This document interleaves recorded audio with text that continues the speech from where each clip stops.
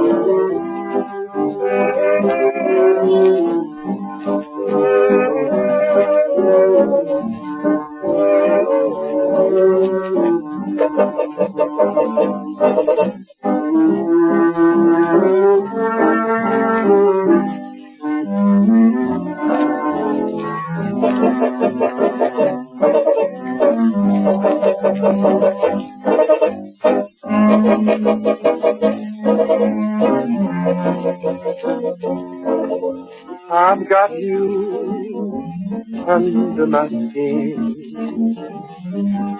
I've got you deep in the heart of me. So deep in my heart, you're really a part of me. I've got you under my skin. I tried so much to get in. I said to myself this affair never will go nowhere. So why should I try to resist when God knows where? I've got you under my skin. I'd sacrifice anything, come what might, for the sake of having you near, in spite of a warning voice that comes in the night and repeats in my ear. Don't you know, little fool, you never can win. Use your mentality, wake up to reality. But each time I do, just the thought of you makes me stop before I begin. 'Cause I've got you under my skin. Under my skin. Under my skin. Oh, boy, what a game. Hal takes the ball right through the line this time. Wow! 3 men tackle him before he's gone 4 yards. His own men around him give him a pep talk. Come on, Hal. Pick yourself up, dust yourself off, and start all over again. From the motion picture Swing Time.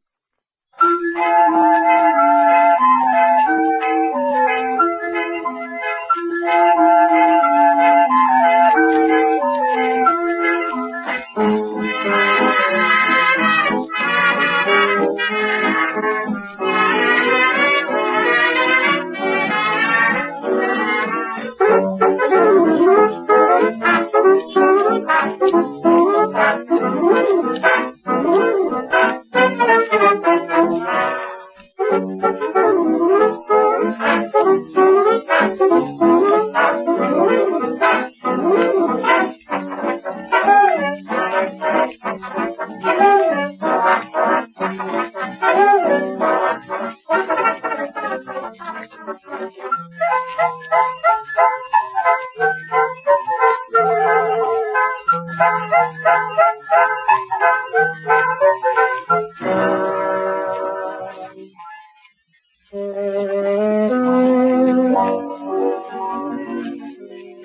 don't ordinarily talk about business on this morning matinee. We only make an exception to the rule when some episode of business occurs which is real news. It's no secret to you that for years Macy has tackled the problem of children's clothes from a very different viewpoint than any other store. Not only a fashion viewpoint, which takes our buyers all over America and Europe, but from a really scientific standpoint. The standpoint of the doctor, the child studies specialist, the educated mother, and the teacher. We are in constant consultation with these authorities. Many of them work steadily with Macy's in order to have, in the largest children's store in the world, a practical application of their theories. This viewpoint affects some 12 departments, which you know as Macy's Youth Center. Now, all this scientific approach would be worthless unless it proved to be real service to fathers and mothers and to children themselves. Last Monday, we had dramatic evidence that it is. On that bright blue October day with snap in the air, more children came to Youth Center for their fall clothes than had ever appeared on any one day in the 78 years history of the store. I hardly need to add that all those children and their fathers and mothers probably can't be wrong. So let this be a very cordial invitation to you and to your family to come in and see exactly how scientific principles of planning children's clothes have reached their most dramatic application in America.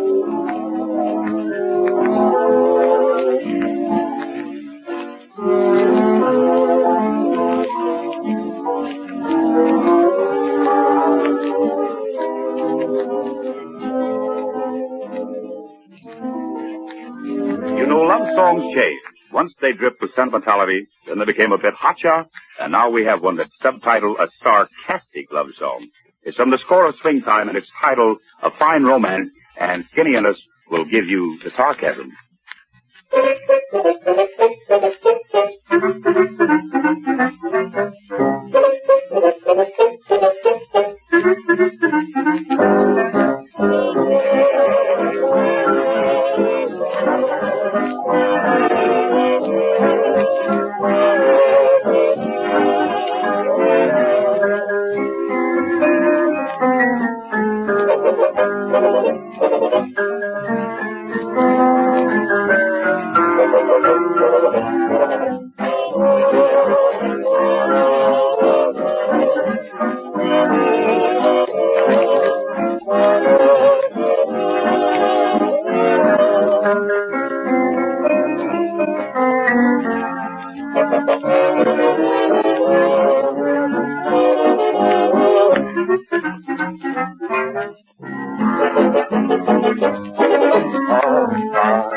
Romance with no kisses, a fine romance, my friend. This is, we two should be like clams in a bowl of chowder. Yeah, but we just fizz like parts of a deadly powder. A fine romance with no clinches, a fine romance with no pinches. You're just as hard to land as the Ile de France. I haven't got a chance. This is a fine romance.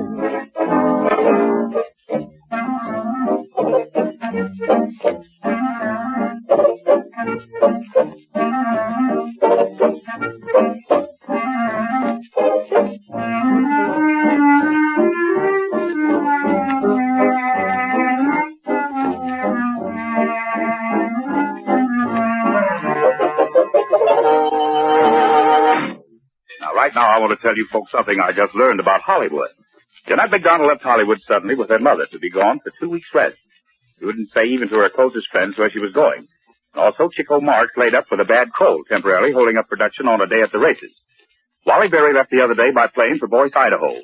He'd be gone for about 10 days, spending his time hunting and traveling. Here's the funny one. Bruce Gabbett shot a 78 at golf at Bel Air Country Club, says him. Well, all records for screen testing were broken in Hollywood this week when a motion picture studio gave screen and voice tests to 1,000 dancing girls. 10 cameras and sound crews working night and day in 8-hour shifts. were assigned to this record-breaking test. The girls were being tested for dancing roles in the musical extravaganza Born to Dance. And according to this test, some will be assigned to good roles. Believe this or not, Clark Gable has accepted an invitation to the Los Angeles Homicide Squad to spend a night on duty with him. He is a great favorite with the police of this city, and as a dare, Gable has accepted. Climbing up the ladder of love to find someone who waits for me. Got to date with an angel, got to meet her at 7. Got a date with an angel, I'm on my way to heaven. She's so lovely beside me, and whatever betide me, got an angel to guide me, so I'm on my way to heaven. So now let the bells ring out, and the choir will sing out, when the pearly gates swing out, all she'll beckon to me. Now I've been waiting a lifetime for this evening at 7. Got a date with an angel, I'm on my way to heaven.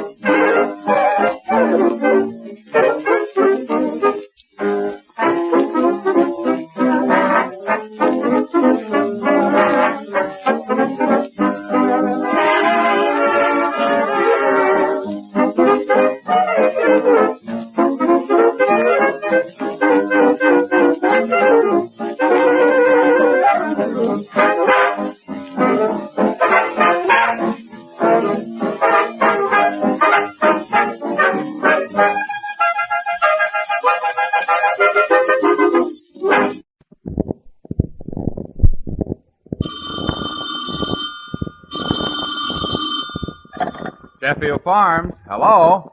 I don't know. The man just says, guess who? That's right, it's the game Guess Who, and your host is Sheffield Farms, who also bring you Sheffield, vitamin D, homogenized milk, and other fine dairy products. And now here he is, our king-sized MC, that affable, laughable man, the Sheffield Quizmaster, Happy Felton.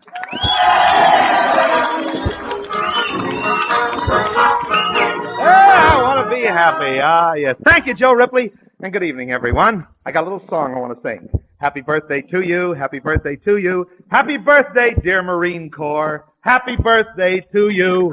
That's right. Today is the 171st birthday of the United States Marine Corps. Not silver, not gold, but a real leatherneck anniversary. Guess who says hi, fellas? It's all Marines everywhere. Well, nice to be here today. Yesterday I thought I'd go down to Macy's and get the Marine Corps a little anniversary present. When we went to the place, we noticed something chalked on the wall. Getting up close, we could read it. It said, Kilroy couldn't make it. Leroy was here. Well, I passed the stocking counter on the first floor, and I noticed a man trying to get some nylon. Shortage may be over, but you should have seen this guy. He struck out with both hands, and he fought his way up. A woman grabbed him, and she said, why don't you act like a gentleman? He yelled, listen, lady, I've been acting like a gentleman for 2 hours. Now I'm going to act like a lady. He got some stockings. Actually, the trip was worth it. I got hold of one of those new post-war products they advertised. It was developed by an electronic engineer, the same guy who built the electronic blanket. It's a suit of electrically heated long underwear. The best feature of it is, if I ever get too hot, I can always get out through the escape hatch. Right next door was a pet shop. I looked in the window. I was amazed to see a window full of imported animals. Biggest of them all was a kangaroo. That's an animal that carries its brood in a snood. Trying to get out of the store, though, I passed the sports good counter, And there's one strange thing about that. A sweater and a jersey are supposed to be the same thing. A sweater and a jersey. You ever notice the difference between a sweater girl and a girl from Jersey? Well, Gene Clark's looking at me because he's from Jersey. I didn't mean it, Gene. Our record spinner, Gene, is anxious to get on with our game of Guess Who, where our 7 contestants, chosen from the theater audience, hear recordings of various voices and try to guess who they are. The winning guess pays off 10 silver Sheffield dollars. A miss, only 2, either way signaled by the sound of the Sheffield dollars dropping into our big Sheffield milk bottle. Also on the show is an alarm clock set to ring sometime when some lucky contestant is at the mic. And when that happens, the lucky person will receive, with the compliments of Sheffield Farms, a beautiful 17-jewel Gruen Precision Curvex wristwatch. And to round things off tonight, all of our contestants get a chance to kick over the big milk pail at the end of the show. The bucket being filled with $65 so far tonight. And here's Joe Ripley with contestant number 1. Right, Happy, she is Mrs. Eva Bander of the Bronx, New York. How are you, Mrs. Bander? Oh, I'm just fine, Happy. Did you see or hear the game today? No, I didn't. You didn't? No, I didn't. I was out there. Unfortunately not. I was out there. It was an amazing thing, though. My seat at the stadium was so high up, every time I took a puff on my cigar and blew the smoke out, it spelled I.J. Fox. Mrs., what is the name, please? Bander? Mrs. Bander, what has happened to nylon stockings? I haven't heard any nylon lines for a long time. Are they easy to get? Oh, yes. Very easy to get now. They are? Oh, yes. You don't have any trouble? They're not being sent to Mexico. We're getting them. Oh, I see. You know, silk stockings weren't invented until the 17th century. But they weren't discovered until the 20th. Did you know that? I didn't know that. No, Happy. I know it Mrs. now. Mrs. Bander, you live in the Bronx. What does your husband do? My husband is a beauty culture business. Beauty culture? Yes. What does that mean? That means he's the owner of a school that teaches beauty culture, every branch of beauty culture. Hair waving, hairdressing, all sorts, manicuring. I should send my cousin Louie up to him. Is he bald? No! You don't know Louie. He spent last summer in a nudist colony. Because of the chill weather, they're having their Christmas party early this year. Louie is Santa Claus. I just sent him up to it. All he had with him was a long white beard and a bucket of red paint. Gonna look great. Tell me, Mrs. Bander, do you and your husband go out very much here in New York? Not too much. He's busy in the evenings. You don't get to go to many nightclubs? Not too many, no. How about your School family? is open in the evening. How about your family? I have a son, and he's in the radio business. He owns the Fordham Radio and Television Company. Well, that's nice. And any other children? No, just the one. I see. Tell me, Mrs. Bander, what's your first name? Eva. Eva? If Yes. you could be a little girl again, do you think you'd mind school? Not at all. I love school. You liked school? I love school. Did your son like school? No, he quit high school. Did he run away? Yes, he did. I used to threaten my parents that I'd run away. They cured me, though. From then on, they wrapped my lunch in road maps. Mrs. Bander, how long have you been married? 22 years? 22 years. Did you cry when you went to your wedding? No, I laughed. You laughed? Mm-hmm. Well, what does Mr. Bander look like? Is that the reason you laughed? He happens to be very, very good looking. He is? Yes. Well, then why did you laugh? Because you were just happy? Happy, that's right. Did you have a double ring ceremony? No, single. Single ring. Mm-hmm. Do you think it's a good idea for a husband to wear a wedding ring, too? It might be. I saw a double ring ceremony not long ago, Mrs. Bander.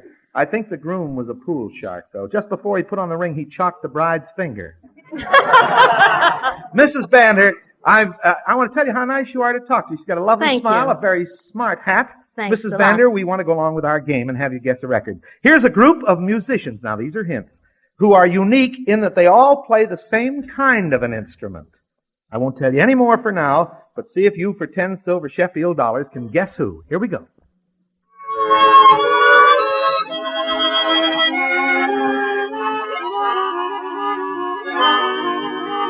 Harmonica. Well, yes, that's right. Harmonica band. Yes, they're harmonica. They're now appearing at Billy Rose's Diamond Horseshoe.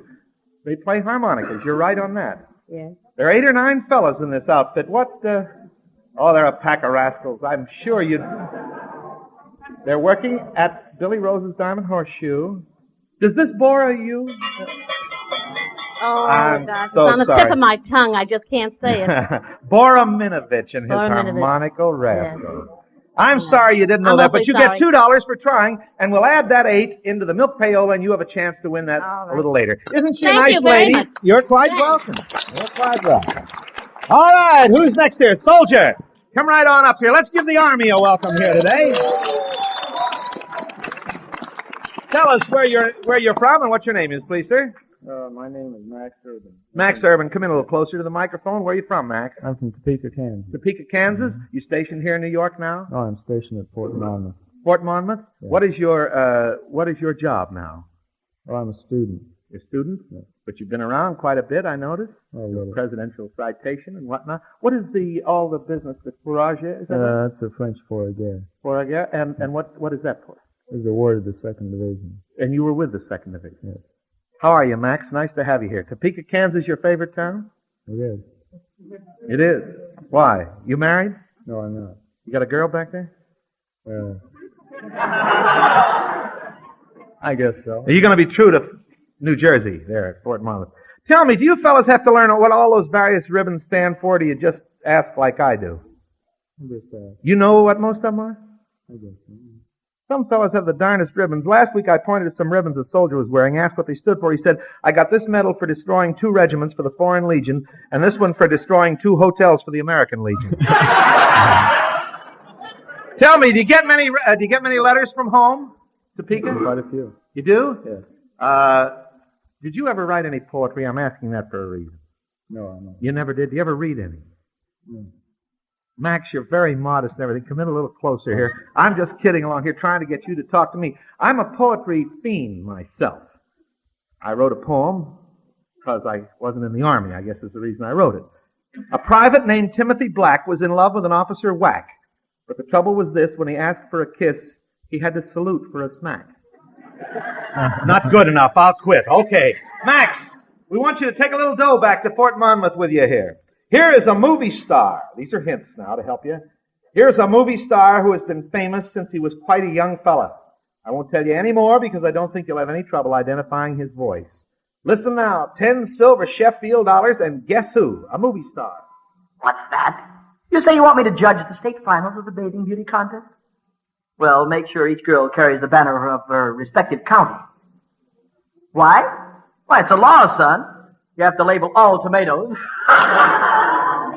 He's appearing in vaudeville at the present time, and he recently became a father. He's a little fella, but he's a very hardy character. He's Mickey Rooney. Mickey Rooney. You're right, Max. Isn't that easy? Nothing to it, Max. Don't be embarrassed because we're going to put 10 silver dollars right in your warm little pudgy hand there. Come back a little later and take a chance at our milk payola. Max Urban of Topeka, Kansas. Thank you, Max. Hap, you know, sleep is a wonderful thing. Sure it is, Joe, but not during our show, please.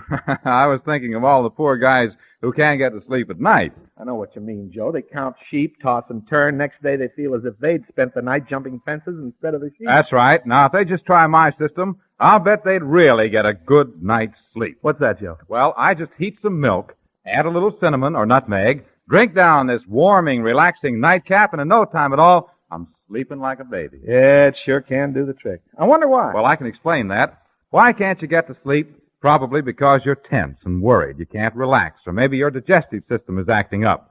Well, milk is soothing and calming. It helps relieve that nervous tension. You see, milk contains a special sugar called lactose that aids digestion, riboflavin to help protect nerves, and vitamin B1 for proper nerve function. All this plus other essential vitamins, minerals, and proteins. So don't let sleepless nights get you down. Relax with a foaming glass of soothing, delicious Sheffield Vitamin D homogenized milk. Its creamy, rich flavor is mighty satisfying. From now on, men, keep in the pink with a he-man's drink.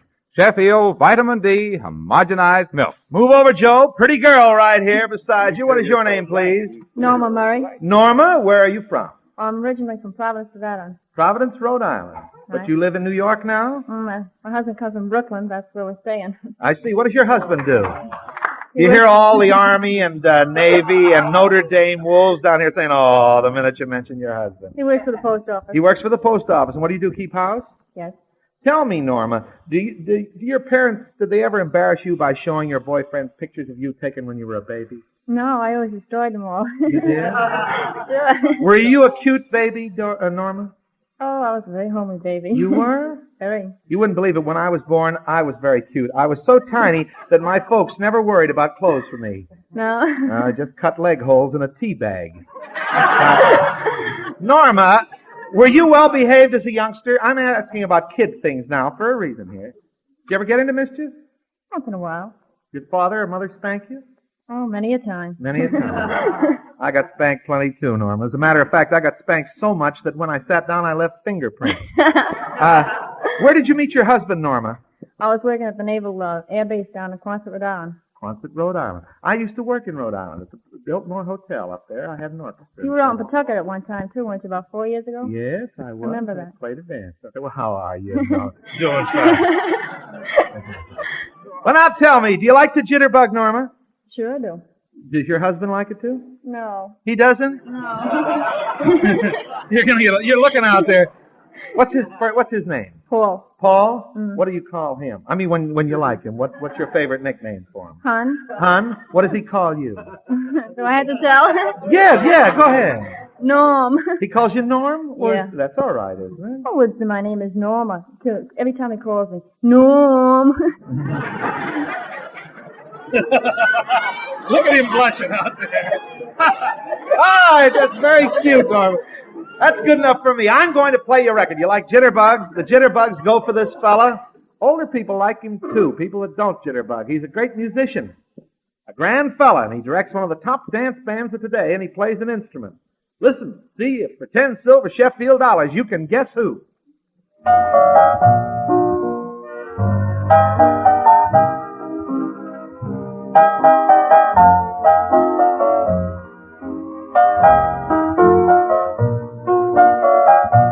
What instrument is that you're listening to? Piano? Piano. This is one of the great piano players. He used to play piano with Horace Heidt, for that matter, a long time ago. He wrote a famous song called Sunrise Serenade. Carmen Caballero? No, but that's a good try. Frankie Carl. Frankie Carl, you're right. Okay, Norma. Put her hands together and took them right at her husband out there. $10 for a pretty girl. Stand by for the milk payola. Thank you, Norma. Well, come on up here. I've got 2 Marines tonight. Get on each side of the mic here. Marine's birthday. Let's give them a welcome. Now, I've got a PFC, right? And I've got a sergeant. Is that right? Sergeant, suppose you give us your name first. Robert Johnson, And your home? Tucson, Arizona. Tucson, Arizona. And your name, please, sir. Al Webster, Myrt, Connecticut. Meriden, Connecticut. How are you? Now, tell me, Bob, what are you doing now, Sergeant? I'm patient in Naval Hospital, North Carolina. And where? North Carolina, Naval Hospital. I see. And what are you doing up here? I'm a business man. Oh, isn't that nice? Al, Private, what are you doing now? Well, I'm attached to the United Nations Guard. Oh, here with the United Nations? Yes. I don't usually do this. I'm going to see how much of this I can do. Oh, I'm bad at it now. You're wearing the Silver Star, is that right, Al? Yes, sir. Purple Heart. What's the one star on the Purple Heart? Wounded twice. Wounded twice. What else do you have there? American Theater, Victory Ribbon? Anything else? AGI Pacific. With 4 stars. That's good enough for me. Bob, what are you wearing here? Bob, first of all, here's one I don't know anything about. The wings with the 3 stars. Tell us what that is, please. I'm a crewman at Pacific Airlines in Newton. I see. And you have the Purple Heart and Cluster? And what other ones? Tell us. All right. I had the Philippine Defense, American Theater War, Victor Merrill, AGI Pacific, and the European Theater War. Have you two met each other before? No, no. Shake hands now. How are you? You know what we ought to do? We ought to drink a little toast here. Drink a little toast here. Bring up some Sheffield milk. I want to have a drink here for these fellas. Just pour me out. That's right. Pour me out the milk here, will you please, and get each one of the boys a drink here. You're thirsty tonight? How do you feel, Al? Okay. You feel all right? Have a good glass of that Sheffield milk, will you please? Thank you very much. Okay. All right. Oh, split it up there. Give Bob a little bit. All right. Now move into the mic. Al, step up here. You're with the United Nations Guard. I want to talk to you first. Yes, sir. How many miles do you think you've marched on a drill field? In a drill field? Yeah. During how much time? I don't know. You tell me since you've been in the Marine Corps. Just thousands. How about you, Bob? Well, I get about the same. Oh, you being a flyer, maybe you got out of it a little more, huh? Well, I got to fly in war, I can tell you that much. You'd rather fly than walk. All right, Bob and Albert, I want to tell you how proud we are to have you here.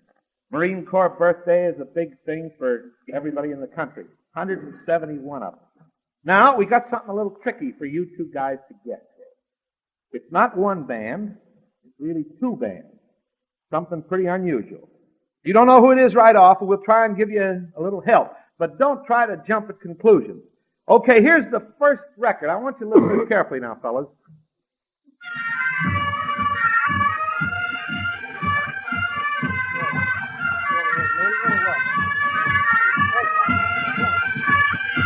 What instruments are those?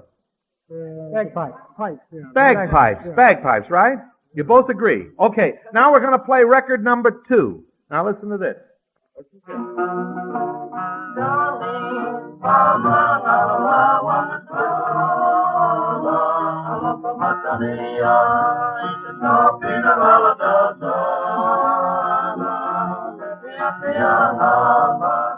Now that's kind of native music, isn't it? It's steel guitar. Well, there's a guitar in there, you're right, but it's native. Don't you think so, Albert? Hawaiian guitar? Do you know what those two bands had in common? The bagpipe band and the native band? You don't know? Well, wait a minute, I'll play. Do you think they have anything in common? A little bit. What would you say? I don't know. Those are those things, I know. Well, I'll tell you. Now, wait a minute. Now, listen. Those fellas in both those bands were in the same organization as this third group here. And this third group played like this.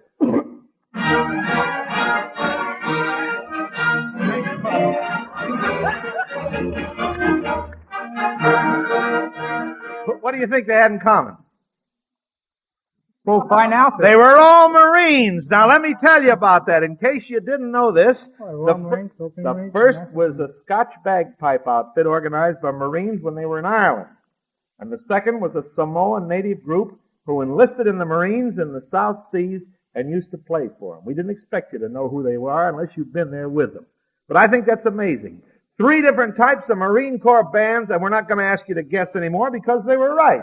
All for the Marines. Give them each $10. Okay. Thank you. Hey, thank you. Stand by for the jackpot now. You've got a good chance.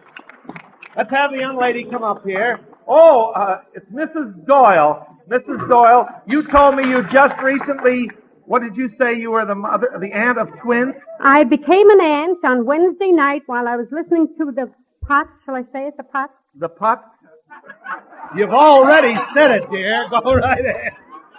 Yes? The pot of what? The pot of gold. Okay, you were listening to the pot of gold. Thank you. And when I went home, I was notified at 9:45 that night my lovely little sister had twins, her first children. Isn't that wonderful? And one is a boy, and I'm telling you, he hasn't stopped smiling since the night he was born. Isn't that wonderful? Well, he should. He's got plenty to eat. He doesn't have anything to worry about. What are you eating there, Mrs. Doyle? Well, I'm not eating it. I'm holding on to it. It's melting in my hand. They gave me candy before I came on, and I'm so excited I can't eat it. They give you a candy bar? You can't eat. Well, give it to me. I'll have a bite. What's this? You can have a bite. Sure, I'll just take just a bite. Mrs. Doyle. Yes, sir. Mrs. Doyle, I want... This has got under my uppers, you know. Mrs. Doyle. May I say hello? Who do you want to say hello to? I want to say hello to my sister. Hello, darling. Kathy. Kathy, are you listening? Hello, dear. Hello, dear. Hello, Kathy. All right, now wait. Now you've done all. You told us about the twins. You gave me candy. You tell me about yourself. Mrs. Doyle, where's your old man? Which old man? Which one? Oh, no. Well, the present, Mr. Doyle, where is he? Well, he happens to be in business, and he gets very, very little time off. And where do you live, Mrs. Doyle? Just for me to get a word in. Where do you live? Yes, sir. I live in Hollis, Queens. Hollis, Queens. And I joined a band 2 weeks ago. I'm a drummer. You're a drummer? Are you kidding me? No, sir. What kind of a band? It's only a small band, Happy, but someday we're going to get big. You're going to get big? Well, with the twins coming along, I think... I have everything to be thankful for. I really have for the past 2 weeks. You have twins and you're in a band? I haven't got twins. No. You're an aunt of twins. All right, Mrs. Doyle, thank you for the candy. I'll never forget you. That was the stickiest hunk of candy I ever ate in my life. All right. Now, Mrs. Doyle, do you like poetry? I love it. I can Poetry. say a lovely All right. poem. All right, now, you going to recite a poem? Mrs. Doyle, wait a minute. Mrs. Doyle, come back next week. How long is this poem? It isn't very long. Go ahead, quick. Up from the meadows rich with corn, clear in the cool September morn, the castle spires of Frederick stand, green walls by the hills of Maryland. Hooray! That's enough. All right. Now, Mrs. Doyle, wait a minute. Mrs. Doyle. Please, Mrs. I Doyle. will stand, Miss Rebel. Nothing's going to stop her.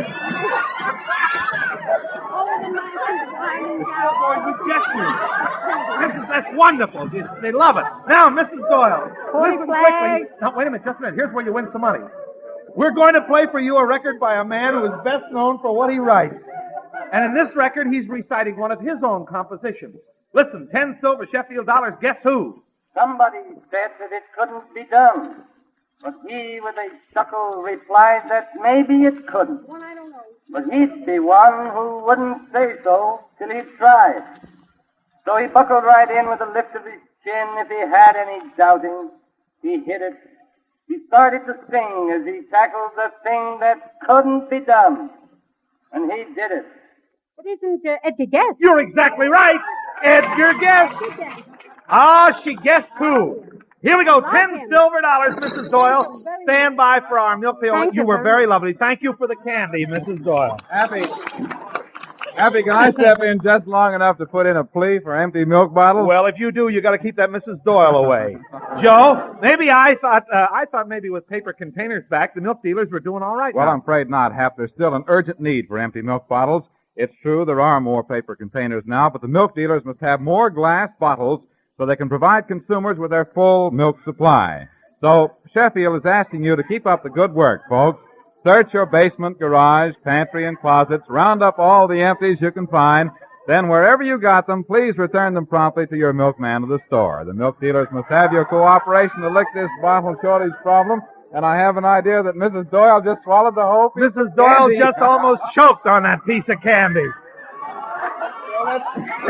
Let me say again that we still have a terrible milk bottle shortage, and we hope you have your cooperation. Thank you, Joe. Now, here's a fellow I want to talk to. Mr. What is it, please? Nyman? Hal? Where do you live, Hal? All right, live- Mrs. Doyle. Now, wait a minute. Now, you've been on. All right, dear. Relax. Get her a drink, will you, if she's choking. Okay. I live in Philadelphia. What is it? I live in Philadelphia. And what do you do, Mr. Nyman? I sell, pitch, You pitch what? pitch, carnivals. Oh, you talk about the things you sell in carnival? Yeah, You're a pitchman? Pitchman, yeah. What was the last thing you were selling? Imitation diamonds. Imitation diamonds? Yeah. What else have you ever sold? All various things that you sell on carnies, corn cure, corn removers, snake oil, kickapoo Indian oil, anything. Oh, this I love. Wait a minute, I haven't heard a good pitchman in years. How did you give me a pitch, will you, on anything? What do you want to pitch me one on the artificial diamonds? Let me hear it. What do you mean when you Step in a little closer here, will you? sorry. Come on. You mean just when I Pitch. How you'd sell it? Yeah, go ahead. Well, I usually get the crowd around. I always say, now, gentlemen, if you'll step up in the hearing of my voice, I want to introduce you to the Chicky Lily Topaz. The Chicky Lily Topaz, mined in Chicky Lily, Arizona. Now, the Chicky Lily Topaz is just like a genuine diamond. It has 76 individual cuts. Go ahead. Wonderful. Go ahead. Just like a genuine diamond, there's no tin foil and no backing. Now, gentlemen, as an added inducement, I'm going to give you a little postcard. The law forbids me to tell you what it is. But if you'll take this postcard home, and if it's a gentleman... You were interrupted. Wait a minute, you don't have to sell down. You know what happened to you? What? The clock just went off, brother. Now pitch me a good one on this, because you standing here with the alarm clock, Mr. Neiman, you just won something. Read what you just won.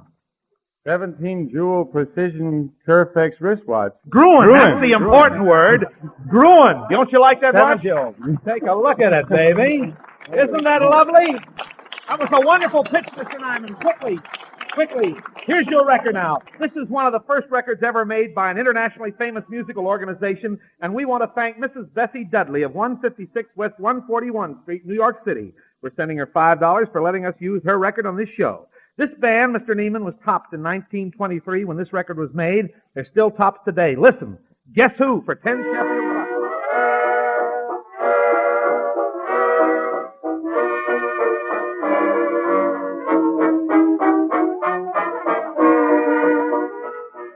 He started with his orchestra at a famous college in Pennsylvania, to be honest with you. His brother used to sing with his orchestra. Real old. He's been around. He's still a hit today. Who is it? Tom, Fred. Yes, they're both right. Who? Fred Waring? Fred Waring and Tom Waring. Good enough. $10. You got it, Mr. Nyman. Pay him off, and here we go with the jackpot. All right, all ready now. Listen, everybody. Hurry up. Sit down there. Everybody gets a chance at this. You have our milk payola. This is where all contestants have a chance to win $73 that are in the bucket tonight. We're going to play 3 records for you now. 3 songs that are associated with 3 great stars. These songs were sung and made famous by these 3 artists. We want you to write down the name of the artist, not the names of the songs. The names of the artists that made the songs famous. You must get all 3 right to win. Here we go, number 1.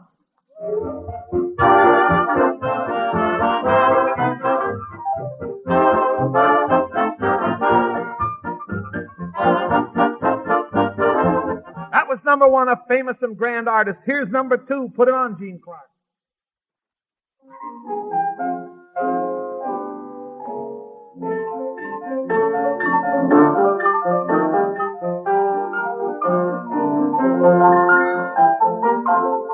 That's number 2, and here's number 3 coming up. Remember, all 3 great stars. Get all 3 to win. Number 3.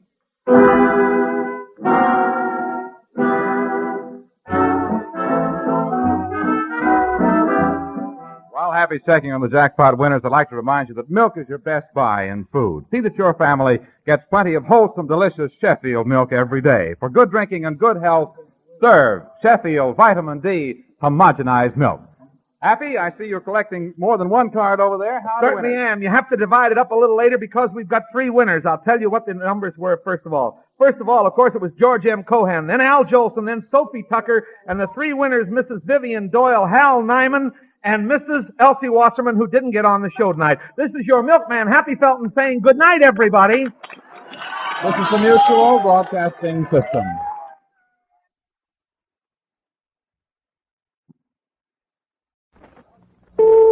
Alka-Seltzer, first aid for the relief of headaches, acid indigestion, and muscular aches and pains. Alka-Seltzer brings you Hilltop House.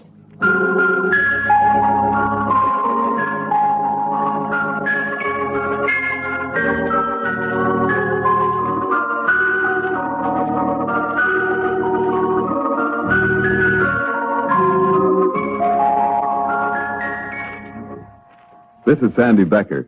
As you know, many times when you put a big meal in front of a man, something happens. Acid upset stomach. You're talking about my husband. Well, then you're well qualified to answer this question. What do you put in front of that man to ease the stuffy, too full feeling of acid indigestion? Alka-Seltzer, of course.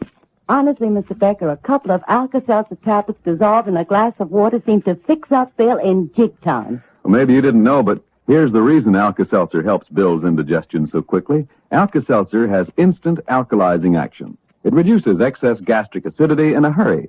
It soothes and settles his stomach to help him feel comfortable again, as you say in jig time. Oh, say, that reminds me, I've got to get some more Alka-Seltzer. Bill and I are taking a trip with friends this weekend, and you never can tell about acid indigestion. That's right.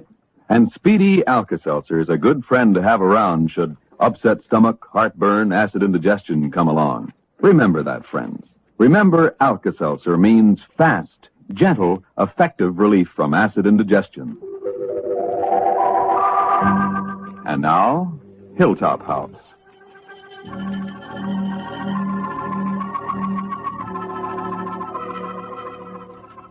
You know, Jeff's not the absent-minded professor type. It's not like him to go off and leave his medical bag. Well, but Julie, a busy doctor could have worries that don't have a thing to do with the state of my health. Yes, but I just can't understand Jeff doing a thing like that. Say, do you think I'll require a special license to carry this back to the doctor? You know, if anybody stops to ask a question, I could flash my wedding license. How about it? Won't Jeff be embarrassed when he stops at his next patient to find himself going in without his assortment of pills and powders and stethoscopes? Yeah, how can you be a doctor when you got no medical bag? Darling, I know what you started thinking the minute Jeff walked in here. So when I was talking to him alone, I told him we were going to forget all about that report from Dr. Bernays. We'll take it up after we get back from our honeymoon. Oh, you said that to Jeff? I sure did. Well, what did he say? But it was my right to decide anything I wanted.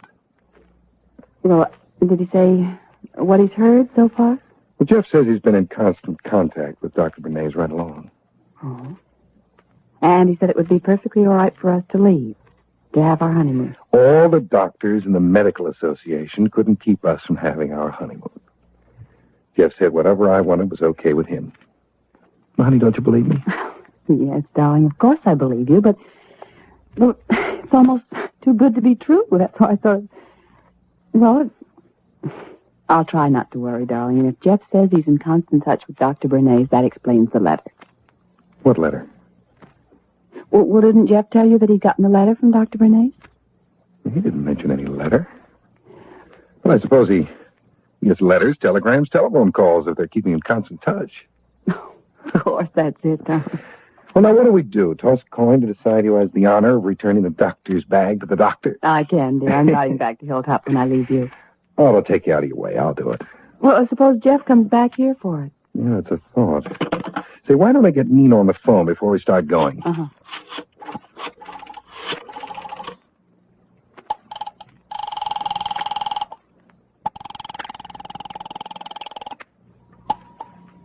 Dr. Browning's residence. Hi, is Jeff there? I'm sorry, the doctor's out. You might try the hospital. Hey, Nina, this is me, Reed. Oh, I'm sorry, Reed. I guess I wasn't concentrating. How are you feeling? Okay. Jeff is just here, and he walked off without his bag. He did? Mm-hmm. Did he? You were feeling all right? Sure thing.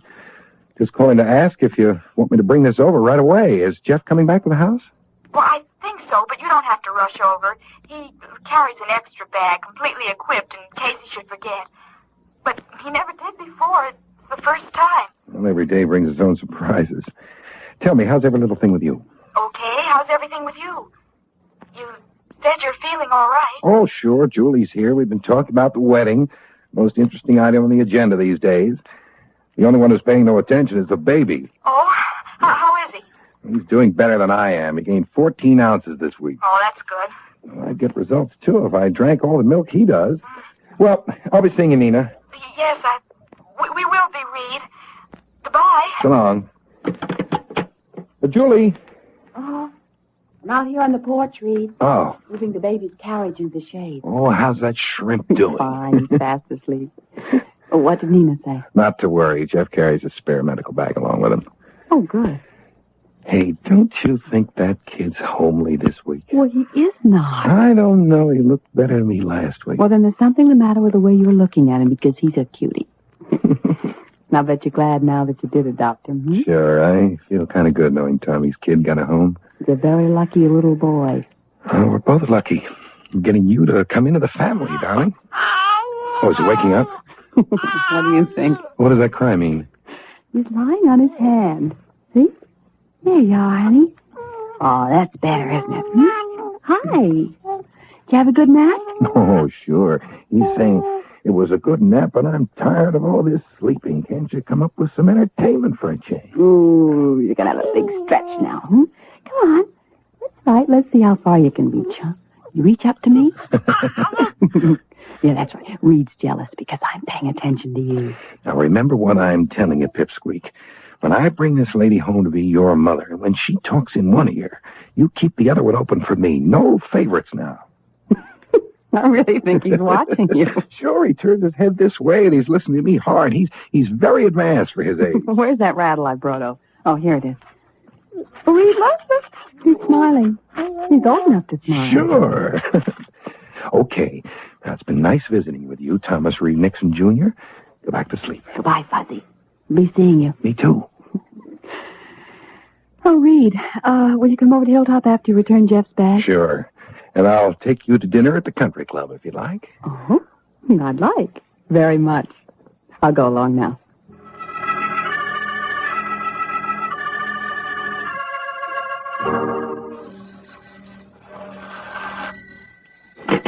Dr. Browning's residence.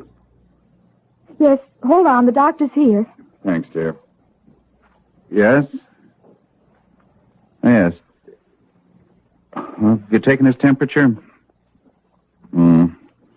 No, well, you keep him in bed, Mrs. White. I can get over in about an hour. Goodbye. Jeff, why don't you send Dr. Parker? You look just awful. You look ready to drop. I might as well keep going. I can't relax enough to rest or sleep. Reed called. You left your bag. Oh, that's where it is. What happened? I didn't tell him. Why not? I couldn't. Why do I have to say anything?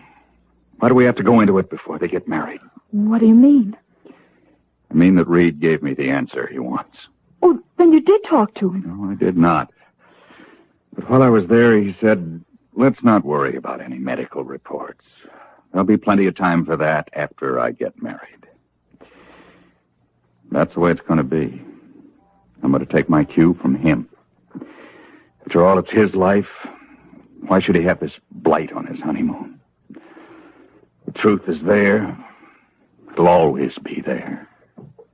Well, all right, if that's what you feel is best. Why have you got doubts? Well, I haven't.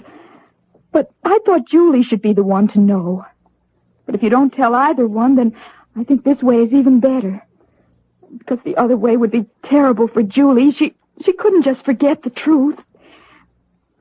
Oh, I don't know. It's such an awful responsibility, knowing. I'm sorry you know. When the letter from Bernays came, I should have buried it. I shouldn't have burdened you with it. Oh, how could you have kept this to yourself? Reed's more than a patient and a friend. He's in the family now. You wouldn't have been able to stand the strain of keeping the truth to yourself. It would have just about killed you. Coming as such a terrible shock, you were so unprepared. Oh, no way I wasn't. That suspicion was lurking at the back of my mind. It started when I went down to South America for that emergency operation. We found evidences then that could mean trouble ahead. You can never be sure once there are changes in the cell structure. Sometimes they'll go back to normal. Sometimes they won't. You can't be sure. So I had to double-check. I sent Reed to the specialist.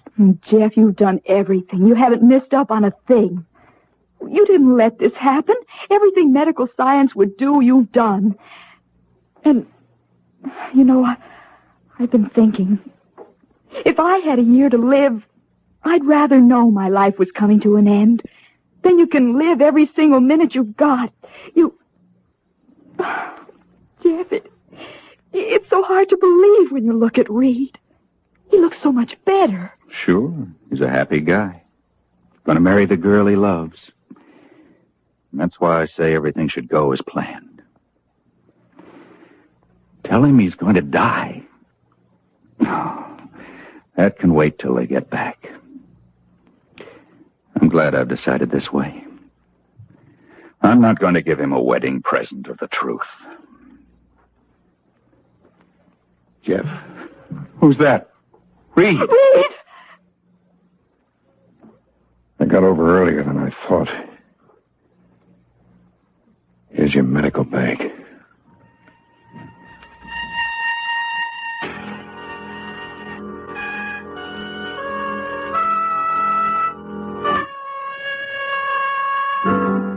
In just a moment, we'll return to our story of Hilltop House.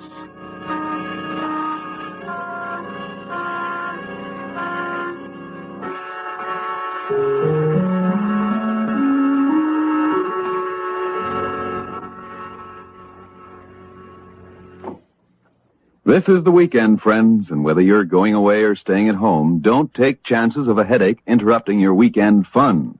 Take stock of your Alka-Seltzer supply, for headache discomfort can be brief when you take Speedy Alka-Seltzer. An Alka-Seltzer is a time-tested pain reliever, sodium acetylsalicylate, and tests prove the system absorbs more of this pain reliever faster from Alka-Seltzer. Relief is fast. Relief is gentle. So check your supply of helpful Alka-Seltzer. If your tablets are down to 4, that's the time to buy some more. Some more Alka-Seltzer. Have a good weekend. And at home or away, remember, Alka-Seltzer for fast headache relief.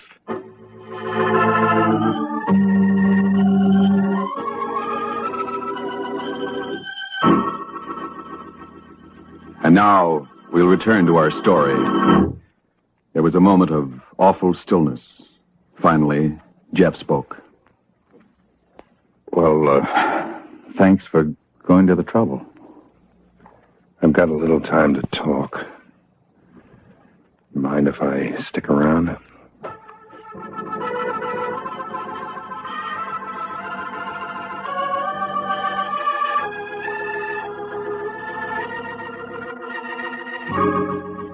Be sure to tune in on Monday to another exciting episode of Hilltop House. Hilltop House is written by Addie Richton and Lynn Stone and is directed by Jack Rubin. Julie is played by Jan Miner, and Phil Sterling is Reed.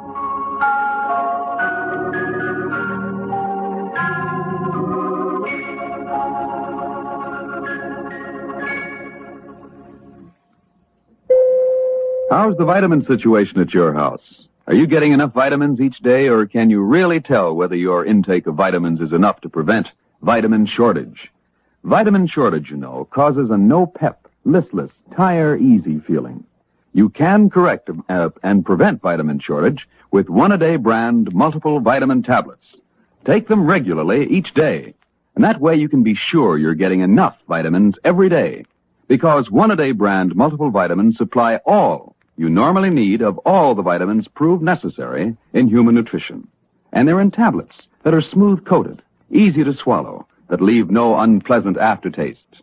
At all drugstores, look for one-a-day vitamins in the blue box with a big red 1.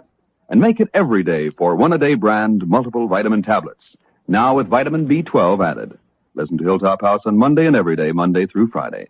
Sandy Becker speaking. This is the CBS Radio Network.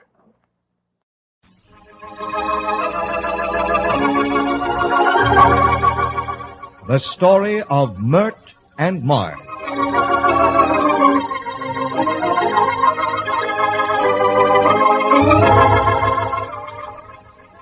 It's curtain time once again in the ever-exciting dramatic story about two girls in a famous Broadway show.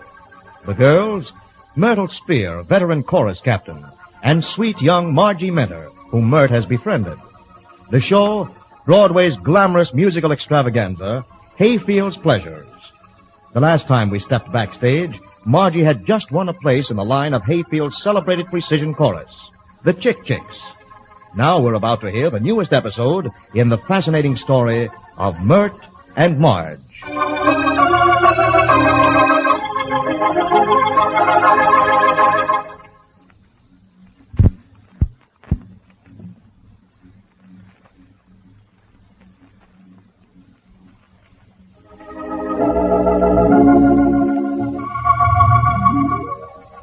It's about 5 o'clock in the afternoon. Myrt and Marge are on their way to Mama Spinelli's. It's such a nice day, Margie. Let's walk to Mama Spinelli's. It's just a little way. I'd love to walk, Myrtle. I'm so excited. Maybe this will help me calm down. Besides, I feel bad about Anne. She said she was glad I got her place, but I feel queer. It all happening at her expense. They'll take her back again, won't they, Myrtle? Oh, yes. Hayfield always looks out for his girls if they keep their looks and can deliver the goods. Myrtle, Yes? what will Mr. Hayfield do about me when Anne comes back? Oh, don't worry, honey. By the time Anne comes back, you'll have all the prestige of having been a chick. Besides, if you work hard and make good, Ray Hunt will find a place for you. I'll see that he does. Oh, Myrtle, you can't realize how much you've done for me. I'll never be able to repay you. Oh, if only I could do something for you. Listen, kid, you just show Ray Hunt that my judgment is good, and you'll be doing plenty for me. Oh, I'll try, Myrtle. You know that. I think maybe now I'm going to be happy again. Hey, turn off the waterworks, honey. That's no way to be happy. Just think, this is just the beginning. Someday you may wake up in your own little penthouse. Well, Myrtle, here's the rooming house. I want to run in and tell Mrs. Morris, my landlady, the good news. Okay, I'll wait out here for you. Oh, Mrs. Morris! Mrs. Morris! Yes, here I am. Hi, you're all out of breath, Miss Minton. Oh, it's good news, Mrs. Morris. I've got a job. Well, it's about time. It's 3 weeks' rent you're owing me. It's with Hayfield's Pleasures. I'll be one of the chicks. With the Pleasures, is it? Uh-huh. Sure, that's no job, girl. That's a position. And you can stay here as long as you please. Did I get any mail, Mrs. Morris? Well, now, Lipsy, here's one from your ma. But I don't see the one you're looking for. From that good-for-nothing brother of yours from Chicago. Wonder why he... Well, I can't keep Myrtle, my new friend, waiting outside. I'll be back early, Mrs. Morris. Didn't take you long, Margie. Bet the old girl was glad to hear the news. Oh, yes, she certainly was. Oh, Spinelli's is just around the corner, and I'm starved. These last few days before the show opens sure keeps you on the jump. But tomorrow, what a day. They'll put the show together. How do you mean, Myrtle? Well, they go from the opening chorus right through to the grand finale. Place the scenes, cue in the numbers, time everything, and try out different effects. After the opening night, they'll start to break a few hearts, throw out specialties, cut numbers. Sometimes acts will have rehearsed for weeks, thinking at last they've made the big stem. For what? Broadway. Oh. They'll take a couple of big ads in Variety and Billboard, and then plop, they're out. They don't fit or their show's too long. Why, the carpenters and electricians have been working for weeks building this show. The costume designer and sewing women have been going at it night and day. Every little detail has to be attended to. 1,000 props, from rooms full of furniture to a fresh red rose. Costumes have to be perfect. Shoes all made to order, and talking about shoes, how my dogs do hurt opening night. And oh, baby, the scramble at dress rehearsal. Oh, it's all like Arabian Nights to me. What a big institution. I'll say it's an institution. It's a madhouse. First of all, there's the female star, Dixie Lane. She's the dancing ingenue, you know, light comedian with a pleasing voice. Gobs of looks and personality. Getting a little fat, though, between you and me. But she's still a big up box office attraction. Then there's the two male stars, the comedian and the straight man. The singing juvenile, Sonny Darnell, who plays opposite Dixie Lane. Then there's Elena, you know, that South American glamour girl. Oh, I know Two her. comics and a famous tort singer, quartet. A lot of Hoovers and vaudeville teams, to say nothing of a lot of minor parts and bits. There's 6-foot-tall showgirls, the mediums, and the chick-chicks, who, by the way, are always featured in the show. There's the chorus men, millions of stage hands, a huge orchestra, press representatives, advertising managers, scenarios, scenic artists, songwriters, authors, pluggers, sluggers, knockers, boosters. Oh, Margie, I've run out of gas. Sounds like a fairy tale, Myrtle. Margie, a whole scene can go bluey. But Hayfield's pride is his chick-chicks. And the 24 of us have to work as one girl. And just to think I've got the chance to be one of the famous chick-chicks. Uh-huh. Well, Margie, here's Mama Spinelli's. We call her Mamma Mia. Right down these steps to the basement. Okay. This place is famous. It's been here for 25 years. Let's go in. Hello, Mamma Mia. It's me and a new girlfriend. Good evening, Miss T. Mamma Mia, this is Miss Minter. Good evening, Miss Minter. Good evening, Mamma Mia. You're just in time. There's someone from the show here. Maybe you'd like to sit with him, huh? Someone from the show? Right this way. I show you. Well, bless my bustle if it isn't the new sister act. Sit down, girl. It's Clarence. All this and antipasto, too. Sit down. I'm just finishing, but there's plenty of room. Yeah, you see, Mr. Clarence. Now, I bring you something to eat, huh? How's the food, Clarence? Oh, divine. Simply divine. The veal scallopini is delicious, but lay off the steak, Kate. Oh, dear, I've eaten calories and calories, but I just don't care. Was the antipasto good? Heavenly. Especially those little green scallions. I ate dozens and dozens. Well, I'll try some, but I hope I don't have to kiss anyone tonight. Well, you know what they say. Onions build you up physically and tear you down socially. Oh, but goodness, who cares? Oh, that's funny. Oh, Myrtle, here I am actually laughing out loud. I thought I'd never be able to laugh again. Well, you can sing if you want to, but there's nobody else here except Mama and the cook. Here's your antipasto, Miss T. Oh, good. Now, I bring you the minestrone. Oh, dear, food, and it looks so wonderful, too. I'm afraid I'd better leave before the soup comes. I'm just a pushover for minestrone. Well, ta-ta, ladies. Don't be late for rehearsal tomorrow. Bye, Clarence. Bye. Say, how about some dinner music? I'll turn on the radio. Well, Margie, here's to you and our new friendship. Thank you, Myrtle. May it last a long, long time. Let's click glasses on that. And good luck, Chick-Chick. I hope to see your name in blazing light someday. Let's see, we'll call you La Minta, the world's greatest dancer. Thanks, Myrtle. And what will you be? Oh, I'll just travel around with you and be a typical old stage ma. Say, isn't this food marvelous? Delicious. And isn't it comfy in here? No one here but us. Oh, it's early. Show folks will be coming in soon. They generally eat about 6 o'clock so they can get to the theater by 7:30. Well, here's the piece de resist something. My French is awful. The veal scallopini, as only Mama serves. I've never eaten anything that tasted so good. I come in here often. And just imagine you get this whole dinner for $1. The chicken dinner's only $1.25. I'll soon be able to take you to dinner, Myrtle. Oh, forget it, Margie. Say, that's a pretty tune on the radio. You know it? I know the chorus. Let's see. Well, sing it, will you, Margie?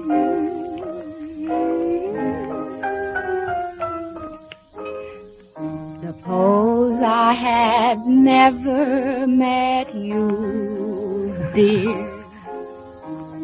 Suppose you had never met me. Just suppose some cruel fate had made us wait until too late. Suppose you had been someone else, dear. Suppose I'd been someone else too.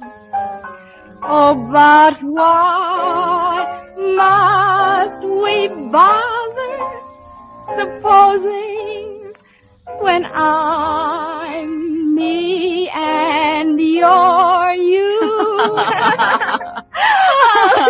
Oh, you have a sweet voice, Margie. Oh, thanks, Myrtle. I'd like to take lessons someday. Yes, and along with your dancing, it'll be a great help to your future. Well, what do you say we take in a picture after we leave here? Oh, we've done so much now. My treat today, Margie. Well, then, let's see a funny picture. I want to laugh. I know just the one. Oh, Myrtle, I forgot. I promised to tell you the rest of my story about myself. Oh, but I've been so happy today. Could I tell you some other time? Anytime, Margie. Well, don't tell me at all if you don't want to, dear. I do want to, but not today. I don't want to cry today. I don't ever want to cry anymore. Atta girl. And, Myrtle, you don't think because I have something to tell you that I've been bad. I haven't been. Margie, just one look into that little pan of yours tells me that.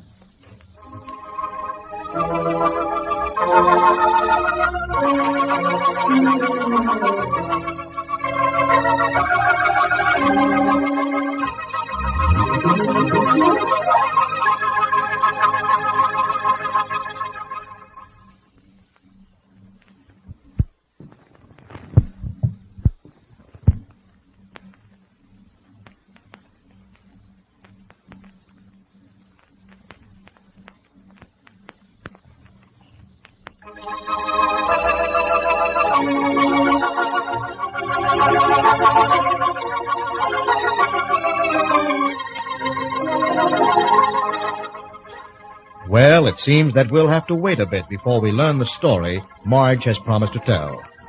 But then she's so happy that we can go along with Myrt in waiting. One thing is obvious, however. There is already a remarkably strong bond between the two girls, despite the fact that Myrt is 17 years older than Marge. How will Marge's story affect this friendship? Will it make it stronger or break it up? Maybe we'll find the answer in the next chapter of the story of Myrt and Marge. This is Andre Baruch speaking.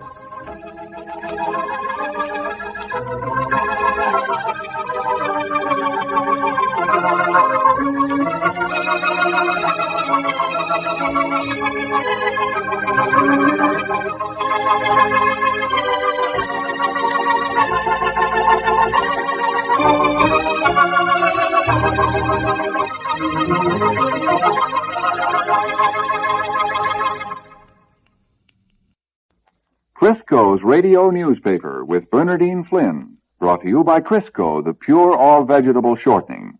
It's digestible. And now, Bernardine Flynn. Thank you, Durward, and hello, friends. In just a moment, Durward Kirby will bring us a report on today's world news. But first, let me tell you about the happy homecoming of a group of American servicemen. Yesterday, some 1,500 sun-tanned Navy Seabees arrived in San Francisco, as happy as youngsters with a piece of candy at seeing American shores again. These men belonged to the first 2 units of CBs ever organized and had been down in the South Pacific for 23 months, practically 2 years.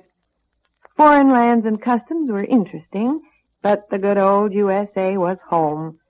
As their big gray transport nosed into the San Francisco dock yesterday, the CBs yelled and cheered, and 3 military bands broke out with stirring music. Everybody was gloriously happy. Then the CBs saw a group of waves standing on the dock. "Look, fellows," one of them shouted. "Look, there's women with shoes on." And now, Durward, what's the latest news? First off, Byrne, there's been another heavy American air raid on Berlin. Strong forces of our flying fortresses and liberators attacked industrial targets in the German capital this morning. Some idea of the size of the raid can be gained from the Air Force announcement that today's formations dropped more than 350,000 incendiary bombs and more than 10,000 high explosives. Earlier this morning, American medium bombers flew over the channel to strike at German targets in Holland. Last night, RAF bombers made a heavy raid on railway targets about 100 miles southwest of Paris. On the Italian battlefront, savage night fighting is reported to have broken out in the battered streets and buildings of Cassino. There has been no decisive change in the battle lines inside the town, but fierce fighting is reported still in progress. In the Anzio beachhead sector, the Germans apparently have begun moving up troops and armor for the 4th major offensive against the British and American forces. At the moment, the only fighting taking place on the beachhead is in the form of minor patrol activity. Russia's armies are reported using special mud sledges in their drive across the quagmire battlefronts of the southwestern Ukraine. The Soviets have outflanked Tarnopol, a vital junction on the main trunk railroad between Odessa and Warsaw. The Germans are rushing up air reserves and undertaking counterattacks in a desperate effort to halt the Russian drive toward Romania. But the Russians are pushing ahead, counterattacks or no counterattacks. On the international diplomatic and political front, there are a couple of new developments today. British newspapers say Russia has rejected Polish counterproposals concerning the boundary dispute. But the Polish premier in exile says his government has not been informed of such action. 2 Yugoslav cabinet members have arrived in London in an effort to patch up the differences between King Peter's government and Marshal Tito, the leader of the partisan forces fighting the Germans in Yugoslavia. And Britain's Foreign Secretary, Anthony Eden, says that Britain is keeping a close watch on the Argentine situation in South America, conducting only routine matters with the Faro government until the confusion and uncertainty surrounding the picture are cleared up. On the production front, Britain's production minister, Oliver Littleton, discloses that Britain turned out more than 90,000 planes from the beginning of the war to the end of 1943. Britain, meantime, is having more coal mine trouble, with the strike of Welsh miners spreading to additional mines. Out in the Pacific, American forces have made new strides in their drive against the Japanese. We have gained control of Los Negros Island in the Admiralty Group, leapfrogged up the north coast of New Britain to within 170 miles of Rabaul, and driven up the south coast of New Britain to within 50 miles of Gasmata. On the Asiatic mainland, the jaws of a Chinese-American trap are closing rapidly on Japanese forces in Burma. And in the Central Pacific, new air raids have been made against the Marshalls and the Carolines. And that's the top of today's World News. Now, Bernadine? I was thinking about a friend of mine who called up the other morning. You see, friend, she was expecting company for dinner that night and was all set to make a pie for dessert. Then it started to rain, and that meant no pie, she said. Well, I couldn't figure the connection to save my life. And then she told me when it rained, she just never had good luck with pie crust. You mean that she didn't know about Crisco's pastry method? No, she didn't. And telling her almost made me late for the program. Oh. You know, friend, you never have to worry about pastry failures when you use the new Crisco pastry method. You get tender, flaky pie crust every single time. Even beginners get grand results. Pie crust so tender and flaky, they're eaten to the last crumb. There's no worry about upset digestions either. Made with Crisco, pies set just as light as can be, digestible for the whole family. It just seems as though Crisco and the pastry method were the answer to any pie maker's dream. And the directions are right on the label of your Crisco jar. I'll tell you, you're going to be awful busy making pies once you try it. I'll bet you the family wants pie for dessert every other night. Well, maybe not quite that often. But I'll tell you one thing, they'll eat every smidgen of every pie you make. I'll say. Just you try Crisco and the new Crisco pastry method and see. You can count on this. It'll be tender, flaky pie crust every time. Well, Bern, how about another story?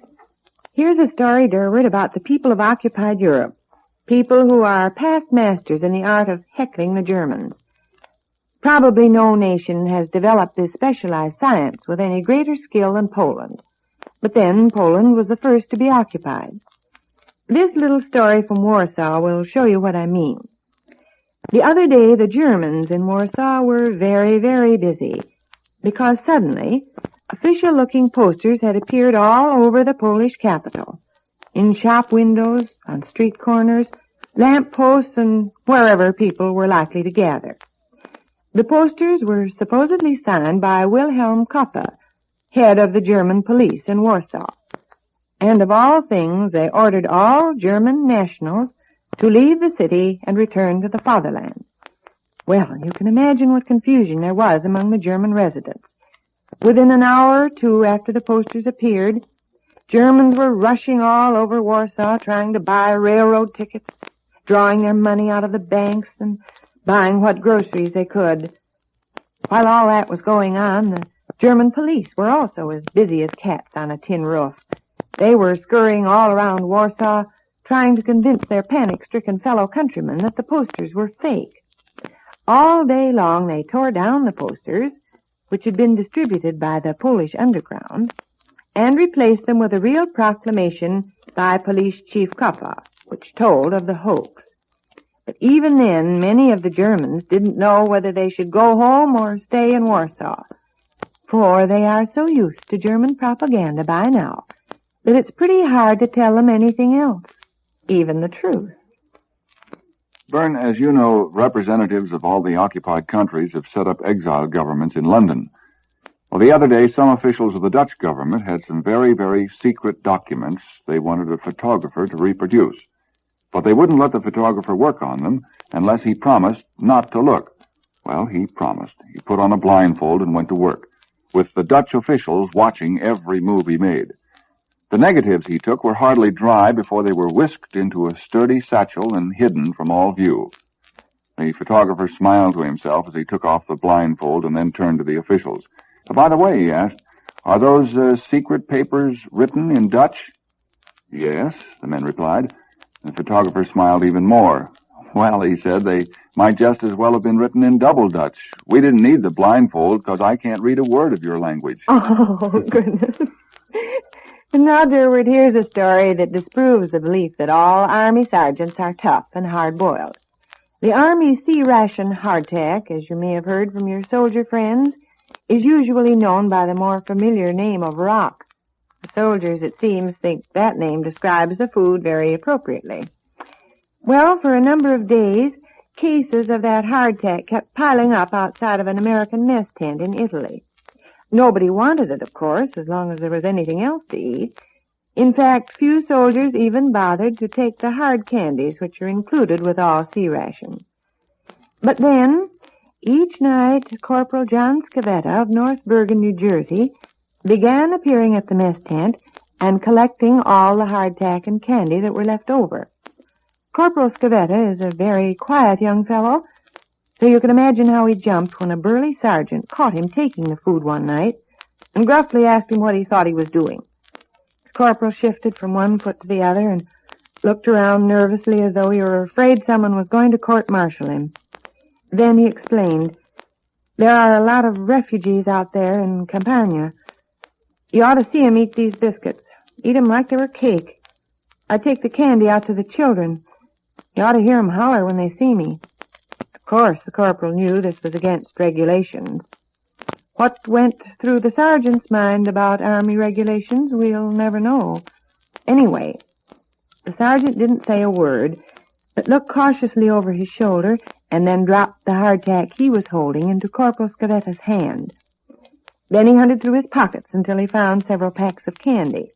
He added those to the pile, then turned and walked off with a grin a mile wide on his face. Yes, Army sergeants have a heart, despite all that's said about them. For instance, there's Sergeant Paul Capitan of Hartford, Connecticut, who rides around Italy in a tank named Boomerang, accompanied by a mascot named Butch. Butch is a monkey, and a former organ grinder's monkey at that. And like Mary's little lamb, wherever Sergeant Capitan goes, Butch is sure to follow, even in battle. When the fighting is the heaviest, Butch is in the tank turret. But when there are not too many anti-tank shells coming his way, he likes to ride on top of the tank's radio antenna. And it's becoming a familiar sight to see the huge Boomerang rumble across the bumpy fields with little Butch swaying back and forth from the antenna in complete rhythm. Butch is another symbol that our servicemen, even in the thick of battle, have time for the little human things in life. And now, Durward, what's the latest on the home front? Well, Byrne, it looks as though the expected congressional battle over the OPA is about ready to start. As you know, the OPA is scheduled to go out of existence on June 30th, unless Congress votes to extend its power. So far, no bill to that effect has been introduced into Congress, although one is expected shortly.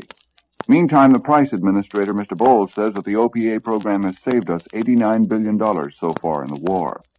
And Economic Stabilization Director Vinson warns that if our present economic controls are weakened, billions of dollars will be added to the cost of the war. The cost of living will increase sharply, and the government will be hampered in its fight against inflation. Byrne, someone wants to know if meat and fat stamps will be handled the same as before. Just the same. Uh-huh. Under token rationing, the first 2 weeks, you'll have 3 red stamps worth 10 points each, or a total of 30 points for that 2-week period. I see. And speaking of red points, Byrne, according to the papers, pork is still on the plentiful side. Oh, and well, excuse me, Durward, but certainly. That reminds me of a letter I got. Huh? Friends, you know how people like to pass recipes along. Well, a woman was writing me about what a grand help Crisco is to her in planning meals. And she mentioned a little trick she had for breading pork chops. It's to add a generous amount of poultry seasoning to the flour you use for breading the chops. I tried it the other night, and did those pork chops make a hit? You use just enough Crisco to cover the bottom of the skillet. And the chops come out so crisp and brown and so full of flavor. And how about this? With Crisco frying those chops, you don't have to worry about digestion. Why, Crisco fried foods are so digestible, even the youngsters can pitch in. That's right, friends. You see, Crisco is pure and all vegetable, digestible itself, and it's just the finest quality shortening you can use. You betcha. With Crisco, everything you cook tastes better, and it's digestible. Now, Byrne, what's your last story? Well, the mystery of what delayed a Boston elevated subway train at the Friend Street station the other day has finally been solved. It seems that Private John Conway was just getting home on a furlough, and as he stood in the station, the train rolled in. A pretty young girl guard put her head out from between 2 cars and called, "Friend Street, Friend Street." Private Conway took just one look, rushed up and kissed the guard. And as she confessed today, I'm afraid we did hold up the train while he hugged me. But the passengers say all is forgiven. For you see, the guard was Private Conway's wife. Well, friends, that's all for now. Join us again tomorrow for another edition of Crisco's Radio Newspaper. Durward Kirby will bring you the latest world news. Bernardine Flynn will give you the colorful human interest side of the news. And we're both saying goodbye for Procter & Gamble, the makers of Crisco.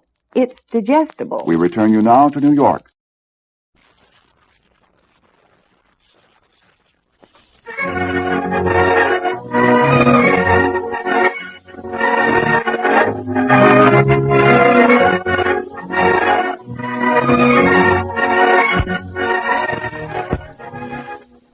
The bakers of Slow Baked Wonder Bread and Hostess Cupcakes present Pretty Kitty Kelly.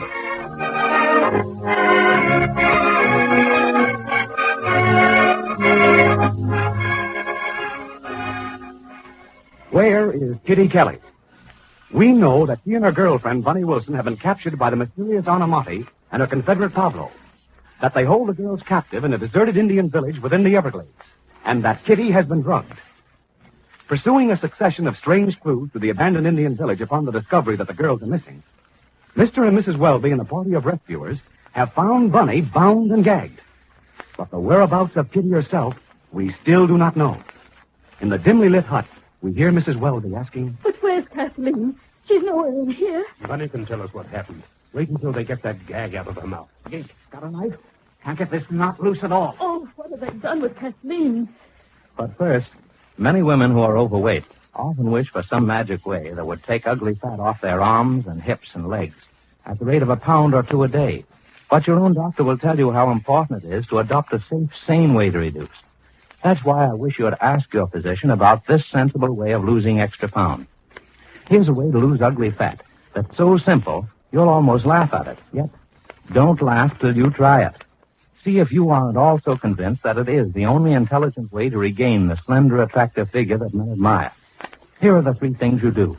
First, exercise moderately each day.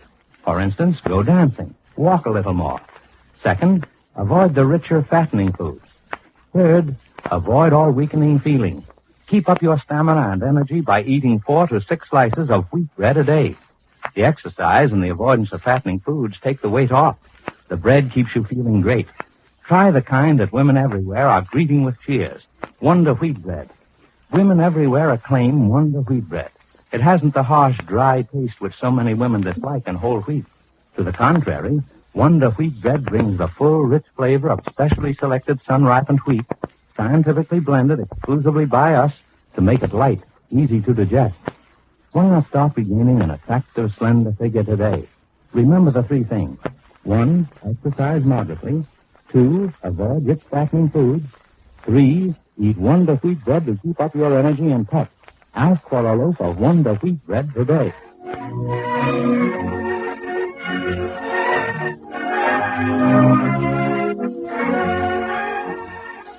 Now back to Kitty's story. It's about 8 o'clock at night as we join the anxious searching party at the rude hut in the abandoned Indian village. While flashlights play across Bunny's tear-stained, weary face, Major Sender and his henchman, Ginky Gilio, endeavor to loosen the gag that binds her mouth, while Mr. and Mrs. Welby and Madame Oulette watch impatiently. Major Sender speaks. I can get her loose now, Gink. A couple of ropes around her arms and legs. Sure, boy. Boy, they got her tied up all right. Just a minute now, Bunny. I'll have you loose in a minute. Oh, hurry, Major Sender. Hurry. Yes, that's what Sarah's in agony. Here, Phyllis, hold the flashlight a minute. Oh, we've got to find out what happened to Kathleen. Oh, I hope she'll be able to tell us. Now I've got it. Now, wait. It's caught between her teeth. Can I help you? Here, I'll hold her head a second. There. Oh, Bunny. Bunny, where's Kathleen? Oh, where's Kitty, Bunny? What happened to her? She's in there. Where? There's another room in there. Over there, Major Sender. I can see the doorway now. Phyllis, you and Madame Oulette stay here with Bunny. Now, come along, Major. I think you stay here. Okay. Stand over by the front door. That blowgun expert might come back here and try to murder us all. We can't take any chances. Yeah, sure, Major. Just as soon as I get these ropes off her legs. Now, go ahead, Mr. Welby. Bring the light so that we can see you. Gink, better give your light to Mrs. Welby. Okay. Come on, Mr. Welby.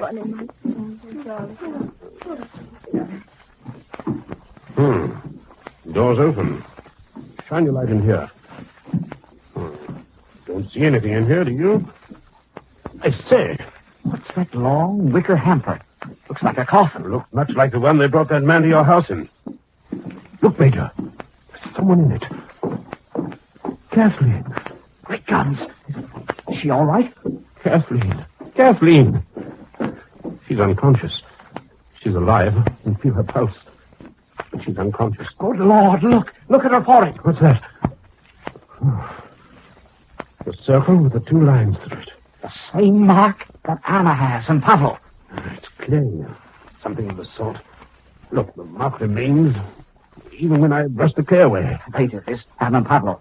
It must have been Pablo who knocked out my chauffeur and stole my car. Mr. Welby, notice that smell? What did you say?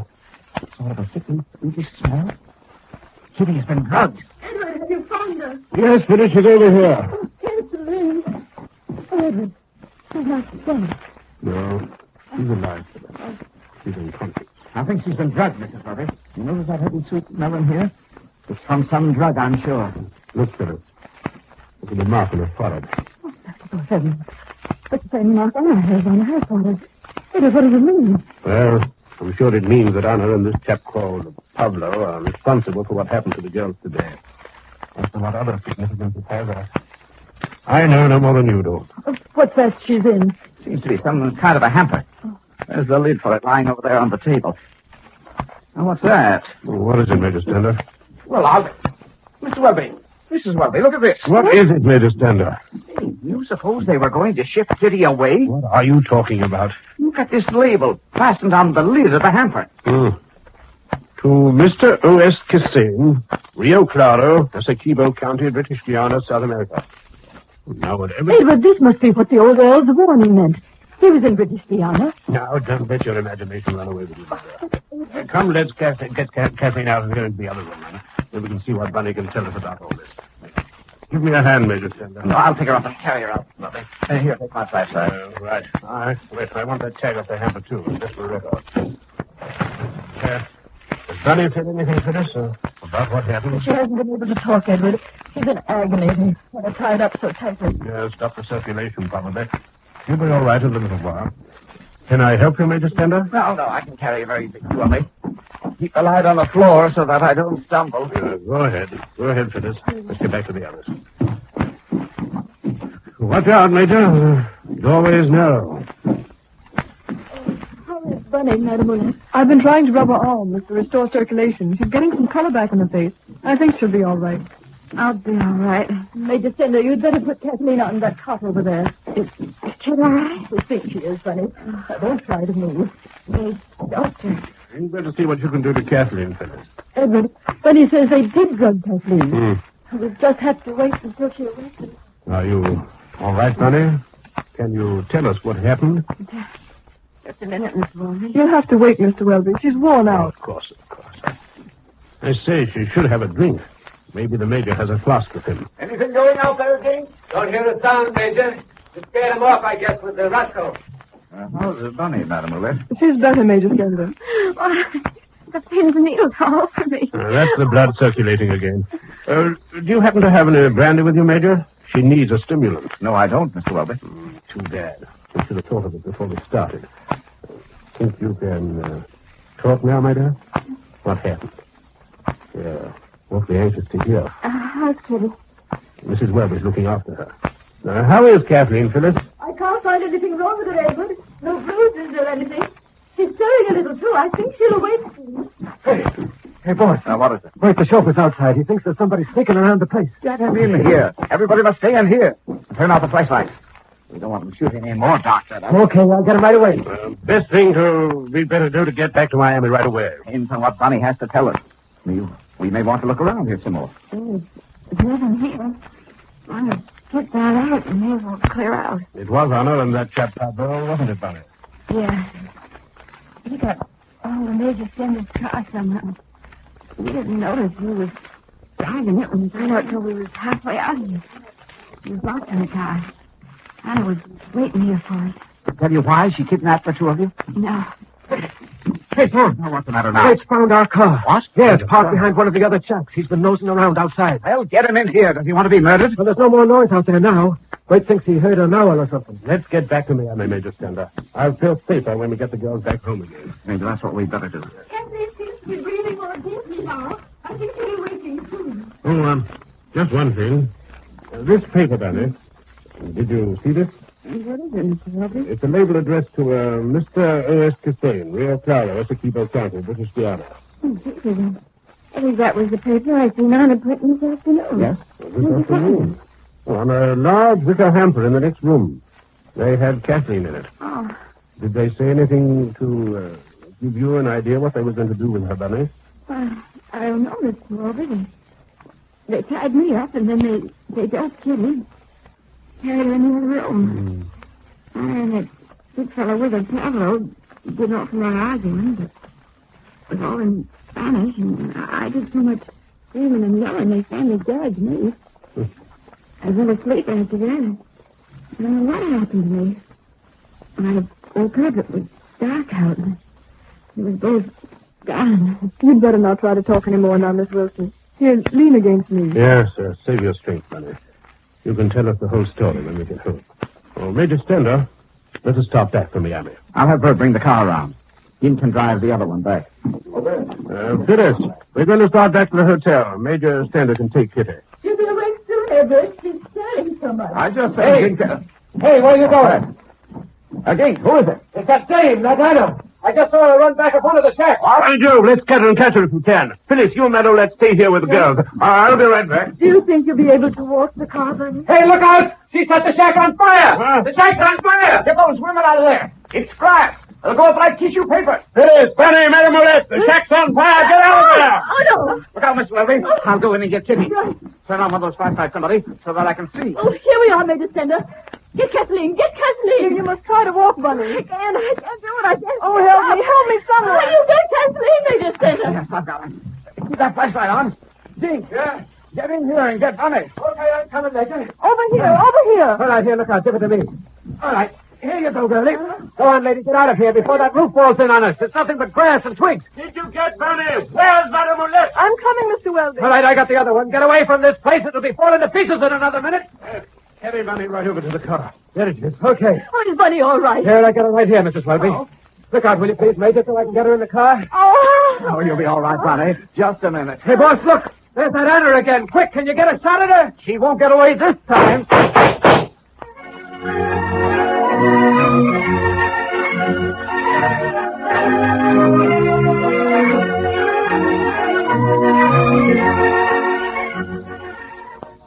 Are you sure that the bread you pay out your good money for is the best bread you can buy? Has it the finest texture, the most tempting fragrance, and the most delicious flavor? To date, more than 500,000 women who wanted to be sure they were serving their family the best bread have taken the time to make the amazing compare-all test at their food store. Actually, 525,000 women compared all good breads for texture, fragrance, and flavor. And an average of 89 out of every 100 women have judged slow-baked Wonder Bread to be the best bread of all. So if you haven't tried Wonder Bread, the slow-baked bread, why not pick up a loaf at your food store today? Notice how tender and fresh it feels. And when you open the wrapper of your loaf of Wonder Bread at home, just notice its rich, wheaty fragrance and grand flavor. Remember, Wonder Bread costs no more. Yet it is absolutely fresh and brings you the 3 extra features of better texture, better fragrance, and better flavor.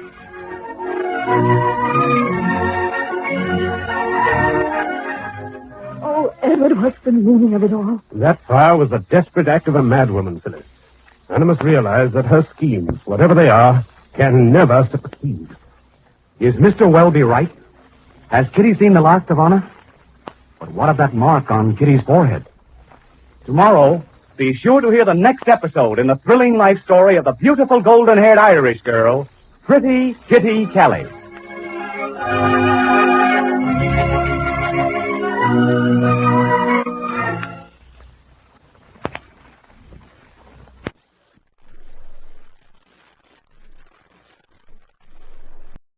Road of Life, brought to you by Duz, D-U-Z, Duz, the new kind of soap that does everything in your wash.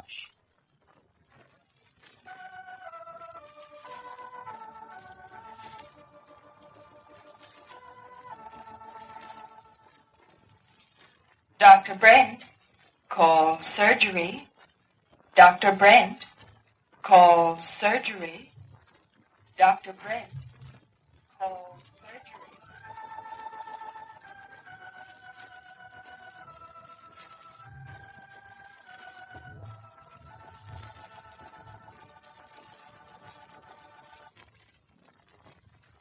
You know, I often wonder what things really were like, BD. BD? Before Duz. Before the ladies discovered that Duz, D-U-Z, is best. That it does everything in the wash.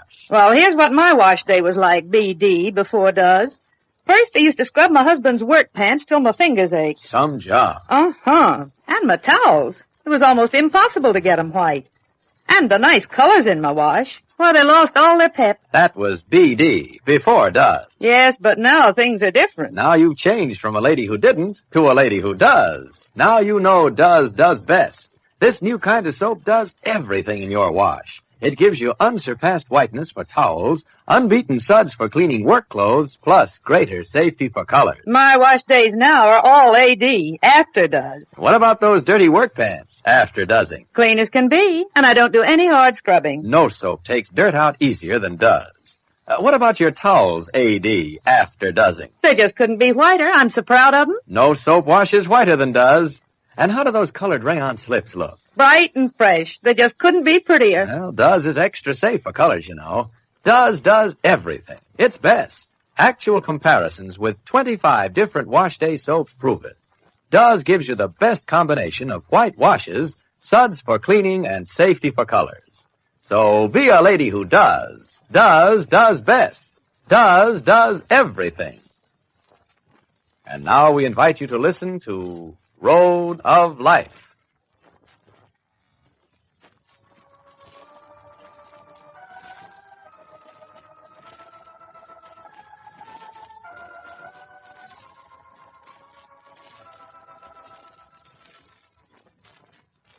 Our reactions reflect our training.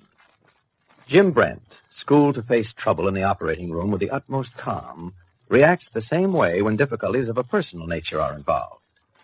Because he was trying desperately to save the life of an accident patient, because another surgeon, Grant Frazier, harried him and annoyed him during the operation, and because there was no possible alternative, Jim was forced to break one of the more binding rules of medical ethics. To continue the operation, he struck Grant Frazier, his chief of staff. As a result, Frazier, who had always disliked him, called a meeting of the staff and board of trustees of City Hospital, the purpose of which was to seek Jim's expulsion. Rather than affirm or deny the charges, rather than make elaborate plans to defeat Frazier, Jim has calmly resolved to appear before the board and tell his story. Knowing himself to be in the right, he believes that he will be completely exonerated at the coming meeting. In doing this, however, he underestimates the man he is fighting. Should you care to know more of Grant Frazier and his methods of procedure, listen for a moment. The chief of staff and a surgical nurse from the hospital, Miss Ethel Lanier, are walking west on Chicago's Wabash Avenue. Still don't know where we are? No. You have a short memory. I haven't been in this part of town in years. Well, that's nice to know. You remember the last time you were down here? It was about 11 years ago. With me. Grant. The Isle of Capri. The Isle of Capri restaurant. Now you've got it. Oh, Grant, you old darling. How did you remember? Oh, I haven't forgotten that. You said we were going somewhere special this evening, but I didn't think... Oh, this is wonderful. You're right. It is almost like old times. Why, Andy, almost. Well, 11 years is a long time, isn't it? If you want to think of it that way. Well, in we go. That is, if you still care to. I wouldn't throw out a memory for the world. You ought to know me better than that. Same old rickety stairs. You think that waiter will remember it? Better.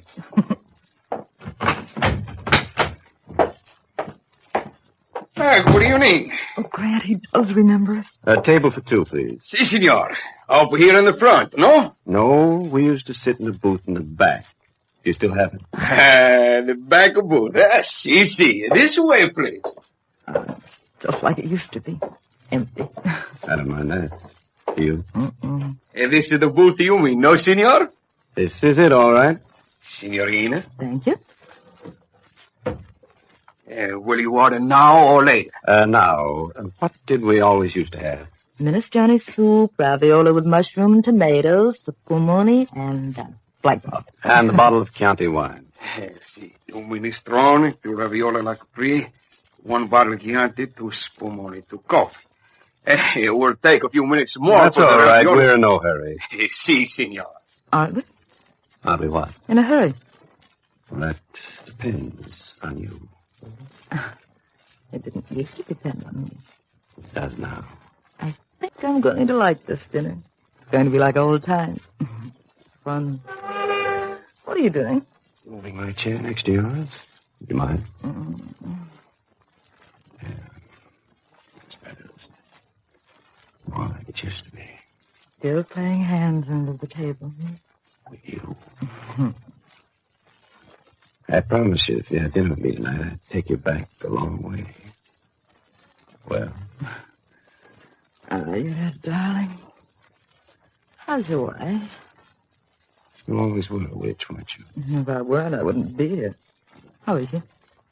Well, for a while, she was pleasant enough. And so you didn't see me. But lately, she's begun her old nagging and whining. So you came back to the old stand again, hmm? This does bring back memories, doesn't it? Mm-hmm. Uh-oh, careful. Never used to worry about waiters popping in nights. There used to be a screen they'd put in front of the booth. See if they still have it. Oh, don't leave. Why bother with the screen? Ethel. Still sorry you didn't divorce your wife and marry me? Why do you think I asked you out tonight? I don't know. Why did you? Come on, Grant. Put your cards on the table. Ethel. You're not fooling me. Not for a minute. It's been a long time since we had anything to do with each other. I'm 11 years older and 20 pounds heavier and a lot more practical. Simply because you've taken me to a restaurant where we first got started doesn't do a thing for me except recall some memories that should best be forgotten. I suppose you expect me to think it's very sweet and romantic. It is. But the lavender and old lace doesn't stop me from seeing the wool being pulled over my eyes. It's been years since you've wanted to be alone with me. So this must be a special occasion, with a good reason behind it. Now, look, we've known each other pretty long and pretty well. What's the reason? You're wonderful, Ethel. I'm right, too. Yes, you're right, too. I want something. A favor. What? A favor. Go on, I'm listening. You're a surgical nurse. By a good piece of luck, you were in the operating room where Jim Brent and I had our little argument. You certainly made an ass out of yourself handling that one, Grant. I wish you wouldn't use that tone of voice to me, my dear. Oh, would you rather this talk be conducted on a doctor-nurse basis? Or shall we still be friends? I'm sorry. You're right for a second time. That's better. Now, as I was saying before you interrupted, you made a complete and absolute ass out of yourself in that operating room, darling. Perhaps I did, but it needn't seem that way. If we wanted to, we could make the shoe fit the other foot. Mm-hmm. If I know you, you're getting ready for that staff meeting you called. Are you serious? Do you actually think you can have Jim Brent dismissed from the hospital on the charges you've made? I've never been more determined. Oh, you won't get away with it. All he has to do is tell you how you hounded him to get that operating room and how you interfered with him when he had a patient on the table. And you'll be lucky if the board doesn't expel you. Really, if you don't object to my saying this, you behaved shamefully. But the matter can be turned about, as I say. How? In the first place, the little nurse who brought in that accident case has been promoted. She can still talk, can't she? Now she's supervisor of nurses in Boston General Hospital. She's on her way there now. Oh? And if I wanted to, I could call one of the surgical nurses who was present in operation. And if she wanted to, she might conceivably tell the board that I behaved in a most ethical manner, that it was Dr. Brent who created the incident. Why should I? Oh, for old time's sake. Souvenirs are only good to help remember the past, Grant. They're impractical for use in the present. Besides, I like Brent. He's a good-looking man, and he's polite. He remembers my name, and he says good morning to me or good afternoon. He never shouts at me if I'm not quick enough with an instrument at the operating table. He's nice to me. Much nicer than some of the doctors I work with. Your reasons are rather adolescent, my dear. When a woman reaches my age, it's nice sometimes to think as an adolescent. But that sort of thinking won't get you anywhere. Where is there for me to go? Boston General Hospital as supervisor of nurses? Miss Regan's on her way there. You've been with the hospital for a long time, Ethel. I didn't think you'd want to leave. The length of time I've been at the hospital rings only one bell in your mind. Really? You think my 10-year service would impress that meeting. If they like me for being loyal, for staying with the hospital for so long, they might very well pay more attention to the testimony I offer. Should you be called at that meeting, Ethel, what sort of story would you tell? Would anyone else who was at the operation be at the board meeting? You're the only one who would be called. Well, then, the story I'd tell might be a very interesting one. Good. Can I count on you? Well, that depends. Can I count on you? You're a strange one. Am I? I told you, I'm much more practical than I was 11 years ago. Chief surgical nurse? Oh, Gran, if you'd have offered that to me way back when, I'd have swooned. But today titles, well, they just don't impress me. Besides, it's too much responsibility. Well, then, Ethel, I think you're going to get a great, big, wonderful gift. How sweet of you, Gran. After all, I've been meaning to get you something. Yes, indeed. A nice Christmas present would be just the thing. Oh, wait a minute, Gran. Christmas is over. Not for you, it isn't. In fact, it's just beginning.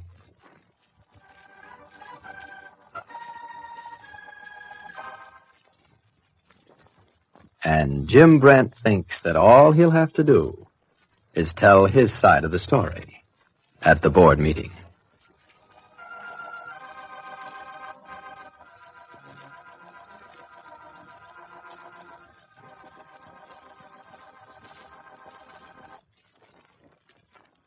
You know, there are some things you can always depend on for a top-notch job. That certainly goes for Does. Now, you've probably heard Does is best. It does everything in your wash. Well, you can depend on Does doing everything in the dishpan, too. What's that about dishpans? I say this new kind of wash day soap really does everything for dishes. Does gives you suds that stand up till the last dish is done, fast action on grease, plus greater kindness to hands. Now, isn't that everything you want for dishes? Could be. Look, do you like lots of suds? Who doesn't? Well, this new kind of soap springs up into suds the instant water hits it. Suds that stand up so you aren't forever adding soap. Would you like to clean up greasy frying pans in a hurry? Sure thing. Does speeds through the toughest grease without hard scouring. Say. And best of all, Does is actually kinder to your hands than any other leading wash day soap. It leaves hands feeling smooth and comfortable. Does sure does a lot. Does best. In the dishpan, too. Does everything.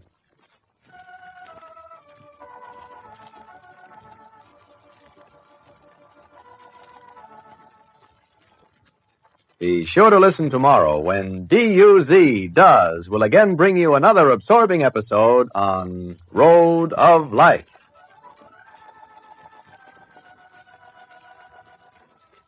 This is Clayton Collier saying good day for the makers of Does, the soap that does everything in your wash.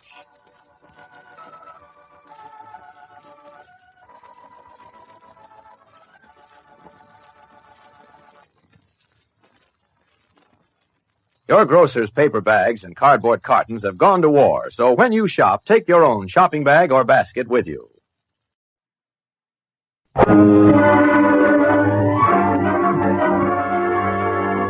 The National Broadcasting Company presents the National Hour.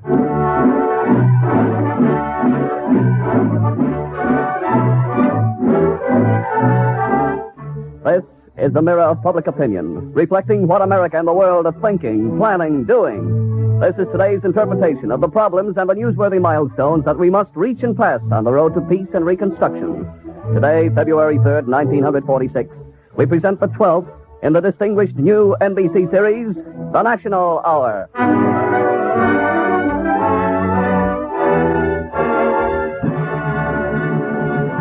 Our subject for today, in this day of synthetics, this age of resin. What is the future of plastic?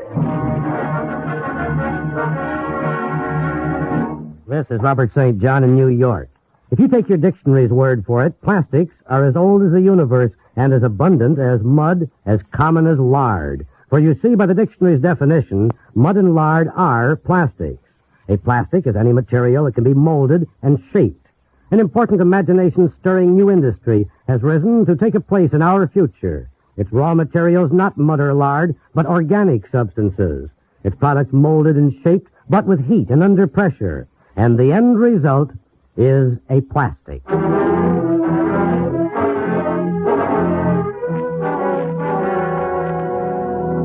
This is Robert McCormick, and down in Washington, down in our nation's capital, government planners have a hopeful eye on the plastics industry. It offers innovations most important to the country's well-being. in refrigeration, domestic appliances, radio, in houseware, in apparel, in transportation, in almost everything. And it means jobs, thousands of jobs. From New York, two leaders who are planning our plastic future will report to the National Hour today. They are Egmont Ahrens, well known as an industrial designer, and William T. Cruz, Executive Vice President of the Society of the Plastics Industry.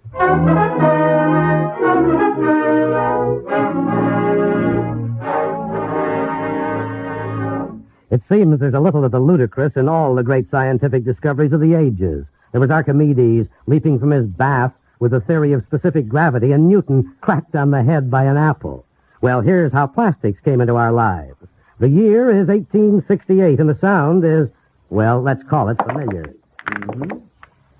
Very good, Mr. Hyatt. It behaves very much as does the ivory billiard ball. And if you'd like to test it further, you'll find it has most all the properties of ivory. Very interesting. Is this material of yours expensive? A good deal cheaper than ivory, you may be sure. How is it produced? It's a mixture of cellulose, which is produced from cotton linters, nitric acid, and camphor. And what do you call this material, Mr. Hyatt? Well, I've given it the name of celluloid. Celluloid, the first commercially accepted plastic. And celluloid gave the fashionable 19th century gentleman a collar, cuffs, and a washable shirt front. To bring our plastic age a step closer, it took an Asiatic insect, the lac bug. In 1895, it was discovered that this insect produced a shellac, which could be put to use, and it was put to use. This is Victor Record, number 46629. You will now hear In My Merry Oldsmobile, sung by Ada Jones and Billy Murray.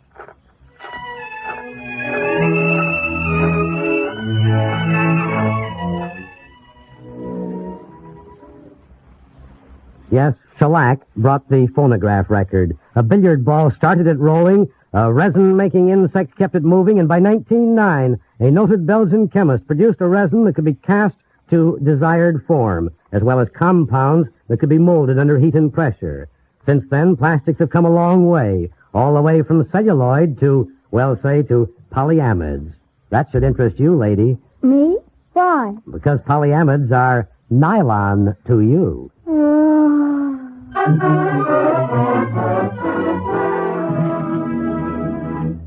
Down in Washington, the records are filled with the accomplishments of the plastic industry during the war. And when the citations for important war services are passed out, the scientists, the plastic chemists, and designers should get a good share of them. One medal certainly for their answer to this problem.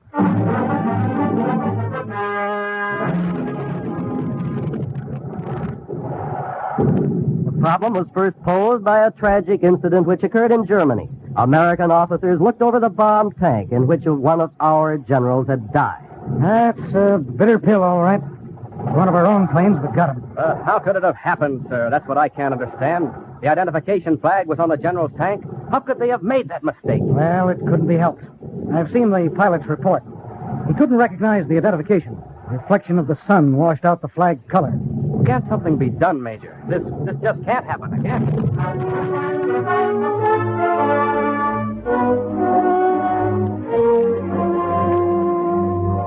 It did not happen again, because the plastic scientists did lick the problem. They developed a synthetic fabric whose colors stood out boldly in spite of sun reflections. From the skies above the battle areas, American pilots now found they were able to distinguish quite clearly between friend and foe.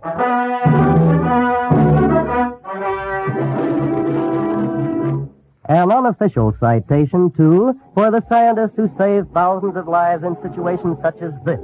It's night on a South Pacific island, and an anti-aircraft gun crew waits tensely for the signal from the fighter planes that are roaring in. Let's see some lights up there, chum. Let's see your colors. Yeah, getting pretty close. Wouldn't like the idea of shooting down one of our own, I'm sure. Yeah. They gotta remember their recognition lights, or else how are we to know that they ain't enemy planes? Oh, there's the lights. Relax, children. Hilly, the signal lights are the wrong color. Yeah, those are not our planes. They're trying to put one over on us. Get them! Battery fire!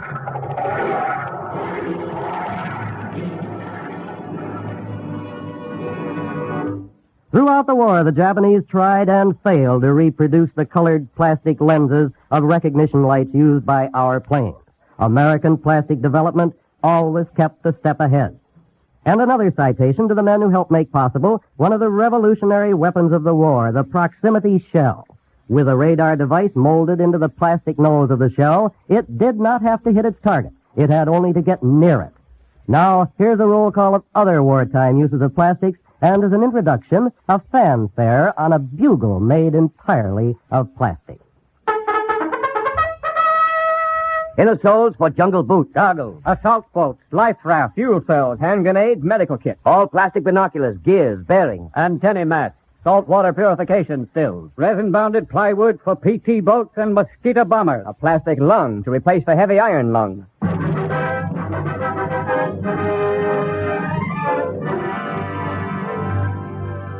This is Robert St. John again. We've looked over our plastic past, and now we're going to take a glimpse of the plastic future. First, let's study an exhibit marked, What's Wrong with This Scene? This is the 1950 home of Mr. and Mrs. Arthur M. Jones Smith. There's nothing unusual about the house, 2 stories, 3 bedrooms, 2 baths, but it was molded in one piece and cost $200, exclusive of the lot, of course.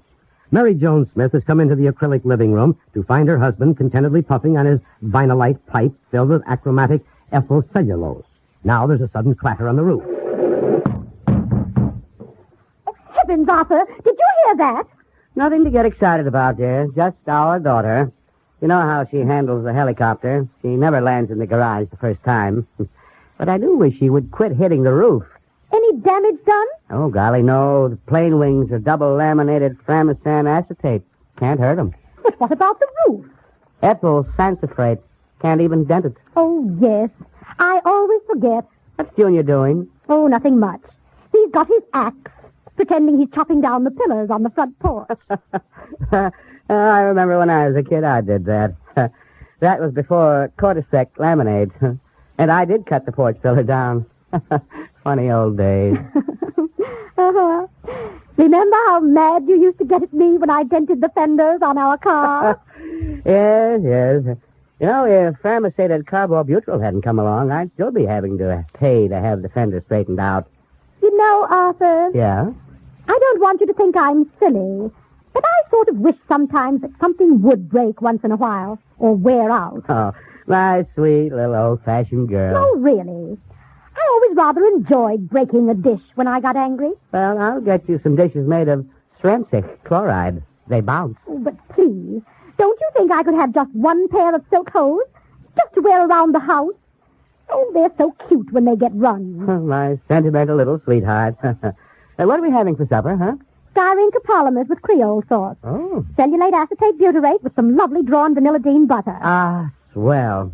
You know, that reminds me of the guy who said to his wife, "Where's the Framisan Brinston, honey?" And his wife said, "Just where you left it, dear, in the Conistreg Malpatan." Oh, Arthur.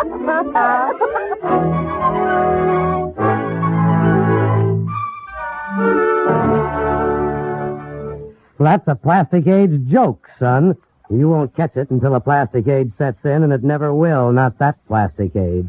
You said we were supposed to pick out what was wrong with that scene, Mr. St. John. What was wrong with it? Well, just about everything. In that scene were incorporated many of the plastic fairy tales that make plastic manufacturers swear into their non-plastic beards.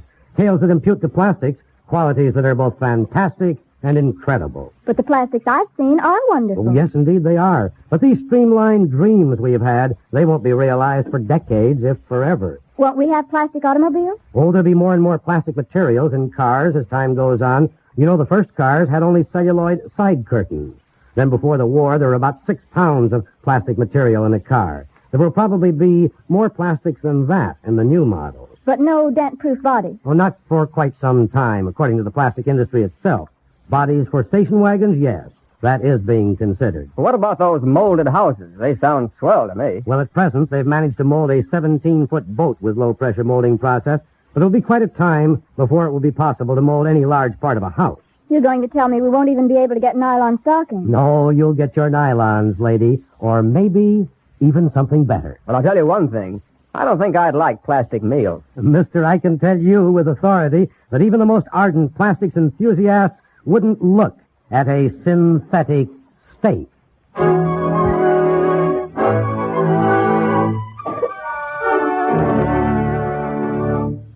This is McCormick again. The National Hour has tried to burst a plastic dream bubble. But right now, the industry is setting realistic, attainable goals and going about reaching them in sure, practical ways. One of the foremost industrial designers making use of new plastic materials and processes is Mr. Egmont Ahrens. He's just returned from Chicago, having attended the first annual conference of the Low Pressure Industries Division of the Society of Plastic Industry. As with all industries, the plastic industry is paced and challenged by the demands of the designers. And designers are spurred by the technical advances made in their materials. Mr. Ahrens has told the plastic industry what the designers need, and he has learned what the designers may expect. And here he is now to report to the National Hour, Mr. Egmont Ahrens. Exhibition in Chicago was significant because in a certain sense we saw there the birth of a new industry, or perhaps I had better say the development of new industrial techniques which will revolutionize many other industries. You will perhaps understand how important this is if you will go back with me a few years in the cement industry. Before the development of steel reinforcing, cement was a material out of which you could make such small things as bricks, but larger structures made of cement tended to crack up and disintegrate. But with steel added, cement became reinforced concrete, which is something else again, and we got not only smooth roadways, but gigantic concrete structures like the mighty Bonneville Power Dam. Now, just as the construction engineers added steel reinforcement to cement, so now plastics engineers have added fiber reinforcement to the plastic resins, with the result that instead of being confined to making only small moldings, like beadleware cups or portable radio cabinets, it is now possible to make large area moldings, such as aeroplane fuselages, automobile bodies, and boat hulls. And in my opinion, these new use of plastics will use tons instead of pounds of the resins. The wonderful thing about these new plastic materials is that they can be contour molded. That is, in contrast to the flat laminates like plywood, they can be molded into beautiful rounded shapes, such as you see in automobile bodies and aeroplanes. In a word, they can be streamlined. And that particularly is why I, as an industrial designer, am so interested in this in this material. In fact, this is the kind of material that an industrial designer can go to town on. In our exhibit in Chicago, we had 4 molded boats on exhibition. The largest of these was 17 feet long, and there's no reason why 30, 40, and even 50-foot boats cannot be built by the same techniques. They will have hulls that are in one solid piece, and they will be seamless, leak-proof, moisture-proof, worm-proof, rot-proof. In a word, the leaky boat is a thing of the past. Now, I would like to rid your minds of one misconception. When we talk about plastic boats, remember they will look on the outside just like wooden boats. They'll be opaque, not transparent like lucite. Don't be like the lady who said to me ecstatically the other day, "Plastic boats? How wonderful. Now we can look right down and see the fishes."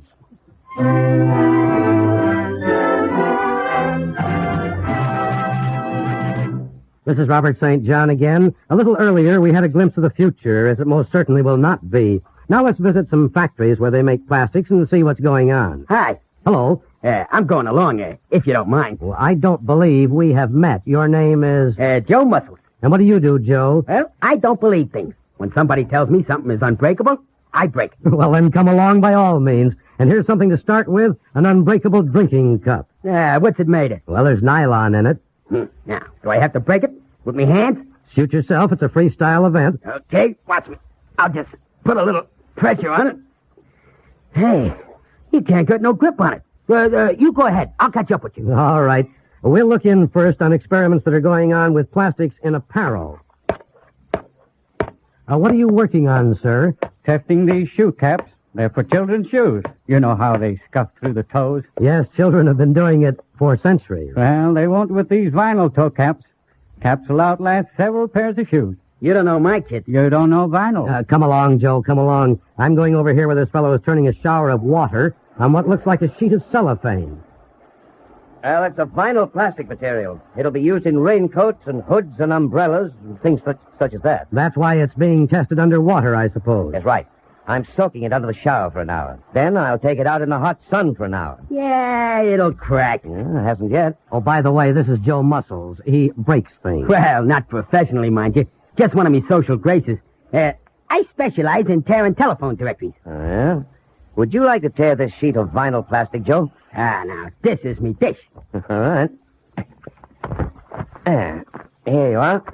Now, this sheet of vinyl plastic has been in the water over 50 times and has dried out in the sun the same number of times. Now, the only noticeable effect is that it's a little stiffer than when we started with the test. Now, tear it. Starting in the center, of course. Yeah, I hate to do it. Nice looking stuff. Don't spare it. Hey, it stretches. I can't tear it because it stretches. What good is stuff like this if it'll get all out of shape? Watch it. And you'll see what is meant by plastic memory. Hey, it's getting back like it was. Well, what is this plastic memory? Well, it's a strange characteristic many plastics have. They can be pressed, pulled, twisted out of shape, but after a time they resume their normal shape. What good is that? Perhaps someday the knees of your trousers will have plastic memory. And that's another prophecy to remember. Well, how are you doing, Joe? Boy, this is tough. Here, Joe, tear a telephone directory and revive your morale.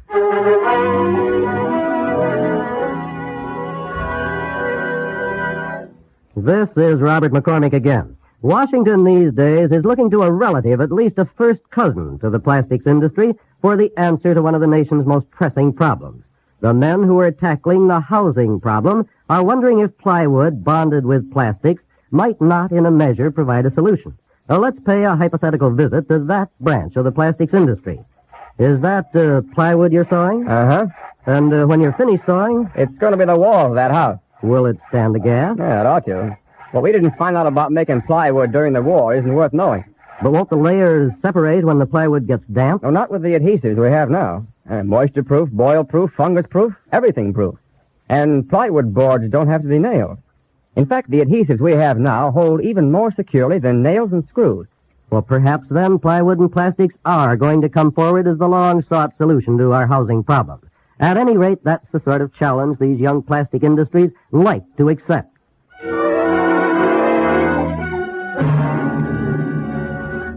This is Robert St. John. Yes, every day the plastic people are bringing forward innumerable new materials. Materials with strange properties, some yet to be put to work at the right job. Plastics, a newcomer to modern industry, has as its problem not to prove its worth, but rather to find the jobs in which plastics can serve better and more efficiently than other materials. A spokesman for the plastic industries who can supply us with the answer to our National Hour question, the question of what we can expect from plastics in the next few years, he's here with us now. He is the Executive Vice President of the Society of the Plastics Industry, Mr. William T. Cruz. Mr. Cruz. While plastics may have been considered the industrial glamour girl of the 30s, when World War II began, they took their position along with steel, copper, and aluminum as war materials. Plastics became a component of every piece of our armed forces equipment which either shot, flew, or floated. Plastics, like other industrial materials, must be applied according to the suitability of their properties for a particular article. An engineer would not consider making an airplane of cast iron, and so a plastic must be selected which will withstand the conditions under which it must operate. Plastics are not miracle materials. Like other basic products, they must be utilized in accordance with what you are trying to achieve. To illustrate, phenolic plastics, which are generally dark in color, wouldn't do for aircraft windows. The industry recognizes the need for coordinating technical information on plastics and the necessity of having this information in the hands of engineers and designers whose responsibility it is to design consumers' products. In a comprehensive program, the industry, through the Society of the Plastics Industry, has a technical and engineering committee which is systematically classifying and coordinating available engineering data on plastics. In addition, to encourage their correct application and use, an informative labeling program has been undertaken. This program is designed to encourage plastic manufacturers to label their product so that the ultimate user will know what to expect of them and how to use them. We in the plastics industry have high hopes for the future of plastics. We prefer to be realistic regarding these possibilities. If you attend the first National Plastics Exhibition at Grand Central Palace in New York in April, you will not see plastic locomotives or plastic steam boilers, but you will see plastic radios, plastic toiletware, plastics office appliances, and innumerable applications of plastics for refrigerators, for automobiles, and for airplanes. The 23 various types of plastic materials, each in its own way, is capable of doing a job for the American consumer. Plastics can make this a better world for you. They are helping to make it a better world today. Thank you, Mr. Cruz.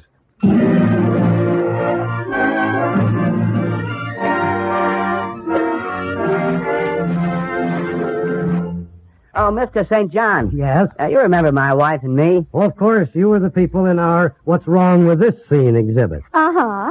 We've been wondering just when the plastic age is really going to begin. Yeah, when do we start getting plastics to use? Well, I guess that it's already begun for you. Oh. Let's see now. Let's take a look at your normal day and see if the plastic age has begun for you. How does your day usually start? Same as yours does. Well, then it begins like this. You take it from here. Time to get up. Turn off the clock, will you? All right. The case of the clock is made of urea formaldehyde. Hand me my robe, will you, dear? The robe is rayon cellulose acetate. Yeah. You take your shower first. I don't feel right until my teeth are brushed. Shower curtain, vinyl. Arthur takes the soap from a cellulose nitrate soap dish. Mary's robe and the soap dish, you see, are sisters under the surface. And there's Mary brushing her teeth. The toothbrush has an acrylic handle and nylon bristles. I'll get it, Arthur. On the way to the phone, Mary turns a doorknob of acetate butyrate before she picks up the phenolic telephone casing. It was the Millers. They want to play bridge tonight. Get a new deck of cards today, will you?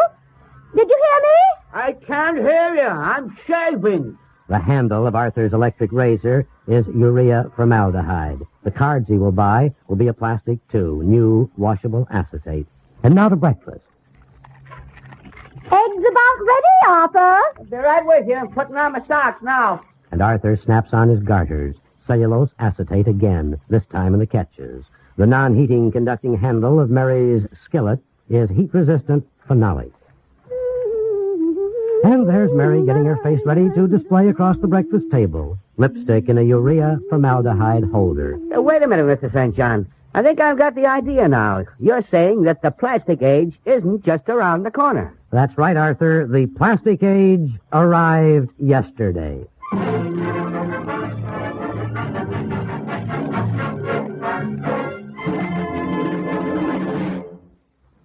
Our subject for the National Hour today has been the future of plastics. And this is what we have learned. Generally speaking, the plastics industry has an exceedingly bright future. Wartime pressures and demands speeded up general recognition of this fact. Plastics can be put to many and varied uses, often proving superior to materials previously considered irreplaceable. Research and experimentation are now being directed toward peacetime applications, and many new important uses are assured. Because plastics is a subject that seems to encourage the wildest of dreams, people may expect the impossible from the resin synthetics, and that is the danger feared by the industry itself. Its leaders say many of the things expected of plastics are impossible, by which they mean, of course, it will take a few more years to do the impossible. On the subject of plastics, then, our documentary is closed. But this is Robert St. John inviting you to be with us again next Sunday when our subject will be, is inflation here to stay?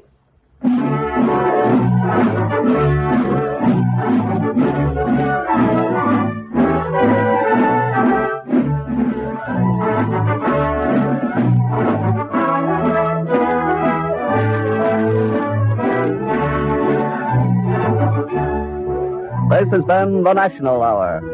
From our studios in New York, we have brought you the 12th in the distinguished news series on national problems and current affairs. Our speakers today were Egmont Ahrens and William T. Cruz. Robert St. John was your narrator, with Robert McCormick reporting today from New York.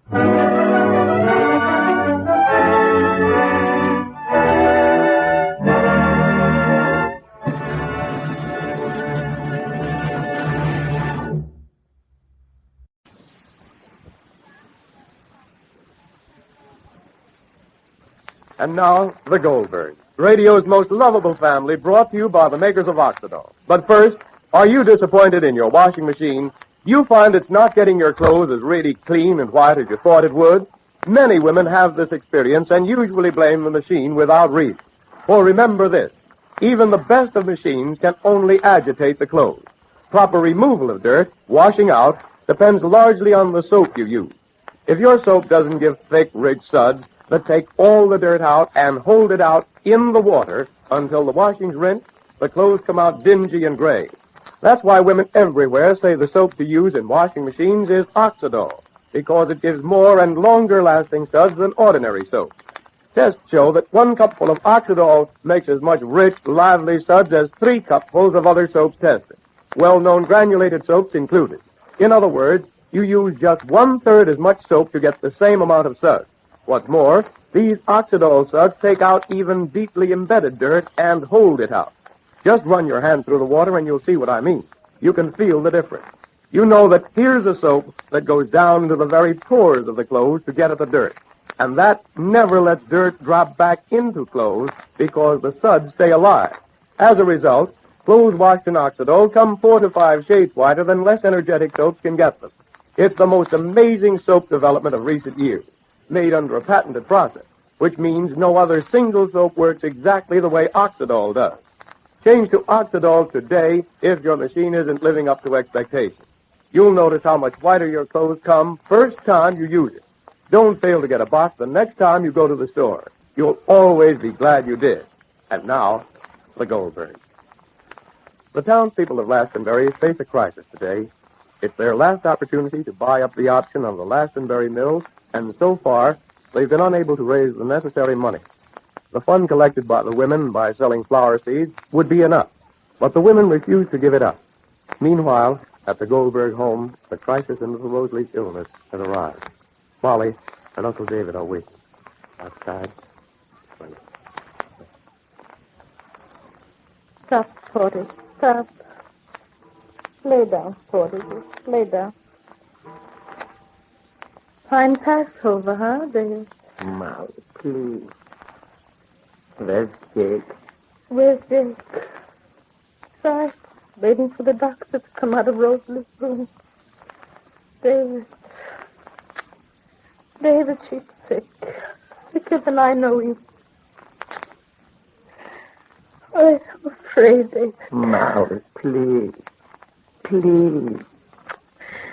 David, Emily, the doctor said... The doctor said. There's got to, Molly. He's got something to say, too. Ma, please. Why, what is the doctor doing in there so long? What? Don't go in, Molly, please. Oh, again the phone. You sit there, Ma. I'll take it. Oh. Hello? Yes? Yes, Miss Wilberforce? Oh, me, I can't, Family darling. I can't speak on the phone. Yes? Yes, well, the doctor's here now, Miss Wilberforce. No, my mother can't come over. Well, we don't know yet. No. That's all right. Uh-huh. Yes, all right. Where you going, Molly? I want to see what Jake is doing. What takes so long? Yes. What takes so long? All right.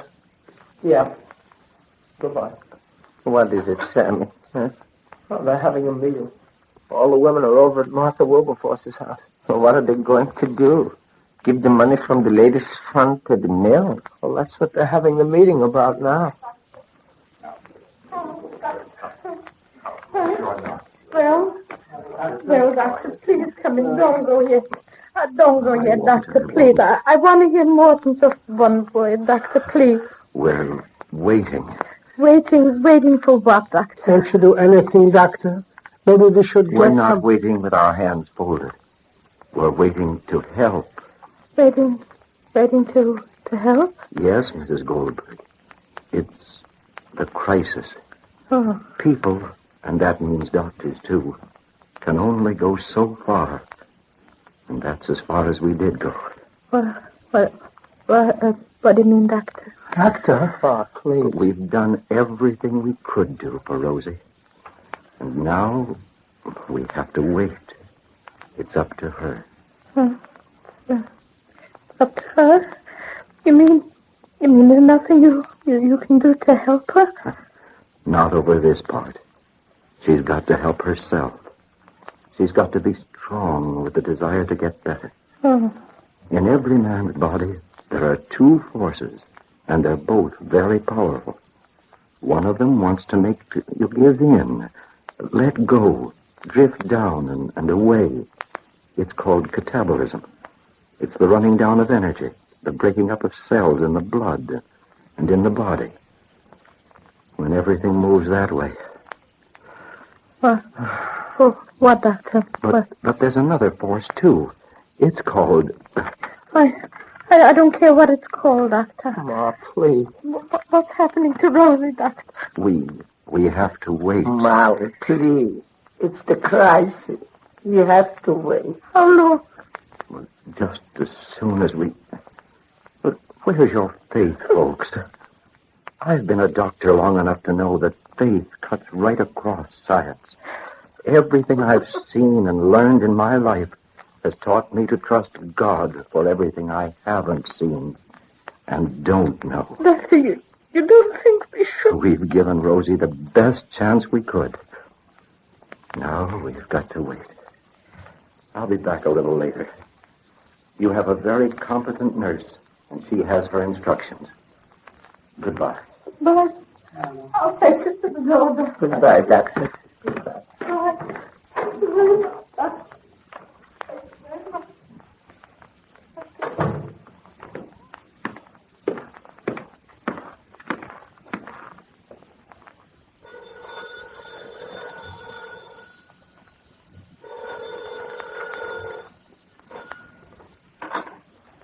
Hello? Hello? Yes? Yes? Yes. Well...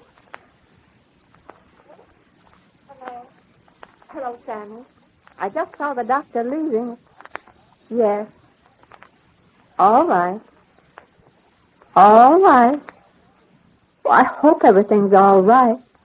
If there's anything I can do, all right. Goodbye.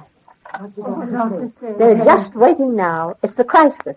Oh, Martha, you be thinking... Oh, I don't want to think about it that way. I guess Mrs. Goldberg can't come over then. No, she couldn't even come to the phone. Well, we'll have to decide this thing for ourselves. Are we going to take this lady's fund money and put it in the mill or not? But the money is ours to do what we like with, Martha. And I think... Oh, there's someone at the door. Wait a minute. I'll go. I hope Rosie will get better. She's such a nice little girl. I just came over because my mother couldn't come. Are things so bad, Sammy?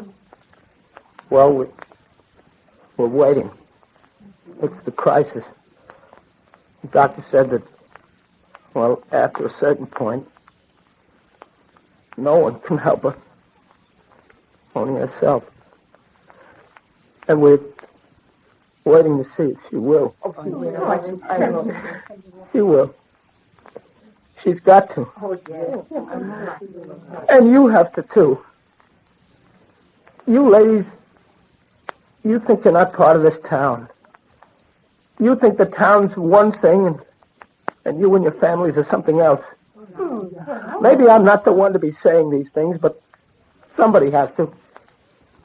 You've got your little fund, and you're holding on to it as if it would be any help if everything went smash. Well, a town's not just a lot of different people with different interests. It's one thing.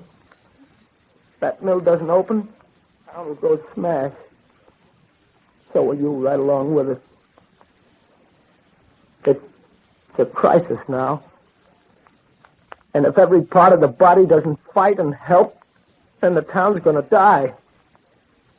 Each day, it's going to get shabbier and older and more broken down. One by one, you'll have to go away, separate, go off, defeated, finished. But don't you see, if the mill opens up, then we'll have a chance. We'll be able to go on. You ladies have got to take that money you have and put it into the mill. Give it a chance to fight on. Give the town a chance. The best chance. The way Rosie got the best chance. But suppose the mill fails? Can't you see? Today is the day. If you don't give the money, then the mill's failed even before it's been opened. Because it never will open. And that means the same thing as if it opened and then failed. What you're saying to yourself is, let the town die. Maybe we can save a little bit for ourselves. But you're fooling yourselves. You'll leave the best part of your lives here if that mill doesn't open. But where's our security? For ourselves and our children. Security? Security for what? There'll be nothing to look forward to. That's when people die in a crisis. When there's no future. And they don't want one. Why don't you give yourselves a chance to have a future? Or you'll have nothing. Nothing left but a past. And so, while Sammy continues his fight to convince the women of Glastonbury that unless they give up their security fund temporarily, there can be no security, the family await the outcome of Rosalie's illness. They've done everything possible to save her. Her last star depends on the bullet's eye. We leave the Goldbergs until Monday, at the same time. You know, many women thought they were using the best washing machine soap, then tried Oxidol, and now use nothing else. They find it's quieter washing, faster washing, and costs less to use than their old favorite soap. As measured scientifically by the tintometer, Oxidol gets clothes 4 to 5 shades whiter than ordinary soap. It cuts washing time 25 to 40%, whether the machine is old or new, and saves money every time you use it. Tests show that 1 cupful of Oxidol makes as much rich, lively suds as 3 cupfuls of less energetic soap, which means, in other words, it goes farther, lasts longer, does more work cup for cup. So even if you're convinced you're using the best washing machine soap now, why not try Oxidol? You'll know then why thousands of women change to it every day. Be sure to have a box on hand Monday. It's the new, improved soap for your machine. And don't fail to hear the Goldbergs Monday. Will the mill open? And will Rosalie win her fight against death?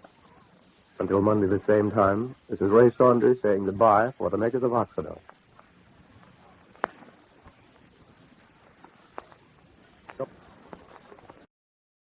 The Jergens Journal, featuring Walter Winchell.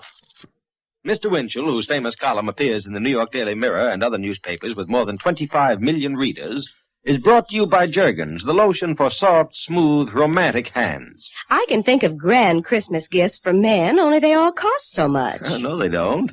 For just $1 plus tax, you can give a man a grand big bottle of Jergens lotion. Jergens lotion for a man? Yes, indeed.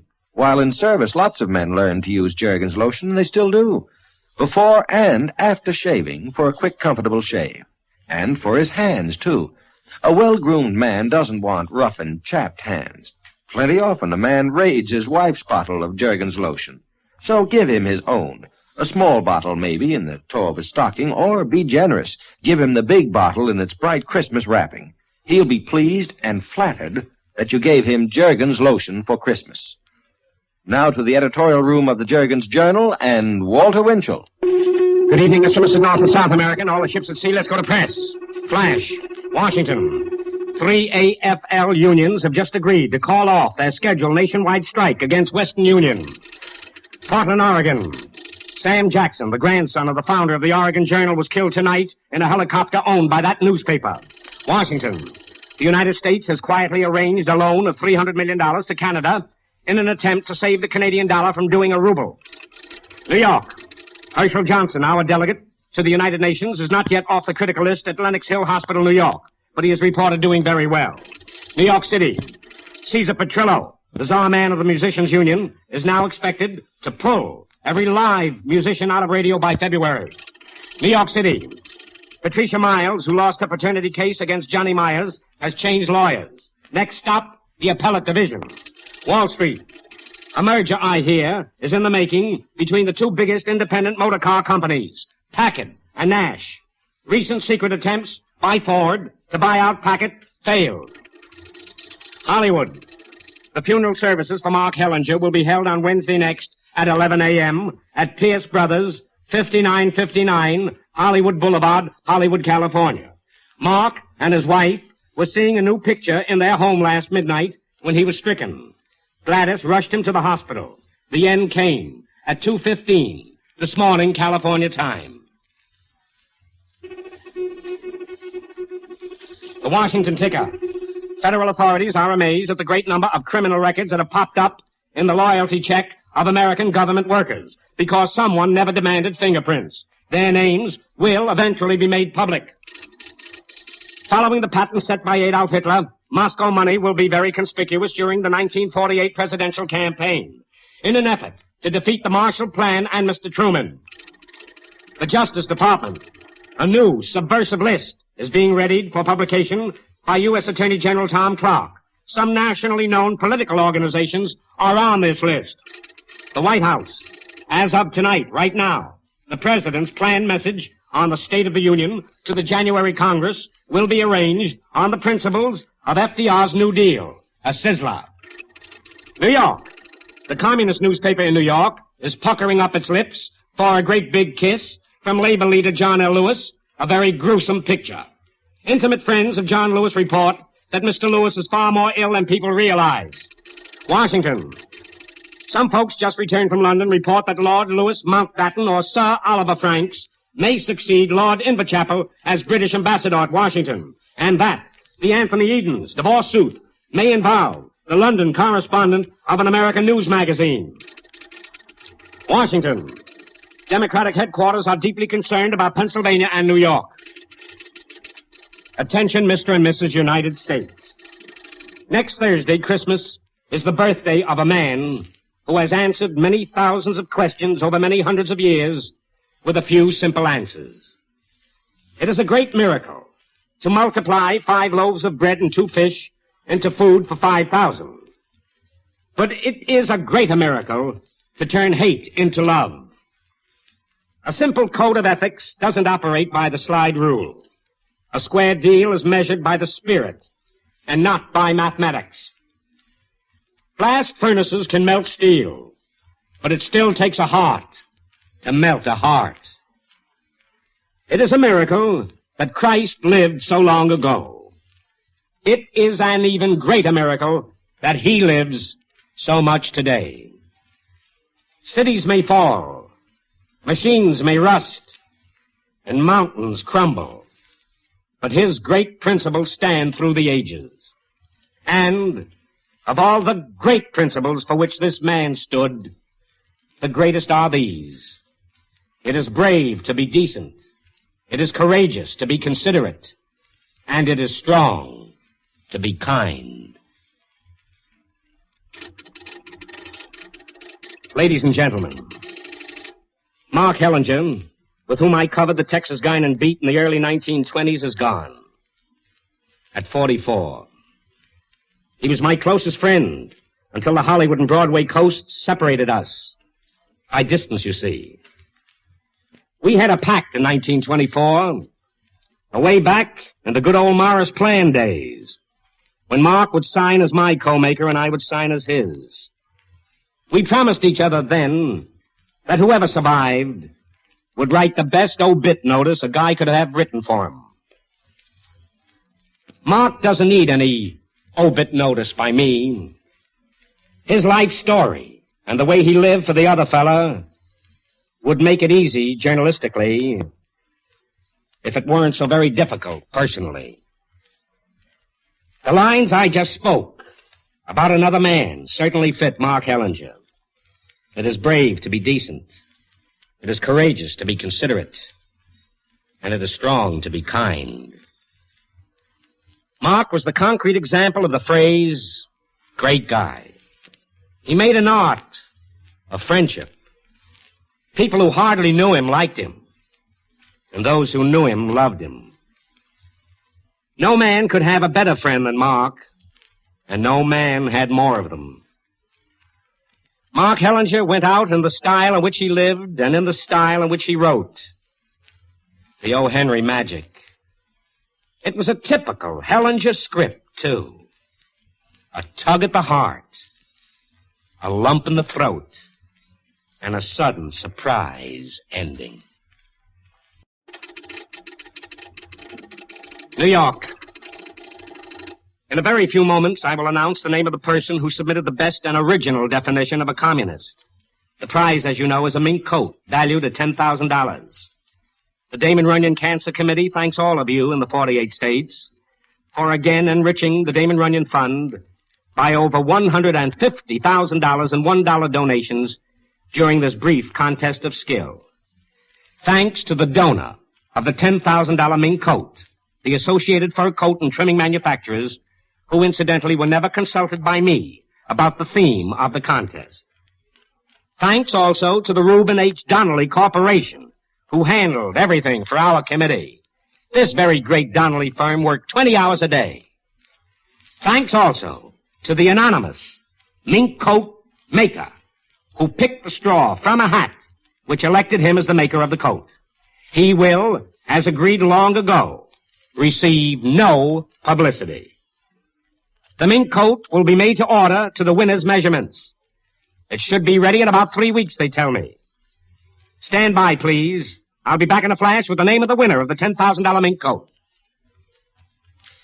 A young friend tells us. This is our first married Christmas, and we're a long way from our families.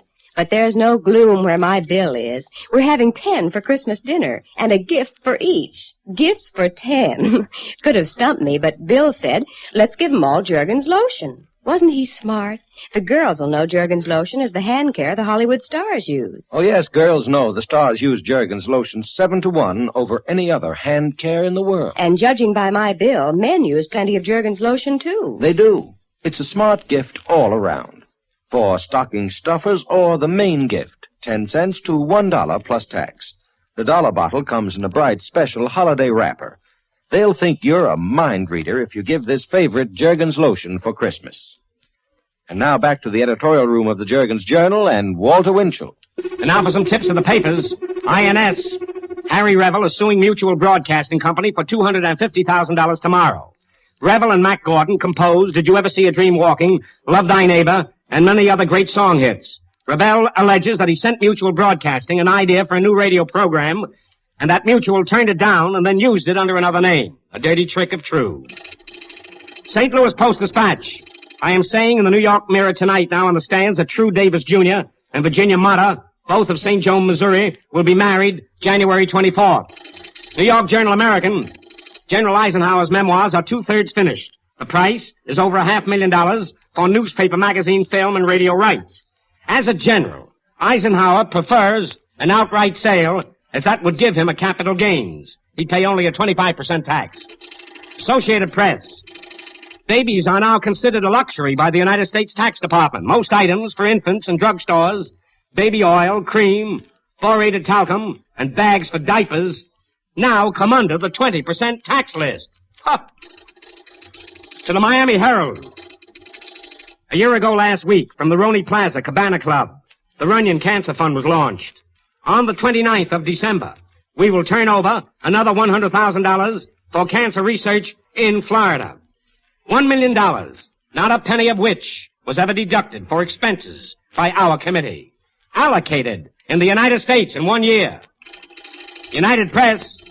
Robert Ruark's new satirical book, Grenadine Etching, has just been barred in Canada, and Canadians could use a good laugh, too.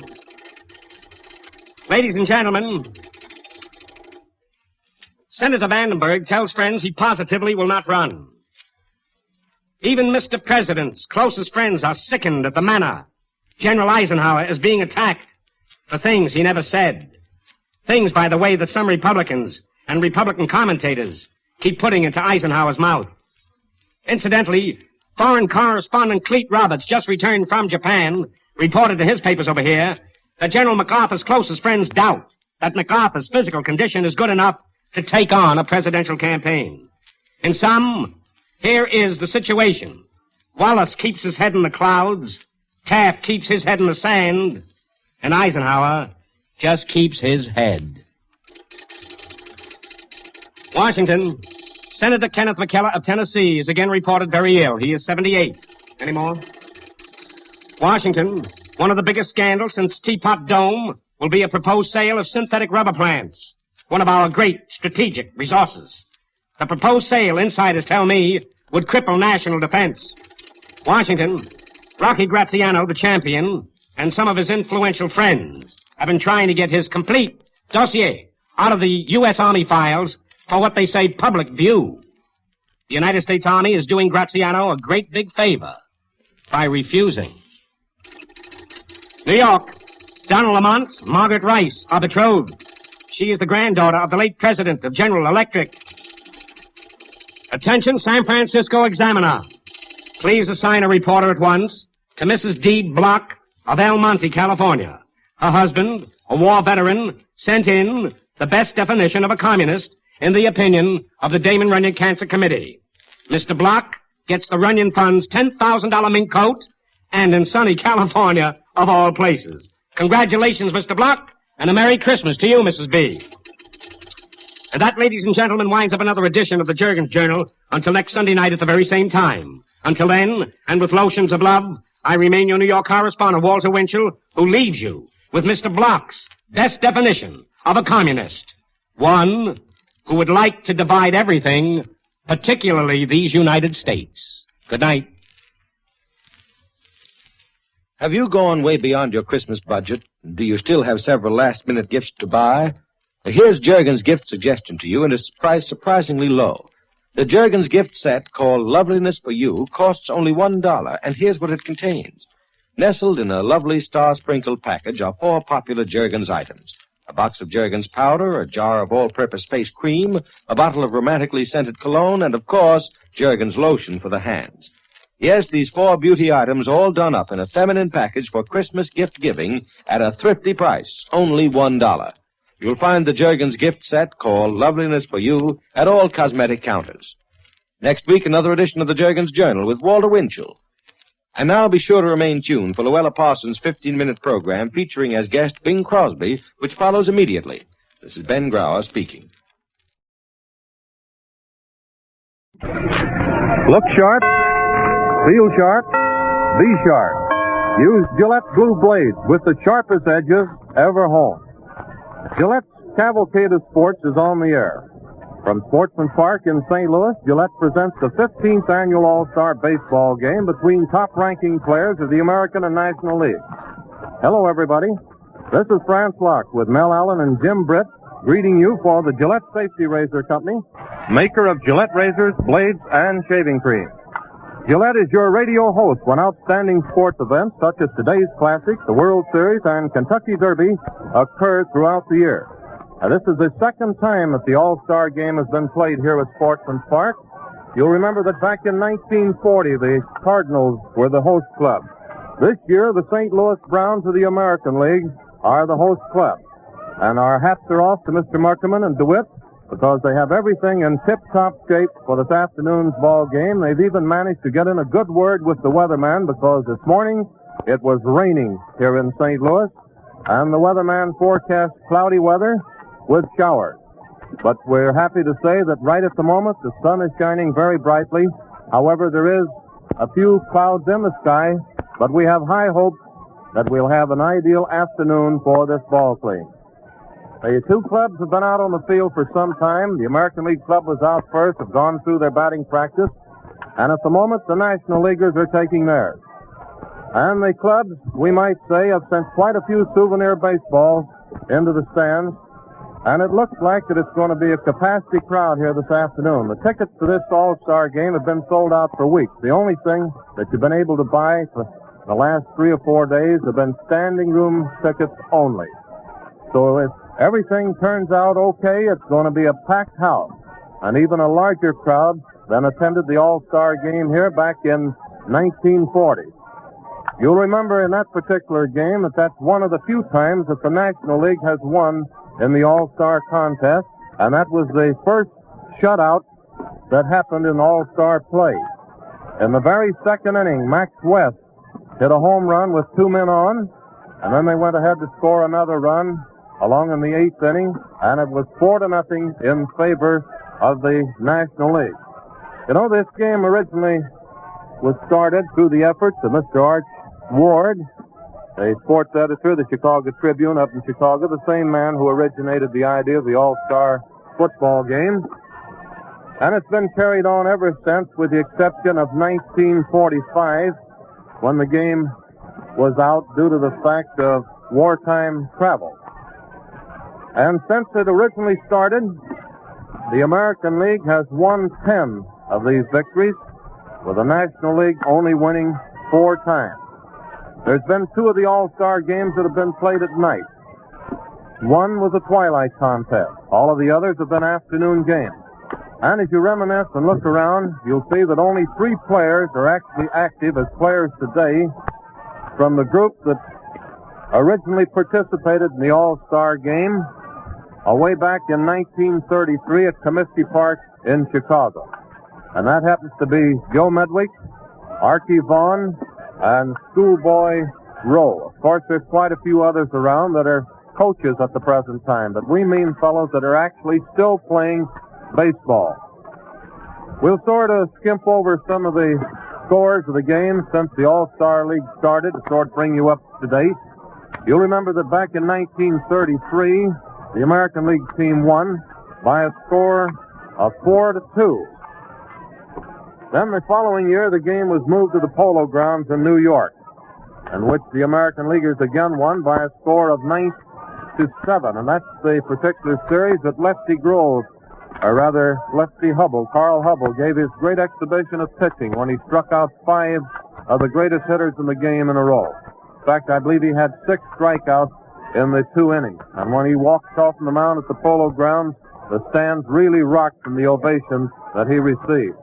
Then there was the game of 1935 at the Municipal Stadium in Cleveland, and the American League again won by a score of 4-1. In 1936, at Braves Field in Boston, that was the first win for the National League. The score in that particular game was 4-3 in favor of the National Leaguers. The next year, 1937, the game was played at Griffith Stadium in Washington, and the American Leaguers won by a score of 8-3. And you'll remember in that particular game, that is the game where Dizzy Dean, while pitching for the National Leaguers, was hit on the toe by a line drive off the bat of Earl Averill, and we might say that that was really the start of the downfall of Dizzy Dean's pitching career, because he came back and tried to pitch before the toe was in shape, and naturally he threw the ball while off balance, and it eventually hurt his arm, and he never did get over it. The game of 1938 was played in Crosley Field, Cincinnati, and that was the second win for the National League. They came out on top in that particular contest by a score of 4-1. In 1939, Yankee Stadium in New York, and the American Leaguers won out by a score of 3-1.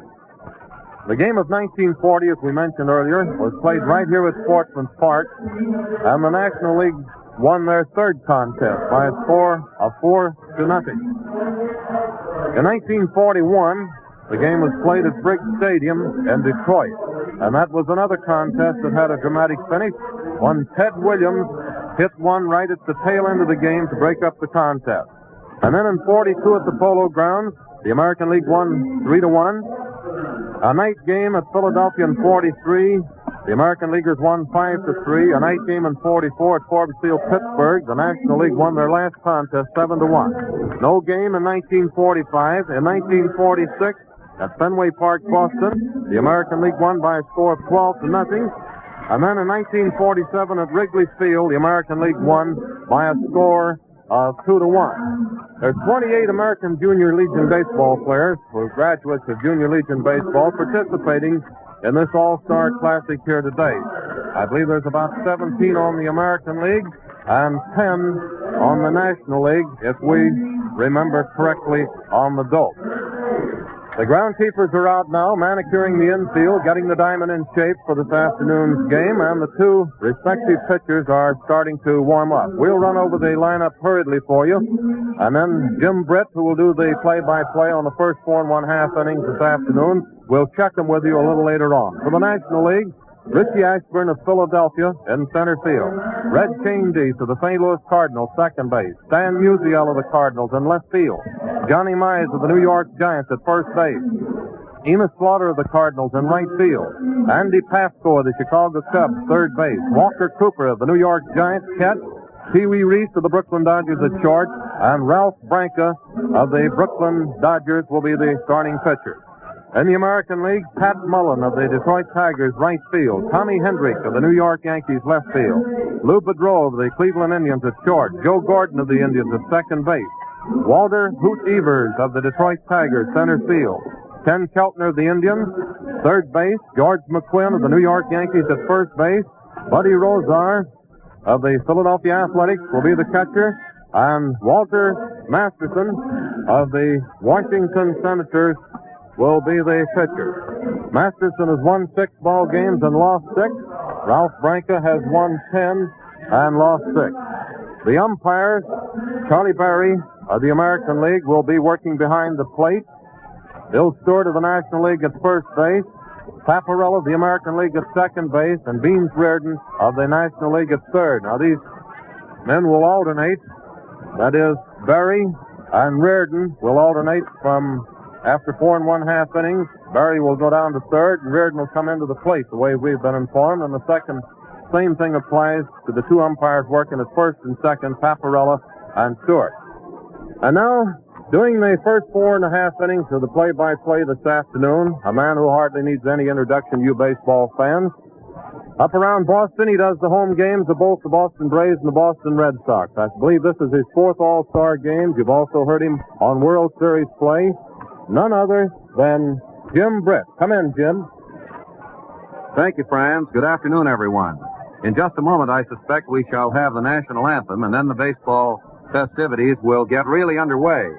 But before that, I would like, even before he comes in for the last 4 1/2 innings of the play-by-play description of this Gillette-sponsored 1948 All-Star Major League Baseball game, to present, again, my colleague, Mel Allen, whose broadcasts of the New York Yankee games during the regular season are so popular throughout the metropolis. Mel?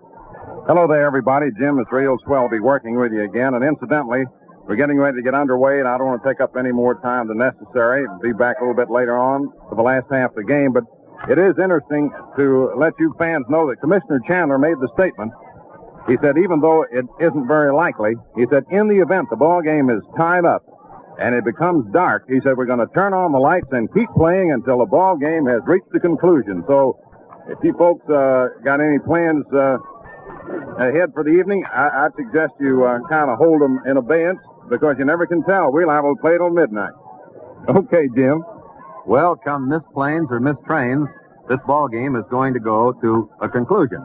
But now, before it gets underway, we pause for station identification. Remember, men, look sharp, feel sharp, be sharp. Use Gillette Blue Blades with the sharpest edges ever honed. This is the Mutual Broadcasting System.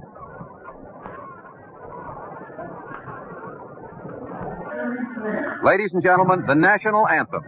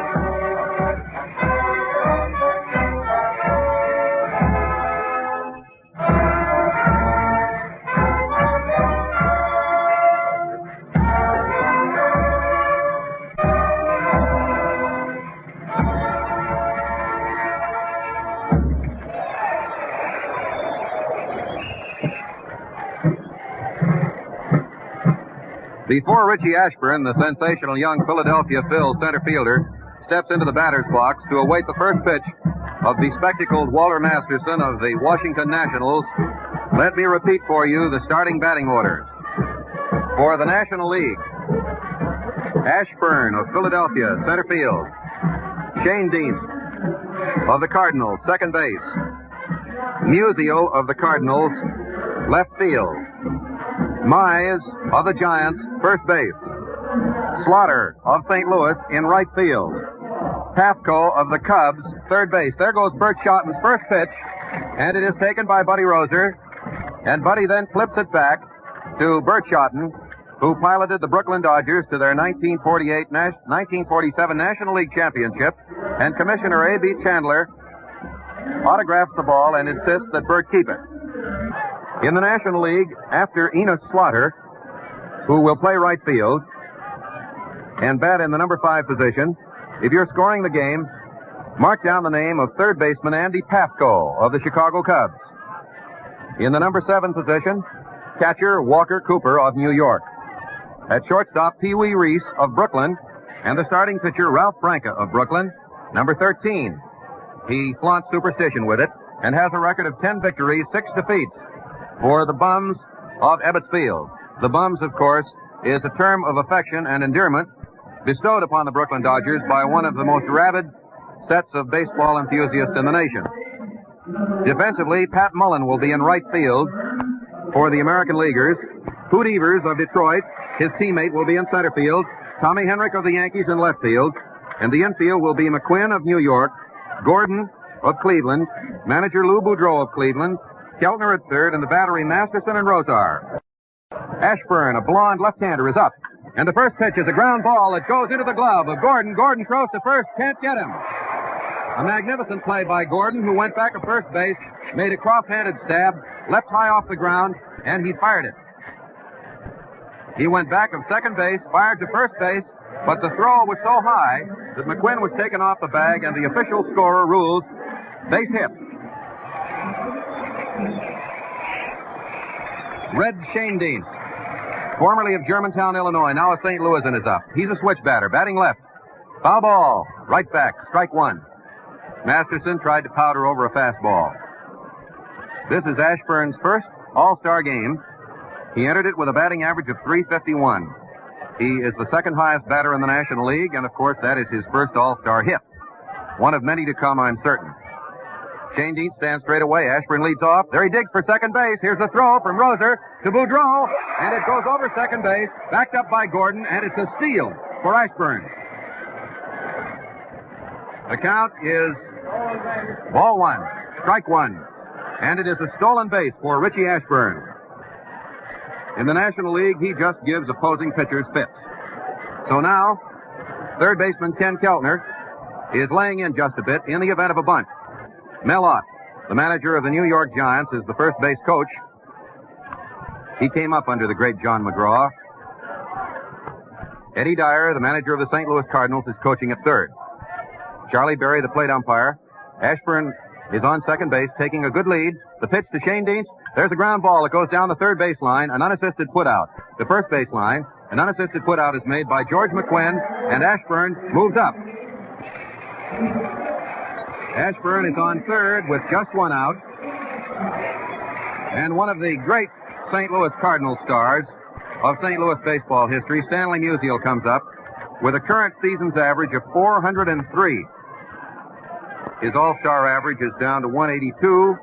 This is his fifth All-Star game. And the outfield moves around to the right.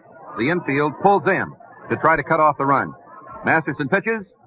Strike called, fastball. That just bit the inside corner of the plate.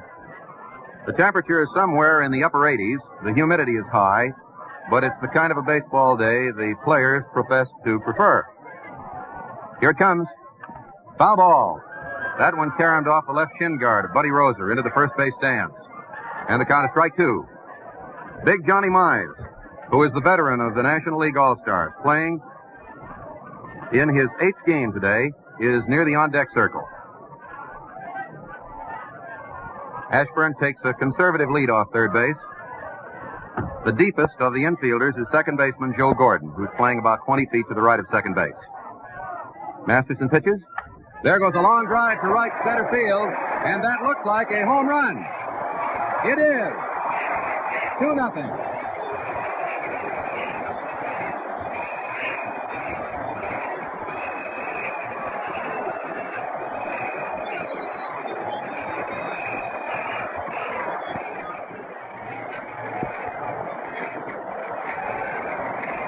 Stanley Musial just walloped an enormous home run atop the right center field stands. And all the center fielder, Hoot Evers, could do was watch as Ashburn scored ahead of him from third, and the National Leaguers lead 2-0. Here's Big Johnny Mize with a season's average of .283. Inside, ball one. The National League has drawn first blood. Victor in only 4 of the previous 14 All-Star games, Leo DeRocher's crew has struck swiftly in the first inning. The pitch. Strike called. A slow curveball. That's coasted over belt high.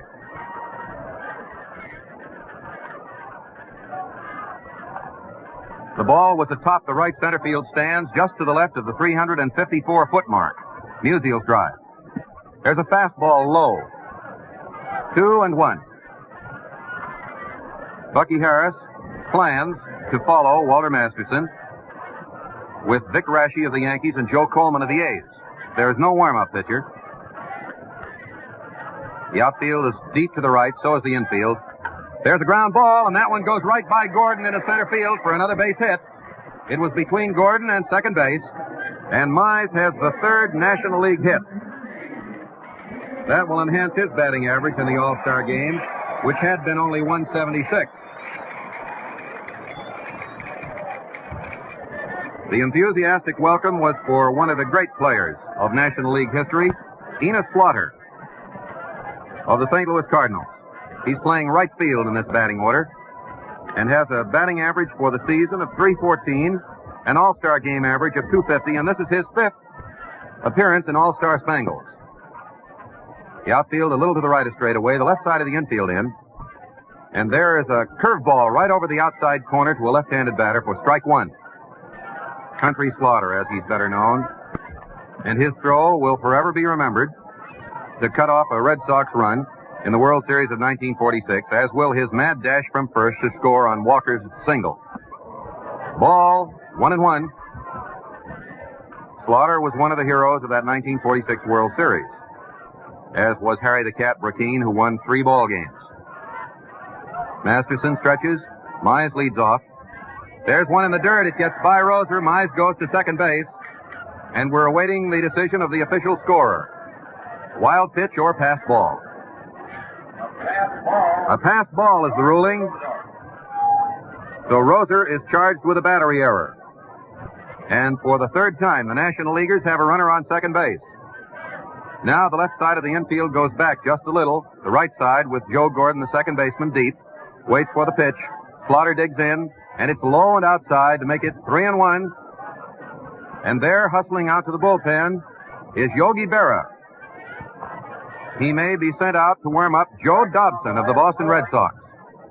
Berra just carried the message. John Sholey is doing the warming up. The official scorer just changed that pass ball to a wild pitch. So it is a battery error charged to Masterson, not to Roser. 3-1. Ball 4. That was a little too high. It seemed to catch the corner, but it was up around the neck. A base on ball for Slaughter. Masterson has runners on first and second with one out, and Andy Pafko, the Chicago Cub third baseman, up with an impressive .342 batting average. This is his 2nd All-Star game. In the first one, he had 1 hit and 2 trips. He's a right-hander. Dan Musial's first All-Star game home run gave the National Leaguers a 2-0 lead in the first inning. Now there are 2 on with 1 out. The pitch to Pafko. There's a ground ball. That goes to Keltner. He steps on third, flips to first, and the throw is not in time as it hits the dirt, bounds into McQuinn's glove. So it is a force play on Johnny Mize at third base. Keltner unassisted, with Slaughter moving to second base on the fielder's choice, and Pafko reaching first. A good throw by Keltner would have retired the side, but the ball bounded in the dirt about 10 or 15 feet in front of McQuinn.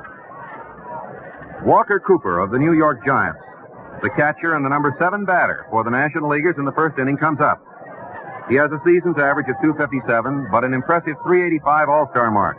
This is his 6th All-Star game. He's a big, husky right-hander. Outside, ball 1. You'll be interested to know that his brother Morton pitched an exhibition game for the New York Giants last night against Buffalo, allowed 2 hits and only 1 run in 4 innings, and the Giants won the ball game 8-3. Masterson pitches. There's a ground ball. It goes to Keltner. Keltner elects to make the play to second base to Gordon, and Pafko is forced going in 5-4. So it's another fielder's choice to wind up the first inning with 2 National League runs on 3 hits, no errors, a base on ball, 2 runners left. National League 2, American League, nothing. Baseball has yet to produce a more forceful figure than the late John McGraw, who was supreme in his field for over 2 generations. When leadership endures years on end, you may be sure it's based on exceptional merit. Take the Gillette Blue Blade, for example. It continues to be number 1 in popularity because it's number 1 in shaving performance. No other razor blade is as sharp, smoothly finished, or long-lasting. Now, to enjoy extra convenience at no extra cost, buy Gillette Blue Blades in the modern Gillette dispenser, which deals them out one at a time, unwrapped, ready for any Gillette razor.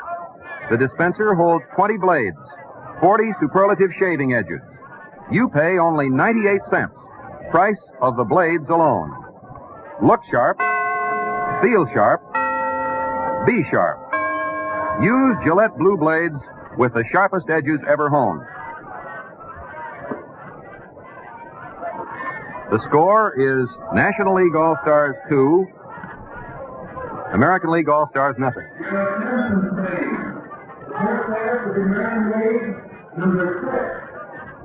Going into the last half of the first inning, Pat Mullen, the Detroit Tigers, who is playing right field in this batting order, will face Ralph Branca, a 10-game winner for Brooklyn.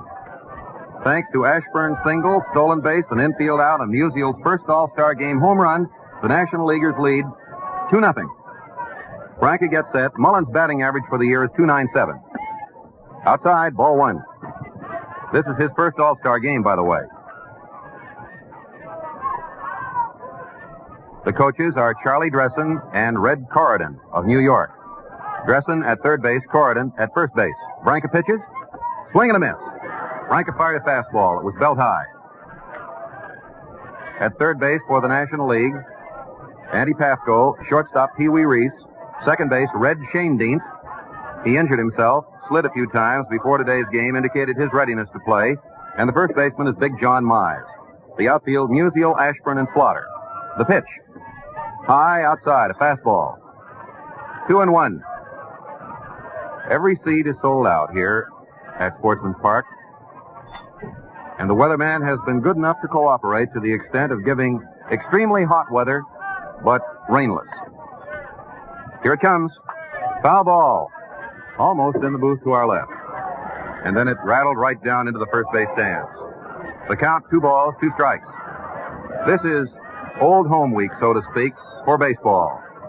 You come to an all-star game, as is the case with the World Series, and you see baseball characters whom you admired when you were a kid, who have drifted away from the game, many of them. Many of them are still with it. The pitch. There's a foul ball, and it bounced back down again. 2 balls and 2 strikes. Joe Cronin, who long since hung up his number 4 with the Boston Red Sox, had a chance to catch another one then.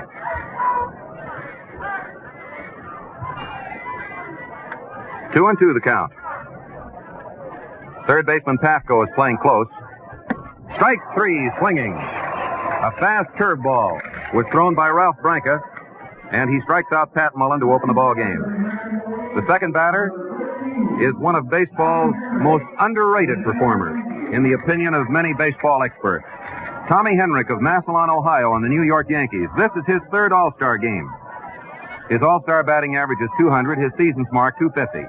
He's a left-hander, uses a slightly closed stance, and he looks at a ball that comes in low. 1 ball, no strikes. Branca, a big, husky right-hander who has had a lot to do with the sudden surge of the DeRocher Dodgers recently. Swing and a miss. An easy swing at a fastball.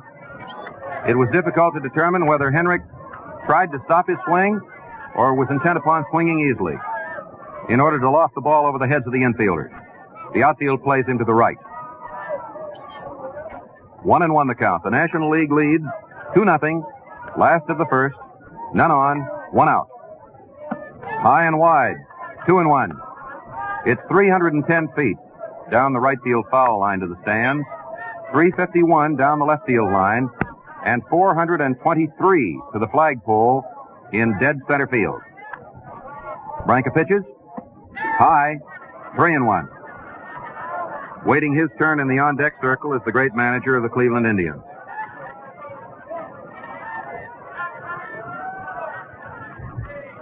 Three balls, one strike to count. Red Corridon, who is coaching down at first base, is anxious to have a base runner, so he'll have someone to chat with. The windup. Strike call. Branca threw a moderate fastball that caught the outside corner. Henrik's rear foot is almost outside the batter's box. His heel touches, his toe is out. The payoff pitch coming up. Branca studies the sign of his catcher. Here it is. Strike 3. He's called out on strike. But Henrik was under the impression that he had not completed the swing, and Lou Boudreau is arguing with Charlie Berry. Henrik was about a third of the way down the first base line when he was called out. There's the second straight strikeout for Branca. Mullen and Henrik. Here is Lou Boudreau with a batting average of .355. He has an all-star batting average of .400, by the way, and has appeared in 5 games. He hit a 2-run homer in the all-star game at the Polo Grounds in 1942 to help send Mort Cooper down to defeat. And he hit it his first time up. He bats from that peculiar crouch of his, a right-hander. He let the curveball go by on the inside. He wasn't even set to swing that trip. 1 ball, no strikes. He is the only manager in either batting order. The pitch. Strike call. That fast curveball of Branca's came over knee-high. 1-1. There will be an umpiring switch at the end of 4.5 innings, so that the umpiring is broken up, and each league has a man back of the plate. There's a ground ball that goes to the left of the mound. Reese comes in fast, picks it up, throws over to first. Mize gets it, and it's a 1-2-3 inning for Ralph Branca. That play went 6-3. Reese to Mize. No runs, no hits, no errors, none left. And Leo DeRocher's own right-handed star, Ralph Branca, with a record of 10-6, is off to a most impressive start. In the first half of the second inning of this game, Pee Wee Reese, Ralph Branca, and Richie Ashburn will be the first 3 batters. At the moment, however, there is time, in the event you just joined this Gillette broadcast, to bring you up to date on the batting orders. For the National League, center field, Ashburn, Philadelphia. Second base, Shane Dienst, St. Louis. Left field, Musial, St. Louis. First base, Mize, New York. Right field, Slaughter, St. Louis. Third base, Pafko, Cubs. Catcher, Walker Cooper, New York. Shortstop, Reese, Brooklyn. Pitching, Branca of Brooklyn. Charlie Dressen, by the way, went out to the bullpen to deliver some information to Joe Dobson. And Dobson has started to warm up again. First up, facing Walter Masterson, is Pee Wee Reese. He fouls one back against the screen. The Kentucky Colonel, as he's better known, Pee Wee, another nickname, a little right-hander, former national marble champion. Swung at that first one as though he expected to have luck similar to that of Richie Ashburn and Stanley Musial. He has a season's mark of 300, no hits in 2 All-Star trips. Outside, 1-1. This is Pee Wee's 3rd All-Star game. And he sat through one of them in 1946 at Boston with his neck in a harness after it was suspected that he had fractured a vertebrae. Masterson throws. Swing and a miss. He took a good cut, went down to his right knee. Eddie Dyer and Mel Ott are the coaches at third and first. It's a shirt-sleeve crowd here at Sportsman's Park in the 15th All-Star game. The game skipped 1945 because of wartime travel emergencies. Here it comes. High inside. 2-2. Not much wind blowing. It isn't a factor. Eddie Dyer is doing a little rooting down in the third base coach's box as Masterson winds up, delivers, strike 3, swinging. Pee Wee Reese becomes the first National League strikeout victim. And Big Ralph Branca starts the trek from the National League All-Star dugout on the right side or first base side of the diamond out to the plate, and he takes the bat, handed him by Richie Ashburn. And the big lad is given a good round of applause. He swings as he throws, right-handed. The National Leaguers have a 2-0 lead on the strength of Stanley Musial's 2-run first-inning home run. Here it is. There's a slow roller down the third base line. Keltner comes up with it, and he guns a throw to first base, and it is taken for the out. Keltner flips it over to McQuinn for a 5-3 out, third to first, and with 2 men out in the first half of the second inning, Richie Ashburn comes up. In games in which the Philadelphia Phils have played, I have clocked Ashburn in 3.4 seconds going down that first base line many a time, and Ben Chapman is willing to put him up against any other base runner in either league. He's a toe-headed youngster who can run like the wind, a left-hander. He beat out a hit to Gordon his first time. There's the bunt, but it's fouled back. He's perfectly willing to pit his speed against that of any third baseman, shortstop, second baseman, or first sacker in the business when it comes to pushing or dragging bunts.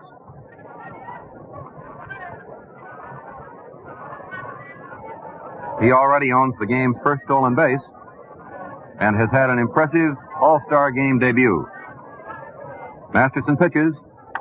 There goes a high pop-up to deep shortstop, but the left fielder, Henrik, comes in, and he takes it. Lou Boudreau couldn't have reached it, and it's a pop-up to left field. No runs, no hits, no errors, none left. The score is National League All-Stars 2, American League All-Stars nothing. As plenty of you know, the greatest pitching exhibition of all time took place in 1905. That was the year of the all-shutout World Series. Believe me, the customers got their money's worth and then some. Yes, and so will you when you ask for the improved Gillette Super Speed Razor, the greatest shaving value ever offered.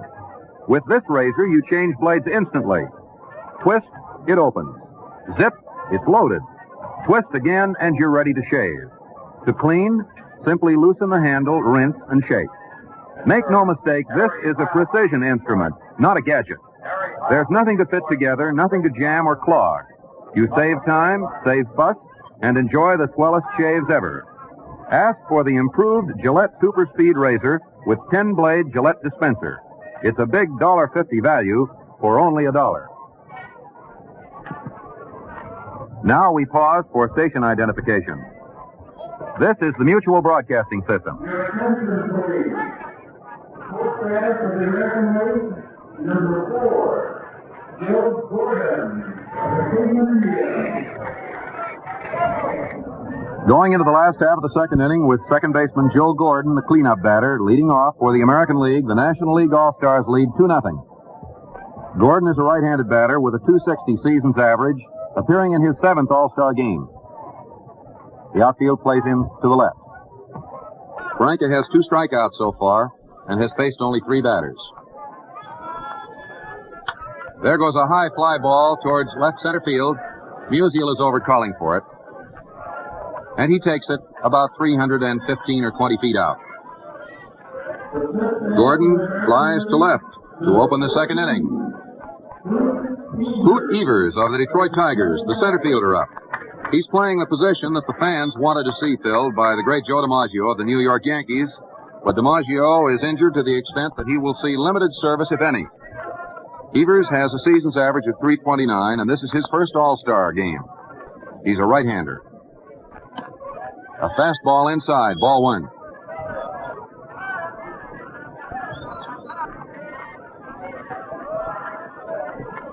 There are 6 National League teams represented in this batting order at the moment. This defensive lineup. There's a drive down the left field line. Musial goes back, but he can't get it, and it is a home run. Hoot Evers homers to make it 2-1 National Leaguers.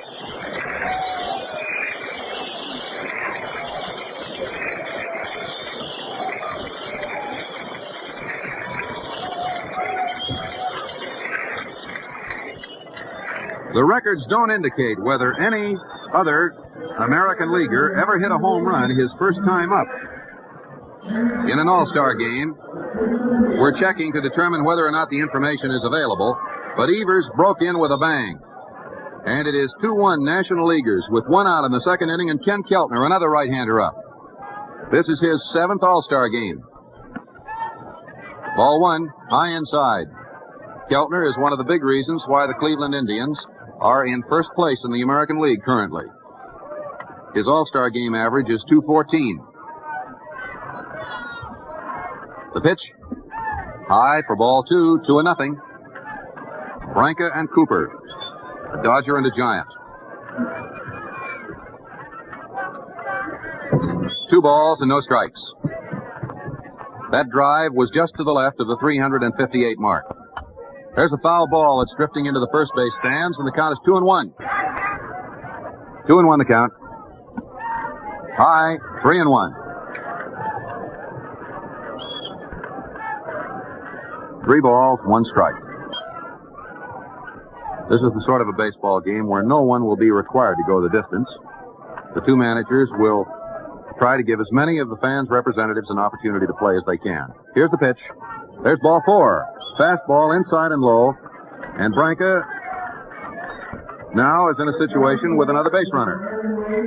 The first one, of course, went all the way around. Hoot Evers. George McQuinn, the veteran New York Yankee first stacker, comes up. His All-Star game batting average is only .125. This is his 3rd appearance. But his batting average for the Yankees this year is .268. He stands straight up in the batter's box with a closed stance, feet close together. The third baseman plays him in. Swing and a miss. He took a left-handed cut at a fast curve ball. At first base, Johnny Mize is holding the runner, Ken Keltner, very closely. Johnny Sane of the Boston Braves is warming up for the National Leaguers, a right-hander with 11 wins. Keltner leads off just a little. Here's the pitch, and there's a high fly ball going to center field. Ashburn has his eye on it all the way as he comes in to take it. There is the second out. McQuinn flies straight away to center field to Ashburn. Keltner returns to first base, and Buddy Roser comes up. Buddy is Mr. Connie Mack's catcher and is one of the mainstays of the phenomenal Athletics, who, with one of the finest pitching staffs in either league, are knocking at Cleveland's door. Pafko came over to exchange a word of encouragement with the pitcher, Ralph Branca. This is Roser's 3rd All-Star game. He has a season's average of .216, an All-Star record of .166. Low in the dirt, ball 1. The possibility of a pinch hitter for Masterson suggests itself should Roser get aboard. Dobson is still warming up, and so is Johnny Sane for the National Leaguers. There's a throw to first, but Keltner danced back. Mize made no tag. The score is National League 2, American League 1. Branca delivers, and there goes a fly ball toward right field. Slaughter moves over toward the line. He takes it, and Roser's fly to right field retires the side in the last half of the second inning. 1 run, Evers' home run. No errors, just the 1 hit, a base on balls, and 1 runner left on base. So, at the end of 2 innings, the National Leaguers still lead by the narrowest possible margin, 2-1.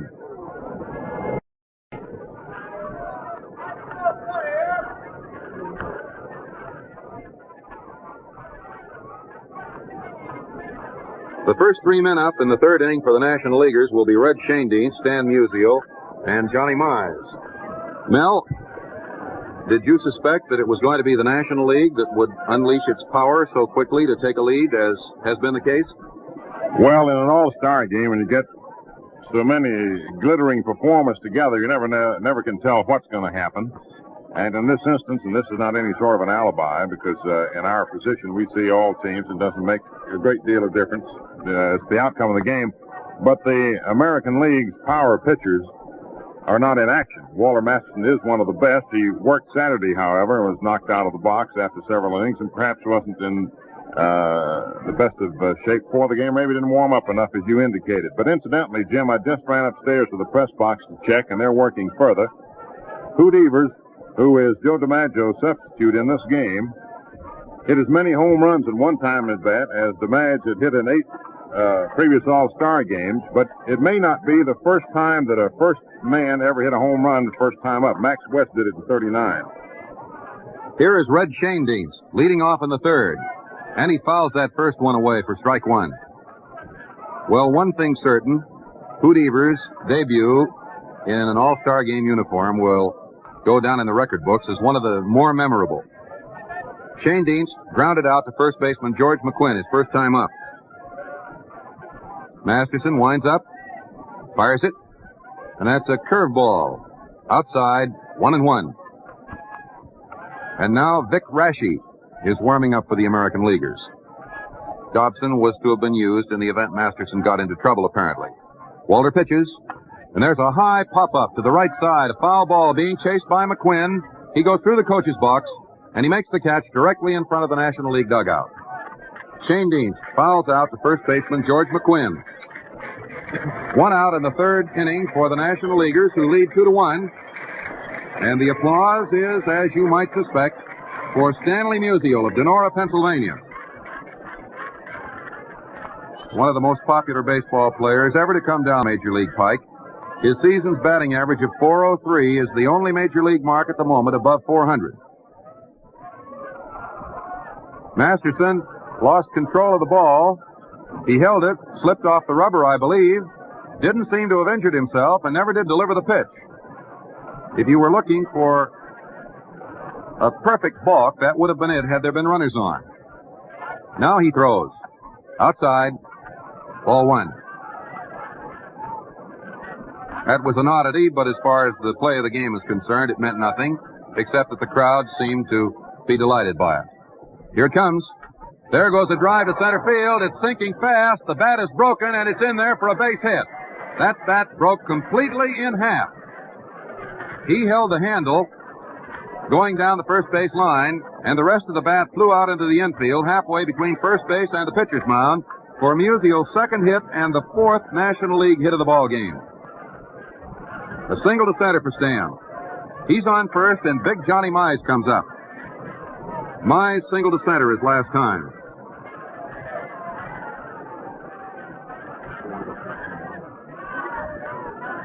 Here's the pitch. Strike called, a fastball. Mize singled through the middle his first time. That was Musial's 4th hit in 13 trips to the plate in an all-star capacity. But this is the first game in which he has really started off impressively. Masterson pitches. There's a ground ball. That one goes over to Joe Gordon. Gordon to Boudreau. Boudreau fumbles the ball, and he is out at second base. He picked the ball up just in time to get Stanley Musial at second. But, of course, the double play opportunity went by the boards, and very nearly both runners were safe. It was a high-bouncing ground ball, a very slow one to the right of second base, and in the interest of the double play, Gordon decided to flip the ball over to Boudreau. Had a force play been required, he obviously would have made the play himself. So the force out on Musial at second base is 4-6. Gordon to Boudreau. Lou dropped the ball on the left field side of second, but picked it up just before Musial came sliding in. That chops Johnny Mize down to 1 hit and 2 trips, gives him first base by virtue of the fielder's choice as Enos Slaughter comes up. He hasn't officially been at bat because he walked his first time. Masterson stepped off the mound, off the rubber, just as the plate umpire Charlie Berry called time. The outfield is deep to the right. Boudreau is playing just 12 or 15 feet to the left of second base. Swing and a miss. Strike one.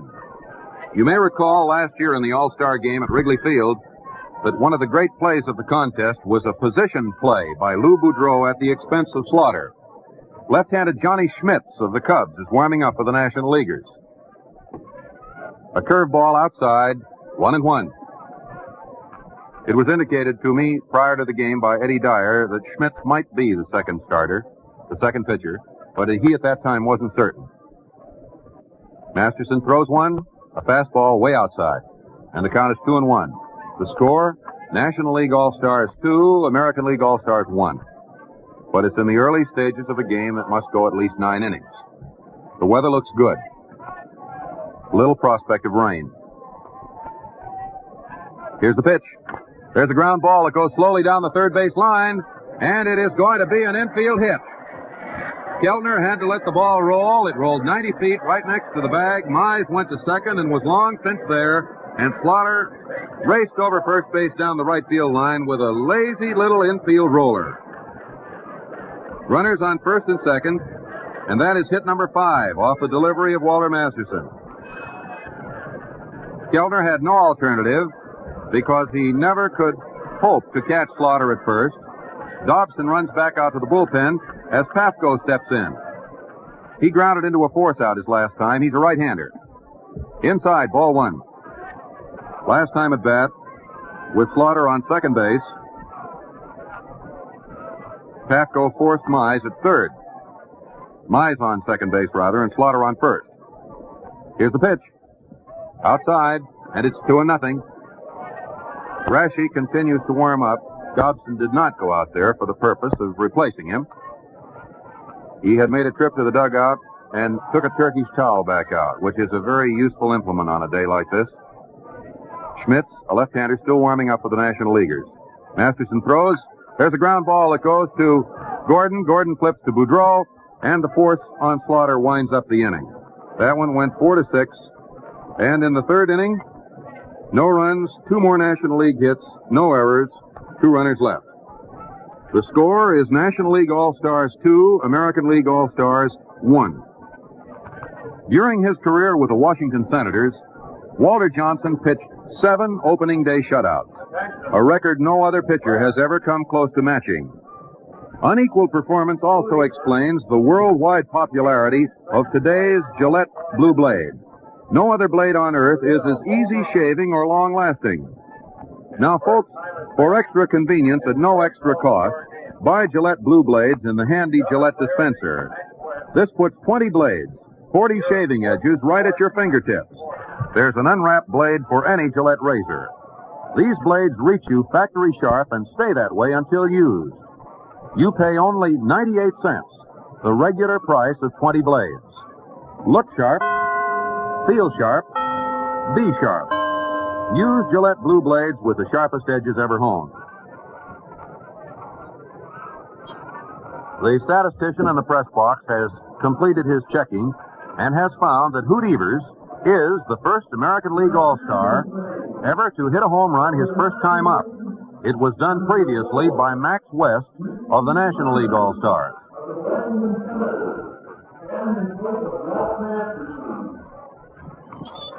Evers became the first American leaguer to hit a home run his first time up in his first All-Star game, but Max West did it on the National League side. Going into the last half of the third inning, with the National Leaguers leading 2-1, Mickey Vernon will bat for his teammate Walter Masterson. Mickey is a left-handed batter, and the first pitch by Branca is right over for a called strike. Vernon has a batting average for the season of .260. This is his second All-Star game. Outside, 1-1. Vernon has 2 previous at-bats in All-Star competition without a hit.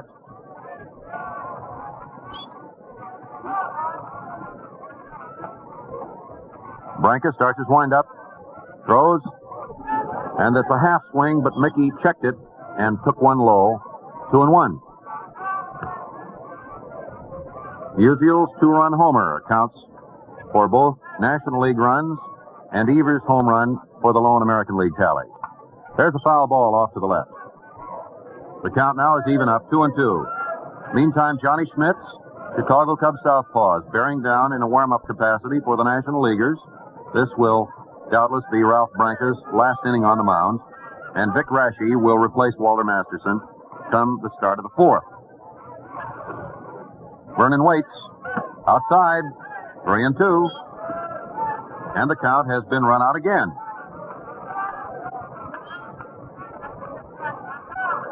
Tebbetts may be the new catcher because Yogi Berra just took over from Birdie and took Rashi's last few pitches. There's ball 4. Mickey Vernon gets aboard. A base on balls to Mickey puts him on first base in lieu of his teammate Walter Masterson. And Pat Mullen of Detroit comes into the batter's box. Pat struck out as the leadoff batter for the American League. Tommy Henrik comes out into the on-deck circle. The American Leaguers have the tying run on first base in the last half of the third inning. Third baseman Patko in close. High, ball one.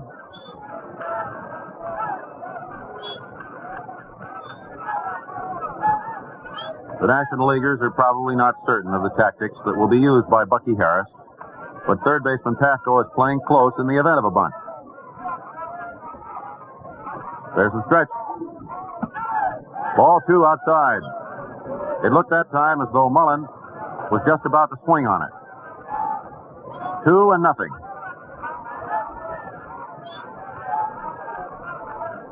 It's a good ball game, a 2-1 game. Last year, the American Leaguers won a close one. A game in which Johnny Mize homered. All 3 runs today have been the result of round trippers. Ball 3. Fastball high. And Branca says, new ball, please. Charlie Berry is quick to reply, and he gives Walker Cooper a new one. Sometimes there's a little roughness on a ball that a pitcher doesn't like, or a smooth spot. Or maybe it's strictly psychological. He just gets it into his mind that it's the baseball and not a temporary lack of control that is troubling him. And umpires are nearly always willing to oblige. In all cases, save where stalling seems to be a factor. Charlie Dressen is hollering over to first base where Mickey Vernon is ready to go. The pitch. Ball 4. Consecutive bases on balls to pinch hitter Mickey Vernon and leadoff batter Pat Mullen. That is the third base on balls. Given up by Ralph Branca. Runners on first and second. Tommy Henrik up. And now from the position of the National League infield, they believe that the stage is about to be set for a sacrifice because Mize and Patko are close with Henrik up. Henrik bluffs the bunt, and there's a throw to second base. It bounds away from Pee Wee Reese. There's no advance on the part of either base runner, and Pee Wee is looking at a finger on his right hand as though it dented it just a little. His thumb, but it's trivial. He just looked at it, flicked it, and went back to his position.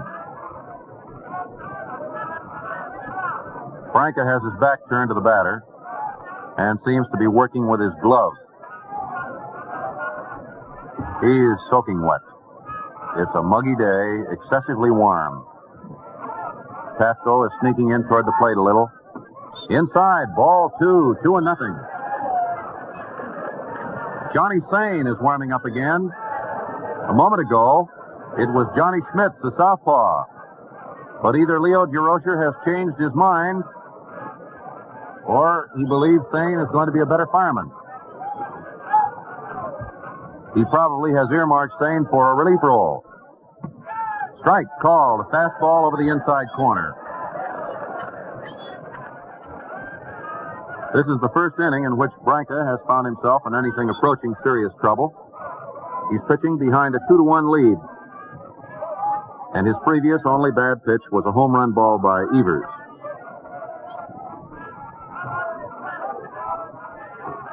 Strike called.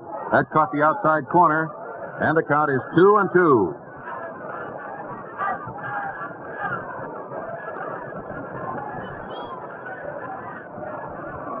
2 balls, 2 strikes. His first time up, Tommy Henrik went down on strikes. He protested, so did Lou Boudreau, but the decision stood. Here it comes. Ball 3. He started a swing, checked it just in time, and the pitch broke into the dirt. And now the payoff pitch comes up with Mickey Vernon on second base, Pat Mullen on first base. Both of them fast on the bases. Chuck Dressen hollers something at Mickey Vernon. Red Corridan is coaching Pat Mullen. Here's the big one. Strike. A throw to third base is not in time. And it's a double steal. Henrik swung, missed, struck out to become Branca's third strikeout victim. But when the throw from Walker Cooper to third base was a poor throw and pulled Patko over into foul territory, Mickey Vernon was able to slide in safely with a stolen base, and it is scored a double steal. Double steal. 2 stolen bases simultaneously give the American Leaguers an opportunity to go ahead in the event of a good solid base hit. On the other hand, a perfect throw there would have made a double play. Lou Boudreau up. He grounded out to shortstop Pee Wee Reese the last time. The possibility of a double play now is remote. Walker Cooper must be given an orchid because he is playing in the All-Star game at the wish of the fans with a very sore knee. He is not at his physical best. There goes a drive to right field that will mean a run. Slaughter makes the catch, and here comes the tying run to the plate, and the throw is not in time. It was thrown from deep right field. The other runner, Pat Mullen, held second base, and it is 2-2 as Boudreau flies deep enough to Slaughter in right field to allow Mickey Vernon to come home. Not even a throwing arm like that of Enos Slaughter was powerful enough to gun the ball in from his position, which was about 335 feet out in right field. That's the 3rd run driven in for Lou Boudreau, and he has been in 5 All-Star games. Joe Gordon up. He teams with Lou to defend Cleveland's middle base, the Keystone sack, and they're one of the great combinations of all time. Gordon, his first time up, flied to left. The pitch. There's a ground ball. This one goes to Pee Wee Reese. Reese throws across the diamond to Mize, and Gordon is out. 6-3. Reese to Mize. 1 run. No hits. No errors. 2 bases on balls. 2 stolen bases, and 1 runner left. At the end of 3 innings of play, the American League, 2 runs, 1 hit, 2 runners left. The National League, 2 runs, 5 hits, 4 runners left. Now we pause for station identification. This is the world's largest network, the Mutual Broadcasting System.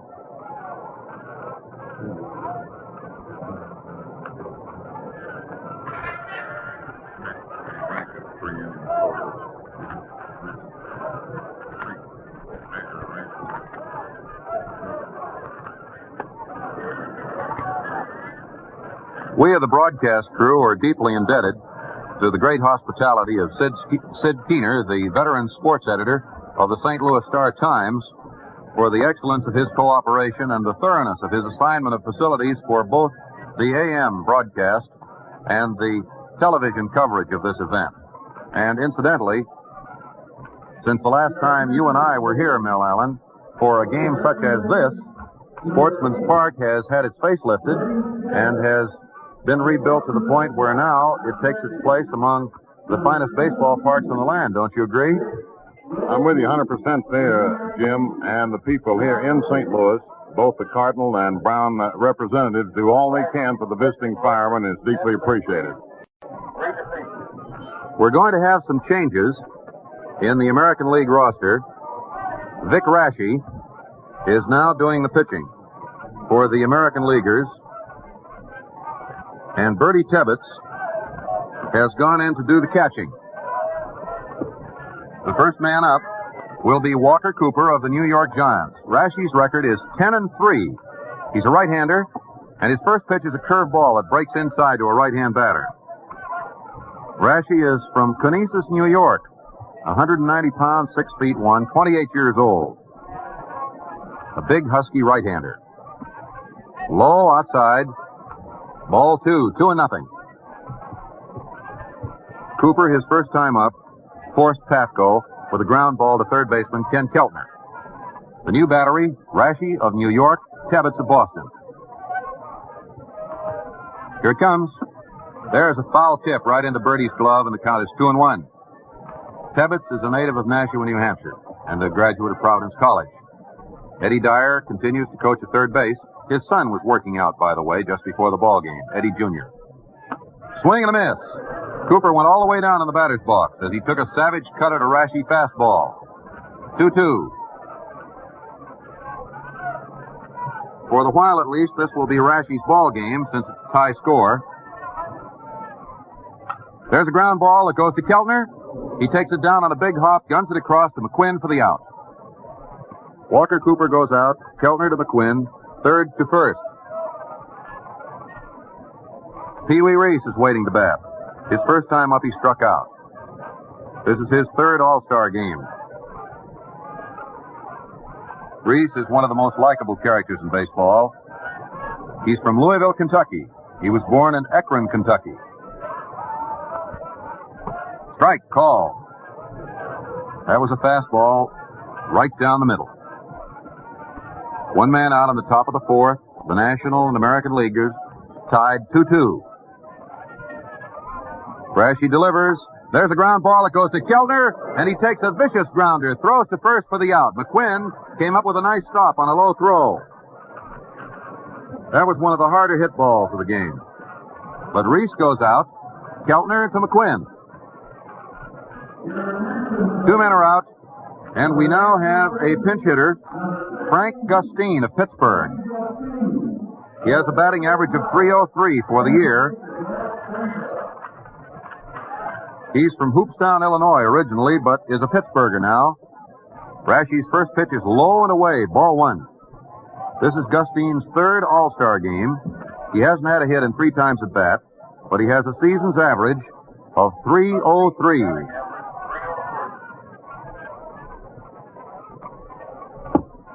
Brashy winds up. Low. Ball 2, 2-0.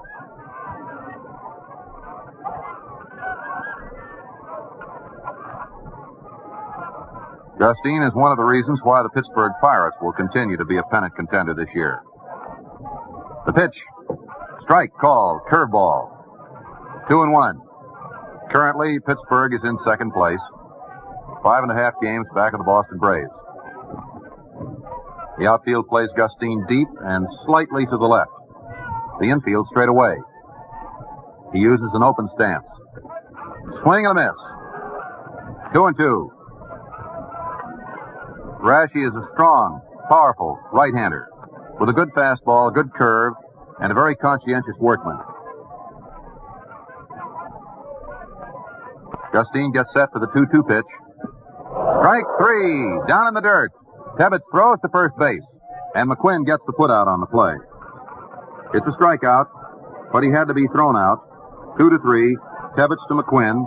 So Rashy's first inning is a 1-2-3 affair.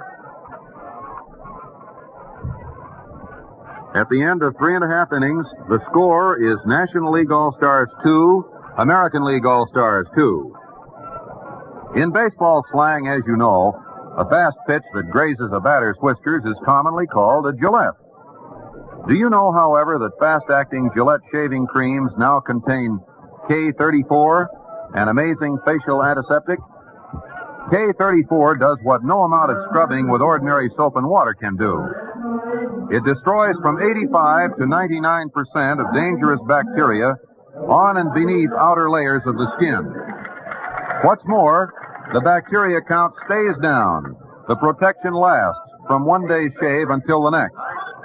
This means that simply by softening your whiskers with Gillette brushless or Gillette lather and enjoying a smooth, refreshing shave, you end up with the cleanest face a man can have. Not just clean looking and clean feeling, but surgically clean. Enjoy this valuable protection. Ask for Gillette brushless or Gillette lather, a quarter. The new pitcher for the National Leaguers is going to be left-handed Johnny Schmitz of the Chicago Cubs. And his record is 8-9. He will face Hoot Evers, who homered his first time up. Strike called. It's a 2-2 ball game, and just as it is Rashy's to win or lose, for the while at least, so it is Johnny Schmitz's. The pitch, inside 1-1. Vern Stevens, who ranked behind Lou Boudreau in the balloting for American League shortstop, is warming up out in the bullpen. And Bobby Dorr, his second base teammate, is warming up with him. There goes a high fly ball towards left center field. Ashburn coming in. Reese going back. Reese waves everybody away, and he got it at the last instant. but there were a few oohs and ahs before it became certain that he would make the catch. Reese went out about 75 feet from his normal deep shortstop position. So Evers popped to 6. 1 out. Ken Keltner up. His first time up, Keltner walked. He has 1 of 3 bases on balls that were issued by starting pitcher Ralph Branca. A right-hander. Here's the windup. Schmitz pitches. There's a ground ball that goes down the third base line, labeled perhaps for extra bases. Musial fields it quickly. Keltner rounds and has to hold on with a single. A swell throw from Musial to Shane Dean. Holds that hit to 1 base.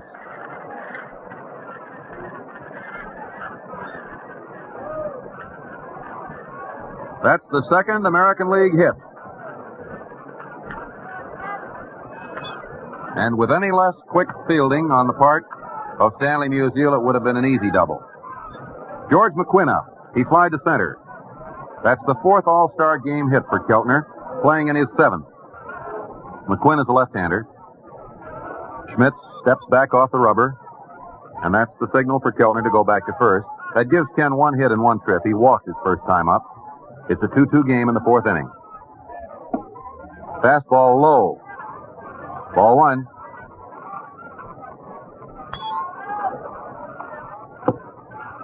The game is nearing the halfway mark, at which time there will be the customary change of umpires. 1 ball, no strikes. Outside, ball 2. That was a hook. Wide breaking curve ball.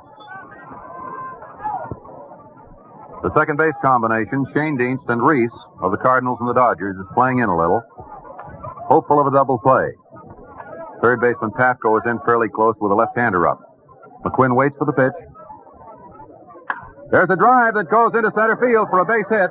Keltner goes to second and holds up.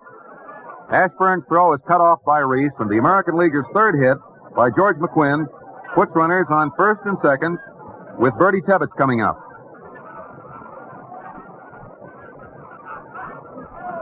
That was McQuinn's second hit in an All-Star game, and this is his 3rd All-Star contest. So again, the American Leaguers have the tie-breaking run on second base. Bertie Tebbetts' batting average is .286, and this is his 2nd All-Star game. In his last All-Star game, he went to bat 4 times, no hits. George uses an open stance slightly, bends his knees, and looks at 1 inside for ball 1.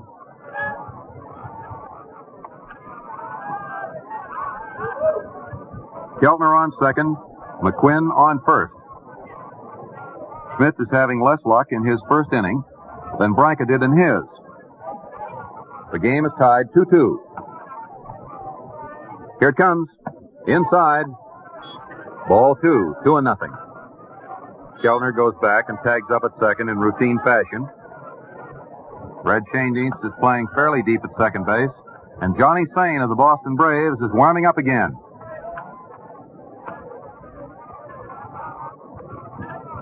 The stretch. Here it comes. Inside, 3-0. Schmitz has been pitching tightly to Bertie Tebbetts. Too close to the fist. Dorr and Stevens have both finished their warm-ups and have come back to the dugout. 3-0. Tebbetts is in a position now of waiting for one of the good ones that Johnny Schmitz must throw to avoid walking him. Here it is. Way outside. The bases are loaded. That's the 4th base on balls given the American Leaguers. And in a sense, that has been partially the undoing of the National League, because it has cost them their initial 2-0 and then 2-1 lead. The score is tied 2-2, the bases are filled, and Vic Raschi is the batter.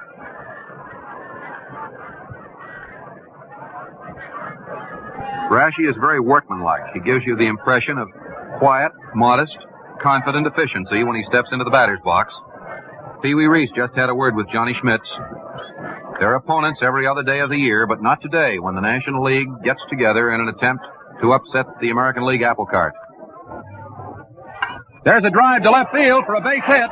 It's 3-2 American League, and here comes another run to the plate. The throw is not in time. It's 4-2 with runners on first and third as Rashi upsets the dope and drives in 2 runs. Rashi, after swinging and missing 2 curveballs, found a pitch to his liking, singled sharply to left field, scoring Keltner and McQuinn and sending Tebbets to third. Pat Mullen is being lifted for Joe DiMaggio. Eddie Dyer is coming out, and that may be the signal for the replacement of Johnny Schmitz with Johnny Sane, right-hander of the Boston Braves.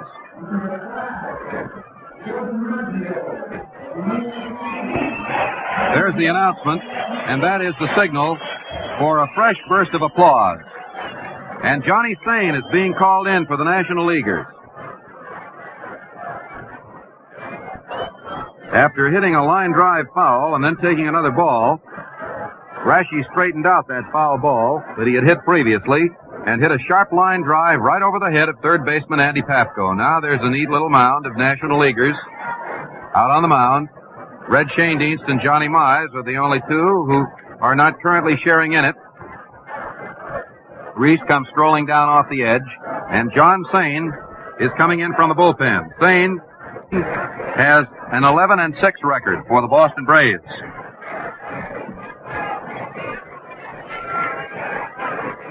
And this is all happening in the last half of the 4th inning. Sane has been in one previous All-Star game, and he was the losing pitcher, you'll recall, last year. In 1 inning, he allowed 1 earned run, 2 hits, struck out 1, but he was charged with a defeat.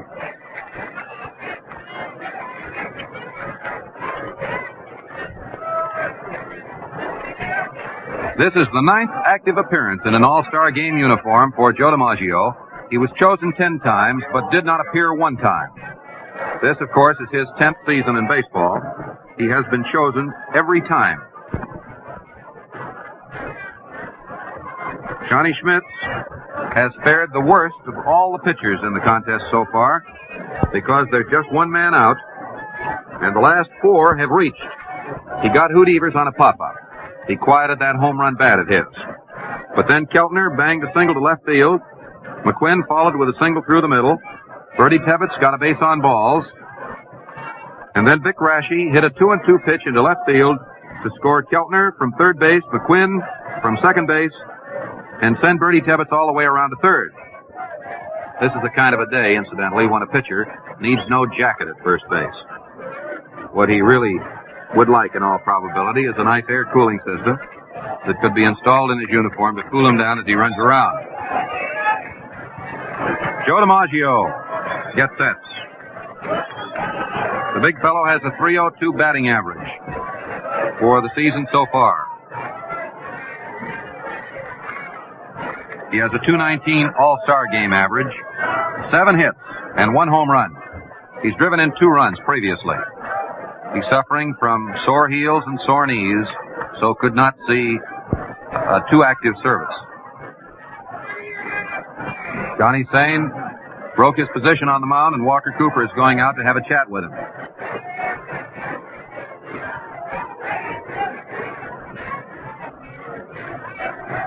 Even though he is not at his physical peak, Joe DiMaggio is a frightening picture for almost any pitcher to contemplate. Far and away one of the great baseball players of all time. And he comes from a distinguished San Francisco baseball playing family. He stands straight away, erect in the box, waits for Sane's pitch. And there's a drive to left field. Tagging up at third base is Tebbett. Musial makes the play, and run number 5 scores. It was a line drive that was hit to left field, so the big fellow has driven in his 3rd All-Star run. And the American Leaguers have taken a 5-2 lead.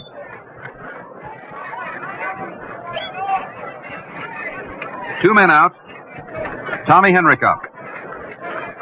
All 3 of those runs were charged to Johnny Schmitz in 1/3 of an inning. Tommy Henrik has struck out twice. DeMage is applauded as he goes back to the dugout, and now he can head for the showers.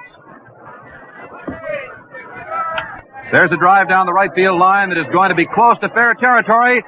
Foul ball. Enos Slaughter ran into one of the grounds crewmen, who didn't get out of the way quickly enough. And as Slaughter put his arms around him, I think the gentleman served as sort of a bumper for him. I'm certain that he was considerably softer than that concrete wall. One strike. Rashi was well around second base on his way to third. The ball was foul by about 3 feet. Junior Stevens is in the on-deck circle to bat for Lou Boudreau. Henrik is a left-hander, and he hits a high pop-up. Pee Wee Reese is calling for it out on the skin of the infield to the left of second. He takes it, and that ends the inning. And it was a big inning, too, as Henrik popped up to Pee Wee Reese to end it. The American Leaguers came up with 3 runs in that frame on only 3 hits. There were no errors, 1 base on balls, the 4th, and there was just the 1 runner left. So, at the end of 4 innings of play, the American Leaguers have 5 runs, 4 hits, no errors, 3 runners left. The National Leaguers have 2 runs, 5 hits, no errors, and 4 runners left. Change in the American League lineup at the moment. At shortstop, Junior Stevens of the Boston Red Sox in place of Lou Boudreau. Bobby Dorr of the Boston Red Sox in place of Joe Gordon.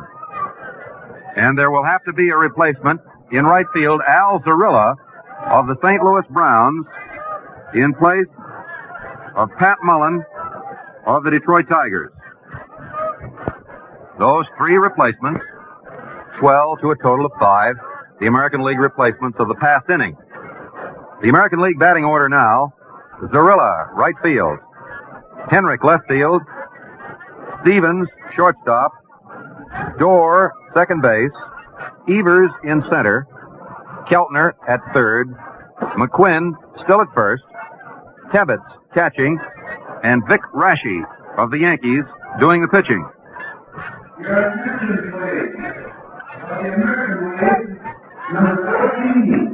The public address system announcer is acquainting the fans here at Sportsman's Park with a number of changes. And out in right field, 4 National Leaguers are beginning to warm up. Not pitchers. Bob Elliott is one of them, and they will doubtless go to other positions. Phil Macy, a catcher, is one of them. But meanwhile, Richie Ashburn, with 1 hit and 2 trips, leads off in the 5th. Rashi's first pitch is right over the plate for a called strike. Curveball.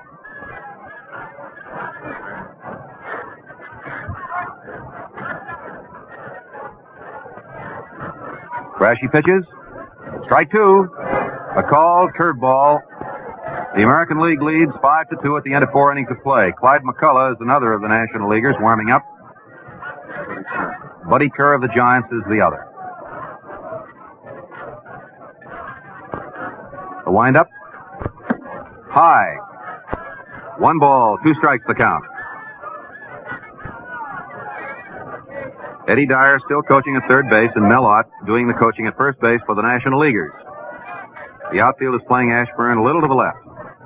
There's a ground ball that goes to center field for a base hit.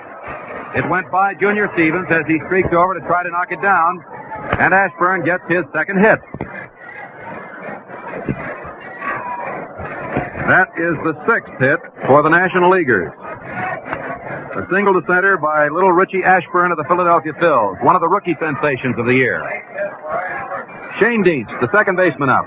He has grounded to first and fouled to first. A left-hander.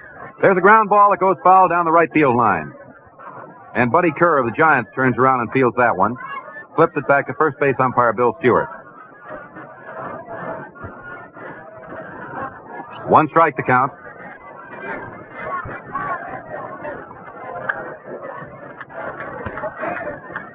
The pitch inside. A fastball that made Shane Dietz lean away from it. Stan Musial has driven in both National League runs with a 2-run homer. He and Ashburn have 2 hits each. Shane Dietz is looking for his first one. Curveball outside. Rashi seemed to lose control of that slow one, and the count is 2-1. No American leaguer has a total of 2 hits as yet. As a matter of fact, the American League run total exceeds its hit total. 5 runs, 4 hits. The pitch. There goes a high fly ball toward right center field. Zarilla comes in for it, and he makes the catch with Evers looking on. Right fielder Al Zarilla has taken Shane Dean's fly ball, and here's Stan Musial again. And the National League fans are hopeful that he will repeat.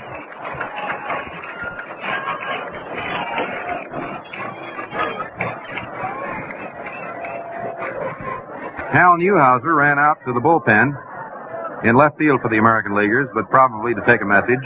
Here's the pitch. Outside, ball 1. Musial has a 2-run home run and a single to center, 2 out of 2. Bob Lemon of Cleveland is warming up for the American Leaguers. Brashy takes a stretch. There goes a long, high fly ball to right field. Zarilla is running over, and it is a foul ball into the stands. That would not have been a home run because the screen stretches all the way over. Had it been in fair territory, it would have been as many bases as Musial could have made. The American League still clings to its 5-2 lead on the basis of that 3-run rally in the 4th inning, in which Vic Rashi swung the big bat. The count 1-1 on Musial. 1 out, 1 on. Strike call. Rashi slow curved him.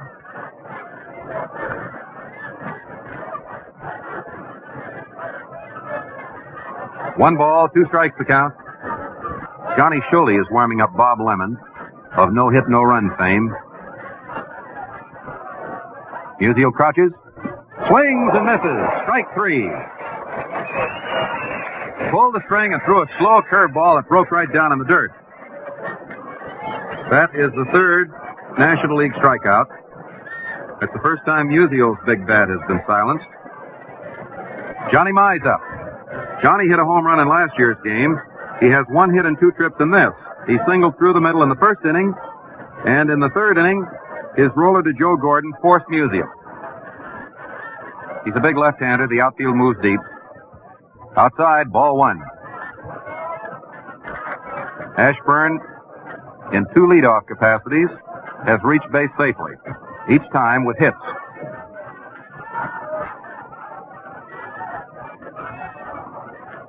The National Leaguers are trying to overcome that 3-run deficit. The pitch. There's a ground ball that goes to Bobby Dorr. Dorr makes the play to first base. McQuinn takes it, and that's all for the National Leaguers in the 5th inning as Mize goes out, 2nd to 1st. No runs, 1 hit, no errors, 1 runner left. And at the end of 4.5 innings of play, the score is American Leaguers 5, National Leaguers 2. While the fame of his immortal achievement grows with each passing year, no one knows the pitcher who struck out the mighty casing. Just about everybody, on the other hand, can name the razor that fans out tough whiskers with the greatest ease and dispatch. Yes, you're right. It's the improved Gillette Super Speed razor that changes blades instantly. This razor has a notched positioning bar for use with the Gillette dispenser. Hook on a blade and it drops in place presto. Twist the handle and the razor closes. To clean, loosen the holder, rinse, and shave. Convenient? You said it. What's more, you get shaves that are shaves. Clean, smooth, and oh so refreshing. No, it doesn't take a locksmith to make this razor work. Ask for the improved Gillette Super Speed razor with 10-blade dispenser, a big $1.50 value for only $1. And now, for the 4th time as an All-Star Game colleague, it is a privilege again to bring in Mel Allen, the popular broadcaster of the New York Yankees, whose voice you have heard many times on Gillette's All-Star and World Series broadcasts. Mel? Hello there, everybody, once again. And before we get into action here in the last half of the 5th inning, with the American League leading by a score of 5-2, we see the whip, Ewell Blackwell, walking down to the National League bullpen. We have two changes in the National League defensive lineup. Bob Elliott has taken over at third base of the Boston Braves. Buddy Kerr of the New York Giants is at short. Red Shanedean still at second. Johnny Mize at first. Stan Musial still in left. Rick G. Ashburn in center. Enos Slaughter in right. And back of the plate, Phil Macy of the Boston Braves has replaced Walker Cooper. So those are your lineup changes, plus the umpire switch with Beans Reardon, who was umpiring at third base, taking over back of the plate, and Charlie Barry of the American League, who was back of the plate, taking over at third with the switch between first and second bases, which we'll pick up in a moment. Junior Stevens leading off, takes a curveball. It's over that outside corner for a called strike. Stevens went in to replace Lou Boudreau at shortstop, hitting .300 on the season. Junior is a right-hand hitter, knows this ballpark very well, used to play with the St. Louis Browns. Johnny Sane, the right-hander, throws a fastball, swung on and missed. Strike two. This is Stevens' fourth appearance in an All-Star Classic. He's had 4 out of 10 for a batting average of .400. Joe Paparella is umpiring at first base now, and Bill Stewart at second as they switch too. So it's the National League umpire back to the plate right now. Johnny Sane's two-strike pitch to Stevens. The curveball's over there for call strike three. A beautiful hook that sailed right over that outside corner just below the shoulders. So Vern Stevens strikes out as we come into the last half of the fifth inning with the American League leading 5-2. That's the first strikeout recorded by Johnny Sane. And the fourth recorded by National League pitchers as starter Ralph Branco whipped 3 of the American Leaguers. Bobby Dorr, right-hand hitter up, takes high, ball 1. Bobby Dorr replaced Joe Gordon at second base. For Bobby Dorr, this is his 6th All-Star game. He's had 3 hits and 14 times at bat in previous classics. Holds that bat high off his right shoulder. In comes the pitch. Curveballs outside. Ball 2. 2 balls, no strikes. The score, the American League 5. The National League 2. The outfield playing Bobby Dorr over toward left. He's a full hitter. He employs a wide-open stance. The infield shaded around toward third, and there was a hint of thunder, I believe. In comes the pitch now to Bobby Dorr. He takes strike called. That was a fastball over that outside corner, about letter high. It's a 2-1 count on Bobby Dorr. Johnny Sane, the third pitcher, employed by Leo DeRocha this afternoon. Sane in a relief role, relieving Johnny Schmitz. Here's the pitch. It's in there for call strike 2. Bobby started to swing, held up, but the pitch was in there anyway, sweeping curve. Johnny Schmitz was scheduled to have worked the middle 3 innings, the 4th, 5th, and 6th. He took over from Branca, who had worked the first 3 innings, giving up 2 runs and 1 hit. But Schmitz was knocked out of there in the 4th inning, and Sane came on to put out the fire. Now the pitch is swung on and missed. Beautiful curveball that Bobby Dorr swung at and missed, and it's strike 3, and Johnny Sane records his 2nd successive strikeout. And that's the 5th American Leaguer to go down on strikes today. Now coming up is Hoot Evers of the Detroit Tigers, who hit a home run in the 2nd inning to give the American League its first run. Popped out to short his last time up. The outfield playing him to pull. Infield shaded around toward third. Johnny Sane delivers over the outside corner for a called strike.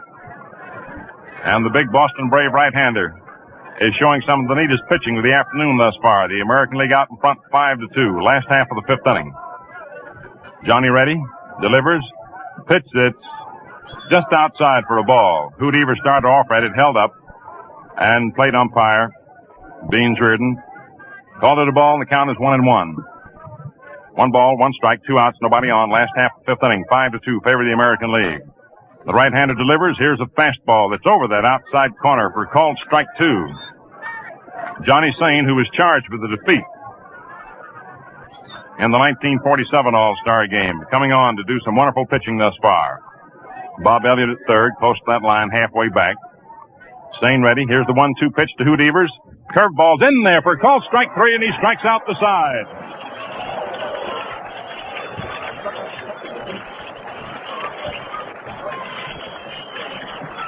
Johnny Sane strikes out the side in the last half of the 5th inning for one of the highlights of this 15th annual All-Star game this afternoon.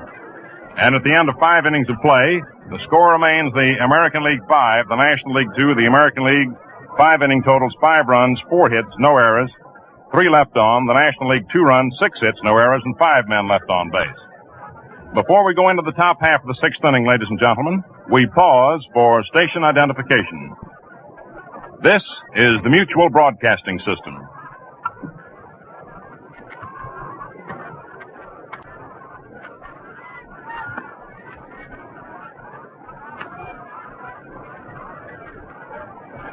This is Mel Allen with Jim Britt and Franz Locke speaking to you once again from Sportsman's Park in St. Louis, Missouri, site of the 15th annual Major League All-Star Game.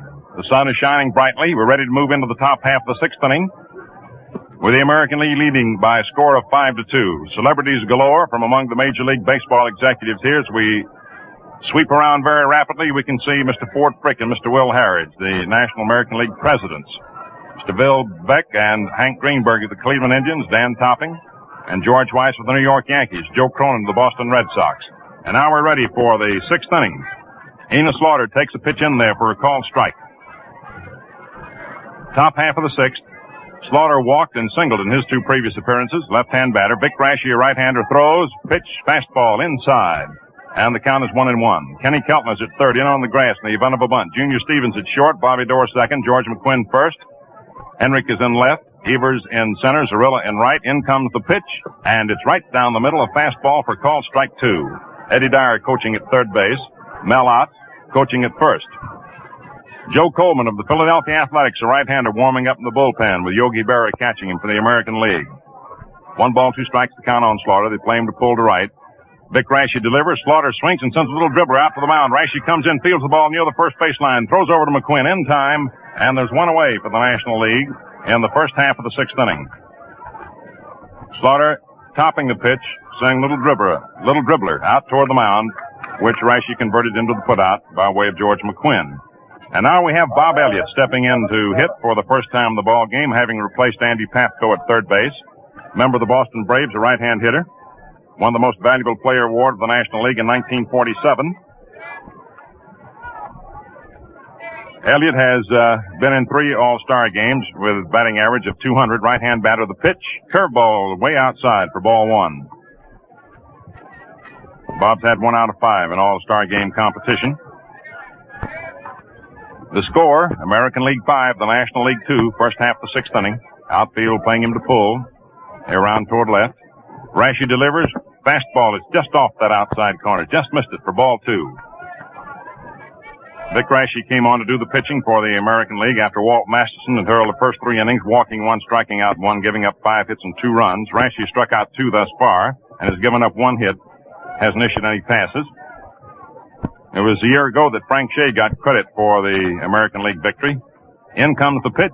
Swung on, lined solidly into the hole between third and short out in the left field for a base hit. Henrik comes up with the ball on a high bounce, throws on into second, and Elliott is on with a line single to left for the 7th hit of the afternoon for the National League.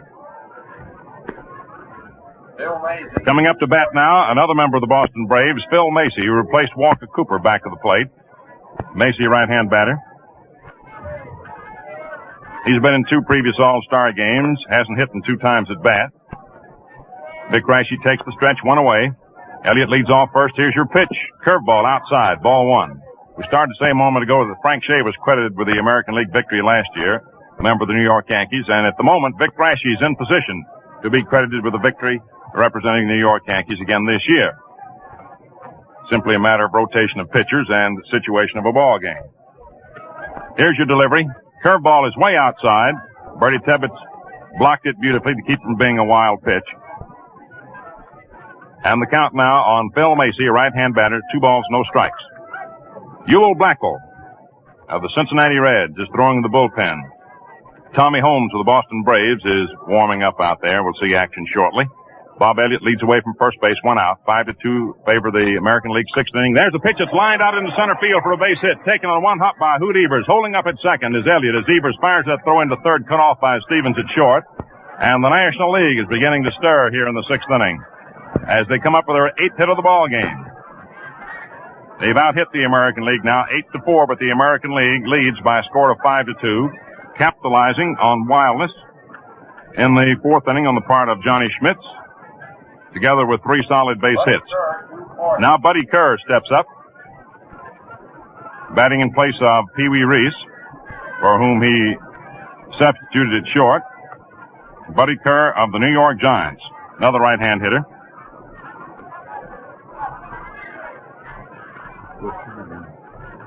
Buddy Kerr's first appearance in an All-Star game. You got Bob Elliott on second, Phil Macy on first. 1 out, 6th inning, 5-2 American League. And ominous clouds are looming back of center field. Here's the pitch. Inside and high, ball 1. In addition to Joe Coleman in the American League bullpen, you've got further activity. Bob Lemon is beginning to throw as Vic Raschi is showing a sign of weakening. 2 men on, 1 out, 6th inning, 5-2 American League, the National League threatening. Buddy Kerr up there, right-hand hitter, chokes his bat about 3 inches. Outfield step toward left. Your pitch is right over that inside corner. There's a throw down to second base, but it's knocked off by Vic Raschi at the mound as Bertie Tebbetts bluffed the throw down there, but threw it right back to Raschi hard, and Bob Elliott went scooting back into second base as Bobby Dora had sneaked in behind him for a potential pickoff. All right, we're ready. Here's your pitch. Buddy Kerr swings and sends a dribbler down toward third. Kenny Keltner comes in, up with it, makes his play to first base to McQuinn in time for the out, with Elliott going to third and Macy to second. So Kerr is out. Keltner to McQuinn on a slow roll to third. 2 down. Scheduled to hit is the pitcher, Johnny Sane. But certainly Leo DeRocher will now send up a pinch hitter. It's beginning to get very dark out here at Sportsman's Park, ladies and gentlemen. We can see rain way off in the distance. And not too far off in the distance. The wind is blowing those clouds in this direction over the ballpark. And the wind's beginning to blow around. Put some weights on your papers, fellas. And we may have rain here in any moment, at any moment. But, of course, it's already a full ball game. We've gone 5 innings.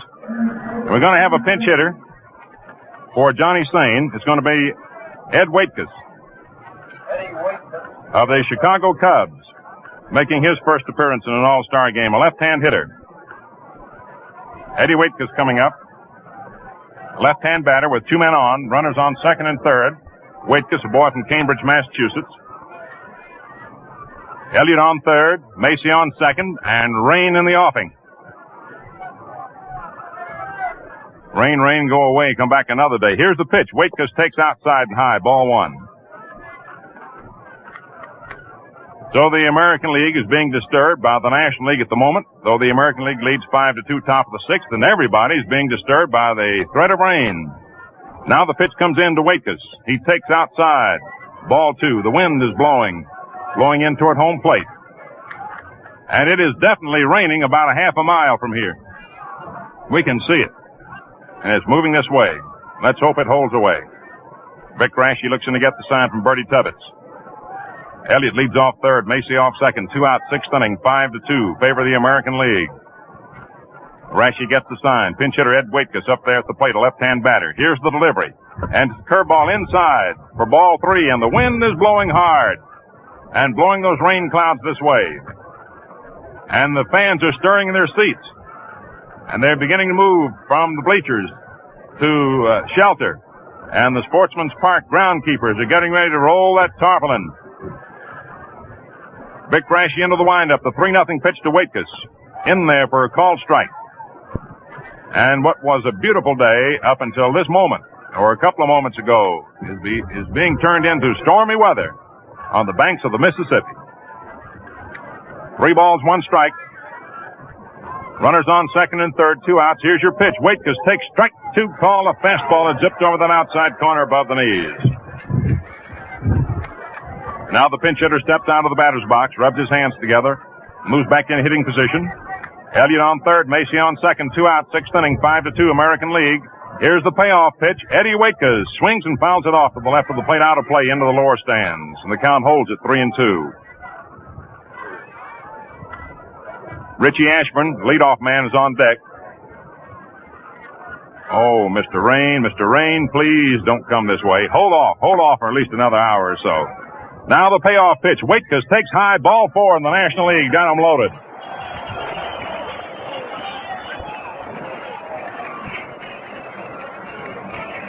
That is the first base on balls given up by Vic Raschi. And the second pass issued by American League pitchers. Masterson walked 1 in his 3 innings. You got Elliott on third, Macy on second. Eddie Waitkus on first base, 2 out, 6th inning, 5-2 American League. And here's Richie Ashburn, who's had 2 out of 3, 2 singles, fly to left in his other appearance. And the pitch, Ashburn takes strike call, a fastball poured over there, letter high.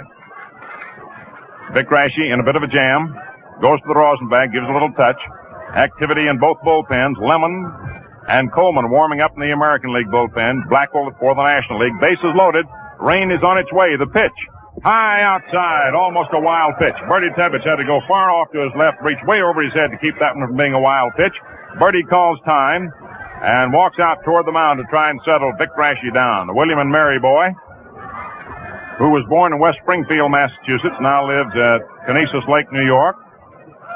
Often referred to as the Springfield Rifle. On the mound with a count. 1 ball, 1 strike, 2 outs, bases loaded. Top of the 6th inning, American League leading 5-2, with the National League having the bases loaded and 2 down. And the pitch. Swung on and fouled back to the screen, strike 2. The wind is blowing at a terrific clip. Over toward left field. And blowing in toward the plate now as it quarters around. Elliott on third, Macy on second, Waitkus on first, 2 outs, 6th inning. 1 ball, 2 strikes, 2 outs. Richie Ashburn, the batter, left-hand hitter. Vic Raschi into the windup. Here's the pitch. And it's in there for called strike 3. Beautiful curveball. And Vic Raschi pitches himself out of the jam. So for the National League, no runs, 2 hits, no American League errors, and 3 big men left on for the National League. And the score at the end of 5.5 innings remains the American League 5, the National League 2. When I say he won 511 games during his pitching career, you know I'm talking about the all-time no-hit king. Yes, and when I tell you it has the sharpest edges ever honed, today's Gillette Blue Blade pops into your mind. Men, this blade fits your Gillette razor exactly. Its edges line up absolutely parallel and extend precisely the right distance. You avoid the irritation and discomfort caused by misfit blades and faulty shaving methods. For extra convenience, at no extra cost, buy Gillette Blue Blades and the handy Gillette dispenser. This contains 20 blades with 40 shaving edges. You deal them out one at a time, unwrapped, ready for any Gillette razor. Also, you pay only 98 cents, price of the blades alone. Look sharp, feel sharp, be sharp. Use Gillette Blue Blades with the sharpest edges ever honed. Coming in to do the pitching now for the National League and causing oohs and ahs as he fires that ball into the plate in his warm-up pitches is Ewell Blackwell, sensational right-hander of the Cincinnati Reds. The buggy whip. Tommy Holmes has gone into right field, replacing the Slaughter. Holmes of the Boston Braves. Ashburn is still in center. Stan Musial still in left. Bob Elliott at third, Buddy Kerr short, Red Shane Dean second, Johnny Mize first. Shane Dean and Mize have been in there ever since the game started. Phil Macy doing the catching, and Ewell Blackwell coming on to do the pitching. As we go into the last half of the 6th inning, Johnny Sane came into the 4th inning with 1 out, worked the 5th. So he worked 1 2/3 innings. Kenny Keltner leads off for the American League, last half of the 6th inning, right-hand batter. The first pitch is high, ball 1. Keltner walked in the 2nd inning and singled to left in the 4th. It's thundering in the distance out back of right field. 5-2 American League, last half of the 6th inning. Ewell Blackwell sidearms him. It swung on and lined out to right field viciously. Going back is Holmes. He makes the catch knee-high as the ball sank on him as he went back on it. And there's 1 away for the American League in the last half of the 6th. Coming up now is George McQuinn, who's been in there at first base throughout the contest. McQuinn flied to center and singled to center in his 2 previous appearances. Ewell Blackwell on the hill, appearing in his 3rd All-Star game, throws a curveball that swung on, blooped over the head of Buddy Kerr out into short left center, and it dropped in there for a base hit in front of Stan Musial, who gave it a good try. And McQuinn is on with his 2nd hit in succession. A bloop single to left center. And for George McQuinn, it's his 3rd All-Star game hit. He had 1 out of 8 until the start of today's All-Star Classic. This being McQuinn's 3rd appearance in one of these Midsummer Dream games. That's the fifth American League hit of the afternoon. The first off Blackwell, and here's Bertie Tebbetts, peppery backstop of the Boston Red Sox, a right-hand hitter who replaced Buddy Rozar back of the plate. There goes McQuinn, hit and runs on. The pitch is swung on and missed. The throw down to Curry, puts the tag on McQuinn, and he's out. And then the decision is changed by Bill Stewart, and he says he's safe. And Buddy Kerr is arguing with Bill Stewart, the first disturbance of that kind in the ball game. Buddy Kerr can't contain himself as he goes after Bill Stewart, and Bill Stewart keeps walking away from him. And the New York Giants fighting shortstop is right after the diminutive umpire. Evidently, Buddy Kerr must have missed the tag. And Buddy is still arguing with Bill Stewart. It's scored as a stolen base. The hit and run was on. The pitch was way outside. I don't think it was a pitch out. Tebbetts swung at the ball anyway. The throw down was in time, but somehow or other McQuinn got around the tag to stolen base. The count on Tebbetts is 1 strike. 1 away, last of the 6th inning. Blackwell has the stretch, sidearms the hitter, and it's way outside for a ball. 1-1. I'll tell you one thing. If I were a right-hand hitter, I'd hate to stand up there against that Blackwell. He's all arms and legs. I think Lou Smith, Cincinnati sports writer, described Blackwell appearing to a batter, when he delivers that ball to a batter, appearing to the batter as if his man falling down out of a clump of trees. The tall right-hander throws. Curveballs outside. Ball 2. 2-1. Sidearm sinker specialist. Mixes it up with a good fastball. Curve. 2 balls, 1 strike to count on Bertie Tebbetts.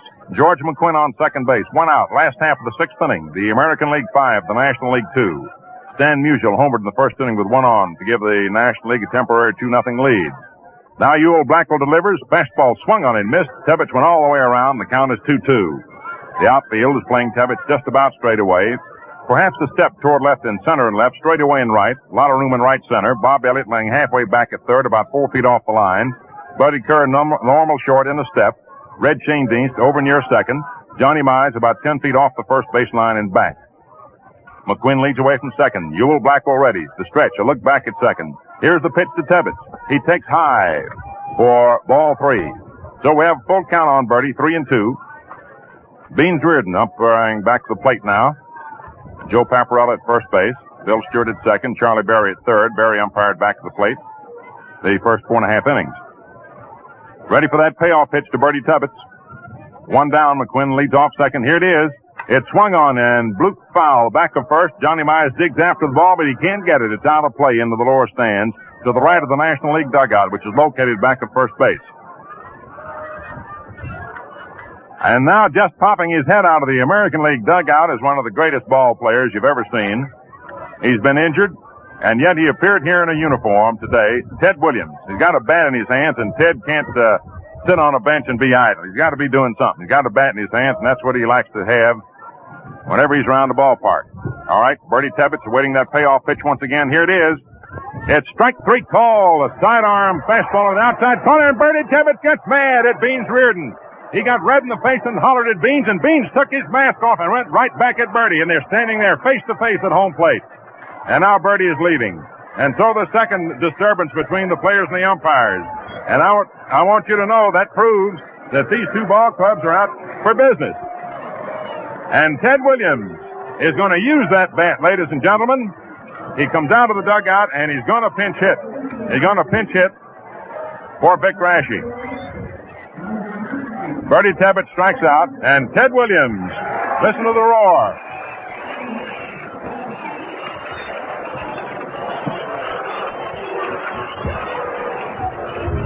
Ted Williams, who pulled a rib cartilage a few days ago and hasn't been able to play for the Boston Red Sox, nevertheless has come on to St. Louis, is in a uniform, and is up there to pinch hit with McQuinn on second. Ewell Blackwell pitching, Ted Williams taking outside, ball 1. And get the picture. One of the greatest right-hand pitchers in baseball. One of the greatest hitters in baseball, left or right. Up there at the plate, in this instance, the left-hand hitter, Ted Williams, the kid. The stretch by Blackwell. Look back at second. Here's the pitch to Ted. Williams takes a curve inside. Ball 2. And Ted would certainly love to be able to take his full cut. We watched him in batting practice. He wasn't taking that real Williams cut of the ball. But you know he's got so much power He can take a half swing and send one over the wall. 2 balls, no strikes, the count on Williams. 2 outs. Last half of the 6th inning, 5-2 favor the American League. The outfield around toward right. Buddy Kerr's playing directly in back of second base as the shift is on. The stretch, the pitch. Williams accidentally fouls one off to the right of the plate, a slow curve. He tried to check his swing. He was ready to step into the pitch. He saw a slow curve coming up there, and he tried to check his swing, but the ball hit the handle of the bat and skittered foul off to the right of the plate. The National League version of the shift has Buddy Kerr, the shortstop, playing directly in back of second base. Most times the shortstop will play a normal second with your second baseman over toward first and your first baseman right on top of the first base line. Shane Deans is well over toward first. Mize is on the line. Blackwell ready. Here's the delivery. Curveball is outside for ball 3. 3-1. Bob Elliott, the third baseman, is laying about 10-15 feet off the third base line, halfway back. So it's a 3-1 count on Williams. He has a look at Chuck Gresson coaching at third for any sign that might be sent his way, and you can be sure that Bucky Harris says, go ahead, son, and hit it if you like it. So Blackwell is ready, the buggy whip. Here's a 3-1 pitch. Ted Williams takes high outside, ball 4, and Ted strolls. Some of the fans indicate their displeasure over Williams' inability to swing at one, but Ted takes a walk down to first base. And now, native St. Louisans applaud the appearance of one of their own St. Louis Brownies, Al Zarilla. And here is Hal Newhouser going down to run for Ted Williams. Hal Newhouser, great left-hand pitcher of the Detroit Tigers, makes his appearance in the ball game as a runner for Ted Williams. We're in the last half of the 6th inning, ladies and gentlemen, with a score. The American League 5, the National League 2. There are 2 outs. McQuinn's on second. Newhouser running for Williams is on first. The batter is Al Zarilla, left-hand hitter. Ewell Blackwell has the stretch, the pitch. Zarilla swings and sends a bounding ball out to Shane Deans. 2 hops. He's up with it over to Kerr for the force out on Newhouser. And that is all for the American League in the last half of the 6th. No runs. 1 hit. No errors, 2 men left on. And the score at the end of 6 innings, the American League 5, the National League 2. And right now, let's pause for station identification. This is the world's largest network, the Mutual Broadcasting System.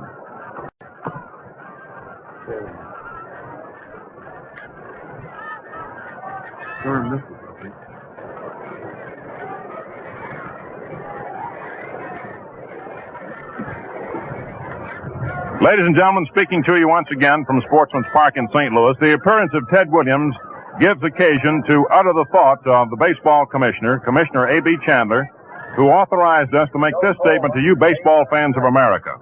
He said that almost without exception, every man who was selected by you fans and by the managers is here today in uniform despite injuries or whatever the situation may be. And he wants to assure you that in the future, the Major League ball players will continue to keep faith with the baseball fans of America, and that in the future, all men who are selected will be here in uniform if it's physically possible for them to be here. Rashi worked 3 innings, gave up 3 hits, no runs. And as the score now stands, as the situation now stands, Rashi may be credited with the victory. Walt Masterson went the first 3 innings, giving up a home run to Stan Musial in the first inning with 1 on. Here's the pitch. Shane Deans swings, golfs a grounder out toward second. Bobby Dorr scoops it up, throws over to McQuinn in time, and there's 1 away as the ball almost played a dirty trick on Bobby by taking a bad hop. But Bobby watched it and played it perfectly to retire Shane Deans for the first out in the top of the 7th.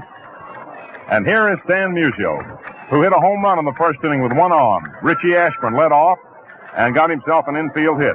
Musial singled in the 3rd, struck out in the 5th. Right-hander Joe Coleman comes in with an overhand curveball that zips over that inside corner for a called strike. Joe Coleman of the Philadelphia Athletics, 6'2", 193-pounder, comes in with fastball that's outside, 1-1. Coleman, a 25-year-old boy, is from Arlington, Massachusetts, and we have quite a number of New Englanders in the ball game today for both teams. Outfield around toward right. Here's your delivery. It's a curve inside, around the knees. Ball 2, 2-1. 1 out, 7th inning. Johnny Mize is on deck. Stan Musial at the plate.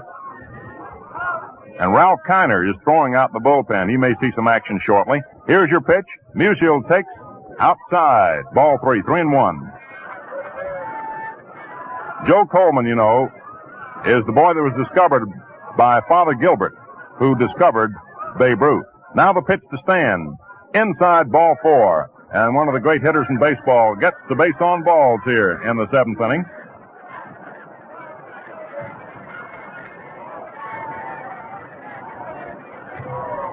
And coming to bat is Johnny Mize of the New York Giants, who's been in the ball game all the way, as has Musial. Mize has had 1 out of 3, first inning single, hit into a forced play in the 3rd inning and grounded out to 2nd in the 5th. Coleman delivers, pitch that's inside for ball 1. For the American League, you've got Tommy Henrik in left field, Hoot Evers in center. They've been in all the way. Al Zarilla in right, having replaced Pat Mullen. Kenny Keltner's at third. He's been in there all the way. Junior Stevens at short, replaced Boudreau. Dorr at second, replaced Gordon. McQuinn at first, in there all the way. The pitch. Mize holds up as he started to swing at a curve that came inside for ball 2. Bertie Tebbetts is back to the plate for the American League, having relieved Buddy Rozar. Joe Coleman on the hill for the American League, having replaced Vic Raschi. Delivers to Mize, who takes a fastball over at the knees. Strike 1 call. 2-1 the count on Big John. Eddie Dyer, manager of the Cardinals, coaching at third. Mallott, manager of the New York Giants, coaching at first. McQuinn, not holding against Musial, stepped in behind him. Coleman ready, delivers. Mize takes strike 2 called over the inside corner, letter high. Big John steps out and looks around at Beans Reardon to question the decision. As Bertie Tebbett's throwback to Coleman got away from him, rolled out toward second, and Dorr and Stevens, alert, converged to keep the ball from going into center. No advance. 2 balls, 2 strikes, 1 out. National League fans starting that rhythmic applause, calling for a rally. Joe Coleman ready, delivers. Johnny Mize swings and grounds it foul off to the right of the plate. There's thunder in the distance, and we hope that the wind will blow the storm away. We're in the 7th inning with the score. The American League 5, the National League 2. National League got off to a 2-0 lead in the 1st inning. American League got 1 in the 2nd, 1 in the 3rd, and 3 in the 4th to go ahead 5-2. 1 down. Musial on first. Mize the batter. The count 2-2. Coleman delivers. John swings and he misses. Strike 3 to slow curve. We've noticed that the American League pitchers have been slowing up on these sluggers in the right spot when they've had the count in the right spot. And now here is Tommy Holmes, who replaced Enos Slaughter in right field. Tommy Holmes, a Brooklyn boy, playing with the Boston Braves, who at one time belonged to the New York Yankees, hitting .330 on the season, a left-hand batter. Joe Coleman, a member of those amazing Philadelphia Athletics, doing the pitching now, having just come on in this inning, throws. A pitch is swung on, topped out for the mound, taken to 1 hop by Coleman, throws over to McQuinn. Holmes is out, and that's all for the National League. In the top half of the 7th inning, no runs, no hits, no American League errors, 1 left on for the National League, a total of 9 they've stranded. And at the end of 6.5 innings, the score, American League 5, National League 2. You know, old-timers say it was next to impossible to hit a ball past Jimmy Collins, the greatest of all third basemen. Yes, and going to the impossible, you can't name another shaving instrument that compares with a modern Gillette one-piece razor. Take, for instance, the improved Gillette Super Speed razor that changes blades instantly. Twist, the razor opens. Zip, it's loaded. Twist again, and you're ready for the sweetest shave ever. Every stroke is light and gentle. There's no drag, no irritation. You skim off stubble slick as a whistle. Save time, save fuss.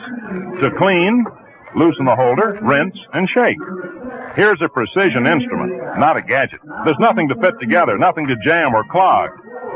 For modern shaving comfort and convenience, get the improved Gillette Super Speed Razor with 10-blade Gillette dispenser.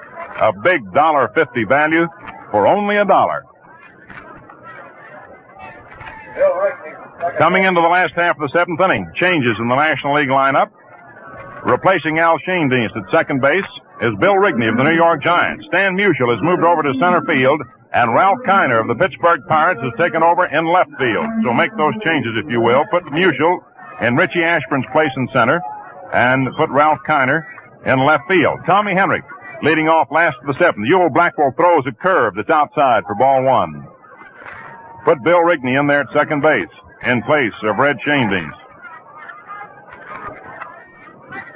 Right-hander Ewell Blackwell delivers.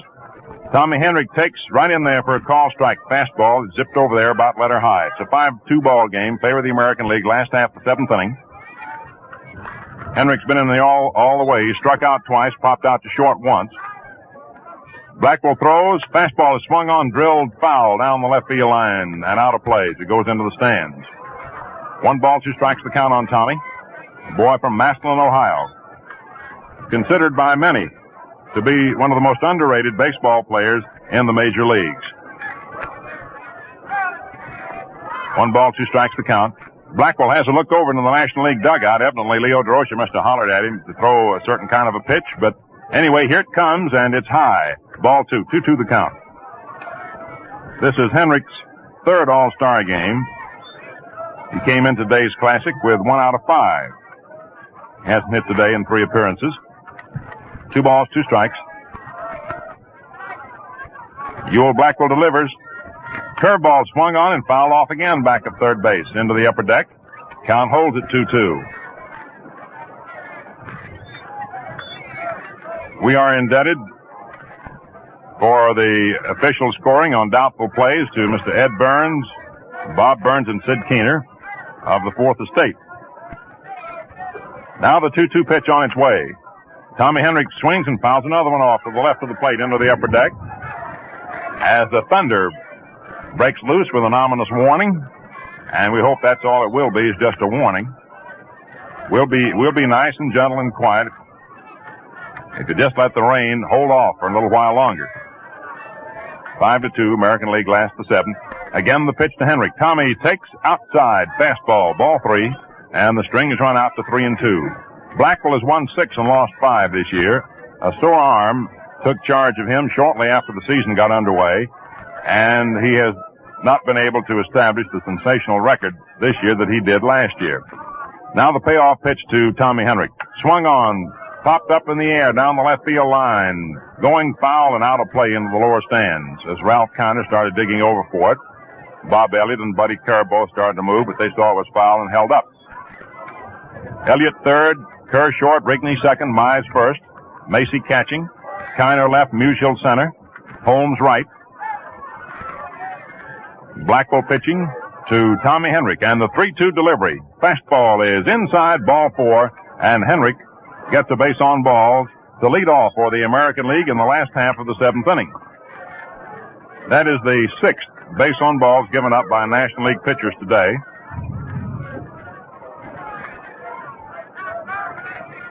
And here is Junior Stevens coming to bat.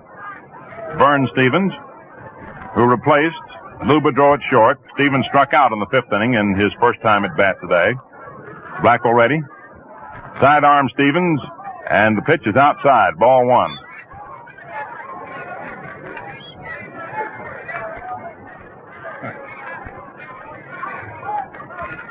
One ball, no strikes.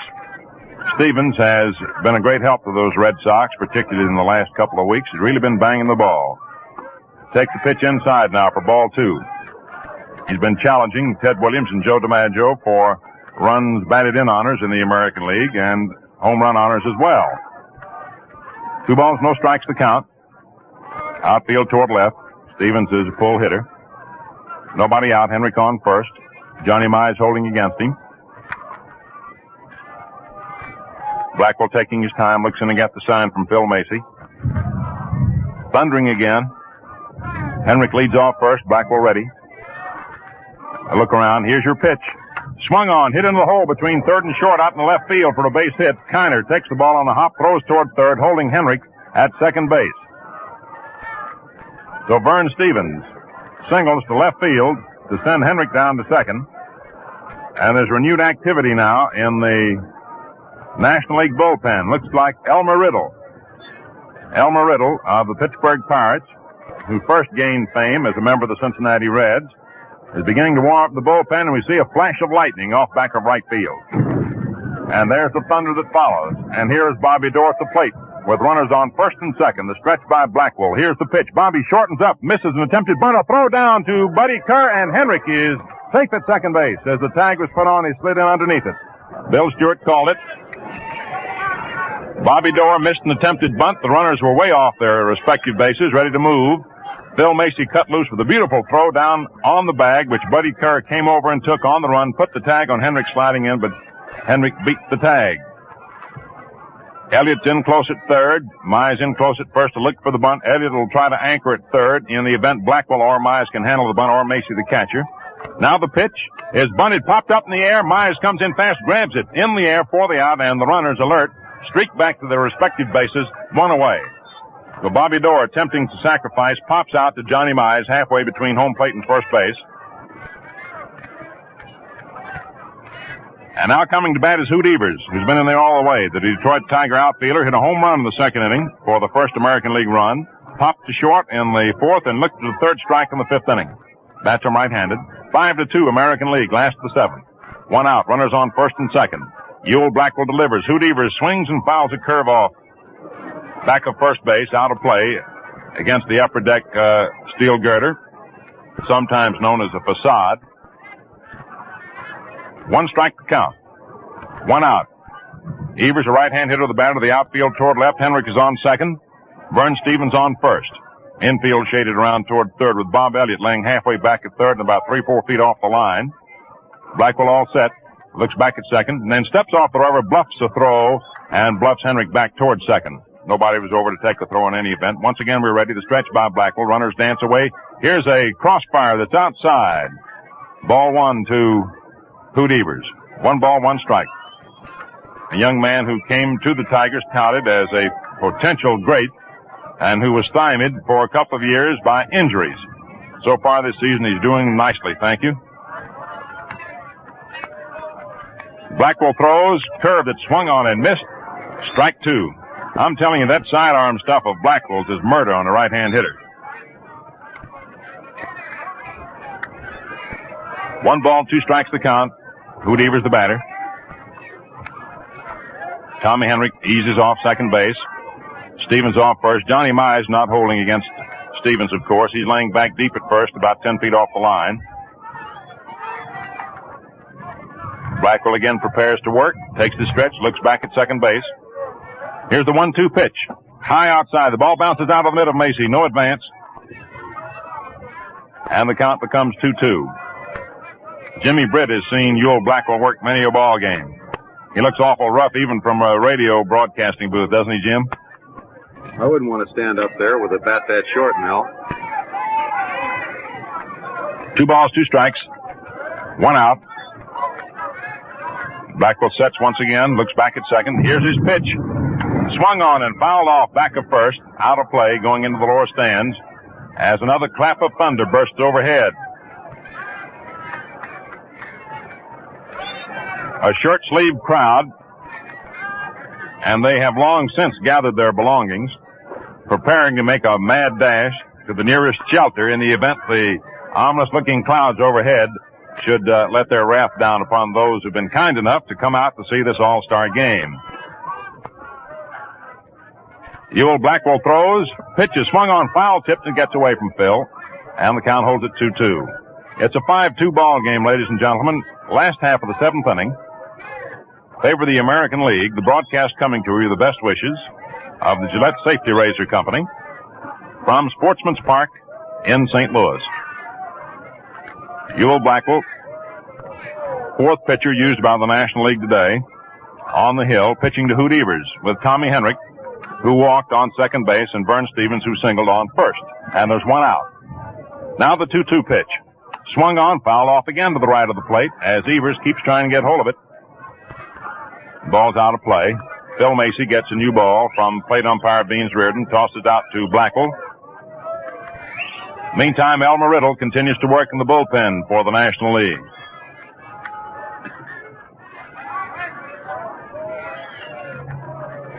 Blackwell checks with Macy for the sign. Henrik's about to wear out the baseline, leading off second, and Stevens from first. Here's your pitch. Fastball swung on, hit down the right field line, and it goes foul into the National League bullpen. That's an indication in itself of how speedy Blackwell is when a pull hitter like Hoot Evers continually hits him to right field, though foul. Shows that it's tough to get around on Blackwell's fast stuff. Right-hander looks in to get that sign from Macy. Henrik again leads off second. Vern Stevens takes his lead off first. The tall right-hander that has the stretch. Here's the pitch. Swung on, foul off again, off to the right of the plate. The ball bounces back down into the stands from off the roof. And, of course, as we indicated to you earlier, Commissioner Chandler said that no matter how dark it might become, if the ball game should be tied up, we'll turn on the lights and keep going until the game reaches a conclusion. Of course, it's difficult to do very much about the rain. If the rain comes down, I'm afraid we shan't be able to help out that situation. 2 balls, 2 strikes, 1 out. Runners on first and second. Ewell Blackwell ready. Here's his pitch. It's swung on by Evers, popped up into the air at about the mound, and with 1 out, we're looking for the infield fly rule to be called. It is, but Rigney comes in to make the catch at the mound, making the catch that Rabbit Marinville used to make around the midsection, letting that ball pop into his glove as he holds his glove just about belt high. But the batter was automatically out anyway, under the rule which says with runners on first and second, or first, second, and third, less than 2 out, if a ball is popped into the air, which in the judgment of the umpire can be easily handled by an infielder, the batter is automatically out. The runners move at their own risk. So, Evers pops to Rigney at the mound, and here's Kenny Keltner, who walked single to left and flied to right. 2 men down. Here's the pitch to the right-hand batter. He swings and sends a drive out to left field. Ralph Kiner backing up, getting under it, and he takes it for the out. So once again, Ewell Blackwell pitches himself out of a potential jam. No runs for the American League. 1 hit. No errors for the National League. 2 men left on for the American League. A total of 7 that they have stranded. And the score at the end of 7 innings remains the American League 5, the National League 2. And incidentally, if you are sticklers for tradition and statistics, never has a National League entry ever won an all-star game when it has been the visiting team. The official paid attendance today, 34,009. 9 folks over 34,000, with the total receipts $93,447.07. And of course, the All-Star game, as you know, is played for indigent ball players. That's where the money goes. For ball players who have found their luck going against them after they have retired from active play. All right, we're ready now to move into the first half of the 8th inning. The American League out in front by a 5-2 score. And here is Bob Elliott coming up for the National League. Right-hand batter. Joe Coleman of the Athletics throws fastball high inside. Ball 1. 1 ball, no strikes. At the end of the game, Franz Locks will be on hand to give you a recapitulation of what occurred during the course of the game if you missed any of it. There's a curve that's over that outside corner for a called strike. And Elliott stepped out of the batter's box, a little bit angry about it. And Beans Reardon is looking away from him as the fans have something to say. 1 ball, 1 strike. Joe Coleman ready. The right-hander throws. Elliott swings and sends a long drive deep to right field. Alzarilla backs up near the wall and makes the catch for the out as that ball, taking off as it left the bat, looked as if it might go deeper than it did, and then sank, which cut down the distance of the drive. So Elliott lines to Alzarilla in right center. First half of the 8th inning with the score, the American League 5, the National League 2. Stan Musill's first inning homer with 1 aboard gave the National League a temporary 2-0 lead. Hoot Evers hit a home run in the second to make it 2-1. The American League got another in the third and 3 in the fourth to lead 5-2. There's a pitch swung on by Phil Macy, hit high into the air, foul down the right field line. George McQuinn giving chase to it under it, makes the catch some 45, 50 feet down the line past first base and in foul territory. 2 up and 2 away quickly for the National League in the 8th inning. And here comes Buddy Kerr of the New York Giants, a native of New York. Another in the long line of native New Yorkers who have reached Major League fame, including people like the late Lou Gehrig and Joe Judge and Hank Greenberg, who incidentally is here today. Buddy Kerr, right-hand batter, swings and fouls it off behind the plate. Strike one. Buddy Kerr replaced Pee Wee Reese at short. Keltner third, Stevens short, Dorr second, McQuinn first. Coleman pitching. Kerr taking a curve high outside. 1-1 now the count. Coleman asks for a new ball. Bertie Tebbetts turns around and gets it from Beans Reardon. Outfield playing Buddy, step toward left. Coleman working rapidly, delivers. Pitch, it's bunted but fouled off to the left of the plate. Buddy Kerr, who's off and running, has to come back. He's trying to get on any way he could, perhaps start something. And the count is 1-2 on the National League shortstop.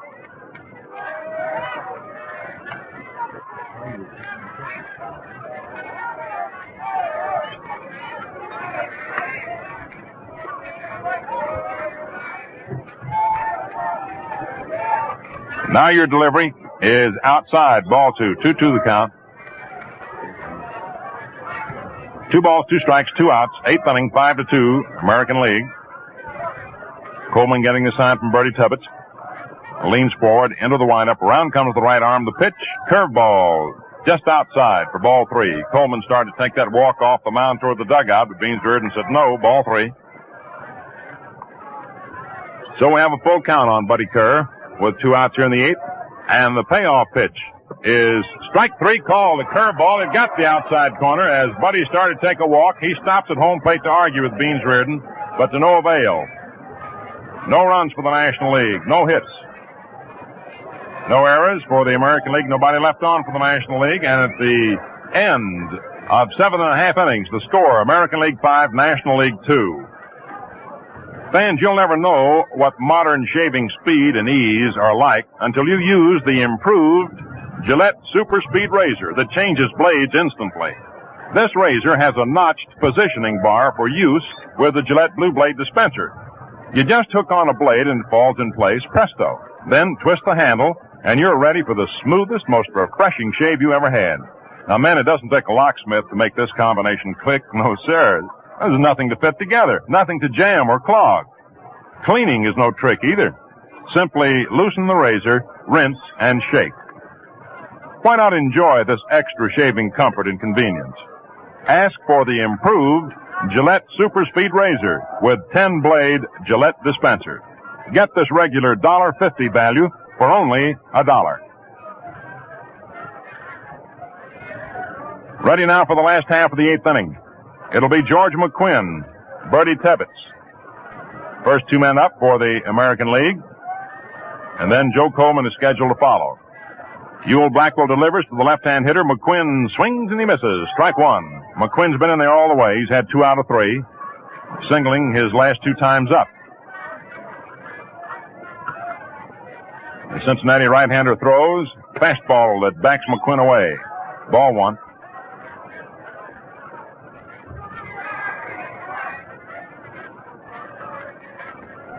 Now the 1-1 pitch to McQuinn. Backs him away again. This was a curveball. And the count is 2-1. High inside pitch.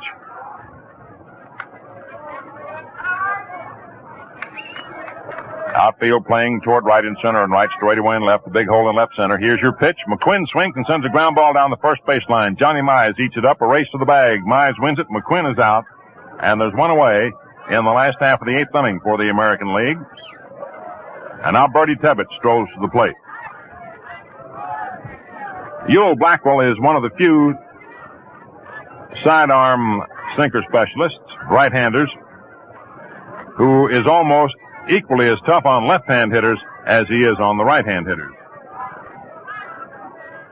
He pitches now to Bertie Tebbetts outside. Ball 1.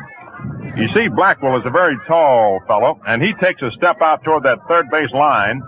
And when the ball comes in over the plate, it looks as if it's coming in from third base. Now the pitch. Just misses the outside corner for ball 2. Blackwell is a native of California. Lives in San Dimas, California right now. Was born in Fresno.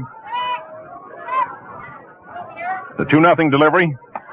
Outside, ball 3. 3 balls, no strikes.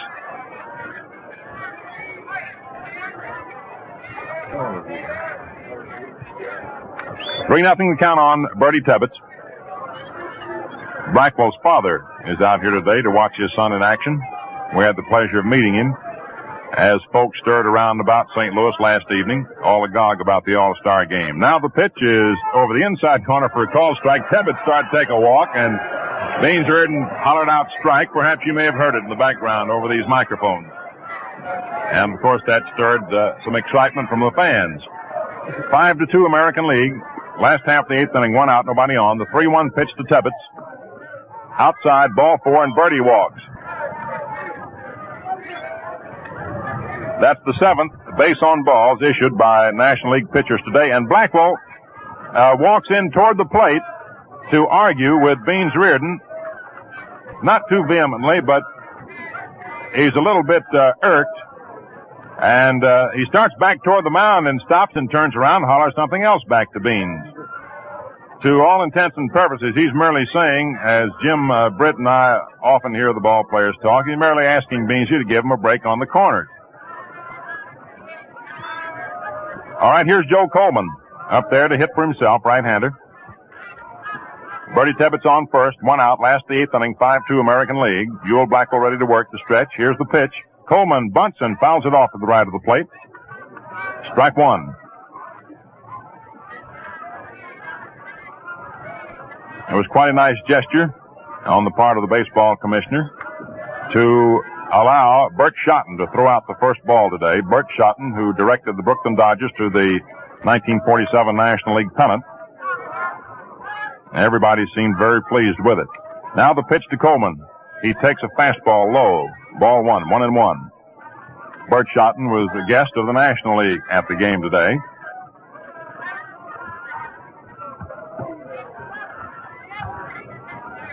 One ball, 1 strike, 1 out. Tebbets leads off first. Blackwell pitching to Coleman. Here it is. Coleman bunts and pops it in the air, but Blackwell can't get it. Gets by him, but Myers is backing up, picks it up, throws to Rigney, covering first in time for the out on Coleman. It was a little low pop, about 3 feet off the ground. Blackwell dashed in, reached down for it, but the ball hit in front of his glove, bounded by him, but Myers backed him up near the mound and tossed over to Rigney, covering first for the out on Coleman. It's a sacrifice. Moving Tebbets down to second. And with 2 down, here is Al Zarilla, left-hand batter, having a great year with the St. Louis Browns. Blackwell ready to work. Here's his pitch. Swung on and missed, strike 1. A sweeping curveball that had Zarilla fooled all the way. The National League started Branca, came on with Schmitz, who fared worst of all today. Schmitz was relieved by Sane, and Blackwell in turn took over for Sane. Now the pitch. Swung on, hit up into the air, out into center field. Going back for it is Stan Musial. He's under it, makes the catch in deep center for the 3rd out of the inning. No runs for the American League. No hits. No National League errors. 1 left on for the Americans. A total of 8 that they've stranded. The National League has stranded 9 men during the course of the ball game. And we're all set to move into the top half of the 9th inning with the American League leading 5-2.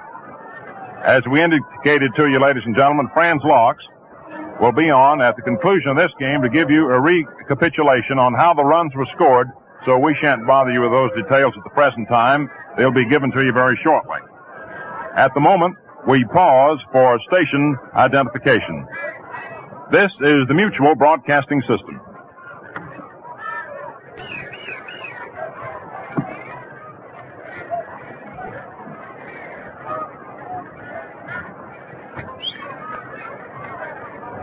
Going into the top half of the 9th inning, the National League trailing by 3 runs. It's 5-2 American League.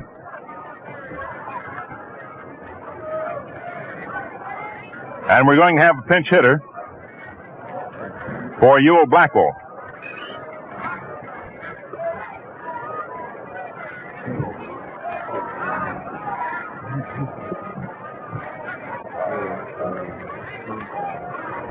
Bobby Thompson, as we check, of the New York Giants, is going to come up to bat for Blackwell. He will be followed by Ralph Kiner. And then Bill Rigney is scheduled to follow. So the National League comes up in the ninth inning, trailing 5-2. Bobby Thompson making his first appearance in an all-star ball game. Right-hand batter, Joe Coleman, into the windup throws. Thompson takes a curve outside for ball one.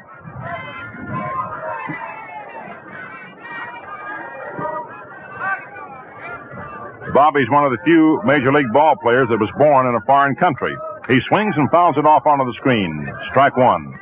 He was born in Glasgow, Scotland, but now resides in Staten Island, New York.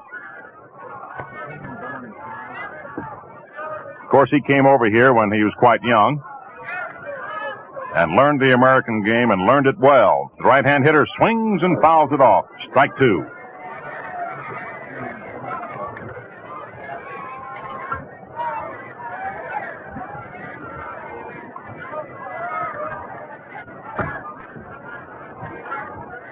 Phil Marshallton of the Athletics is a Canadian, to give you another example. Here's the pitch over the head of Bobby Thompson, ball two.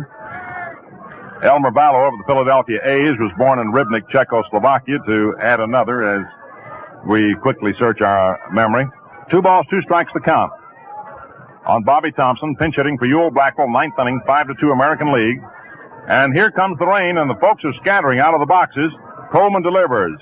Swung on and missed by Bobby Thompson, strike 3, and there's 1 out in the ninth inning. Coming to bat is Ralph Kiner.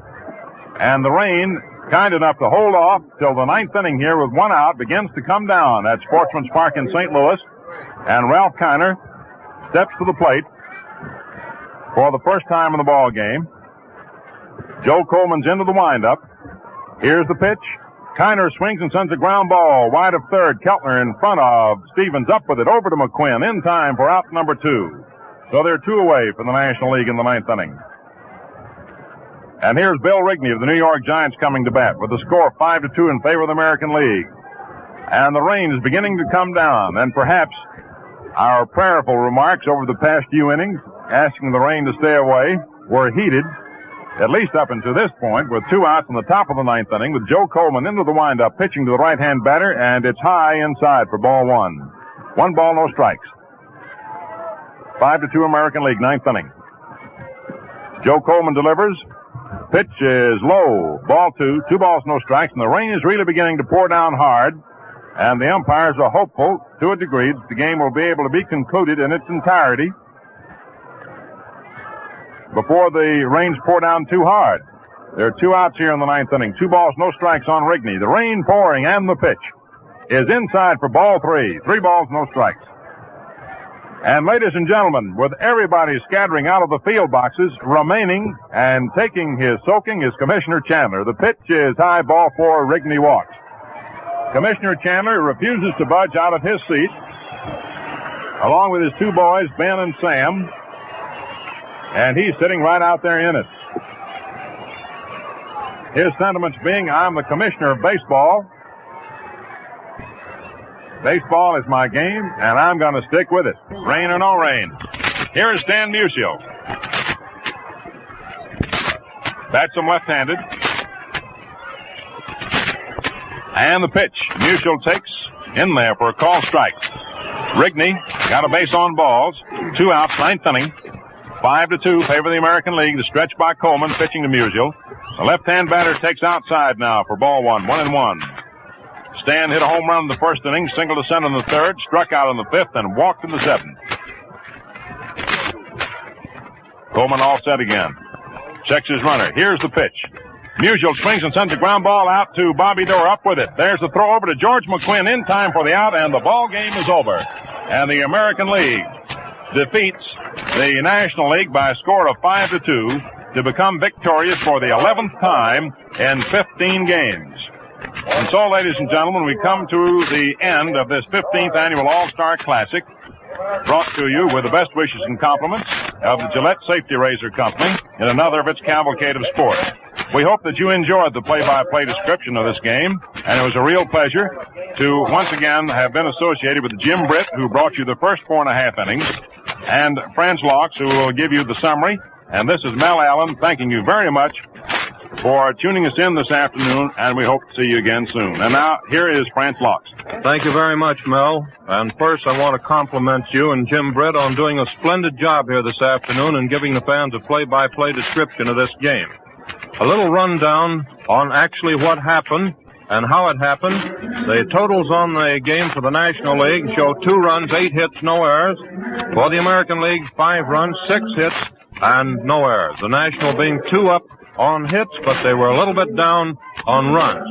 They started off by registering 2 runs in the very first inning. The National League, incidentally, had a total of 10 men left on base, while the American League had a total of 8 men. Johnny Schmitz, who was in there for the Chicago Cubs, was charged with a loss this afternoon, and Vic Raschi, who went in to relieve Masterson after Masterson went out of the ball game, was the winning pitcher. And incidentally, that makes the 6th time that a New York Yankee pitcher has been the winning pitcher in the All-Star Classic.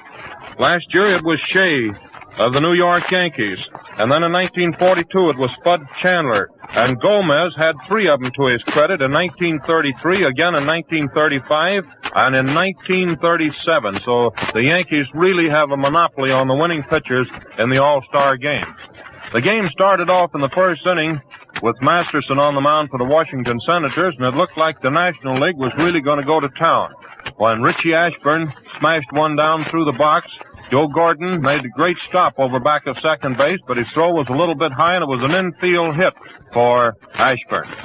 And then Shane Deese, while Shane Deese was batting, Ashburn moved down to second base, getting credit for a stolen base. And then Shane Deese grounded out unassisted with Ashburn moving over to third, and then Stan Musial stepped up to the plate, and after having to count 2 strikes and 1 ball, he hit one on top of the right center field pavilion for a home run to put the National League out in the lead.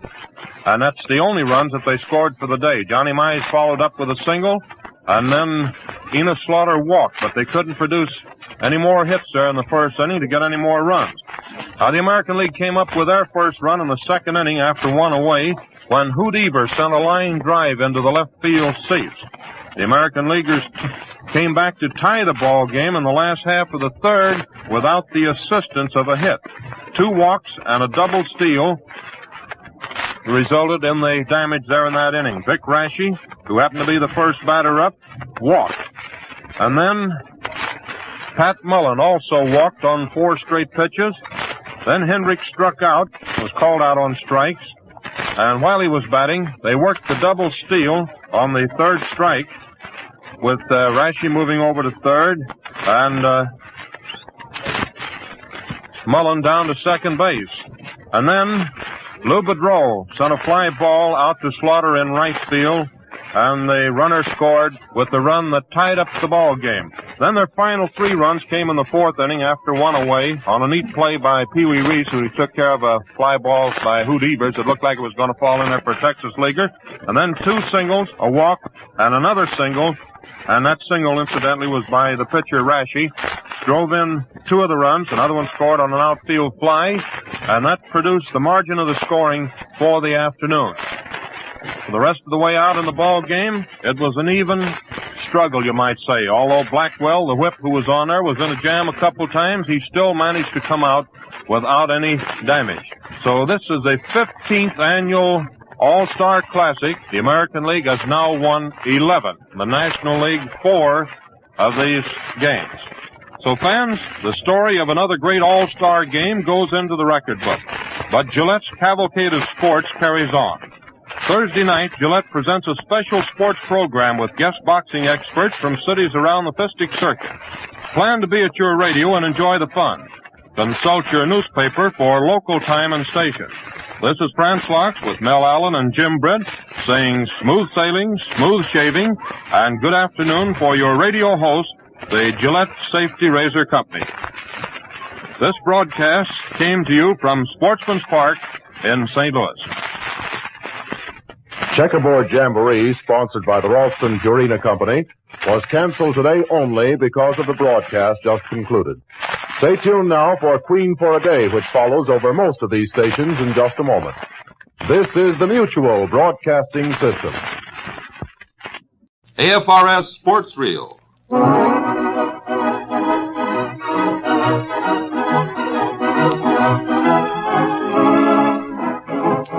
This is the AFRS Sports Reel, another session of inside stuff from the world of sports, with three of your favorite sports commentators, Bill Brandt, Ed Thorgerson, and Sam Bolter.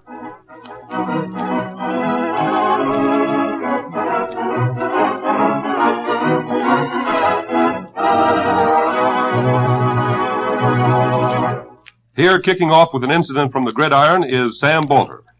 Football is a game not particularly distinguished for either true amateurism or for humor.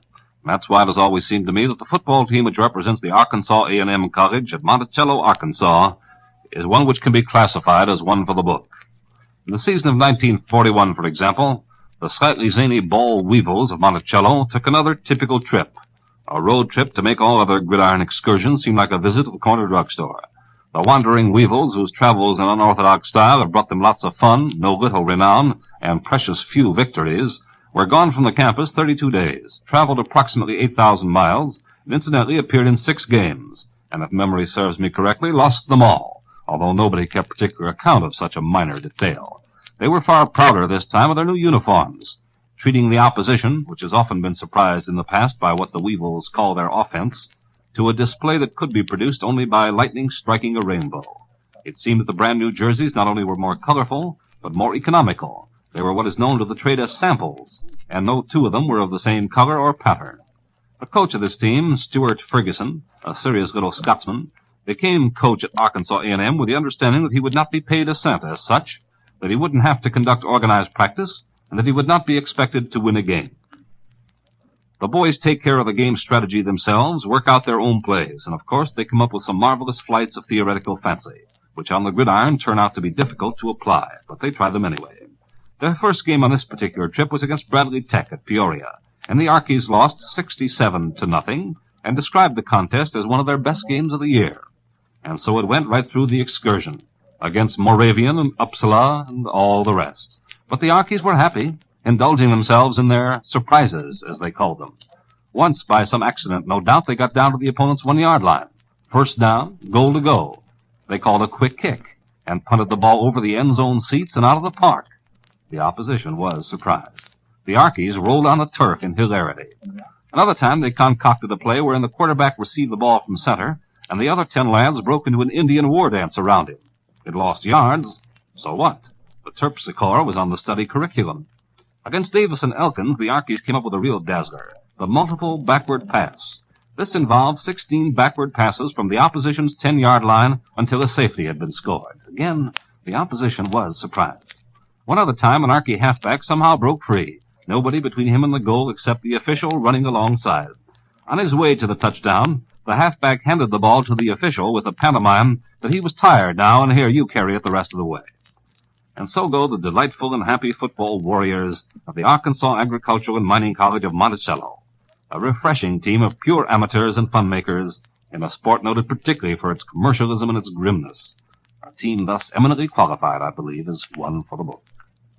Thanks, Sam Bolter, for that solid boot. And here's a story about a star baseball player, a third baseman whose rifle eye is as effective as his throwing arm. But let's let Ed Thorgerson tell it.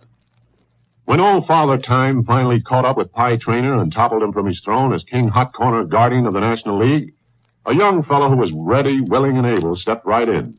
The new Mr. Third Baseman of the senior circuit became Stan Hack, Sacramento boy who went to the Chicago Cubs from his hometown team just 12 years ago. Like so many ball players, Stan's favorite off-season sport is hunting, and it's all the same to Hack whether the game wears fur or feathers. For 2 years, Stan owned a ranch in Oregon's Grant County, just a little south of the famous rodeo city of Pendleton. His shotgun knocked down hundreds of pheasants, quail, and Hungarian partridge in these parts, and his rifle brought him his full share of deer. And right now, even though he's got 5 months of baseball ahead of him, Stan is already planning to come out to Sacramento in the fall and get another crack at Sutter Basin ducks. The last time I talked to him, he told me of a couple of adventures of his that I want to pass along, because I think you too might enjoy them. It seems that some years ago, Stan went hunting in northwest Montana near Augusta. It was just east of the high Rockies in Lewis County.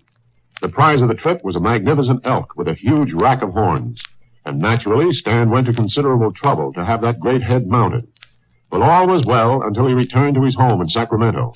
And there, like the fellow who spends all winter building a boat in the basement and has to tear the house down to get it out, Frontwards, backwards, sideways, Stan tried them all. But that elk head just would not go through any door or window in the house. And so today those antlers hang on the wall of the Sutter Lawn Tennis Club, which Mrs. Hack represented when she was one of our leading tennis stars. You tennis fans will probably remember her as Dorothy Weisel. Stan's second escapade came along right after the close of the baseball season in 1935. Along with Kike Kyler and Bob Smith and Mike McDermott, he went up to the Lake of the Woods country in Canada after deer and moose. He took along a brand new rifle, and he was just itching to try it out. Now, don't forget that new rifle. The comedy of errors really began when Stan was rattled by Mike. He watched Mike, a champion distance swimmer, break the ice in the lake and take a long, luxurious bath in the frigid water. And later, still shivering, Stan spotted a beauty of a duck. The cartridge jammed in the chamber. The buck bounded off, and Stan glumly walked back to camp. He willingly admitted that it was his own fault. Nothing wrong with that new automatic rifle, but the others gave him a terrific ribbing. Well, next day, Stan set out with their guide, determined to clean the slate. 2 hours out of camp, they broke into a little clearing, and there, facing them, stood a bull moose that looked as tall as a camel. Up came the new rifle, and again, a cartridge jammed. The guide bagged the moose and offered to credit Stan. But, of course, that only made Brother Hack madder with himself and the fine new rifle. He survived a second dose of ribbing, and since then he's patched up the damage to his hunting reputation with his trusty old bolt action. That was great, Ed Thorgerson. And now coming at you with a little change of pace, but still in that old groove, is Bill Brandt, with a yarn about a very versatile bird. This is the story of one of the greatest athletes alive today, Samuel Dewey Bird from Birmingham, Alabama. Here's why Sam is great. His name is in the front rank of two of our greatest professional sports, baseball and golf. Professional. That means a man gives his full time. It takes all his effort developing that skill, and the sky is the limit, how far he can go. And Bird from Birmingham was a big league baseball player about 10 years. Then he goes for golf, full time, and he makes the top row on the links, the front rank of America's money shooters. And yet, this story has a solemn note. It's frustration. Always somebody in Sam Bird's way, blocking that road to the peak, that last step. In baseball, Bird has the biggest stumbling block you can imagine, the greatest slugger of all time, Babe Ruth. Today, in golf, playing from Plum Hollow, Birmingham, Michigan, near Detroit, Sam Bird is up against Byron Nelson and Ben Hogan. In baseball, the wise old men said about Bird, he would be the greatest ever if he'd only forget golf.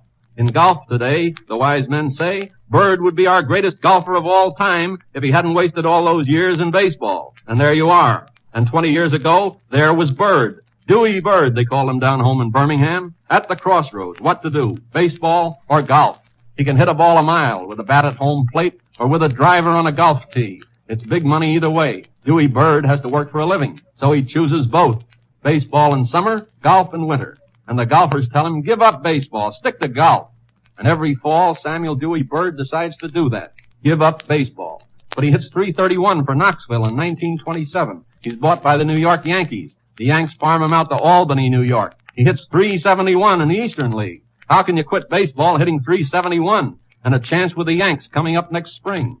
So on his 21st birthday, 1928, Bird makes his big decision. Baseball, the Yanks, the greatest team of all time, Murderers Row. And here comes Bird, a .371 hitter, a sure shot to take over the load in that batting order soon as Babe Ruth gets tired. And his golf advisors moan. All these years in his early 20s when he ought to be sharpening up his golf, getting ready to tackle the Babe Ruths of the fairways. All those years, Sam Bird's gone for the real Babe Ruth, the Bambino of Swat. But Bird is on the bench all summer. Sometimes he runs for Ruth. Sometimes he's a pinch hitter. Sometimes he plays a few games as a substitute. But whether it's baseball or golf, this is wasting time. A young man in either game ought to be in the game every day, growing up in action, under fire. That's what they tell Sam Bird every winter in Birmingham. And here comes spring. And this might be the year. Take over that job from Babe Ruth. And now it's the spring of 1932, the training trip. The Yanks are heading home. Exhibition games in the Midwest. Manager Joe McCarthy is worried. Earl Combs, his great center fielder from Owsley County, Kentucky, is under the weather. What to do? The answer? Bird. So in Cincinnati, an exhibition against the Reds, it's Sam Bird in center field, leading off the Yankee batting order. Bam! Home run for Sammy Bird. The Yanks move to Indianapolis, the Indians. Bam! That's 2 in 2 days. Now Columbus. Bam! Next stop, Brooklyn, Ebbets Field, the Dodgers. Bam! And Tuesday, the Yanks open the American League season in Philadelphia. Bam! And another bam! 2 home runs on opening day. Yes, This is the shimmering pinnacle of Sam Bird's Yankee career. 6 home runs in 5 successive games. Way out ahead of Ruth and Gehrig and all the rest of the mighty Yanks. Sam Bird certainly made no mistake sticking to baseball. He's in there forever now. A new hero for the New York fans. The fairways are far away. Fans, I was there looking at all this, reporting all these games for the New York Times. All of us baseball writers felt that way about Bird. That's how we built our headlines. 6 homers in 5 games. If he keeps this up, it beats all the records. Singles and doubles, too. With the season 10 days old, Bird is leading the league, 367. The new spearhead of the Yankee batting order. The new star, brighter than Babe Ruth. But now comes a slump. All hitters get slumps. Cobb, Hornsby, even the Babe himself. It's just a temporary thing. You get over it. But here's the tragedy of Sam Bird. By this time, Earl Combs is feeling fine again. Manager McCarthy puts Combs in center field. It's his job. Babe Ruth is feeling good, too. The other outfielder is Ben Chapman. Ben's from Bird's hometown, Birmingham, Alabama. And Ben's burning up the baseline, stolen bases. Ben is hitting and fielding and throwing. You can't take Ben Chapman out of there. So Bird goes back to the bench again. His regular job for 3 years past. And the wise old men say, this is what hurt Sam Bird in baseball. I got thinking of Sam Bird because tomorrow is the anniversary of Bird's final frustration. May the 23rd, 1936. Just 10 years ago. Now he's with the Cincinnati Reds. Still after that home run touch. But now nearly 30 years old. Not so easy to pick up that zip. The Reds are getting beat 3-0, the last of the ninth. Bill Swift from Scranton, Pennsylvania, is pitching for Pittsburgh. The fans begin to go home. But here comes a rally, a safe bunt, a single, a base on balls, 3 men on base. The Red Rooters are roaring. And here comes a new Pirate pitcher, a relief pitcher, Cy Blanton, Pittsburgh's #1, the league-leading ace, a husky curve artist from Shawnee, Oklahoma. And here's the batter, Sam Bird. Now here comes the pitch, Blanton's first pitch. Bam! Yes, it's a Bird home run over that left field wall, that same wall that started Sam's great streak in 1932. 1 pitch, bam, and it's 4 runs. The game's over. Cincinnati 4, Pittsburgh 3. The hero, Sam Bird. The fans mob Sam Bird in a joyful tumult when he gets to home plate with a winning run. It's headlines all over the country. Sam Bird and his Merriwell home run. Does this start another streak? Let's look at the next day's headlines. May 24th, 1936. Tony Lazzari of the Yankees hits 3 home runs, 2 with the bases filled. Bird drove in 4 runs. Lazzari drives in 11. Sam Bird back again in the shadow of the Yankees. In my book, Bird of Birmingham is one of the greatest athletes alive today. He climbed higher in baseball and golf than any other man ever achieved. I think he made the right decision back in 1928, but you always wonder what would have happened if he chose the other road. Golf, not baseball. It's always that way when you come to a crossroad of destiny.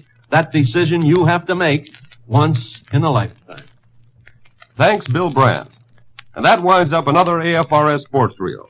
But we'll be beating a path to your door again soon with another reel of close-ups by America's best-known sports authorities.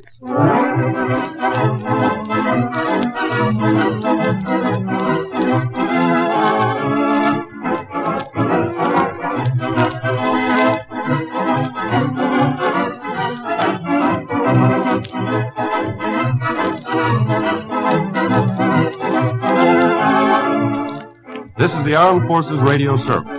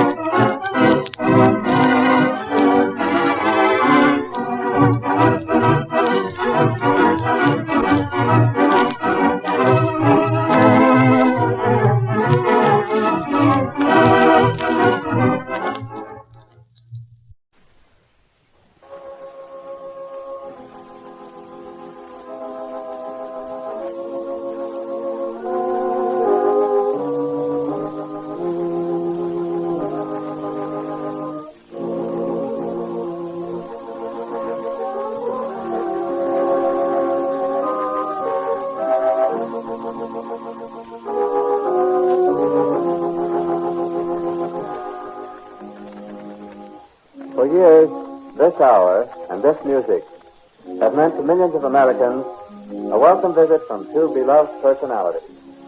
In fact, through the seasons, Amos and Andy have become more than personalities. They are real people. On this occasion, we present Mr. Lennox R. Lord, the president of the National Broadcasting Company, who will bring a special greeting to them. Mr. Lord. On the eve of the 10th anniversary of the National Broadcasting Company, it is a pleasure to salute Amos and Andy, who for 7 years of that period have played a leading role in making our two networks famous. My early appreciation of this outstanding program is quickened into personal interest through association with Amos and Andy at a Century of Progress Chicago, where the Skyride towers were dedicated to them. As this program now commences its 8th year, the National Broadcasting Company takes pride in recognizing the achievements of Amos and Andy.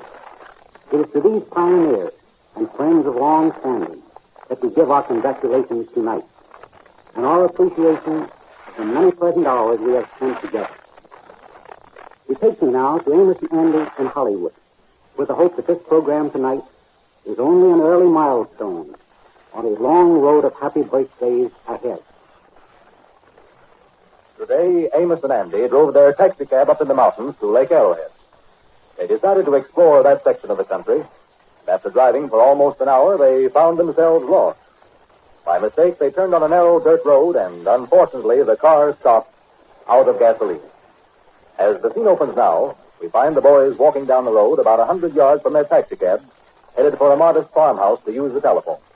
Here they are. Well, I didn't know that we was out of gasoline. We must have a leak in the tank or something.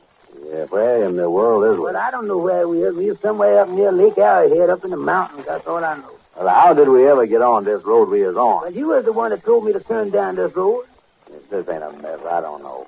Here we is 100 miles away from Los Angeles, up in the mountains. Done lost our way, and we out of gasoline. I can see us sleeping in this taxicab up here now, or walking my feet off to get some gas. Well, the thing for us to do is to go to this house down here and ask the man let us use the telephone. And don't forget, if somebody brings us some gasoline out here, it's going to cost us plenty of money. Well, if the man would let us use the telephone, we just got to call up the nearest filling station and ask them to send it out and pay them whatever they want to charge us. Unless we want to walk to the nearest place and get it, but that might be miles away from here. Well, here's the house. Yeah, there's the man's mailbox with his name on it. What does that spell? See on the mailbox, WALTERHUSTON. WALTERHUSTON. Yeah. Well, let's get on in there and ask them. Yeah, I guess it's all right if we go up to the front door, ain't it? Yeah, there's a lady over there working in the garden, see her? Yeah, well, come on, let's go up there. If he wants us to pay him for using the telephone, let's pay him. Yeah, well, go ahead, knock on the front door. Well, come on with me, walk up on the porch with me, and don't start talking big enough now when you see him. Well, you do all the talking if you want. This thing of running out of gasoline this far from home here is bad. Yeah, well, wait a minute, I hear somebody coming. How do you do? How you do, sir? How you do, sir? Mister, could we use your telephone, please, sir? Well, I'm very sorry, but I don't have a telephone. Oh. Oh, you ain't got none, huh? No, is there anything wrong? Could I be of any assistance to you? Well, we got on this road out there in front of your house, and we run out of gasoline, and we was going phone to the filling station or something. We didn't see no automobiles going by, you see. We kind of lost, mister. I guess we can walk to the filling station, though, if you tell us which way the nearest one is. Well, the nearest filling station, boys, is quite a long ways. But I think I could let you have a little gasoline. Yeah, sir, well, we'll pay you for it. Oh, that's all right. Let's walk out here and go around in the back. Yeah, sir, well, thank you, sir. Yes. Where are you boys from, Los Angeles? Well, we is from New York. We drove out from New York to Hollywood on our vacation with a trailer, and we left the trailer in Hollywood, and we drove up there to Lake Arrowhead over there, and I don't know, we started messing around up here, and we got lost. And run out of gasoline. Well, that's too bad, boys. Now, let's see, what have we here? Here's some gasoline. You boys don't have a can or anything, do you? I know, so we ain't got nothing, but we look around, see if we can find something. Yeah. Oh, here's one you can have. Yeah, you can keep this. This show is nice of you, mister. Yeah, so we won't pay you for Oh, no, that's all right. You forget about that. Sit down there. There's a little bench there that I keep out here. Now, this can holds, now let's see, about 3 gallons. I'll fill it up for you. Oh, no, sir, we don't need that much. That's all right. I've got plenty of gasoline. Now, here's the funnel. You boys are a long way from home. Yes, sir. That's a bad feeling, too.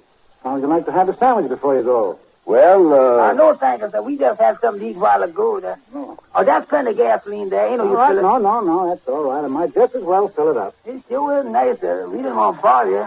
We just wanted to use the telephone, and yours was the only house that we could see around here. Well, that's 3 gallons of gasoline you can have. Yes, I wish you'd let me pay you for this. Oh, no, that's all right. Maybe someday I'll run out of gasoline in front of your place. and I'll call on you, and you can pay me back, huh? Yes, sir. How come you live up here in the mountains by yourself? Well, I'll tell you. Move over there. Yes, sir. I'll sit down with you in a minute. Sit down, young fella. Yes, sir, thank you. You live up here alone, huh? How come? Well, no, I don't live alone. I live here with my wife part of the year. She's out there in the garden now. Yes, sir. You see, I'm in a business that, well, it's sort of nerve-wracking. When I'm working, it feels like I'm on a merry-go-round. You work in Los Angeles or Hollywood or someplace? Yes, I've worked in Hollywood quite a bit. I've worked in New York quite a bit, too, in Chicago. When I finish my work, well, I just have a feeling that I'd like to get away, so I come up here and enjoy this little place. Just the two of you, huh? Yes. You know, I find that if a man will get away from his work part of the time, and just think without the turmoil of worry, and going here and there, well, it does you a lot of good. Yeah, that rest do anybody good. That's what I preach all the time. Yes, but you can't rest too much. But after you hit the ball and work night and day, well, it's nice to get away. Yeah, the man got to have some rest already. That's right. And a lot of them think, though, that they don't need it. But when I work pretty hard. Now, I've seen some of my friends try to keep going, and I've seen them crack under the strain. You know, boys, when I come up here, I find that I can think better. I get something out of life that I didn't know existed. Yes, sir. Yeah, that's Hollywood is a busy place, all right. Yes, Hollywood is a busy place. And I guess a lot of people think it's sort of a playground. But a lot of people work awfully hard in Hollywood, and I've seen the work there drive them almost insane. Yeah, that moving picture business is a tough business. Yes, I'm afraid you're right. I guess when a man, some of them people down there, them actors and all that, in the moving picture business, or when they get on the stage and stuff, they is under a strain, then that is a strain. Well, you know, I don't know that there's any other business that takes up 24 hours of a man's time every day when he's working. But, boys, this little place up here, well, I think every man in his heart would like to come to such a place someday and spend some time. Of course, some people might not like the dead silence of the night or the quietness of the day, but I love it. Yes, sir, I love it. Yes, sir. Well, look, we get going now. You say I can have this can? All right, yes, keep that. Throw it away when you're finished with it. Well, we sure appreciate it. Yes, sir. Will you let us pay you for this? No. I've been paid by talking to you. I'm kind of glad you dropped in. Yes, sir. Well, we sure is lucky, all right. And before we go, I want to tell you how much we thank you for giving us the gasoline. It saved us a long walk, all right. All right, boys. Well, good luck to you. Yeah, good luck to you. Goodbye. Thank you very much. Yes, sir. Is we lucky? I say we is. You know, he's one of the nicest fellas I ever met in my life. His face kind of made you feel at home, didn't it? It sure did. Nice place they got you, too. Yeah, there's the mailbox. What'd that say on there again? WALTERHUSCON. Nice fella, wasn't he? He sure was. The character of Walter Houston was played by Mr. Walter Houston himself. Amos and Andy would like to extend their sincere appreciation for his kindness in appearing on the program tonight. On this, the first night of Amos and Andy's 8th year on the air for Pepsodent products, the Pepsodent Company wishes to express its gratitude and appreciation for the loyalty and fine showmanship of these two boys. May we, on behalf of you, the Amos and Andy audience, salute them with cordial good wishes for their continued success. And now, I know that Mr. Houston would be happy to say a few words to the Amos and Andy listeners at this time. Mr. Houston. Thank you. Friends, first I want to tell you that it has been a great pleasure for me to work with the two boys whom I have listened to for many years. Whenever the opportunity presents itself, I invariably listen to Amos and Andy. This is their anniversary, the starting of their 8th year on the network. I have read their biography. Many of you know this. But for the benefit of those who may not be familiar with the facts, here they are. These boys started working with colored dialects in January 1926.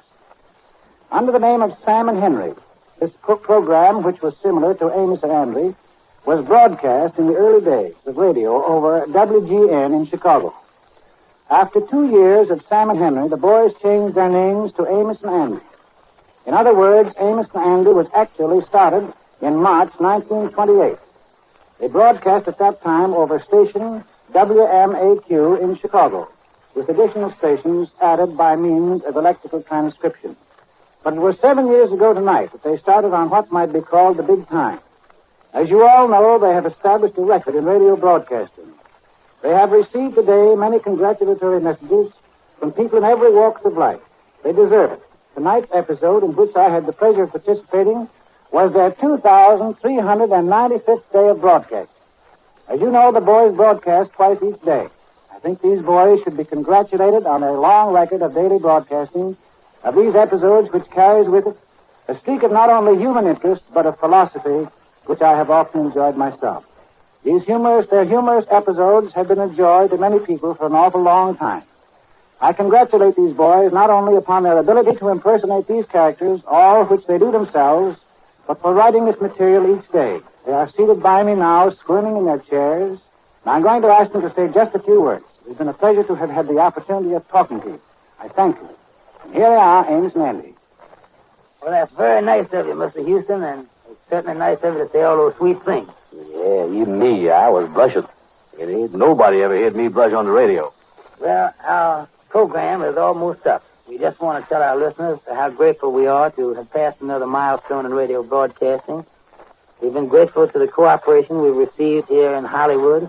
We want to thank Major Law for his kindness, the Pepper and Company for their nice message, Mr. Houston for his cordial greeting. And we want to tell you how grateful we are to you listeners who make these anniversaries possible. We want to thank you and tell you we're very, very thrilled tonight to say good night. Good night, folks.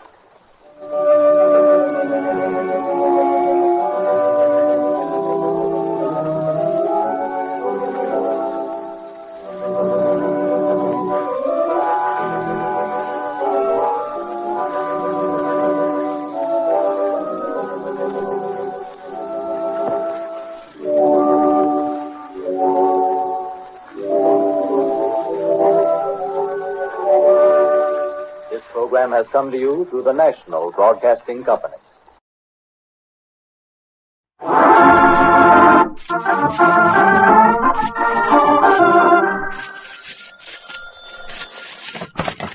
Hello? Hello, Jughead. This is Archie. Come over right away. It's a matter of life or death. Oh, relax, Archie. Relax.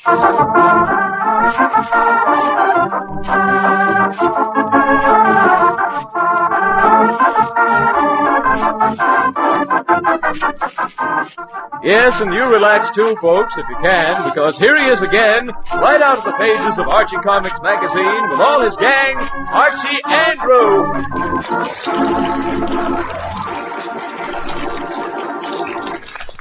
Well, it's a sunny Saturday morning as we look in on the Andrews home in Riverdale. Archie has just come downstairs. Is that you, Archie? Yes, Mom, it's me. What? It's I. Yes, I know it's you, Mom. No, Archie, you said it's me, and you should say it's I. What's the difference, Mom, as long as I'm here? All right, Archie, you win. I'm glad you're up early, dear. There's some things around the house I want you to do, and you can get... Oh, but, Mom, on a day like this... Well, I know, dear, but it's high time you mowed the lawn. Oh, but, Mom, just think, where would Napoleon be if he'd spent his time mowing lawns? Or Edison, or Abraham Lincoln, or any great man? Did they putter around the house? They certainly did. You see, Huh? Oh, but, Mom, I got important things to do. Now, just what is so important? Gee whiz, Mom, what do you think it is? I'm going swimming. Oh, I hadn't realized it was anything that important. Sure, as soon as I get someone to go with me. All right, Archie, go ahead. I suppose it's too warm to do anything else. Oh, gee, thanks, Mom. I'm going to call Veronica. Operator, get me Riverdale 318, please. Lazy bones lying in the sun, never get a day's work done. Are you on the phone? Yes, Dad. Oh, well, hurry up. I have a call to make. Yes, Dad. Hello? That you, Archie? Uh-huh. Is that you, Veronica? Uh-huh. Hiya, Veronica. Hello, Archie. Veronica, would you like to go swimming today? Oh, I'd love to go swimming with you, Archie. But I have an appointment at the beauty parlor in 5 minutes, and I have to hurry. Bye now. Huh? Hello? Hello? Hello? Gee whiz. Archie, are you through with that phone? Not yet, Dad. Well, hurry up. I'll just be a minute, Dad. Hello, operator. Get me Riverdale 426, please. Lazy bones lying in the sun, never get a day's work done. Betty, this is Archie. Oh, hiya, Archie. Hiya. Betty. Yes, Archie? Betty, would you like to go swimming today? Oh, I'd love to go swimming, Archie. But I have to go shopping with Mother. Oh, but Betty, couldn't you... Mother's calling me right now. Bye now, Archie. Gee whiz.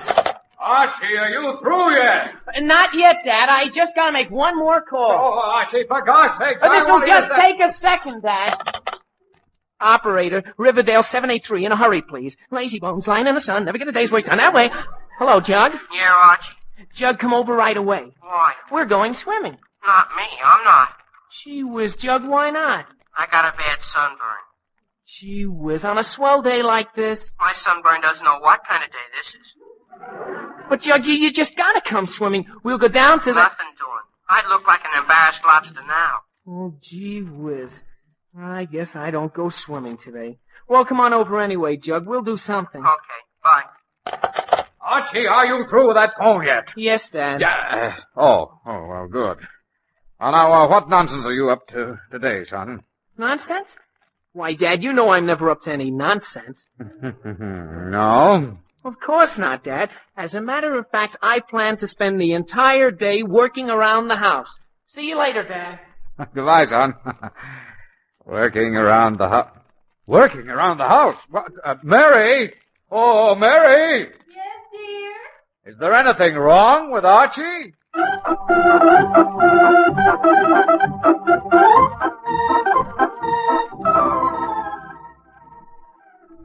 Jug, I ought to be doing something. There's a lot of things to be done around the house. Well, you could cut the grass. What for? It only grows up again.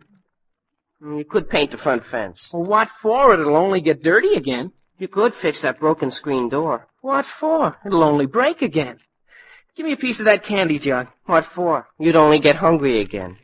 Don't be funny, Jug. Thanks. Yes, I ought to do something around the house. Archie, why don't you just put up a hammock and lie there quietly? Jug, now you've got something. That's exactly what I intend to do.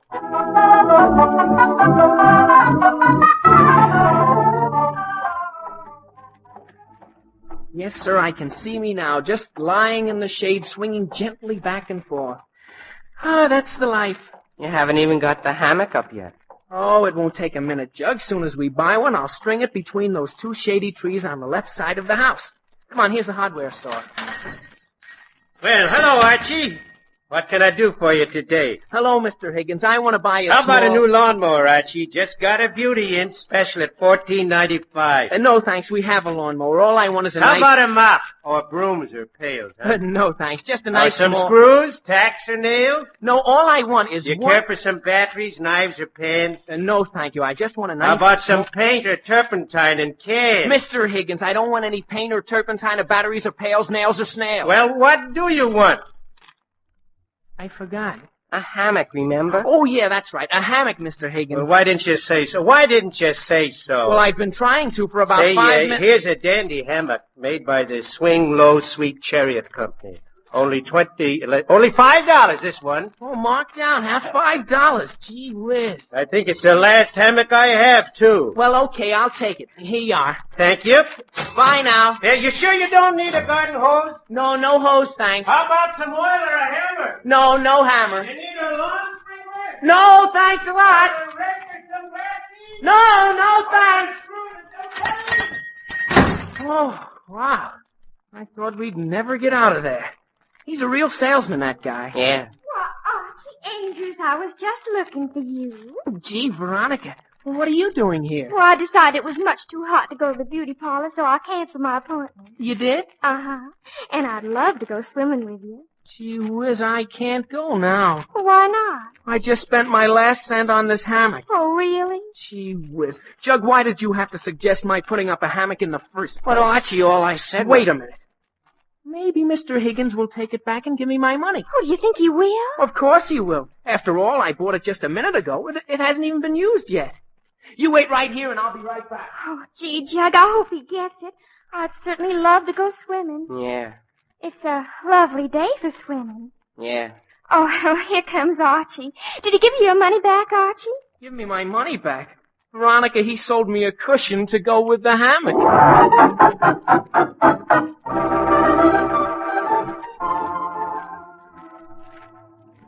Oh, Father. Hello, Veronica. I was just going for a walk. You want to see me? Yes, I did. Father, isn't it awfully warm today? Yes, it certainly is. Father, you know what I've been thinking? No, what? That it would be wonderful to have a hammock on our lawn. Well, would be kind of nice. Why don't you put one up, Father? I know where you can get a lovely hammock and very reasonable Veronica, Yes, Father. let's hear no more about my putting up a hammock. Only a fool would put up a hammock on a day like this.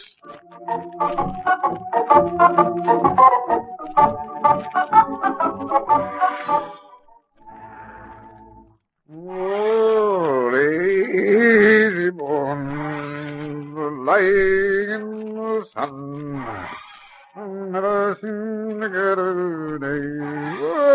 Work done. Mary. Yes, dear? Mary, do you have some more of this lemonade? Yes, dear. I'll bring it right up. All right, dear. Oh, never get a day's work done. Lying in the new moon. Hey, son, hey, son.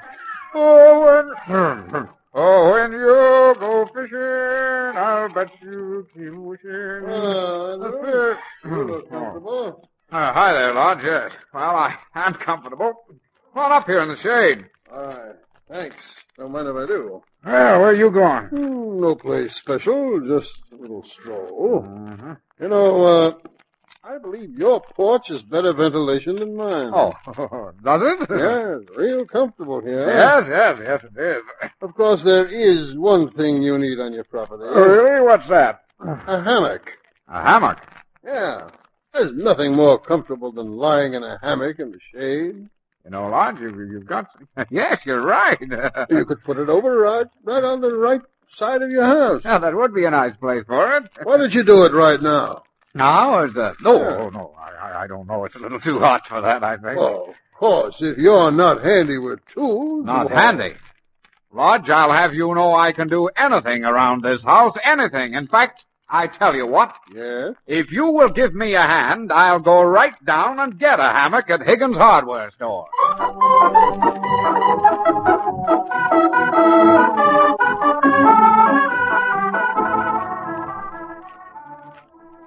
How'd you make out, Jug? Oh, Pinky's father doesn't like hammocks. How'd you make out? Betty's father says he always falls out of hammocks. Gee. And Mr. Lodge doesn't want a hammock. Yeah, but Veronica's talking to Mr. Mandel. Maybe he'll... Oh, here she comes now. How'd you make out, Veronica? Oh, just fine. You mean Mr. Mandel will buy the hammock? Oh, no, but Reggie wants to take me swimming. Oh, fine. That's great. Great. Oh, but Archie, you wouldn't want poor little me to sit home and just melt away on a day like this, would you? Gosh, no, Veronica. But I tell you what. Just wait right here. Maybe my father will pay for this hammock. All right, but hurry. Mom! Oh, Mom! Yes, dear? Where's Dad? He went downtown for a while. Gee whiz. Okay, Mom, thanks. Well, Veronica, I guess you better keep your date with Reggie.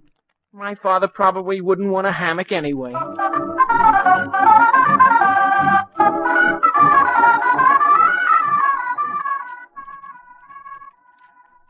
A hammock? You want to buy a hammock, Mr. Andrews? That's right. I want to buy a... Well, what's so strange about that? Nothing. Not a thing at all. I have a dandy hammock right here, Mr. Andrews, one of the last ones in stock, and only $5. Well, fine. I'll take it. All right, I'll carry it out to your car. Thank you. You know, Lodge, I like doing business here. Mighty fine fellow, that Higgins.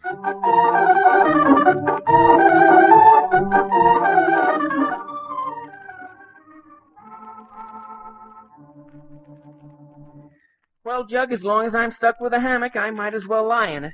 Give me one of those hooks. Here you are. Now I'll screw it into this tree here. Won't take a minute. There. Now the other hook in the other tree. Yeah, I'd rather lie in a hammock than go swimming any day. There. Well, that's done. See how easy it is? Yeah. Sure. In fact, I'm very glad I thought of putting up a hammock. You thought of it. Archie, Never mind, Jug. Hand me the hammock and I'll hang it. I'm anxious to see how it looks. Yeah. Now I hang one end on this hook, and the other end on oh, gee whiz. Jughead, it doesn't reach. Gee whiz. This hammock's too small. Maybe the trees are too far apart. Oh, for gosh sake. Why didn't I think of measuring the distance before I rushed off and bought this thing? Now what'll we do? I could stand here and hold the other end. No, that's no good. The termites would get you in one season. I know. I could sink a post into the ground and hang the other end on that. Yeah, I guess you could. Sure. Jug, you know, sometimes I think I'm a genius. The rest of the time, I know it.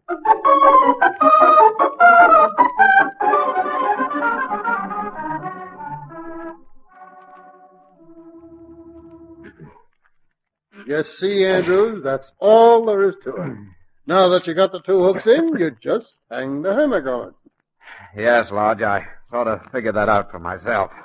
Hand me that hammock, will you? Yeah. Thanks. Now I hang one end on this hook, and the other on this hook. There. Now we're all set. Well, that was easy. I told you it would be. Yes, Lodge.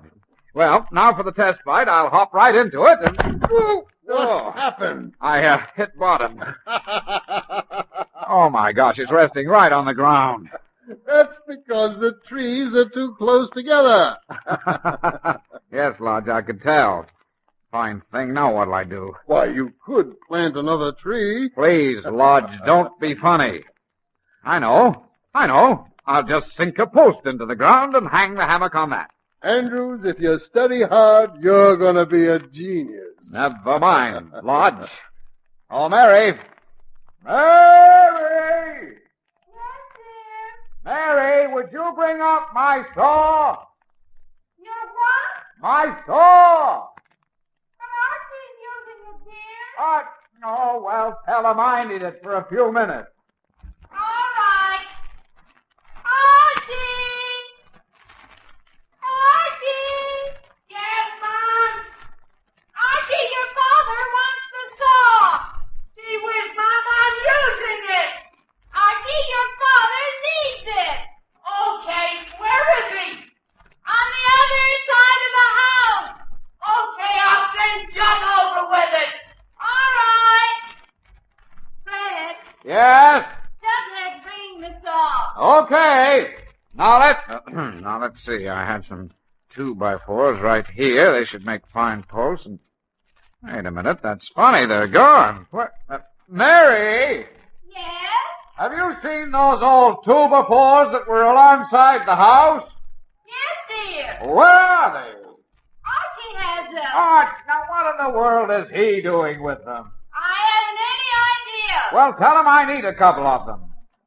All right. Here's the saw, Mr. Andrews. Huh? Oh, thank you, Jug. You're welcome. And Archie says let him know when you're finished with it. Yes, I will. Archie! Yes, Mom? Your father wants some of those 2x4s. Gee whiz, what for? I have no idea. Well, tell him to send Jug back here for the 2x4s. All right. Fred? Yes? Archie says to send Jug back. Well, Jug's already gone back, and tell him to hurry. All right. Archie! Did Jug get there? Yes, Mom!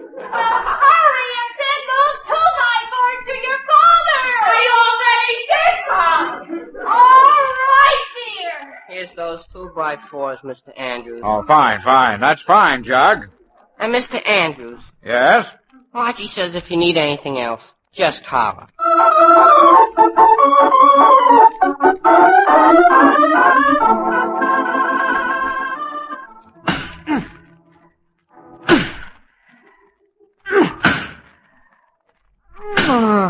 There.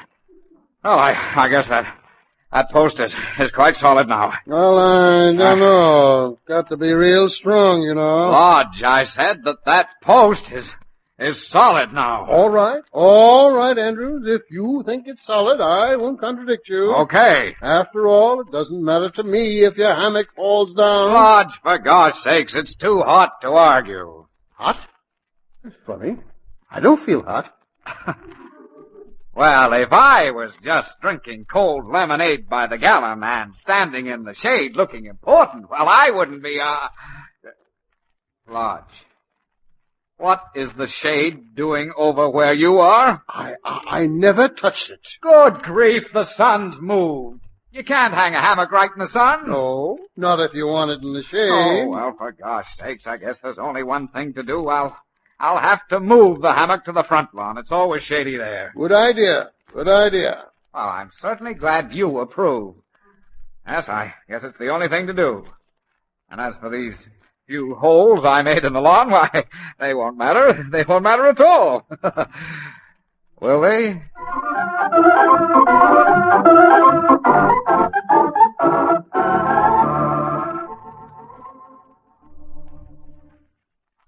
Well, Jug, I guess we're ready now. Yeah, ready to collapse.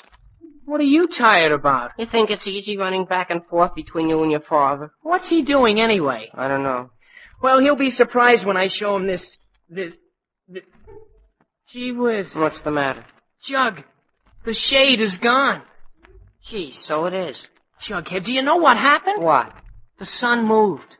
It frequently does, Archie. Gee whiz. Jug, why didn't you watch the sun? I've seen it before. Very funny, very funny. But now do you know what I gotta do? What? Move this hammock around to the backyard. It's always shady there. Good idea. And as for the few holes I dug here, they won't matter. Won't matter at all. Will they?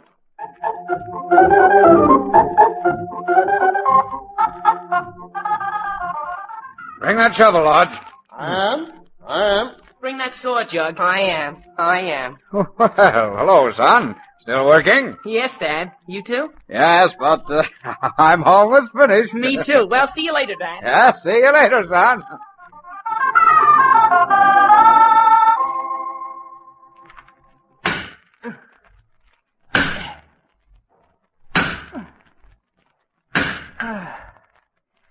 Well, Jug, there it is. One hammock, complete and ready for use. Oh. Yeah, you look a little tired.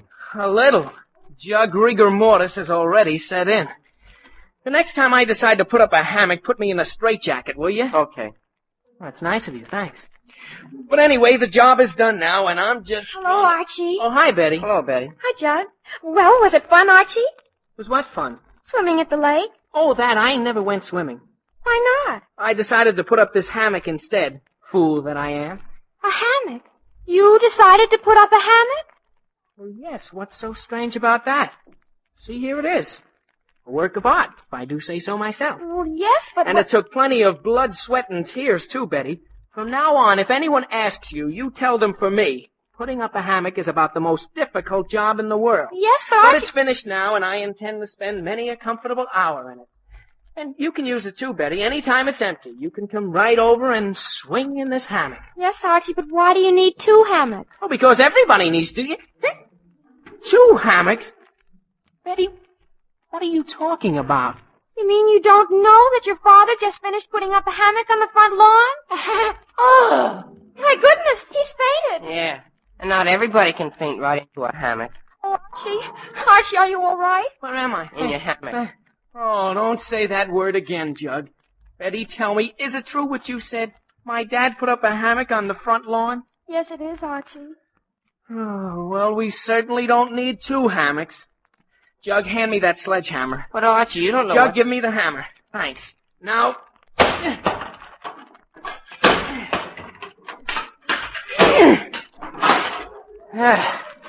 That's the end of that post. Oh, but Archie, what will you hang the hammock on now? Betty, I'm going to make you a present of this hammock. Here, take it. Oh, but Archie, your new hammock, I couldn't take that. You've got to, Betty, as a favor to me. If my father sees it, I'd never hear the end of it. Well, all right, Archie, if you insist. I do. And remember, you kids, don't ever breathe a word of this to anyone.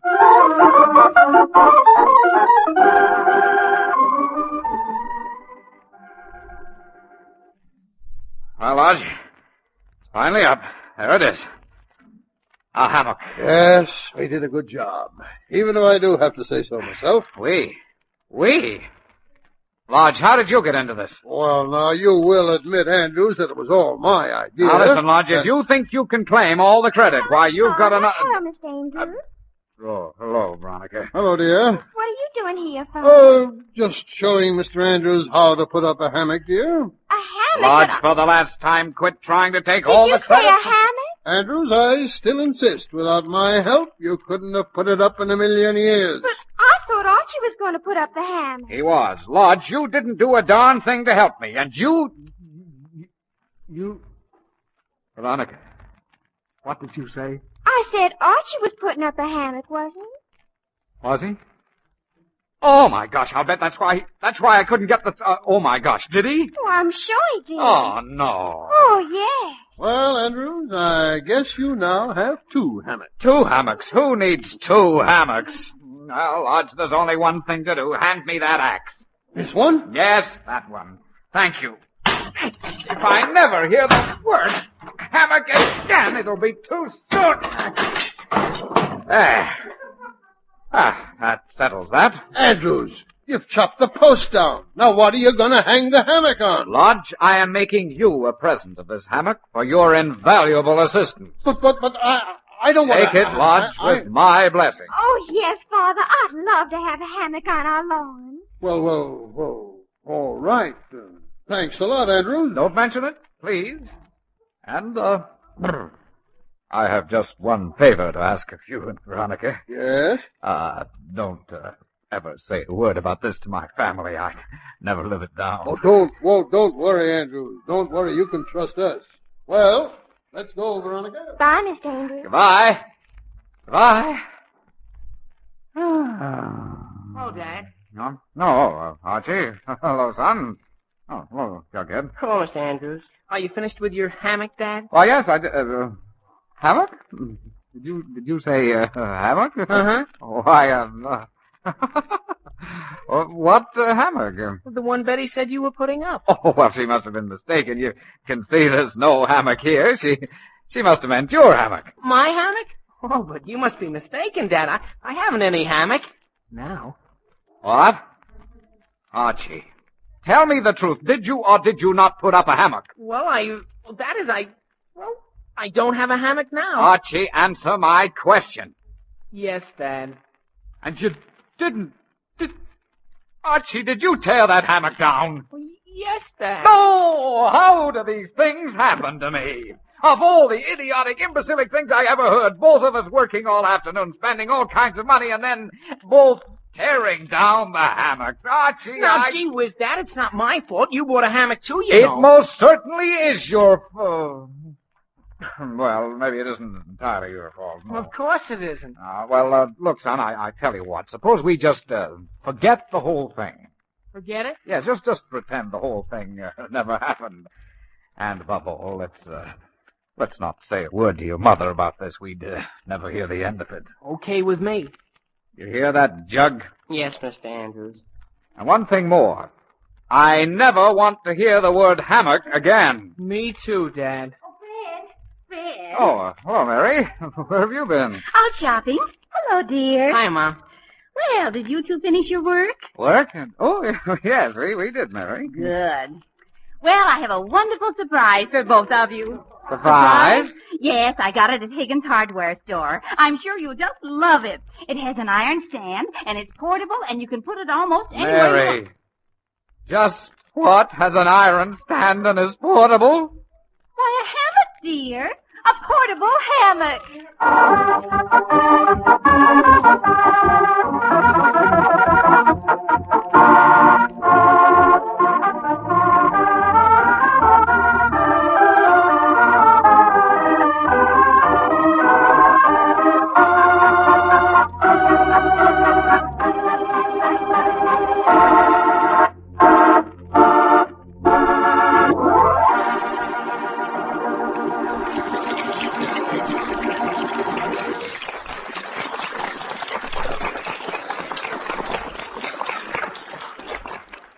You've been listening to another chapter of The Adventures of Archie Andrews, written by Carl Jampel and based on the copyrighted feature appearing in Archie Comics magazine.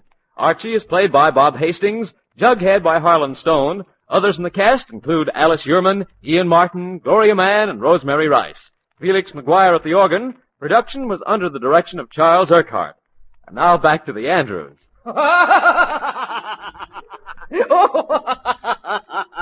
Fred, for Pete's sake, what's so funny? He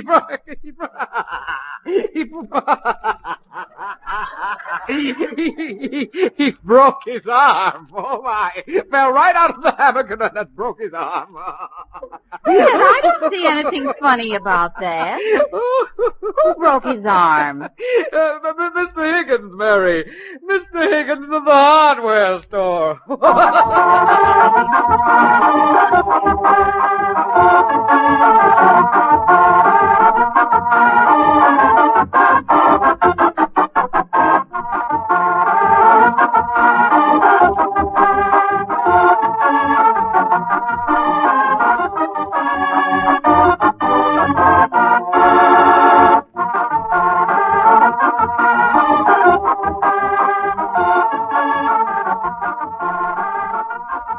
Listen next week for more of the merry adventures of Archie Andrews and his friends. And now this is Bob Sherry wishing you a very pleasant weekend. So long!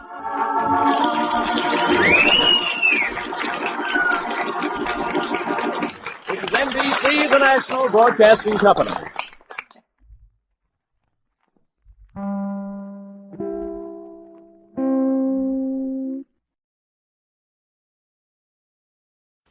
Mother, is Maxwell House really the only coffee in the world? Well, your father said so, and your father knows best.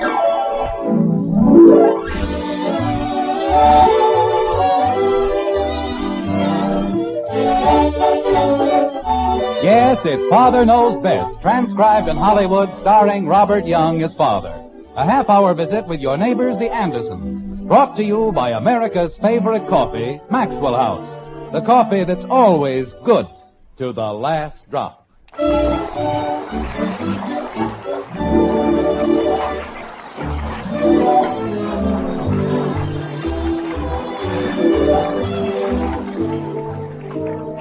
Music hath charms to soothe the savage breast, to soften rocks or bend the knotted oak. You've heard that before, haven't you? Always thought it was just about right, didn't you? Well, it doesn't always work that way. Not in Springfield, at least, in the white frame house on Maple Street. Not with the Andersons. No, sir, not by a long shot. Like this. Margaret! I'm in the dining room, dear. Margaret, it's wonderful. Wait till you hear what I've done. Where are the kids? They're upstairs. Jim, what is it? Honey, it's sensational. It's terrific. This is the biggest day of my whole life. Jim, put me down, please. Hey, you're putting on a little weight, aren't you? I am not. What's all the excitement about? Well, you know that group insurance plan I've been trying to work out with Henry Liggett? Yes? It's in. No. Yes, sir. Signed, sealed, and delivered. Oh, Jim, how wonderful. And that isn't all. How would you like to go to the Toscanini concert? Toscanini and the NBC Symphony Orchestra. Jim, you didn't pay that broker $12.50 a ticket. For $3 seats, I should say not. Anytime you find me paying a broker a bonus of $9.50 a ticket... But you said you couldn't buy tickets. You can't. They're all sold out. Then I don't understand. If you can't buy tickets... We're going as the honored guests of Mr. and Mrs. Henry Liggett. How do you like that? But, Jim, I don't know what to say. It's all so wonderful. The insurance and the concert. I've got to get a new dinner dress.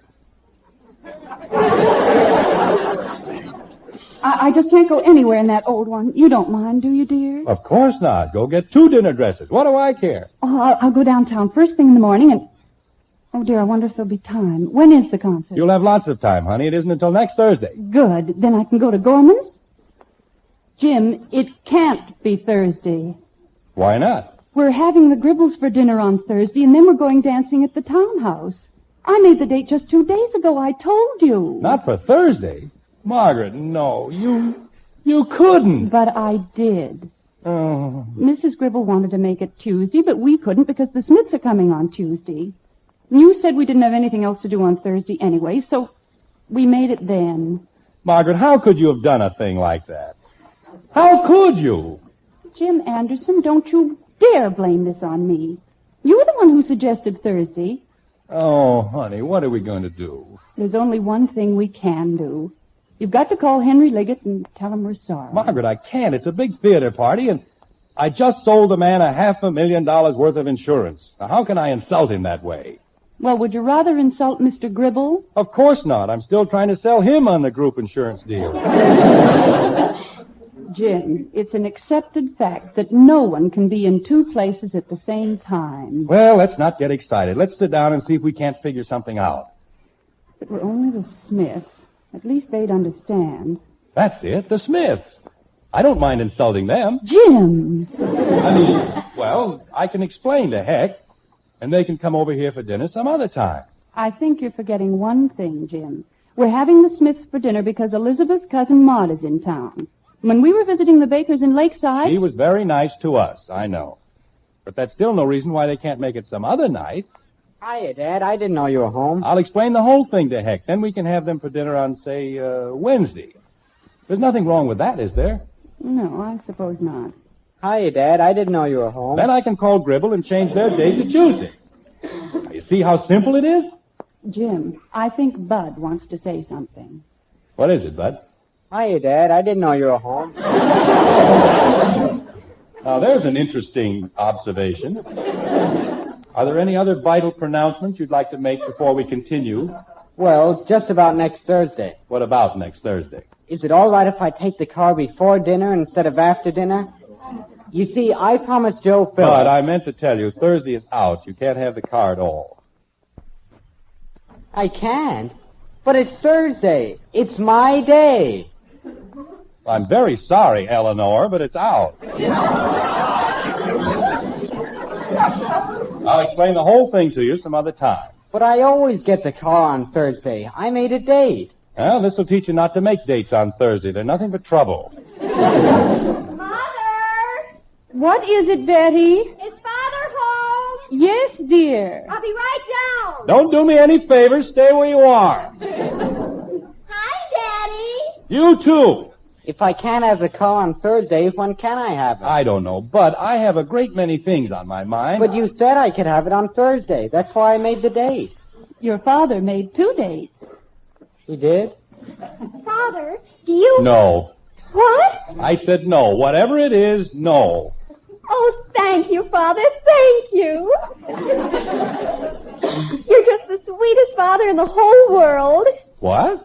Mother said she thought you would, but you don't, and it's just wonderful. What's wonderful? I don't what? Mind if I go to the Pie Mew dance? Wait till I tell Janie Liggett. Betty, wait a minute. I didn't say you could go to the dance. I didn't say anything. Why, Father, you just said... I said no. That's what I said. Hi, Daddy. Oh, go away. Mother! Jim, I don't think that's very nice. You'll gain nothing by losing your temper. Well, why shouldn't I lose my temper? At this rate, how am I ever going to get straightened out about Thursday? How did you know it was Thursday? How did I know what was Thursday? The Pie Mew dance. Oh, no. No.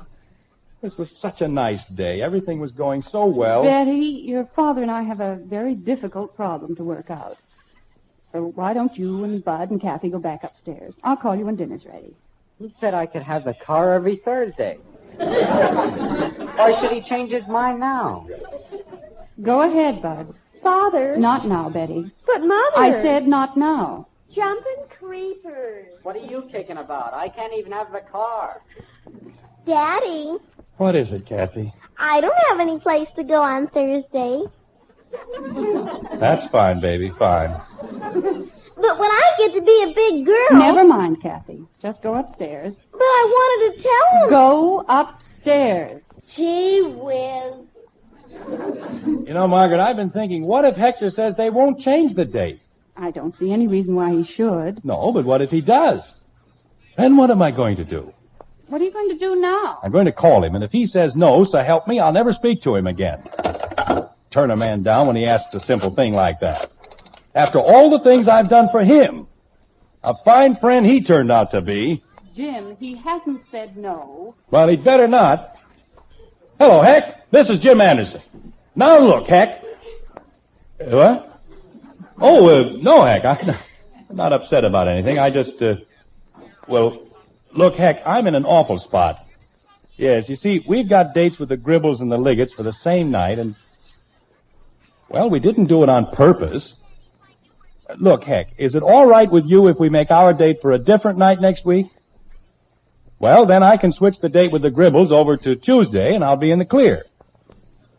Okay. What did he say, dear? He's going to ask Elizabeth. Jim, why don't you explain to him that it's a matter of business? He knows that, Margaret. Sit around this house for weeks, nothing to do, no place to go, and then all of a sudden everything has to happen on one night. Yes, Heck? You can? Oh, that's fine, Heck. That's wonderful. I knew I could count on you. What? Well, how about a week from tonight? Yes, that's definite, Heck. No, we won't change it again. Oh, sure. I realize you've got to plan ahead on account of Maud. Well, tell her we said hello, will you? Thanks, Heck. Okay, pal. A week from tonight. Oh, that's more like it. Now, when I get the Gribbles moved over to Tuesday... Is everything all right, Jim? Heck said they'd be glad to change it. Now I'm calling the Gribbles. You see, there was no reason to get all worked up that way. Ask Mrs. Gribble... Just a minute, honey. Oh, no, not you, Mrs. Gribble. I was talking to... What? She isn't? Well, may I speak to Mr. Gribble? Oh, they are? I see. Well, no, I'm afraid that'll be too late. Just leave word that Mr. Anderson called. Thank you. Good night. What did Mrs. Gribble say, dear? She didn't say anything. She and Mr. Gribble went away for a few days. They won't be back until Monday. Oh, dear. Who are you calling now? Hello, Heck. Look, Heck, if you want to leave that Tuesday date the way it was... Well, the Gribbles won't be back until Monday, and... Oh, you did, huh? You did what, Jim? They've already made another date for Tuesday. With the Hathaways. Heck, we'll just leave it the way it is, a week from tonight. Okay, Heck, and I'm sorry there's been all this mix-up. Right. Oh, sure. Okay, Heck, see you later. A fine little fixer I turned out to be. All I did was move the date with the Smiths from Tuesday to Wednesday. And we've still got 2 dates for Thursday. Jim, I'm completely confused. Well, climb in with me. I've been that way all day. But you told Hector our date was a week from tonight. That's what I said, Wednesday. Jim, today is Thursday. Margaret, I may be a little mixed up about a lot of things, but today is Wednesday. Yesterday was Wednesday. Yesterday was Tuesday. They picked up the garbage this morning, and they don't pick up the garbage on Wednesday. I don't care when they pick up the garbage. I had a date with Al Harris on Wednesday, and... today is Thursday? It's been Thursday all day. Margaret. Yes, Jim? I have news for you. We no longer have 2 dates for next Thursday. Oh? We have 3.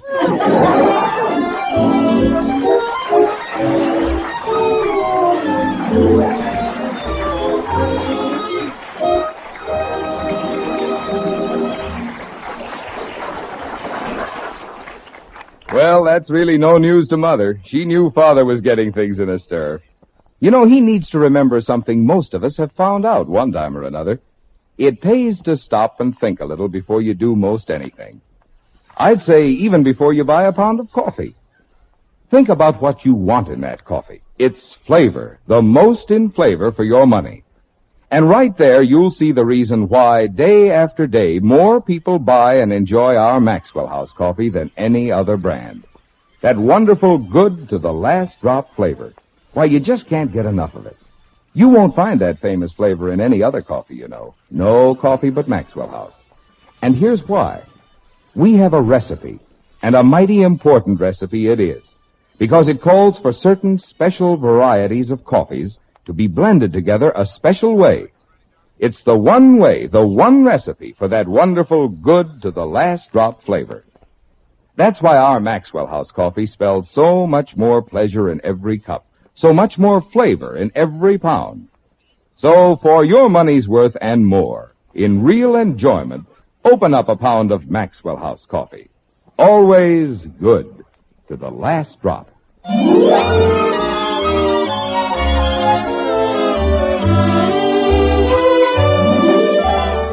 It's mere moments later in the white frame house on Maple Street. The Andersons' problem still remains. 3 dates for Thursday. Yet there isn't the dark and dismal aura of gloom one might imagine. Jim Anderson, a genius among fathers, has come up with an idea which he himself admits is a dilly, like this. Margaret, it's the only thing we can do.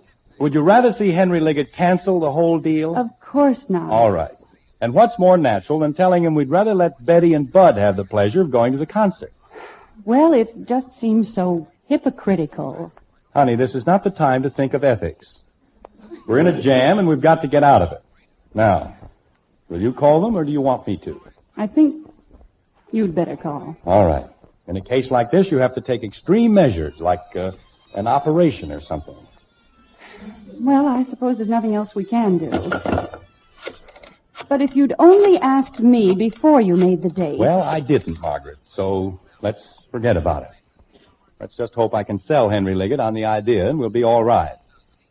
Oh, hello, Janie. This is Mr. Anderson. May I speak to your father?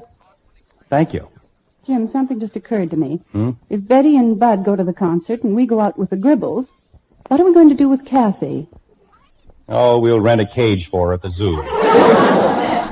Jim. We'll get a sitter for her, Margaret. That's no problem. It certainly is. You know Kathy doesn't like sitters. Well, that makes it even. Sitters don't like Kathy. Just have to find one who hasn't heard about her.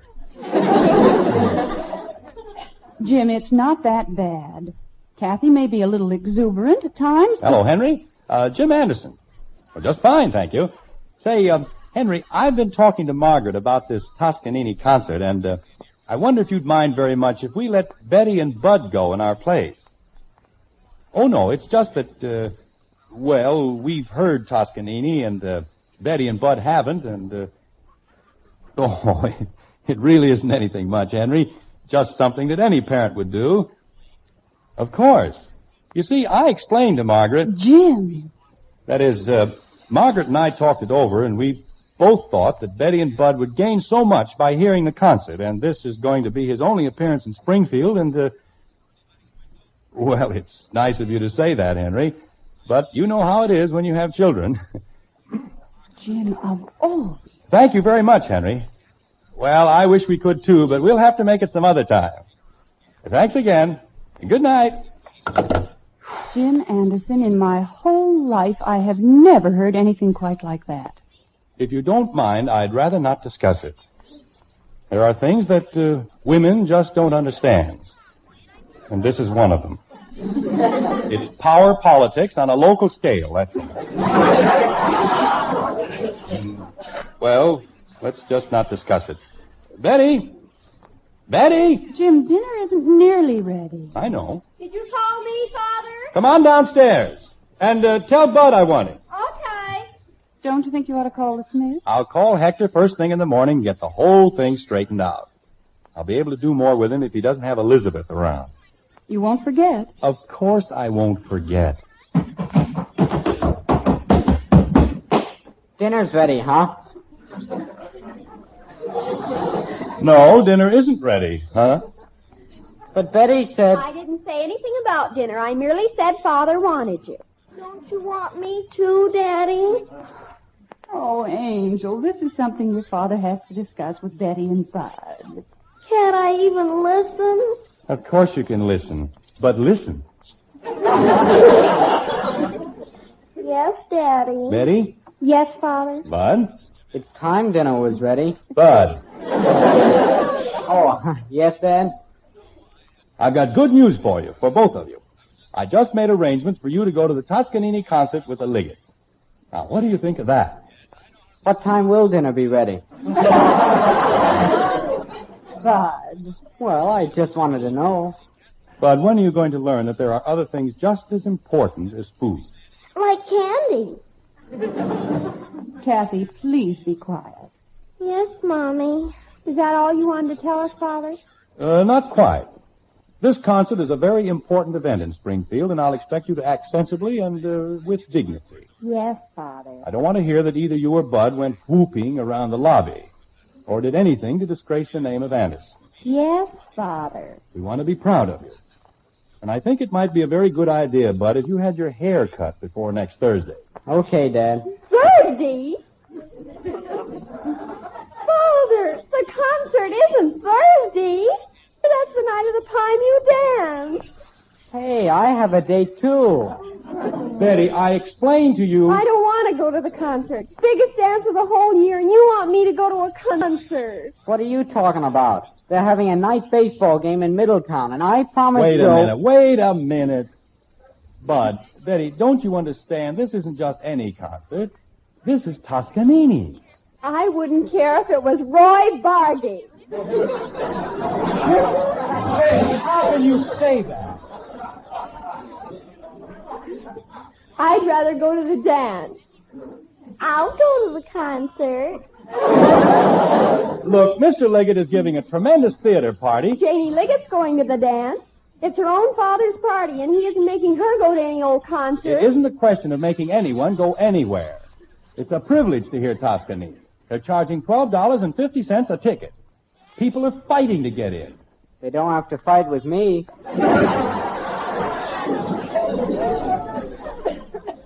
I'll go to the concert. Margaret, will you please explain to these children... Oh, no, dear. Go ahead. You're doing fine. Thank you. Look, kids, music is an important part of our lives, especially good music. An appreciation of music is a sign of culture and good breeding. It's a relaxation, a release from the stress and strain of everyday life. As you grow older... Daddy. Oh, what is it, Kathy? I'll go to the concert.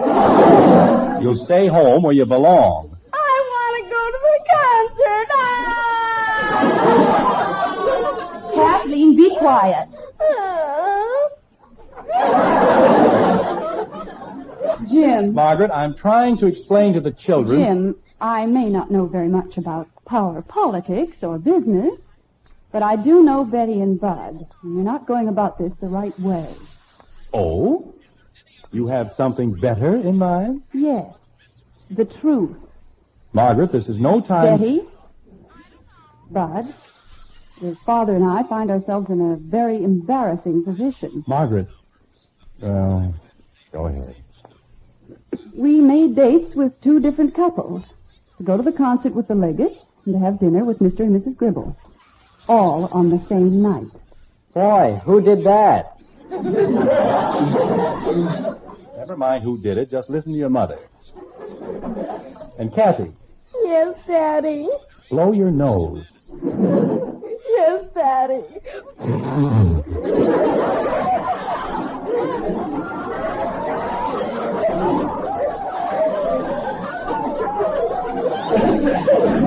Go ahead, Margaret. Well, that's our problem. Your father's in no position to offend either the Liggetts or the Gribbles. And that's why we need your help. If you'll go to the concert with Mr. and Mrs. Liggett, all our difficulties will be over. Well, creepers, why didn't Father say so? I did say so. In a slightly different way. Gosh, we didn't know you were in a spot. If going to the concert is going to help you any, well, gosh. Father, you know you can count on us. Candy Bud. Sure. Who cares about an old baseball game? I'll go to the baseball game. Kathy, the way you can help us best is by staying home. Oh, then I'll be glad to, Mommy. Well, I guess that takes care of that. Yes, dear. And I hope we've all learned something tonight. Yes. Well... I'll get it. Never mind, Betty. Go in and help your mother set the table. And, Betty... Yes, Father? Maybe we can find a new dress somewhere that's just right for concert. Creepers. Hello? Oh, hello, Henry. She what? Oh, that's fine, Henry. That's just fine. Yes, I'll tell Margaret right away.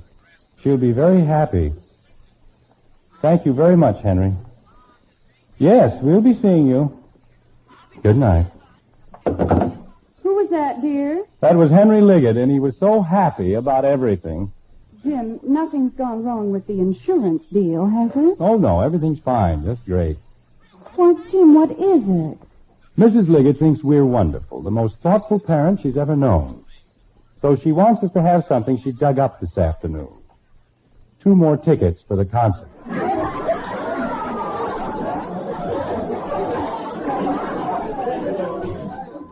And wait till you hear where she got them. It seems a friend of hers couldn't make it on account of she's going out for dinner that night.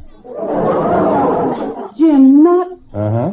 She got them from Mrs. Gribble. Oh, no.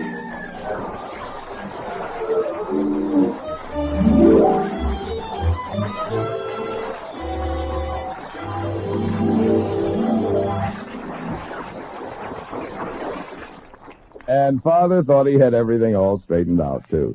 Well, some things you just can't count on. Other things, though, you can count on every time. And it's good to know about them. Take coffee, for instance. You want to count on the coffee you buy for wonderful flavor every pound. 'Cause flavor's what you pay for, what you enjoy. And as millions of folks know, wonderful flavor is just what you can count on with our Maxwell House coffee. Day after day, pound after pound, an extra measure of flavor comes your way in that familiar blue tin. Wonderful, good to the last drop flavor only Maxwell House brings you. We're mighty proud of that flavor, you know. It's the reason more people buy our Maxwell House coffee than any other brand. And we'll never compromise on the quality of 1 single pound. Yes, for more flavor for your money, for your money's worth and more, bring home that familiar blue tin of Maxwell House coffee. It's today's coffee buy. Always good to the last drop.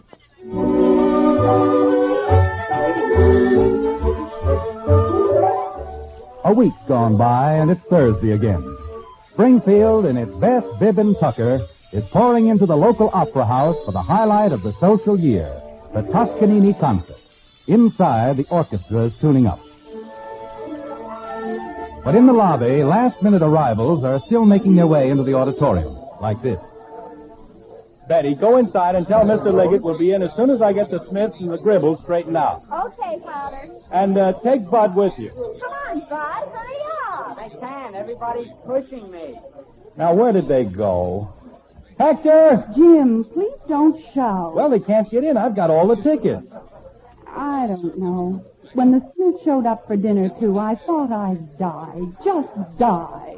Yes, Margaret, I know. You kept promising that you'd call them. I forgot, Margaret.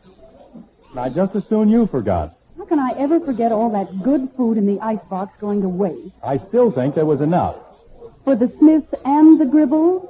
Well... And why did we have to take them to the Townhouse, the most expensive restaurant in Springfield? They enjoyed it, didn't they? Why shouldn't they?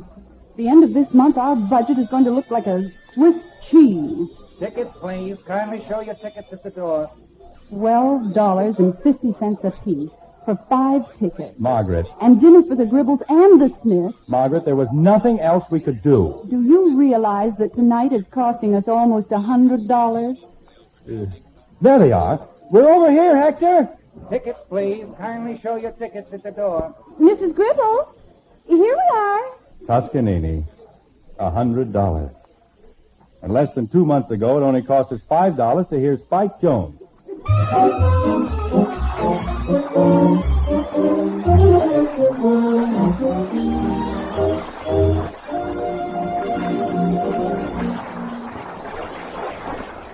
Good to the last drop. Now that famous flavor is yours to enjoy in instant coffee, too. Instant Maxwell House. It's the instant coffee with a famous flavor, the happiest combination in coffee. Wonderful flavor combined with the convenience and thrift of coffee made instantly in the cup. So thrifty, so easy, and best of all, so truly good. Tomorrow, try Instant Maxwell House, the instant coffee with a famous flavor. Instantly good to the last drop.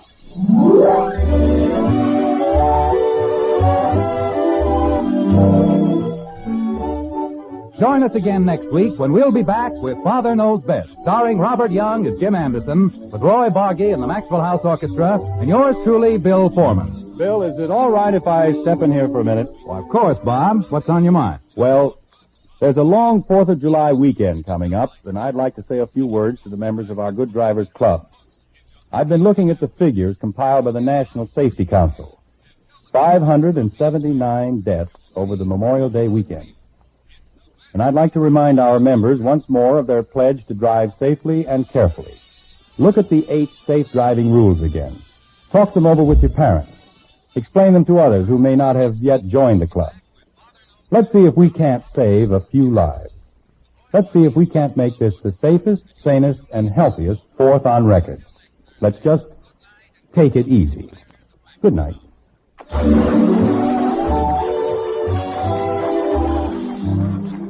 Now until next Thursday, good night and good luck from the makers of Maxwell House, America's favorite brand of coffee. Always good till the last drop. Father Knows Best was transcribed in Hollywood and written by Ed James. Now stay tuned for Screen Guild Theater, which follows immediately over most of these stations.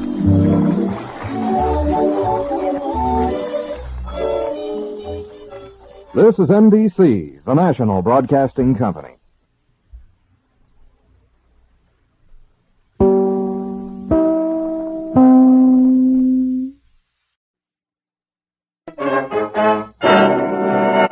Is there a Lee-Mac in the house? It's the Bob Hawk Show, brought to you transcribed by Camel Cigarettes. Here's your Lee-Mac man, yes, your Lee-Mac man. And if it's fun you're after, with questions, jokes, and laughter, he's sure to ring the topmost after Bob Hawk, your Lee-Mac man.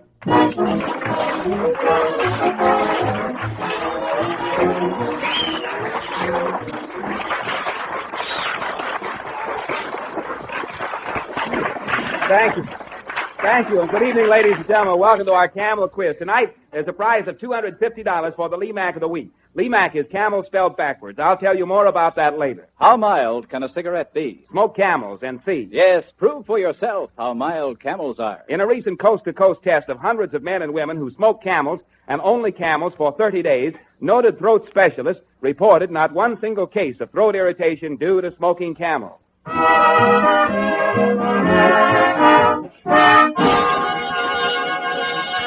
Charlie Stark, who's our first contestant? Bob, this is Miss Ruth Hopwood. Hello, Miss Hopwood. Hello. Where are you from? Manhattan. Manhattan, and would you tell us what you do, Miss Hopwood? I'm a registered nurse. Where, here in New York? Yeah.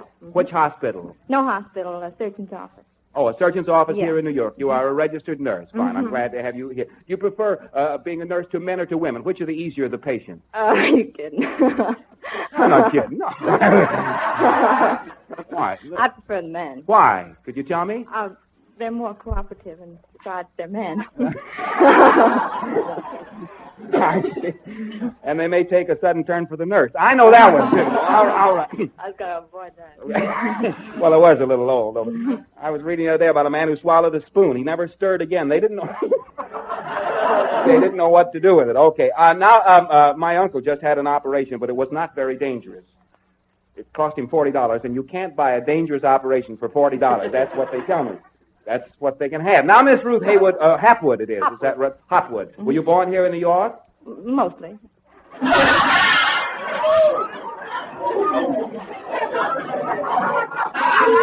Well, practically, then. There's one question I thought could be answered yes or no. We'll try it again. Were you born here in New York? Yes.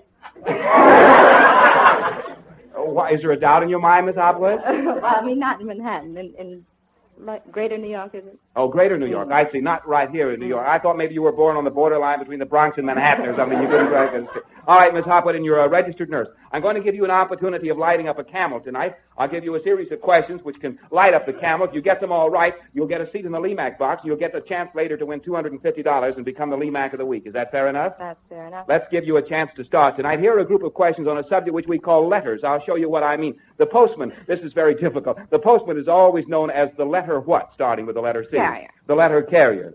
The postman. Everybody waits for the postman to come by. Little town I was born in, the postman in our town was also the dog catcher, the vegetable man, the carpenter, and a songwriter. He had a sign that read letters, litters, lettuce, and lyrics. Here we are for the A, for $10 and 2 cartons of Camels. When you find XYZs in your soup, you are probably having what kind of soup? Alphabet. Alphabet soup. Did you ever have any alphabet soup? Yes. I'm boring you, aren't I? I forgot to pay for mine in the restaurant the other night, but I left some IOU, so it was all right.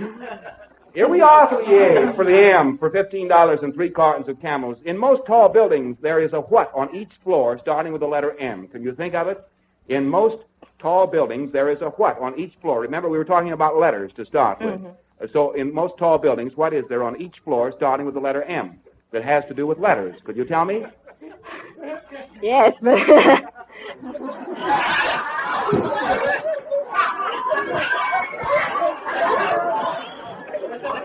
I know what the answer to the L is going to be.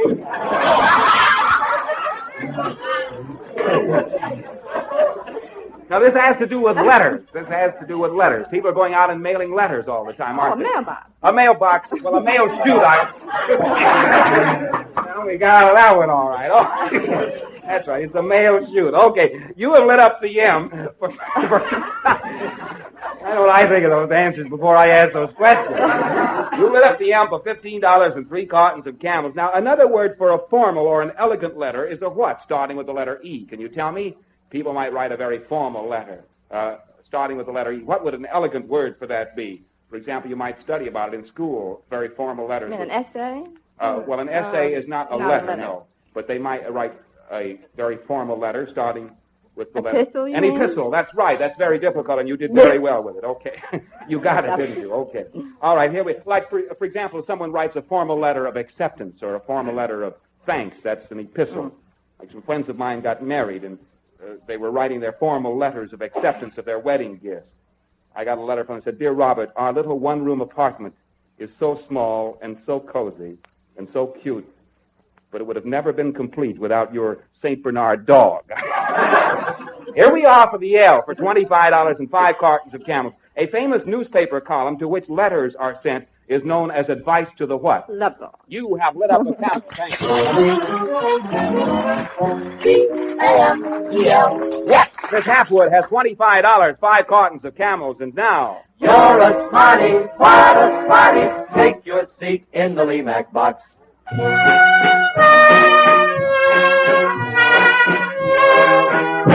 Thank you, and now, our gentry. Who's next, please? Bob, this is Joseph Power. Hello, Mr. Power. How do you do, sir? Where are you from, sir? Well, I'm from New York, Bayside. And would you tell us what you do, please? I'm a salesman. And what do you sell? I sell automatic typewriters.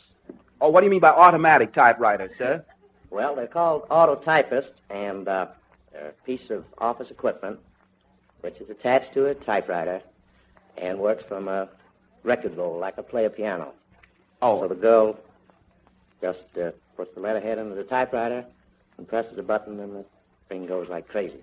Oh, I... Completes the letter. Does the letter, and she can go on and have her coffee like she would be doing anyway, and everything is fine. Is that it? That's it. Oh, it automatically types. That's quite an invention. Well, my girl, my secretary, I should say, could want to use that. She's quite a typist and a lovely-looking girl. She reminds me, she has a royal carriage. I used to use that, what is it, the peck system, they call it? Yeah, that's right. Hunt and peck. A hunt and peck system, that's right. A friend of mine used to do it, too. What's the gag? I can't think of it. What was his name? Underwood, that was his name. He was an Underwood pecker. I remember that. That's not the gag. All right, Mr. Power, let's give you an opportunity of lighting up a camel tonight and see what you can do. I'm going to give you a series of questions, sir, about a subject which I think that all men should be familiar.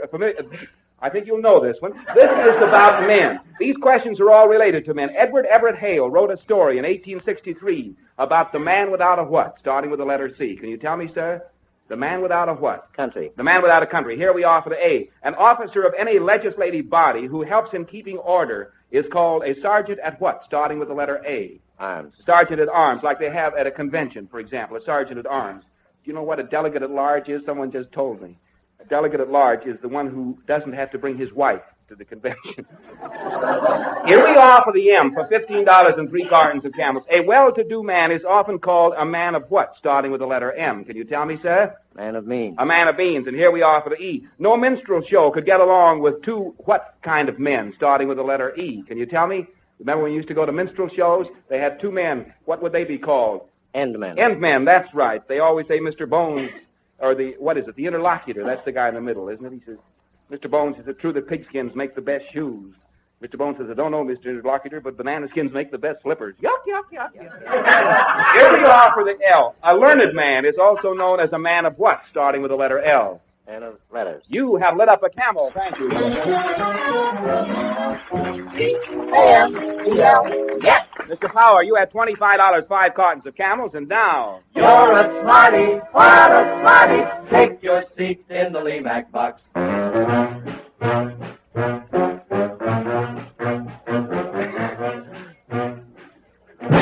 He made it. How mild can a cigarette be? Just smoke Camels for 30 days and you'll see. In a recent test, hundreds of men and women from coast to coast smoked Camels and only Camels for 30 days. They smoked an average of 1 to 2 packs a day. Each week, noted throat specialists examined the throats of these smokers. After completing 2,470 careful examinations, the doctors reported not one single case of throat irritation due to smoking Camels. That's how mild Camels are. Smoke Camels and see for yourself. If at any time you're not convinced that Camels are the mildest cigarette you've ever smoked, return the package with the unused cigarettes to the makers of Camels, and you'll receive its full purchase price plus postage.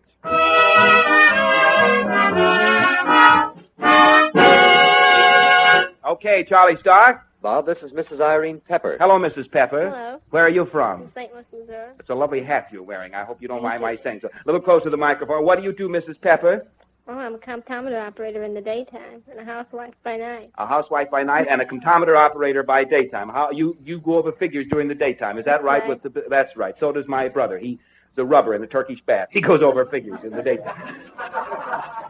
What a masseur I made out of that. Okay, Mrs. Pepper, let's give you an opportunity of lighting up a Camel and see what you can do. Here are a series of questions for you on various subjects, and the first one for you is this one. The opposite of clockwise would be called what? Counterwise. What? Counterwise. Counterwise or counterclockwise. Here we are for the A. A member of a school or a college class that has been graduated is a what, starting with the letter A? Can you tell me? A member of a school or college class. In other words, if you graduated when you graduated. Alumni. Alumni or alumnus. That's right. You lit up the A. And here we are for the M. A person whose wealth is estimated with 6 zeros is known as a what? Millionaire. A millionaire. Yes, sir. That's a lot of zeros. A lot of money. Well, people make so much more money than they did years ago. I don't know what my grandfather got when he married grandmother, but he didn't either. Here we are for the E. The departure of a player from the stage is known as his what, starting with the letter E? The departure of a player from the stage. The actor leaves the stage. He makes his what, starting with the letter E? Can you tell me, Mrs. Pepper? What happens when he goes out? What is it, audience? Exit. But you still have $15 and 3 cartons of Camel.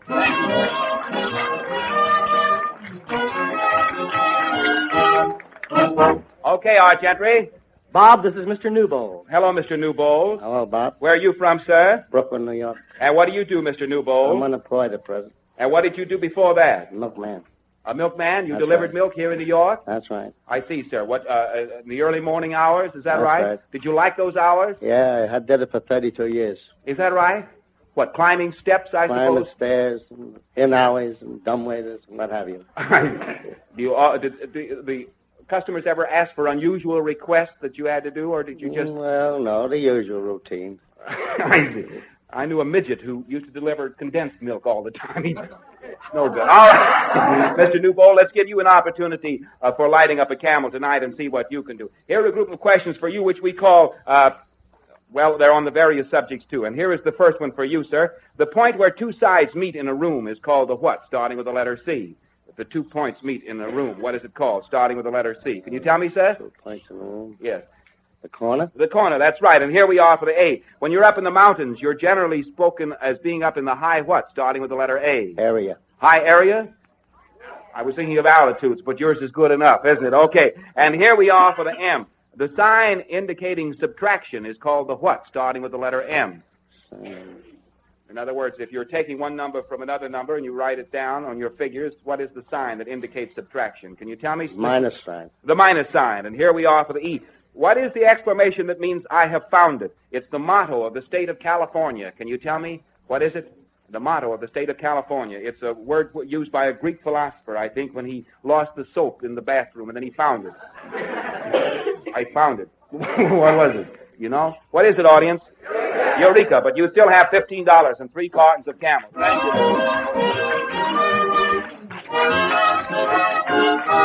Thank you. Okay, Charlie Stark. This is Mrs. Bernice Minkoff. Hello, where are you from? Newark, New Jersey. And do you have a family, Mrs. Minkoff? I have a darling little boy, I'll bet he's a darling little boy. How old is he? a year and a half. Oh, isn't that... What is his name? Paul. Paul. I suppose he's gone to bed by now, hasn't he? Well, I hope so. Yes, Daddy's sir. taking good care of him tonight. Yeah. Oh, his daddy is home taking care of him? That's right. That's the way it should be. Children now like to stay up, though, of course, I guess as late as they can. But, of course, at that age, he doesn't care. He likes to go to sleep all the time. Well, he really doesn't have much to say in the matter. I see. He hasn't started to talk yet. Herkimer, my nephew, ran away from home the other day. We were a little sad about it. He ran away from the house. A policeman found him 3 blocks away and said, Herkimer, why did you run away from home? And he said, well, Daddy got into a fight with Mother.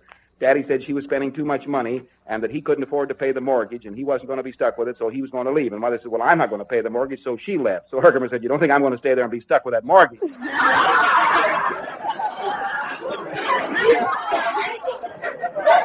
All right, Mrs. Minkoff, let's give you an opportunity of lighting up a Camel and see what you can do. I'm going to give you I love these children. People don't believe these stories about a Herkimer. The other day, his mother said to him, she started to wash his face with soap and water. And he says, Mother, do you have to wash me every day? Couldn't you just dust me once in a while? Here we are.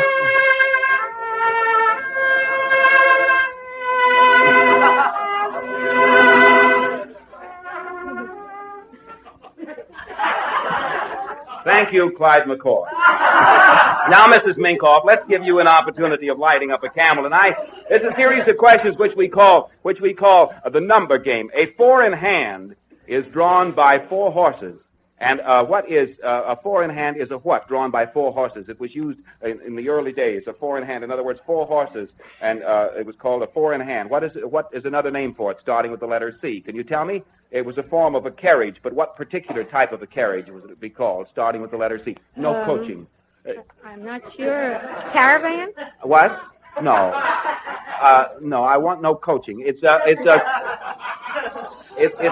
form of a carriage in which the people sat rather formally. Grandfather used to... Coach. A coach, that's right. Okay. You have lit up the sea for $5. What happened to Grandfather? Here we are. Name one of the 7 seas starting with the letter A. Can you tell me? Atlantic. The Atlantic Ocean is one of the 7 seas. You're right. The 3 B's belong to what field of art? Can you tell me? The 3 B's belong to what field of art? Starting with the letter M. In other words, it isn't the theater, and it isn't science. What field of art is music? That's right. Okay. And here we are for the E. The 5-foot bookshelf was made up by a Doctor Who, starting with the letter E. You've seen it advertised in many magazines and newspapers. The 5-foot bookshelf. Can you tell me who it is? Dr. Someone? I think it's Dr. Elliot. Did you hear it from the audience? No. Okay, Dr. Elliot, you're correct. And here we are for the L. The 5 large bodies of water between the United States and Canada are called the Great what? Starting with the letter L. The Great Lakes. You have lit up a Camel. Thank you. C-A-M-E-L. Yes. Mrs. Minkoff, you have $25, 5 cartons of Camels, and now... You're a smarty, what a smarty. Take your seat in the Lemac box.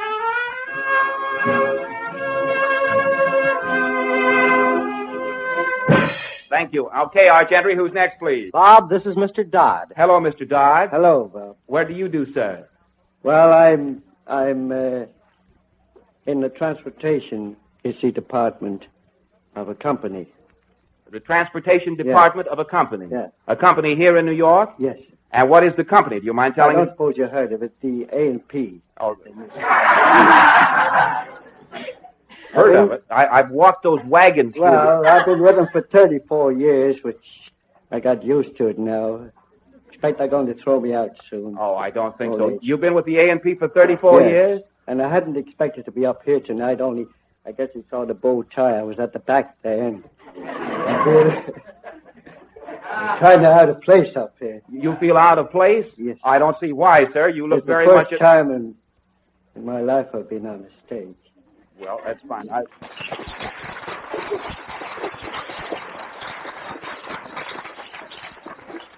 Mr. Dodd, we're delighted to have you up here, and I want you to know that it's a real pleasure for us to have you up here, okay? It's mutual. Oh, that's fine.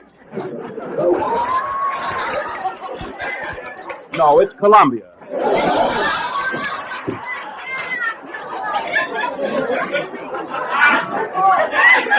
Do you have any hobbies, especially, Mr. Dodd? I have to tune in with the wife's hobby. She likes to listen to these programs all the time, the quiz programs. And incidentally, I asked one of the boys to get me the tickets for this show. And I only got them this morning, so I brought it down here. Oh, I see. That's why I'm here. I see. Your wife wanted to come to the show, and that's why you came. Yeah. Wife wanted to come. I see. Well, supposing that she hadn't wanted to come to the show, you wouldn't have been here tonight. Is that right, Mr. Dodd? I believe not.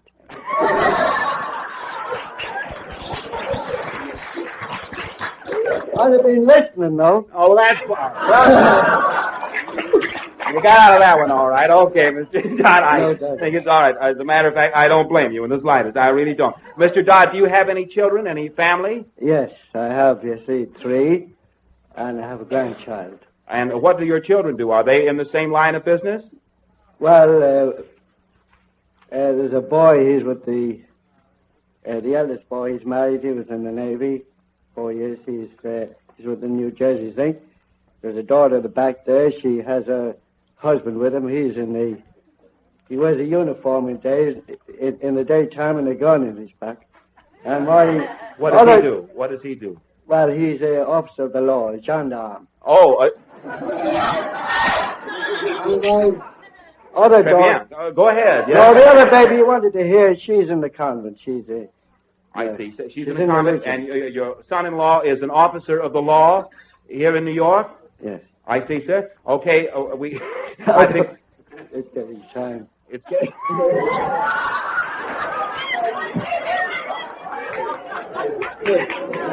And that's your mercy, though.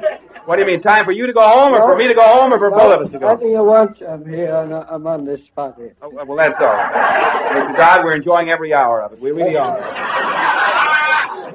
And I want you to stay right here until we get through with it and see what happens here. Look, I tell you what I'm going to do. I'm going to ask you some very simple questions about some people that you've known and seen, either in the motion pictures or the pictures in the newspapers, or that you've heard about them. I'll tell you what I mean. What English prime minister always carried an umbrella? Can you remember? Starting with the letter C, he always carried I think it was Chamberlain. Chamberlain, that's right. He always carried an umbrella. You see, that's the idea of this thing. Here we are for the A. What radio comedians make a lot of people laugh at their antics in the Fresh Air Taxi Cab Company? They used to have the Fresh Air, starting with the letter A. Can you tell me who it is? Abbott and Costello. No. It's Amos and Andy. Amos and Andy, that's right. You remember, the Fresh Air Taxi. And here we are for the L. What comedian wears a painted mustache and spectacles, and his last name starts with the letter M? Can you tell me? A painted mustache and spectacles. Remember, he said to the beautiful blonde, "You're ruining my son. Why can't you do the same for me?" Groucho someone. Groucho Marx. That's right. You have lit up at the end. Now, what English statesman... What did you say? Say he's got a quiz program.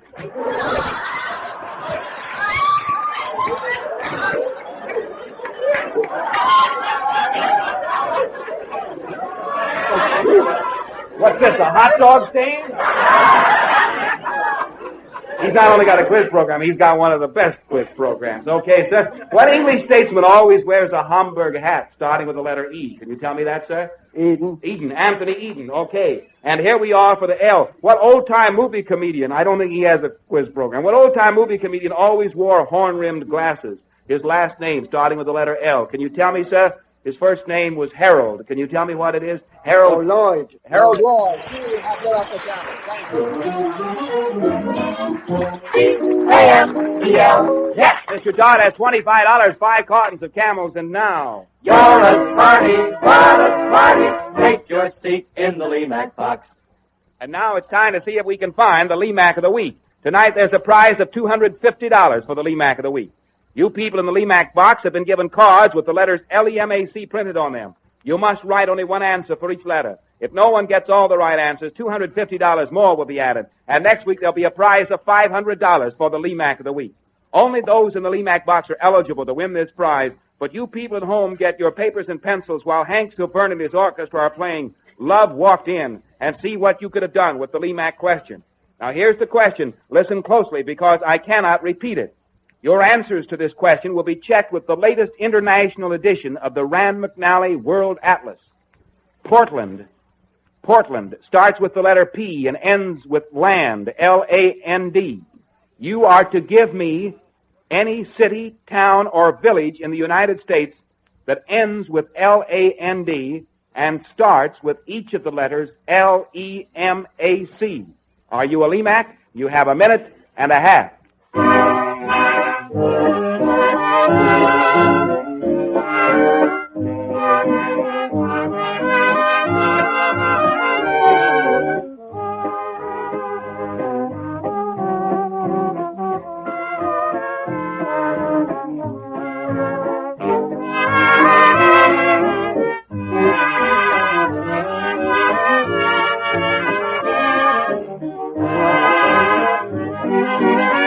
One minute to go.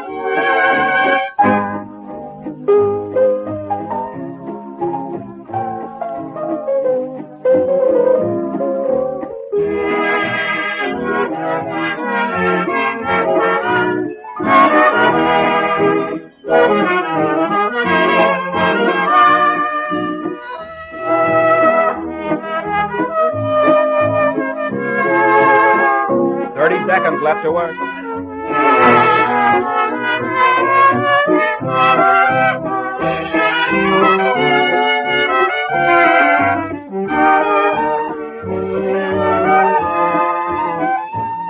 Seconds to become a Lemac.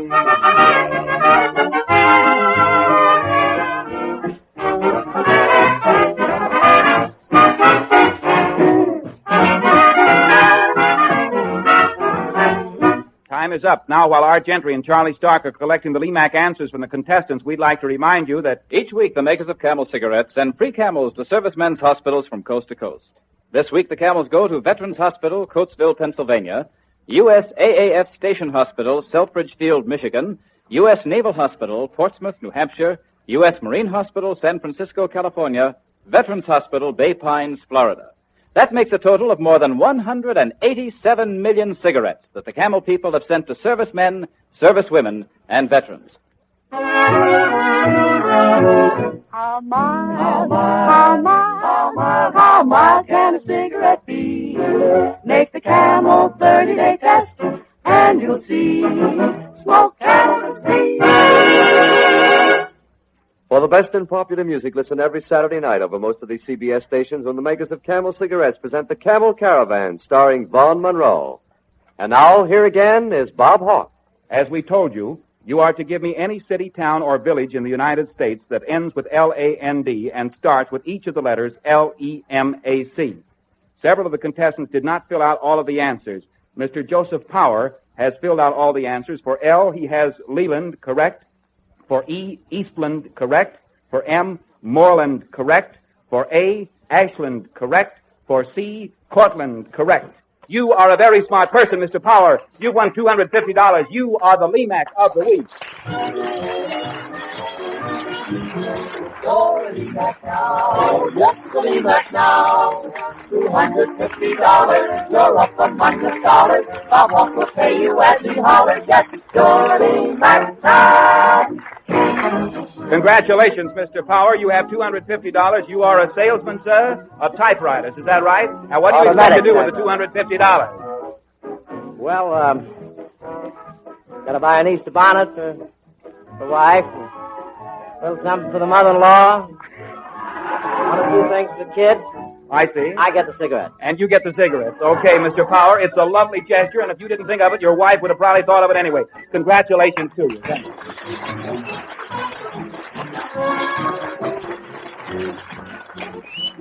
Pipe smokers, if you haven't tried George Washington pipe tobacco, you've missed something. You'll like its rich, hearty flavor, its mellow mildness. George Washington is the great American buy in pipe tobacco. Means more tobacco for your money, more pleasure from your pipe. This is Bob Hawke, ladies and gentlemen. Good night and good luck to all our listeners. Till next Monday when I'll be back looking again for the Lee Mag of the Week with a prize of $250 for the correct answer. Good night, everyone. Listen in for more laughs again next Monday with Camel Cigarettes and another in the series of Bob Hawke Show with Hank Silver's Orchestra. This program was transcribed in New York.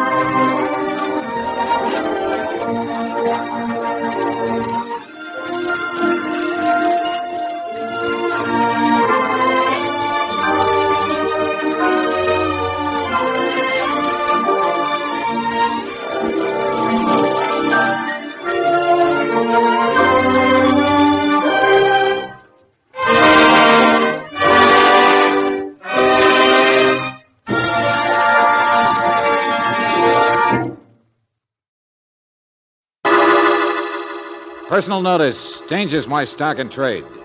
If the job's too tough for you to handle, you got a job for me, George Valentine. Write full details.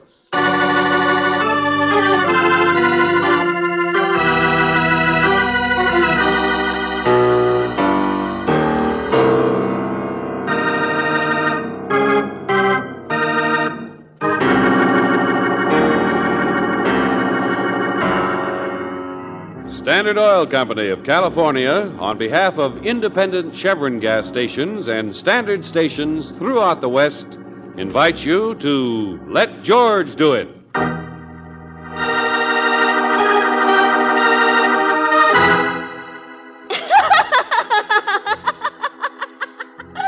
The Witch of Mill Hollow, another adventure of George Valentine.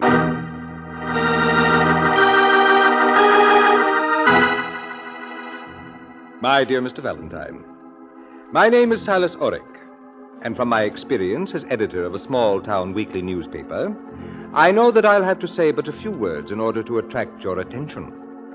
Let me only preface my statement with the remark that Mill Hollow is just an ordinary town with an ordinary number of secrets and the ordinary amount of gossip. That until a year ago, we all got along quite well together, without any disturbing element to ruffle the surface of our peaceful existence. Further, that this is the year 1950, and what happened seems almost impossible.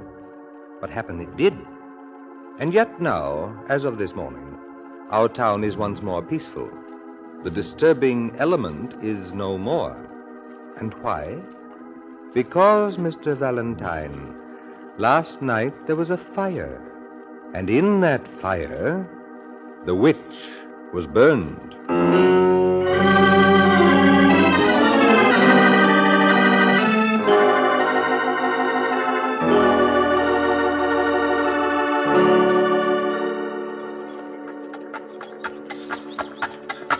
Oh, now, wait a minute, Mr. Valentine. There ain't no such thing as witches. You know that.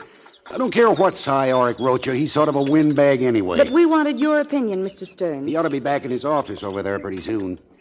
I'm a busy man today, Miss Brooks. A couple of real estate deals. Mr. Stearns, we can catch Orrick later, all right, but the cleaning woman at his place, Olga, says you're the man who can tell us the facts in a hurry. Says here in Mill Hollow you're the head of the fire department. Well, all right. Come on in. Fire department. In addition to my other duties, I am. Proud of it. Sort of a volunteer basis. But we got 3 boys on regular and 2 trucks. And there was a fire last night, huh? Sit down. We even got prizes for competition with the other small-town departments. I keep them on their toes, let me tell you. But last night, wasn't there a fire? Mr. Valentine, let's get this absolutely straight. Yes, there was a fire. The old mill itself went up. Oh, it's nothing but a ramshackle landmark down by the creek back of Widow Lawrence's property. Good for nothing but spooners and cobwebs. Condemned it myself as a hazard 5 years ago. It went up around midnight like a 4-alarmer in Hades. See the flames 10 miles. Well, when it was over, one of the boys spotted what used to be a woman. Was that the witch? Miss Abby, that's her name. A couple of kids said they seen her out late. Seen her sneaking up to this place, the mill. You mean she was alone out there? Of course, and I'm telling you from that. And the fact that I can't find a trace of intent in the fire itself, incendiarism to you, that nobody in the proper sense of it got burned. That is, by anybody else. Miss Abby just got herself trapped in an accident. Unless she set fire to the place herself. But I just told you that... Oh, I don't know. The witch is burned, period. That's what everybody says. What was she doing out there anyway at that time of night? Well, how should I know why a witch does it?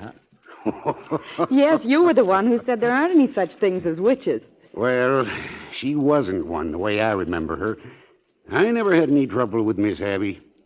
How is it you do remember her, Mr. Stearns? Doc Ransom. I suppose he could give you a better idea what made people hate her. Kids be afraid of her. Made her be so ugly, the way she peered at you, shook her umbrella. Oh, little Miss Abby. And she's dead now. Out there at the mill to put a spell on the place. That's what the kids think. Oh, go on. Tell me about her. What is it you remember? Well, she was the piano teacher. Yes, piano teacher. That's the main thing. Just as nice to everybody. Never spoke a hard word. Not a whisper of gossip crossed her lips. Not for 25 years, maybe. Regular institution, just like choir practice or the town elm trees. Only, well, about a year ago, I remember, the change began. One of my daughters was taking a lesson while the wife and I listened. I remember the wife's dog, big, fat spaniel it was. He was howling along at the piano the way he always did.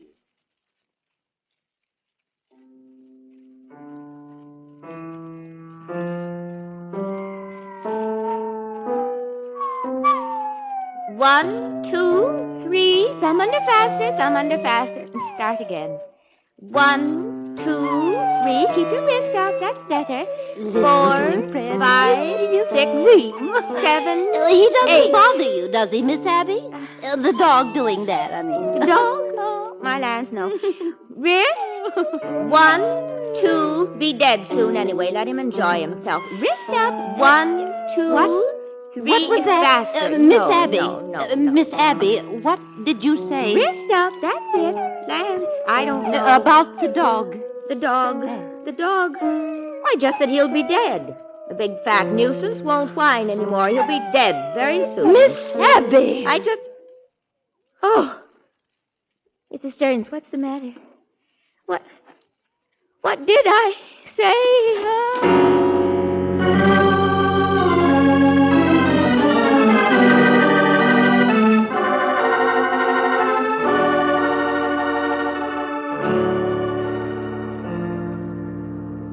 She fainted right there on the piano.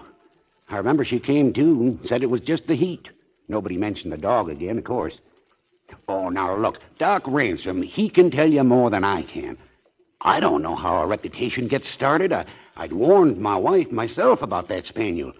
Feeding it so much and he was so old and wheezy. It was a nuisance, too. Only, well, I'll tell you this. Next morning, the dog died.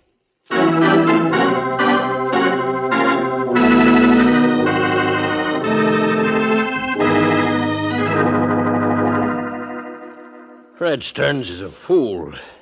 I don't know why a sweet little lady should start saying strange things. A country doctor, Mr. Valentine, is not a psychiatrist or any But highfalutin... Dr. Ransom, Miss Abby did change about a year ago. Oh, the ugliness? That's glands, I suppose. And suddenly talking so much might be from the repression of the years of silence. But I never had any trouble with Miss Abby. She never cut loose on me any more than she did on Auric or the Widow Lawrence. What do you mean, cut loose? The whole town seems to be buzzing with the idea that a witch got burned. Now, can you blame me for being curious why Miss Abby went up in such spontaneous combustion in the midst of such universal dislike? In the midst of fire, you mean? An accident. Oh, I don't know, Mr. Valentine. Of course, there's no such thing as predicting death or being in tune with the supernatural, but... But what? Oh, shooting a mouth off it at funny times. A wedding rehearsal once, I remember that. Nothing to do with her or me or anything else, but just funny the way it happened, that's all. People don't even live here anymore. Miss Abby was playing the music. Anyway, just a fancy rehearsal. Everybody patting each other on the back. Big, successful marriage. Only along right in the middle of it, Miss Abby.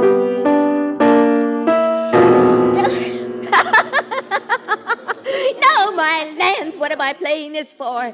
Does anybody have any idea?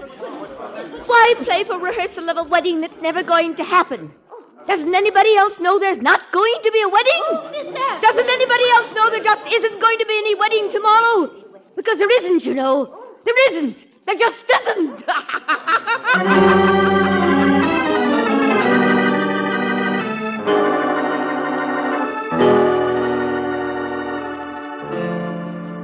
Of course there wasn't a wedding.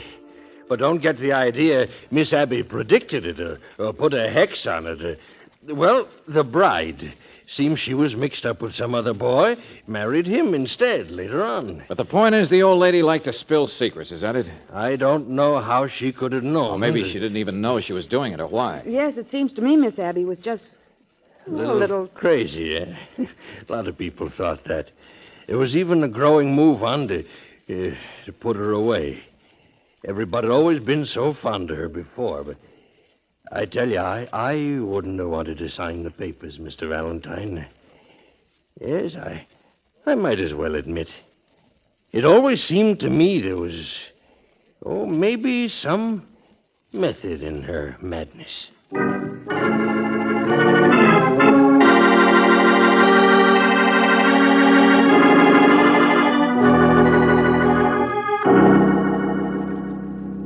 She was mean. That's what she was, mean and spiteful. But she threw rocks at the kids. Only when they called her names. Go on with your cleaning, Olga. She would have got around to you sooner or later, Mr. Ulrich. Mr. Valentine didn't come here to listen to gossip and superstition. Maybe I did, Ulrich. Olga here has been more help than you have, Mr. Ulrich. I can see how you spent your time waiting for me. Your ears getting bigger and bigger. It's quite a story, isn't it? But I had my reasons for asking you. Yeah, well, let's hear him fast, because I'm going to ask what the police have to say. That's where I've been. Where there is smoke, there is fire. Is scarcely the appropriate expression. What did the cops tell you, Mr. Ulrich? They knew she was a witch. I'm sorry, but if you don't mind, I prefer a little privacy today. Thank you. There.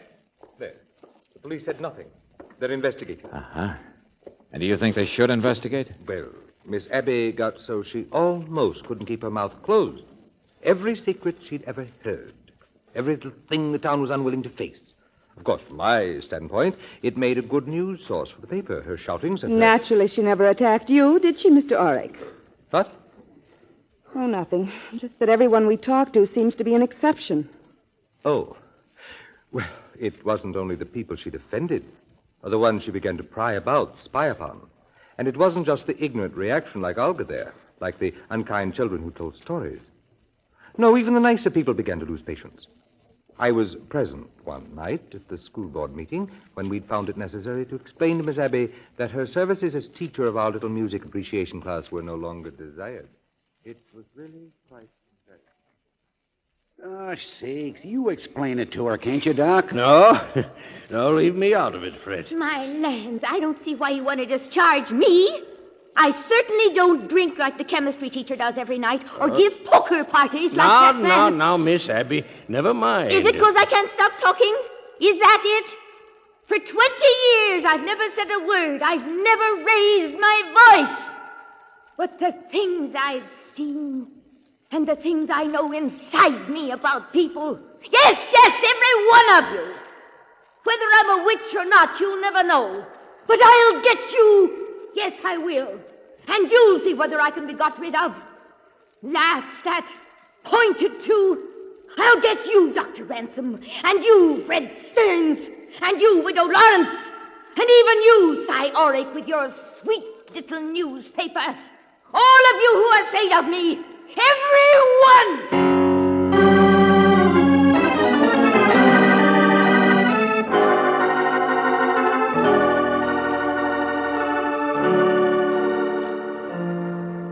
And then last night, this poor little mixed-up lady who hated the town as much as it hated her, she dies by accident. There's her picture. One hesitates to print the story, Mr. Valentine, that a witch would die in a fire. Mm-hmm. Come on, Brooksy, let's go.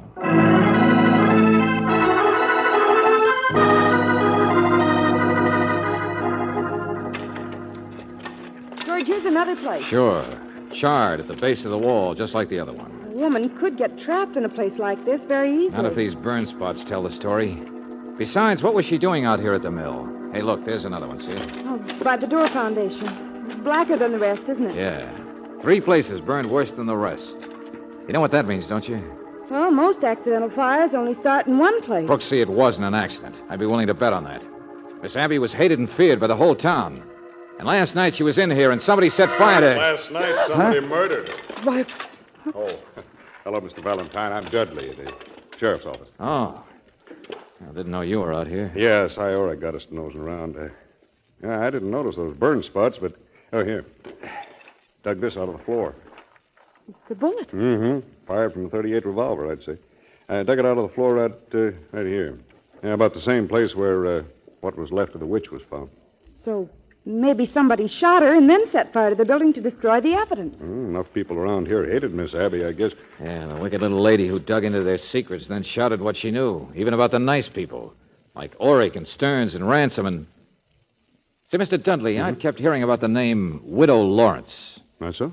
In what connection? Well, never mind. Who is she? The exact opposite of Miss Abby, I'd say.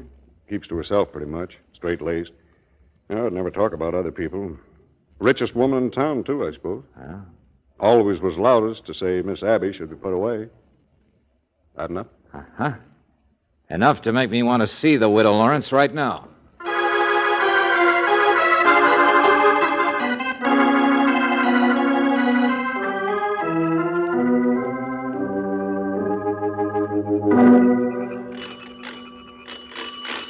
How about that? She doesn't answer, George, but her door is partly open. Small-town hospitality. Mrs. Lawrence? Mrs. Lawrence? Stepped out for a minute, I guess. Yeah. George, why do so many people speak of Miss Abby as a witch even after she let herself die? I mean, if you're going to talk about the supernatural, witches aren't supposed to... Hey, George. Yeah. Mrs. Lawrence? Are you home, Mrs. Lawrence?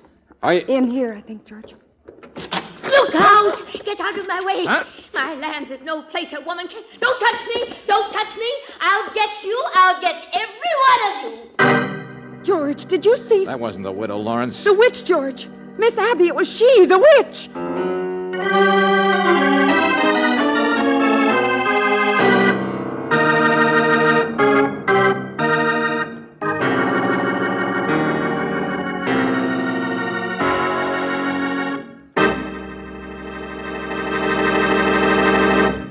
We'll return to tonight's adventure of George Valentine in just a moment. Maybe sometime this month or next you'll find yourself motoring through scenic mountain country. It may be pleasant, even cool for you. But don't forget, that kind of driving is tough on your car's engine. Those long, winding miles of steep grades mean sizzling engine temperatures, a serious threat to upper cylinder walls. Ordinary oils run away from heat like that, but not RPM motor oil. And car owners who live in the mountains will tell you more people prefer RPM than any other brand. In fact, this is the motor oil that's first choice where driving's toughest. For RPM is compounded to cling to hot metal, give you the finest engine insurance you can buy. Tomorrow, start using RPM motor oil in your car. Ask for it at independent Chevron gas stations and at standard stations where they say and mean we take better care of your car.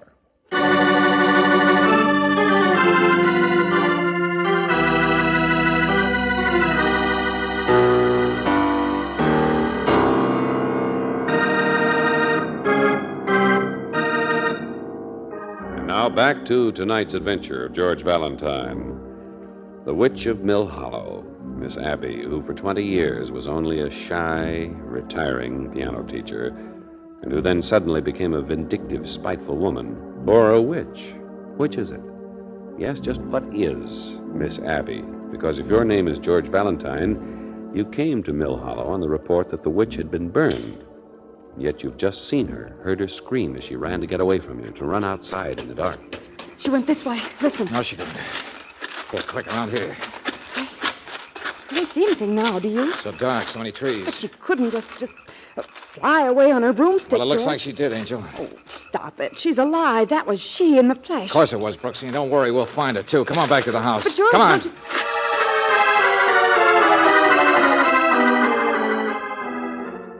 Hey, see what I mean? She'd been rifling the place, going through the desk, frantic. Stuff spilled all over. But this is the Widow Lawrence's house. Yeah, only what was the witch looking for here? More important, George, where's the Widow Lawrence?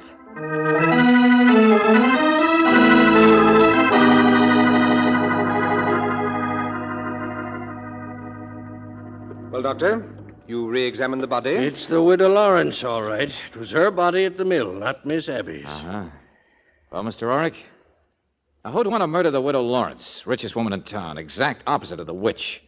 The widow always kept her mouth shut. Now, wait, Mr. Valentine. You understand it was a logical mistake to make about the body and all, don't you? Of course it was. The witch was generally hated, but no one had anything against Mrs. Lawrence. I said wait. She was murdered. Definitely murdered.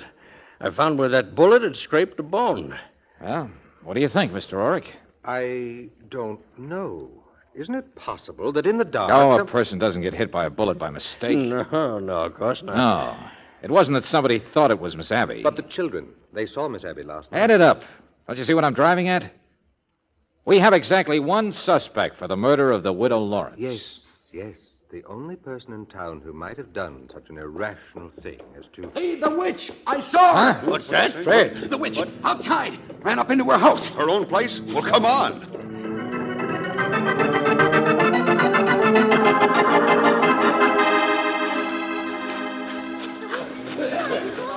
Get away from here! Get away! There she is on the balcony. Third floor. Get away from that door, or I'll jump! George. Now, take it easy, Miss Abby. Take it easy. Nobody's going to hurt you. Hello, Stearns. I saw her. It was just a second ago. She came up the dark street, tried to duck in there without being spotted. Yeah. She's been running since yesterday, been hiding. My fault. Should have had her locked up long ago. Jack Dudley, get away from that front door, or you'll never get me! Yes, why would she hide, Mr. Valentine? Orick, stop it. But look at her. She must be the one. She hated Mrs. Lawrence. The widow was trying to get her sent out of town. I said stop it. No, it's not true. You know it's not, Miss Orick. Abby, I'm warning you. Take it easy, Dudley. Doctor, it's got to be she killed her. It's not. Oh, She cut it out. couldn't Cut it have. out, both well, of you. Mr. Valentine. Hey, now, Brooksy, what- get over there. Tell Dudley to calm her down. Do anything but calm her down. Valentine, please, listen. All right, Doc. Let's have it fast. Your conscience has been bothering you all day. Now, what is it? The widow Lawrence, about people hating. Come on, hurry it up. Hurry it up. Well, I never collected a bill from the widow. I did her favors. I loaned her money. Now, take it easy. The richest woman in town, That's huh? what I mean. She never told anything. She was closed-mouthed, never gossiped. What did she have on you, Buster?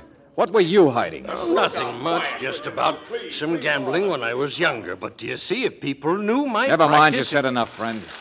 Okay, Dudley, let me try. No, but she just stands there staring Sure, down. Miss Abby's out of her mind now, all right. Valentine, wait. Huh? Look, don't you see it?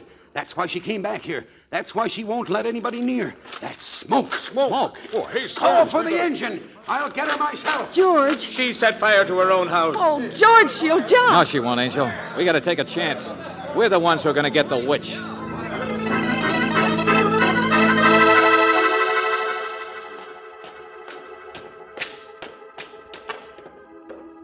George, there's smoke coming from in back, too. Yeah, from both sides. You get out of here, Brooksy. Get out of this building. It's built like paper. Come on, Brooksy. Step on it. I can do it myself. Well, all right, George, but hurry. Come on. Hey, Stearns, wait. Where are you? Stearns!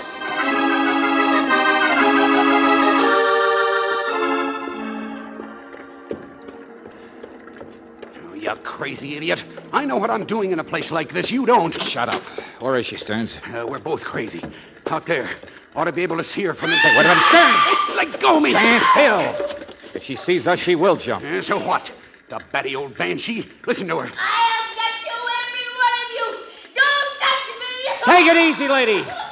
I wouldn't come near you for sour apples. Hey, Valentine, look at that. There's even the gun over there. On her table, see it? Yeah. Come on, we're being suckers. I know what I'm talking about. Sure, you're the expert. I know. Fire chief. The guy who couldn't spot any indication of incendiarism when the mill burned. Not a trace of it, you said. Valentine. And I'm a rank amateur, and I found it. And now the same thing happens all over again. Fire started in several places. Here, listen, there's the engine. And you say there's the same gun. Only how do you know? What gun? Well, Stearns, your eyes aren't that good. No, you're not going to rescue her. I am. Because you sure were busy today, Stearns. Planting the gun here, trying to find Miss Abby, trying to kill her like you killed Mrs. Lawrence. Valentine, no. No, listen. Miss Abby was out at the mill last night, but not as a murderess, as a witness, my friend, a witness who saw you there. You're just guessing. Saw you and been scared to death ever since because she knew nobody believed her. She didn't have proof.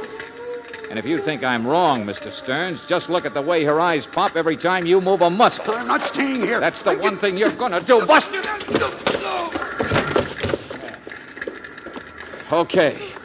Okay, Miss Abby. Did you hear all that? Now, look, I'm a stranger, Miss Abby. I won't hurt you. No, don't touch me. I was... Witches... Oh... Hey, here. Okay, lady. And we'll just let somebody else rescue the fire chief.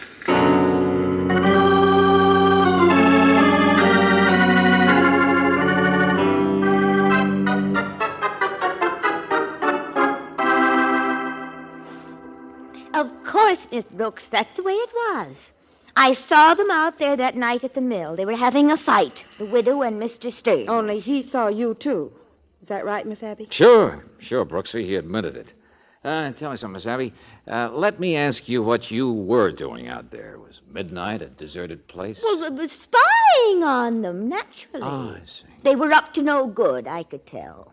Been meeting out there for years, so nobody'd be suspicious. What was she blackmailing him for, George? Oh, I can tell you. Found someone over at her house. He'd made crooked real estate deals, that's what. And money off the fire department, too. Oh. You see, Fred Stearns came from a family of 3 boys.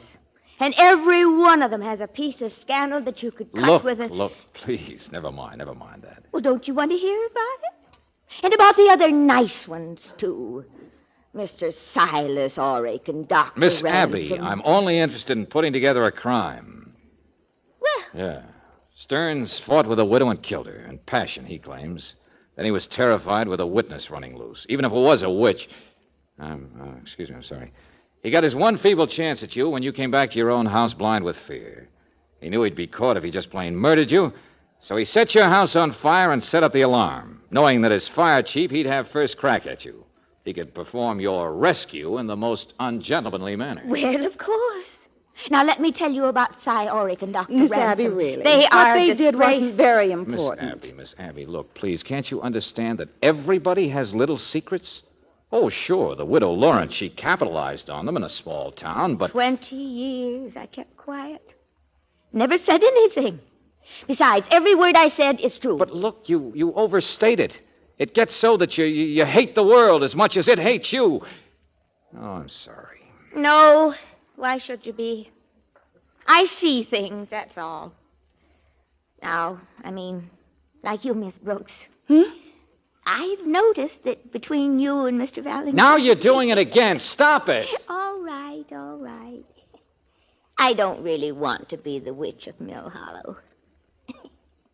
What about you two? Now, George, why should she stop? You go on, Miss Abby, just this once, about us. What was it you were going to say? Well... No!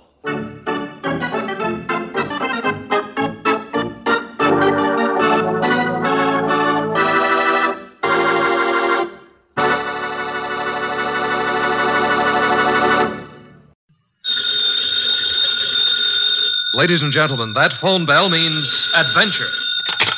Hello? Hello? The young man answering the phone is Archie Goodwin. The mountain of a man engaged in deep thought in the oversized armchair is Nero Wolfe. Mr. Wolfe, we've got a case. I'm not sure whether somebody's going to kill a rabbit or a rabbit is going to kill somebody, but either way, it's going to be murder. Please, Mr. Wolfe, even orchids have to eat. Phooey. Yes, sir, Mr. Wolfe will take the case. As a matter of fact, he's working on it right now. Money, work. Bah. Greatest detective in the world. Only trouble is, he is.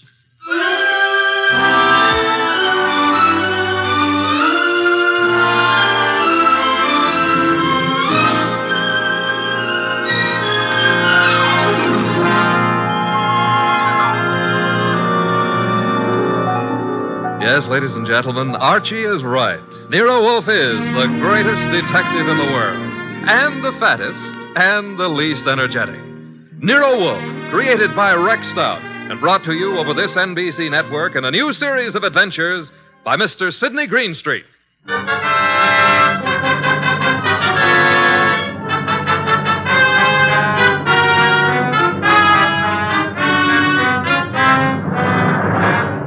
Tonight, it's the case Nero Wolfe likes to remember as the case of the friendly rabbit. He sometimes prefers his proverb scramble. It began in lots of places. Let's take a look at a few of them. In particular, the richly appointed library of a man named Veek. Mr. Veek, what's happening? Relax, Haynes. Your blood pressure. I thought it was a gag, but you really are shutting the club down. I'm shutting it down. Why? I got the joint rolling. The suckers are pouring in. And next week, the governor's committee. Huh? It's moving out of Baylor County. Our joint enterprise is in Baylor County. I think the club needs a rest. Crime committees so rarely admire gambling. Oh, that's different. So it is. The club needs a rest. You need a vacation. Florida, perhaps? I don't like Florida. Pick any place you like, just so long as you get out of reach of a subpoena. The heat's on, huh, boss? You've just coined a phrase that may very well catch on. Get out and stay out of the state until I send for you. Okay, Mr. V. Sure, Mr. V. Marshal? Yeah? That about covers us in Baylor, am I right? You're right. The dear governor's dear committee will be sorely disappointed. However, I doubt it'll give up quite so soon. I wouldn't think so. Therefore, have the truck driver deliver another shipment of carrots to the rabbit farm. Eh, Marshal? Okay, boss.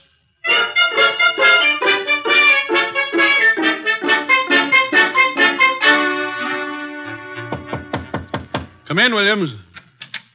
Good afternoon, Governor. Good afternoon. Williams, I'm disturbed. The crime committee, sir? It was doing well, very well. And then... I know, sir. There's a leak. Someone is passing on confidential information. Who? That's the problem. Who? Started 3 weeks ago. A three-man committee, Wilson, McCarthy, Tolliver. One of them, Williams? I'd stake my life, sir, no. Then who? You've forgotten Collier, committee secretary. You have reason to suspect him? No, nothing that means anything. Except... You do suspect him? Well, he's been watched, telephone calls checked, mail. I have no reason to suspect him. Except that one thing bothers me. What's that? He has a small farm in Greendale County. He rarely went near the place in all the time he's been up here at the Capitol. But that suddenly changed. 3 weeks ago? Yes, sir. He's been staying at the farm for 3 weeks. Is there anything unusual about that farm? Nothing unusual. Except Jimmy Collier has gone in for raising rabbits.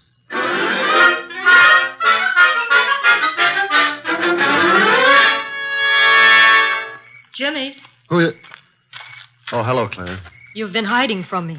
I've been out here with the rabbits. Jimmy, what's wrong? With what? You. There's nothing... You're lying. We grew up together, remember? We live next to each other, Jimmy. We were going to be married. Hey, wait a minute. We still are, last I heard. You haven't heard recently enough. What does that mean? It means we're not getting married. But, Claire... You've been avoiding me, and you've been getting money, lots of money from someplace. And in a shady way, I feel. All right, you know. So what? I've been concerned about your sudden devotion to these rabbits and the kind of men you've been seeing. What do you mean? Like the one up at the house now, waiting for you. Oh, there's somebody waiting? That's why I came down here after you. I'd better get up there. He's a crook, Jimmy. Look, All right. I sort of got myself in a mess. I needed money, but it's over, Claire. No more. Are you sure? Of course I'm sure. I wish I could believe you. For your own sake. But I feel I can't. Not anymore.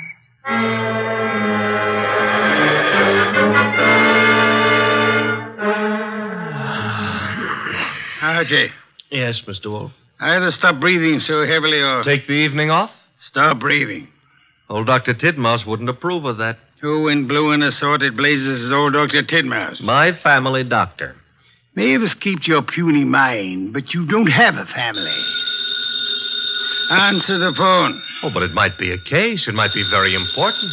It might mean work, Mr. Wolfe. Archie. W-O-R-K. You've got millions in the bank. Why worry? Confound you. Do you want me to answer that phone myself? Now you've got me. No, Mr. Wolfe. Couldn't let you knock yourself out lifting a telephone receiver. Nero Wolfe's office. Archie Goodwin speaking. What? Wait, Mr. Wolfe is to go up to Greendale at... Oh, now, look, friend. Mr. Wolfe does not go anywhere, and that includes Greendale. He wouldn't stir out of the house for anybody short of the... What? I see. Yes, sir, in an hour. Goodbye. Mr. Wolfe, brace yourself. You've got an appointment with a Mr. Williams at the Starlight Hotel in Greendale for 1 hour from now. You're insane. No, I'll admit I've been tempted. Sure. Were it not for the fact that often the native hue of resolution is sicklied o'er with a pale cast of thought... Quoting Hamlet will get you no place. I would fire you. And then who would drive you to the Starlight Hotel in Greendale? I'm not going to Greendale. Nevertheless, in an hour you will be there. And who, may I inquire, says so? The governor of the state.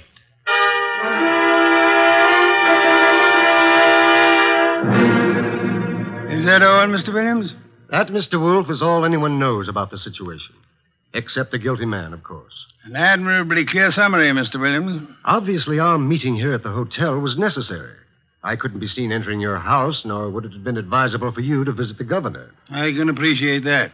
You're quite sure I need pay no attention to anyone on the committee except James Collier? Quite sure. Police surveillance of Collier is deemed unwise. He has suddenly taken interest in rabbits, but although keeping them may perhaps be considered suspicious, it is hardly in itself of value. You have no other evidence against Collier? I know we're clutching at straws, Mr. Wolfe. But there is a leak and work is being nullified. Something must be done. Hence the governor's call for you. Very well, sir. I shall attempt to be more than a man clutching at a straw. I said attempt. Archie, unpack. We shall stay at Greendale near Collier and his rabbits.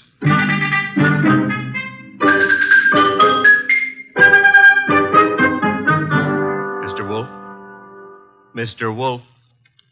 Oh, naturally, I know that shutting your eyes and pushing your lips in and out indicates you're thinking feverishly, but there's nothing for you to think about. Three. Oh, I accept your correction. What are you thinking about? Hotel beds, they're notoriously flimsy. Oh, you gave up on the case so soon. Fiddlesticks. I already know exactly what role the rabbits play in our problem. Therefore... We're going to drive out to Collier's farm? You are. While you test the hotel beds, fine. It'll be necessary for you to spend the night at Collier's place. You'll drive out there and pretend you've lost a cylinder or something. Oh, a lost cylinder. Oh, fine. Confound you, Archie. You can invent something plausible as a pretext, and if you are properly charming, Mr. Collier will, I hope, invite you to stay the night. And during the night I sleep, happily breathing the fresh country air. Trust not. Okay, Mr. Wolfe, I accept the assignment. I will learn all I can from Mr. Collier's rabbits. Incidentally, remember the play Harvey? I do? Why? Harvey was an invisible rabbit, a figment of a man's imagination. I hope this rabbit venture is more tangible, Mr. Wolfe. It is, Mr. Goodwin. Will you desist and depart? Okay. Oh, if anyone calls, just say I've gone out to Greendale to cross-examine a rabbit. Archie, I think you're going to be quite surprised. Yes.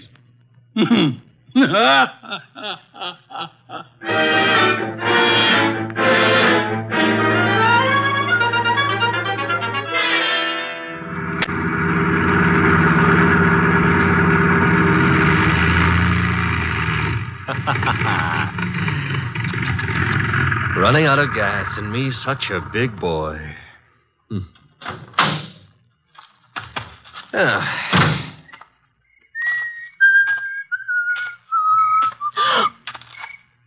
Hello.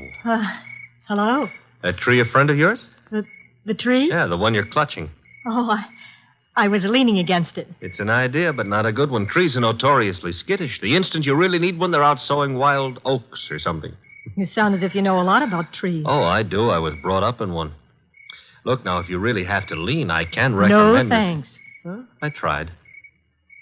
Nice moonlight we're having. My name is Goodwin, and blondes call me Archie. I'm not blonde. Brunettes call me Archie, too. And what do redheads call you? Oh, we'll just skip that, huh? And your name is... Claire. Claire. I approve. Now, you may not believe this, but I have just run out of gas. You think I might wangle some up at your house? My house? You mean Jimmy's house? All right, I mean Jimmy's house. Well, I don't know. He might have some. Now, why don't we go up to the house and ask him? Well, all right. Mm-hmm. Jimmy who? Collier. Uh-huh. I like to be formal when I'm borrowing gas. Would you mind waving your left hand in front of my nose? Waving, Mike? Yes, just try it. Don't worry. I won't bite it. All right.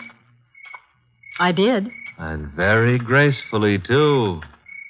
No ring on the third finger. You're not Mrs. Collier. There isn't any Mrs. Collier. Are you applying for the position? Mr. Goodwin, Now, remember what I confided in you about brunettes. All right. Archie, you're a little rapid. Maybe.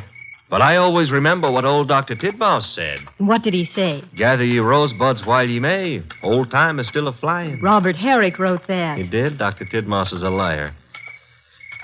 How much farther is this house? Well, it's just beyond those trees. What?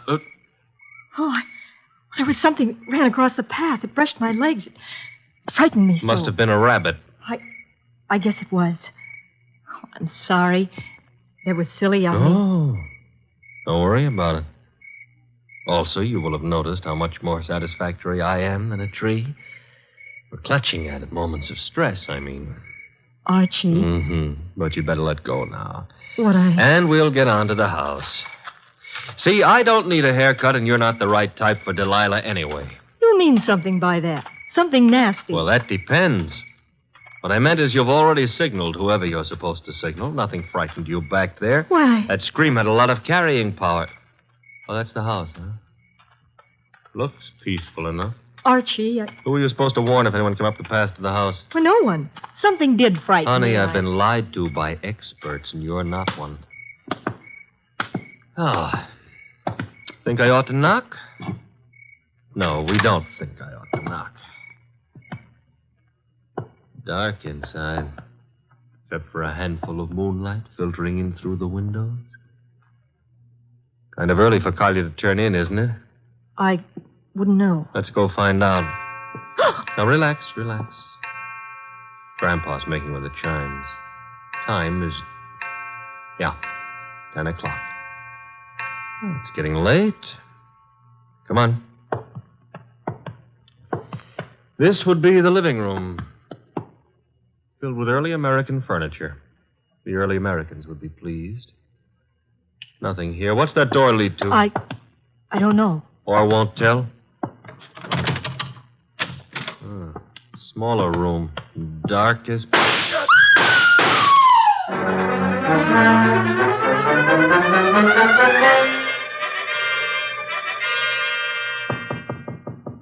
Come in. Put the beer on it. Oh, you're not the bellboy. I'm sorry. I should have remembered to bring some beer. Indeed, and you are? I'm a fellow guest at this hotel, Mr. Wolfe. My name is Veek. Veek, yes. A criminal of moderate intelligence and immoderate pretensions. We won't quarrel, Mr. Wolfe. I've something to offer you. You and your boy Goodwin didn't drive up to Greendale for the exercise. I dislike exercise. Shortens life. James Collier lives nearby. The governor's committee on crime is unhappy. There's been a leakage of information. It hasn't helped them in their work. But it has helped you. You wouldn't have left your house in New York on any ordinary job. A request from the governor, however. Shall we stop fencing? I don't have to fence with you.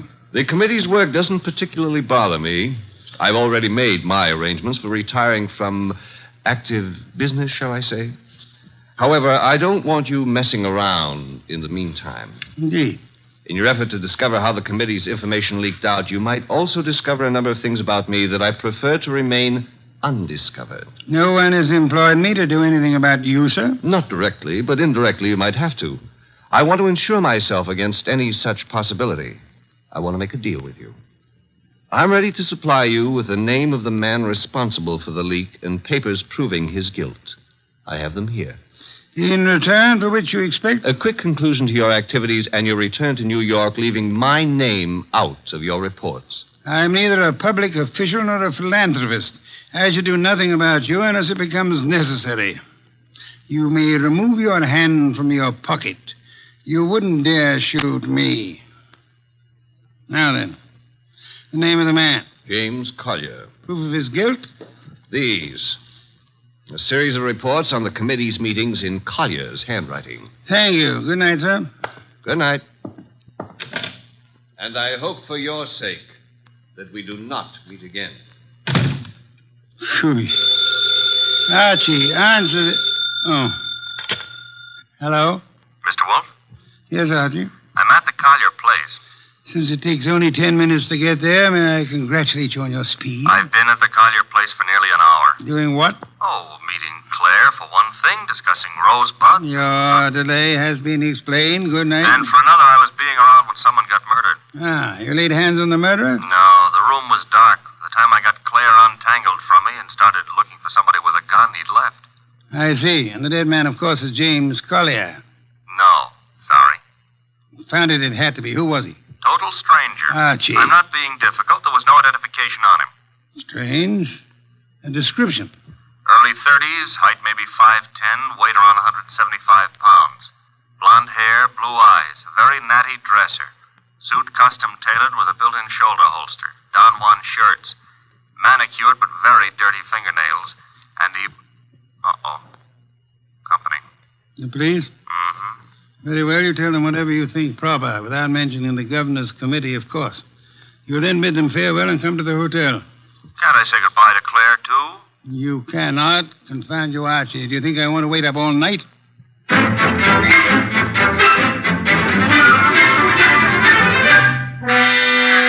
Police were not happy about letting me go, but I threatened to tell you on them, so they gave up.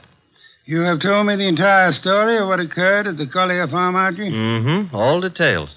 If you like, I wouldn't mind repeating the parts about Claire. Phooey. You may call it phooey, I call it love. By the way, did you know that it was Robert Herrick who wrote that Confound you, be quiet. Okay, push your lips around, but you've missed something. I have? Mm-hmm. The burning question of the day. Night, rather. Which is? Where is James Collier? Ah. Stop buying. The cops want him on suspicion of murder. The way it shapes up, he shot our unknown pal and then headed for the nearest border. Nonsense. Mean he didn't shoot our unknown pal? I mean Collier's whereabouts are not a mystery. You know where he is? I know where he is. I don't believe it. You couldn't know. You haven't been out of the hotel. You haven't had any calls. Archie, I use my intelligence. If you had used yours instead of voting the girl... I still wouldn't know where Collier is. Never mind. I'm impressed. What do I do now? You get Mr. Veek on the phone. Huh? He's staying here at the hotel. Oh, old home week. Operator. Mr. Veek, please. Hello? Hello, Mr. Veek? Who is this? Mr. Wolfe wants to speak with you. Just a second. Here you are, sir. Thank you. Mr. V, where were you at 10 o'clock? Why, on my way to the hotel. You checked in at... 10:15, then came directly to your room. One other question. You have an employee, a man in his early 30s, blonde-haired, blue-eyed, and well-dressed. Am I correct? Yes, that is Marshall. No, that was Marshall. Good night, sir. Having done that, whatever it meant, we now go to sleep? Phooey, we go to the Collier farm. Okay, but why? Because, Archie, the time has come to cross-examine the rabbits.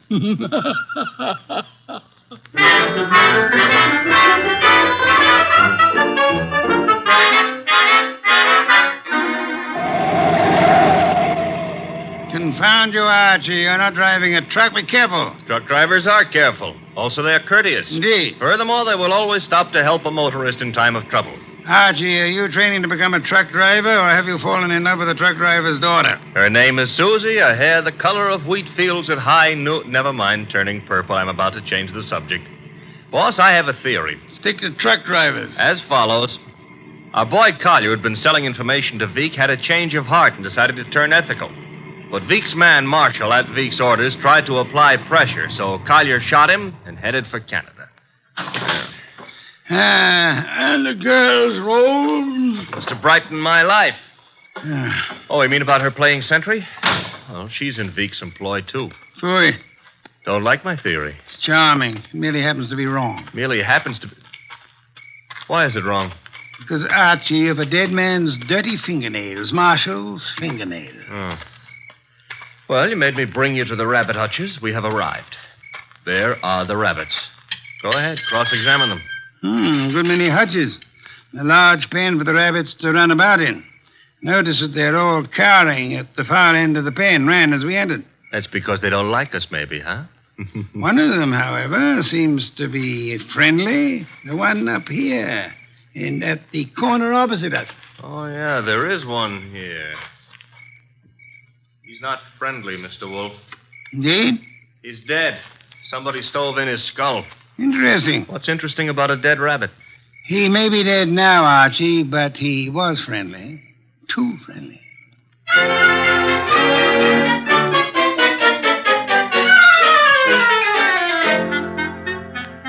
Claire, this is Mr. Wolfe. Mr. Wolfe, this is Claire. Claire, I'm Archie. Chair, Archie. A chair. Try this one. Be gentle with it. If you break it, all the early Americans will hate you. It'll serve. Steady. Oh. Well, now then. Mr. Wolfe, I'm dreadfully tired. The police have... Are idiots. What? For example, do they know that you were posted as sentry outside this house in order to warn James Collier of any intrusion? Well, they don't... I wasn't. Do they know that James Collier and the dead man Marshall were quarreling? No. Do they know that James Collier had armed himself in preparation for this meeting with the gunman? That isn't true. It is true. I don't have to say anything. You've already said more than enough with your actions, my dear. What do you mean? According to Archie's report, and Archie is always meticulously accurate, when you and he opened the door of the room in which the murder took place, you screamed at the shots. Well, of course. Any girl would scream with... Then you clung to Archie with sufficient force and for sufficient length of time to prevent him from chasing the murderer. Why? Because you had seen and recognized the murderer as the man you loved. It was too dark to see anything. True. Therefore, you didn't have to see the man. You thought you already knew who the killer had to be. That's a lie. You're shielding James Collier, aren't you? I'll never admit any of it. Never. May not be necessary. Archie. Yes, Mr. Wolfe? Get hold of that policeman outside and remember what happened to one particular rabbit. Well, look around for freshly dug earth.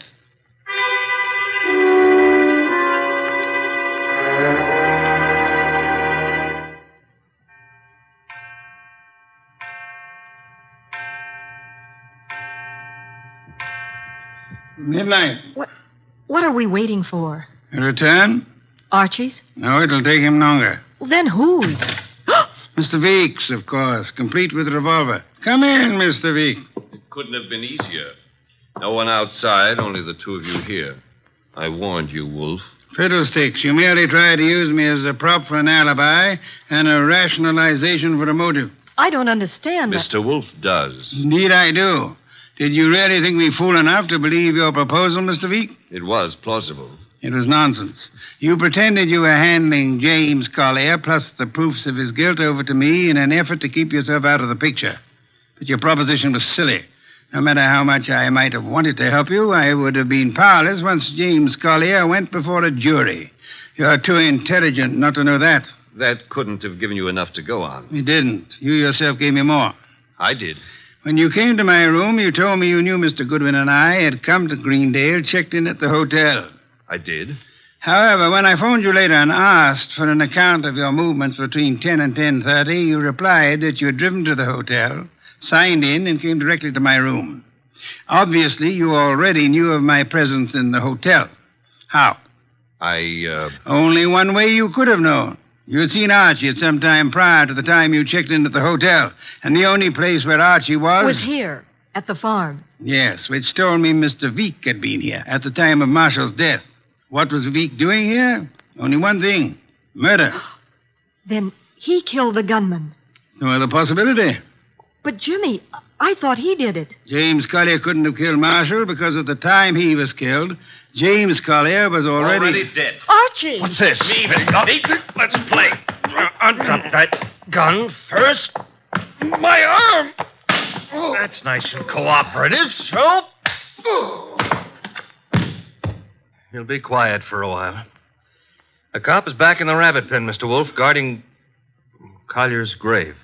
Grave, Archie? Yeah, with James Collier in it. Oh, poor Jimmy. Veek knew the expose was coming. He had to shut Collier up. So he had his gunman, Marshall, kill Collier and bury him in the rabbit run back of the hutches. You spotted that, boss, because of... A dead rabbit. The others scuttled away from the man who bore James Collier's body to that lonely spot.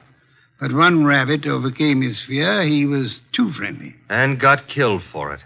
There was that And the dirty fingernails of Marshall, the gunman who killed and buried James Collier. Your description indicated extreme neatness. The dirty fingernails were a wrong note. Yeah, indicated he'd been digging. So we know now, don't we? Veek killed his own trigger man to frame a dead man for it. Collier would be thought guilty. He'd be hunted among the living. And all the while... Oh, I'm sorry, Claire. It's all right, Archie. I didn't love Jimmy. That was all washed up. Mr. Wolfe, I understand everything, except why did Jimmy suddenly start staying at the farm with the rabbits? He knew he'd be watched. He couldn't risk conveying his information by telephone or the mails. Nor could he be seen holding conversation with men who might be traced to Veek. But who would suspect a truck driver delivering carrots for the rabbits as being the go-between for Jimmy Collier and Veek? Nero Wolfe. Which is why I hope there's an adequate bed in this house for Mr. Wolfe. I'm sure I'll be able to find one. Splendid, Archie. You will have the police remove Mr. Veek, and then... And then maybe Claire would like to go gathering rosebuds, huh? By moonlight? I would like to. Good. I shall go up to bed now. I've seen the moonlight more times than I care to remember. However, while you and Miss Clare stroll through the moonlight, Archie... Yeah? You might remember that rosebuds have thorns.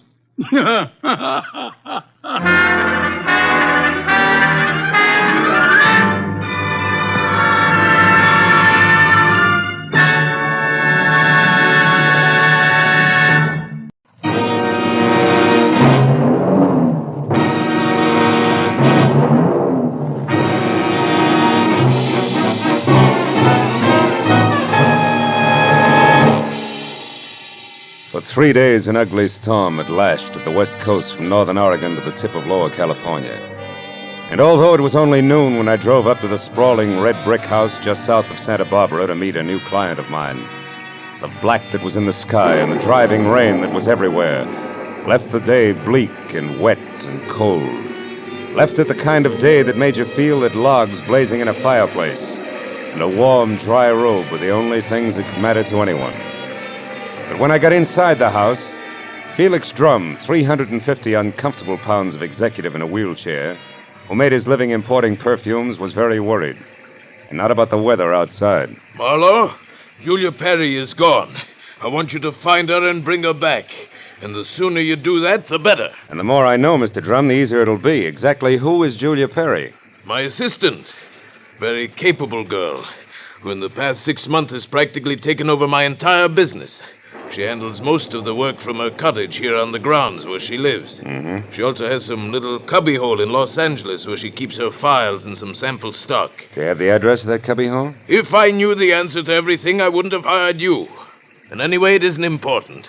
Hand me that little bottle. This one? Please. Yes. No, here. Thank you.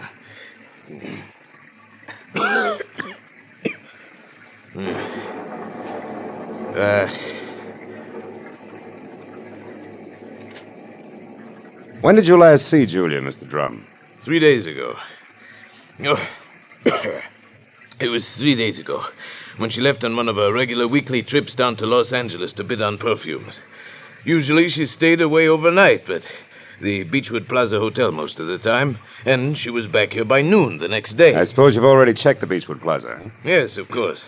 My man Ruby, the one who showed you in, has called the place 12 times. But they only know that Julia registered there 3 days ago and hasn't been seen since. Well, what about the girl herself, Mr. Drum? I mean her background, friends, family, that sort of thing. As far as I know, Marlowe, Julia has no friends, no family either. She's just a sweet but smart little girl from someplace in Kansas. Mm-hmm. No beaux, not even nice ones, huh?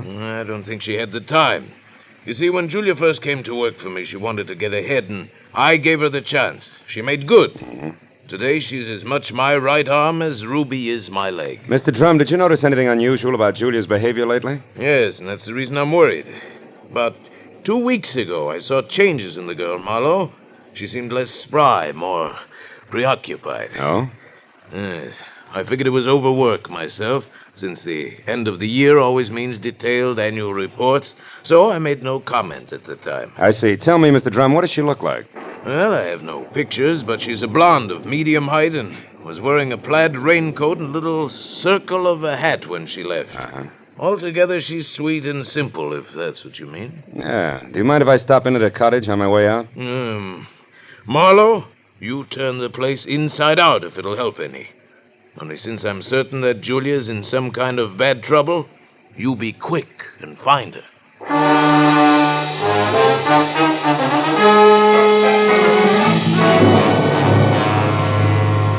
Julia Perry's cottage was strictly the 50-50 arrangement that Drum had mentioned, with one room office and the other living quarters.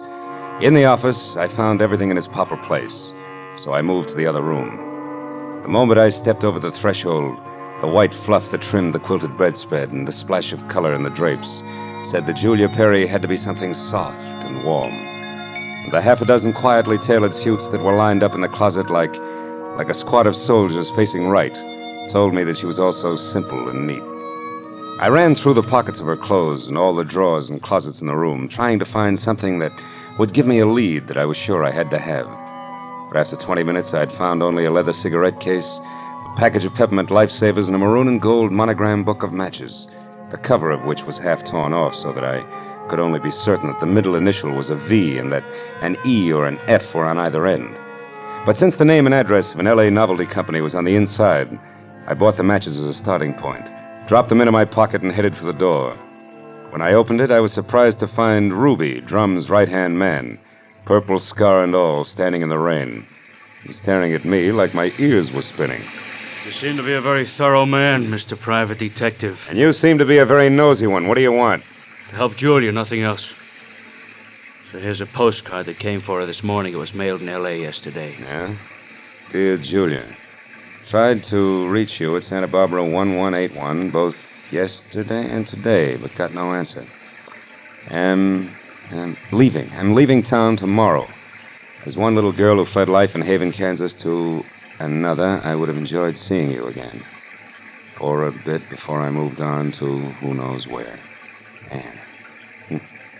Santa Barbara 1181. That the number here? Yeah. It's Julia's private business phone. Well, what do you think? The postcard any help? Possibly. Tell me, Ruby, why didn't you show this to Mr. Drum? I forgot about it until just now. You're a liar. Well, it's on account of the postcard was delivered here to the cottage. Which is no man's land for you? Yeah, sort of. Mr. Drum doesn't like people who work for him mixing socially with each other. Or maybe a sweet kid like Julia hasn't got any use for the passes you've been making at her, huh? Hold it. I like Julia, and even if she don't go for me, anything I can do to help her, I still do, understand? Yeah, I understand. I'm not so sure I believe. Goodbye, Ruby.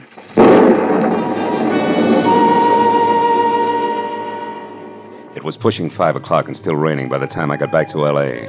and over to the novelty company.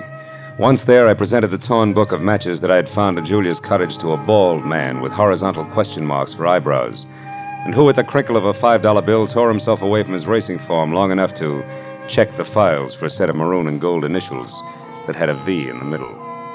And it was 6 o'clock before I had the answer, which was EVE. And they weren't initials, but the front name of Mrs. Eve Bentley, who lived in a villa at the Swank Sunset Terrace Apartments. And according to the gentleman who said he knew his oats, was a very classy filly. An hour later, I was at Mrs. Bentley's front door, and while I made with the chimes and waited, I wondered just how much a guy who loves the ponies could know about women. But when the door opened, I had my answer. Yes? What is it?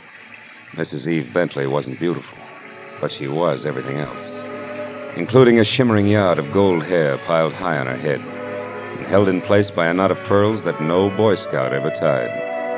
Her face was wide blue eyes and open red lips on a backdrop of soft, fair skin. She wore a black silk jersey dress that must have been sprayed on. She smiled when I said my name was Philip Marlowe and that I wanted to talk. Talk about what, Mr. Marlowe? Julia Perry, ever hear of her? No, I haven't. So I'll try again. What do you know about Ann somebody from Haven, Kansas? Absolutely nothing. This torn book of matches says otherwise.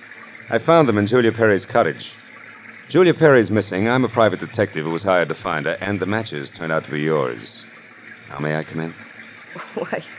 Why, yes. Thanks. Well, Mrs. Bentley, maybe we ought to start all over. No, wait just a minute, Mr. Marlowe. I may be able to help you.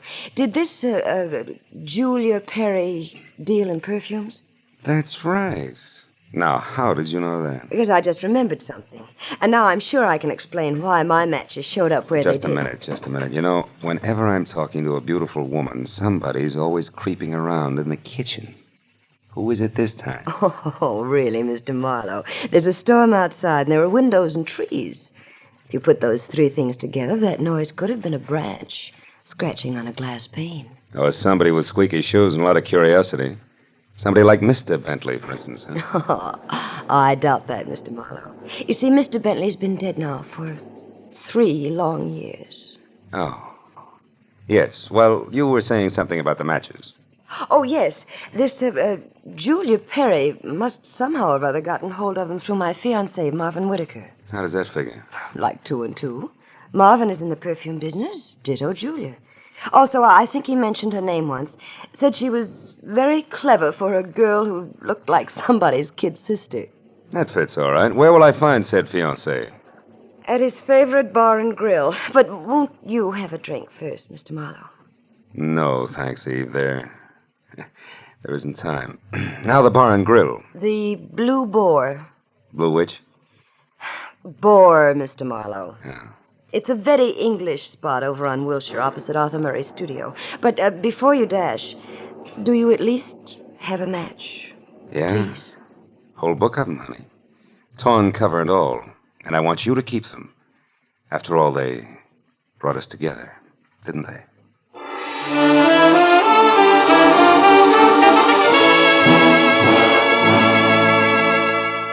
When I got outside, I postponed my run between the raindrops over to Wilshire Boulevard long enough to take a look behind the villa.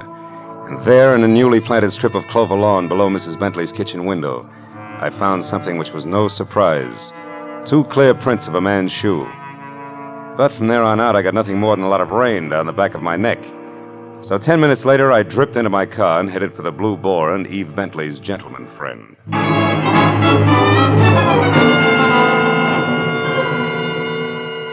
I located Marvin Whitaker, a handsome, hale fellow well met, in a white turtleneck sweater and riding breeches, behind a hot rum toddy in a corner booth that was pictures of steeplechase mounts against newly antique mahogany.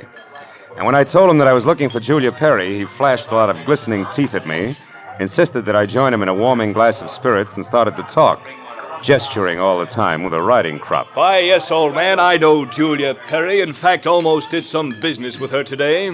You mean you were supposed to meet Julia someplace? That's right. At 1881 Selma Avenue, to be precise. But she called me this morning and postponed the whole transaction indefinitely. Could you stop projecting long enough to tell me why? She didn't say. Of course, it's of no bother to me on a day like this. No sane man should be any farther away from a toddy than we are right now. So drink up, old boy. It'll do you a world of good. Yeah, I bet it will. Look, Mr. Whitaker, one more question. Did Julia ever speak of a girlfriend named Anne? Someone she knew years ago in Kansas? No, I don't believe she did, Marlowe. Matter of fact, Julia never talked of anything but perfumes. Now drink your drink, fellow, before it's chilled through. Thanks, but no thanks, old bean. I do have to run, really. It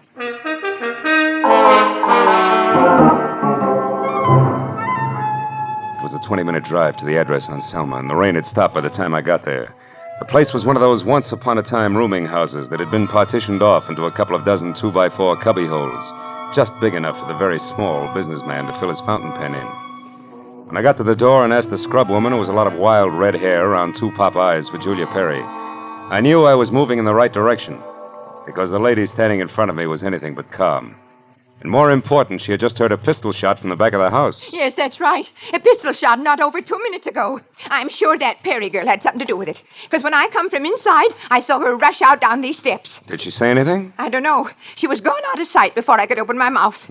But I know it was her on account of that plaid coat and little hat she wears. Yeah. Now, which room is hers? Come on. Well, that one there with the light showing under the door. But it's locked. You won't be able to get in. I just tried. Well, we'll try again for luck. It's not the best lumber. Believe me. Nothing like this has ever happened to me before. It's a man. Yeah. A dead one at that, Granny. Do you know who it is? From the mud and clover grass on the bottom of his shoes, I'd tag him as a guy who was looking in a lady's kitchen window about an hour ago. But from that purple scar on his chin, I can do even better than that. The name, Granny, is Ruby, a guy I thought was still in Santa Barbara.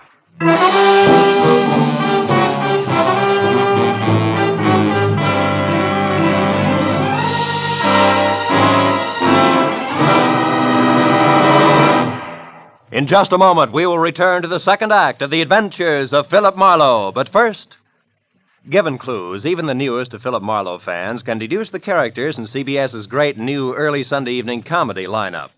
The washboard leads you to the one and only Spike Jones. The bumblebee? Well, of course, that's for America's most famous non-virtuoso violinist, Jack Benny, who follows Spike Jones on CBS. The two A's, Amos and Andy, who are heard on CBS immediately following Jack Benny. So it's really no mystery at all why millions of Americans now stay tuned to CBS on Sunday nights for these 3 superb comedy shows in succession.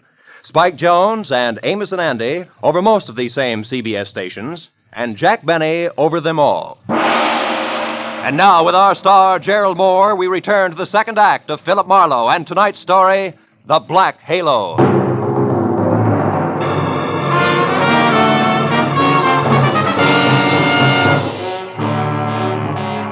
Ruby's body sprawled on the floor, and the girl in the plaid raincoat running away from it meant one thing.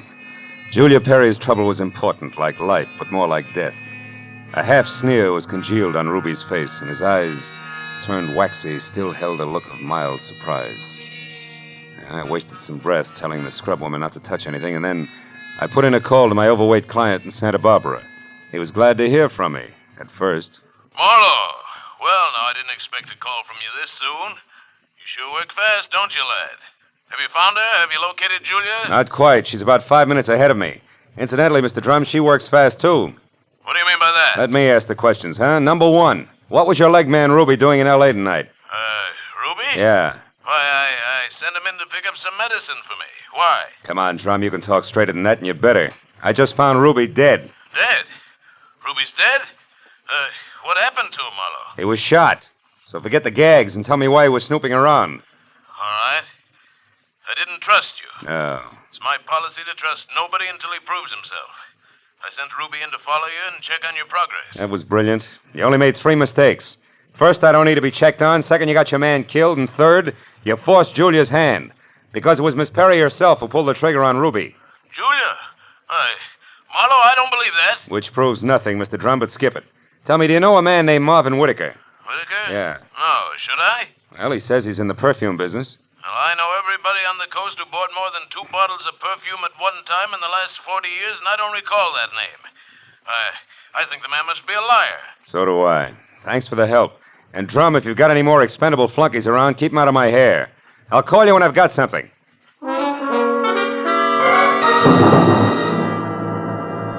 I called homicide next and told Detective Lieutenant Ibarra where to find the body and who was responsible for it being in that dead condition. And when the question of why came up, I admitted I was still shooting blanks. Oh, I told him about the razzle-dazzle Whitaker had handed me and named the Blue Boar on Wilshire as my next stop. Ibarra said he'd call me there, and when I got to the entrance of the place, I saw Whitaker, draped in a trench coat that involved enough cloth to rig a 4-masted schooner, standing in the anteroom, impatiently smacking his leg with that riding crop. He looked positively dashing. Question was, which way? Hiya there, Marlowe. Hey, old boy, you look upset. Anything wrong? I may be upset, Whitaker, but you're the one that's going to spill. First, are you leaving or coming back? I'm just leaving. Been here all the time since I talked to you? That's right, you see. My coat is perfectly dry. Stopped raining half an hour ago. Well, you see, if I'd been outside, I would have known that. But why this 3rd degree, Marlowe? What's up? It's a long story. Maybe we better sit down and talk it all over from the beginning. Oh, I'm afraid I can't. Not just now. I've got a date. She'll keep. Not this one. It's something rather special. Special, huh? Like Eve Bentley? Now, look here, old boy. You're prying into my personal affairs. Whitaker, I'll rip the lid clear off your personal affairs if necessary to get a clean answer out of you. Now, what do you really know about Julia Perry? I told you once. Are you implying that I'm a liar? At least that. For instance, who puts out a Myrt? Come on, Whitaker. It's a well-known fragrance. Why, I don't recall offhand. That's strange, because any woman knows a Myrt's a Dana perfume. Just what are you trying to prove by all this? That as a perfume dealer, you stink. And try this for size. When I got to that address you gave me, I found a fresh corpse there with a bullet hole in it. A murder? Yeah, and your routine was pat, brother, so before homicide starts combing out the snags in your story, you better untangle it yourself right now. You lied to me. Now, why'd you do it, Whitaker? Why the double talk? All right, Marlowe, I'll tell you. I'll tell you this! Oh! It was as quick as a wounded cat. A riding crop slashed across my face even before I'd realized he'd moved. And by the time the red light stopped dancing in my eyes, Marvin Whitaker was gone. I turned as the head waiter walked up to me. He studied the hot red welt rising on my face for a moment and then murmured discreetly that if my name was Marlowe, I was wanted on the phone. It was Lieutenant Ibarra. Marlowe, you can stop beating the brush for Julia Perry. We found her. You did? Where is she, Ibarra? She's out in the alley here, behind the Beechwood Plaza Hotel, Marlowe. Exactly 8 floors down from the window of her room. She fell through the glass roof above the rear entrance. Oh. It's not pretty. Oh. She explained the whole thing, including that Ruby guy's murder, in a note we found in her room. I'll be right over, Ibarra. Okay, don't hurry.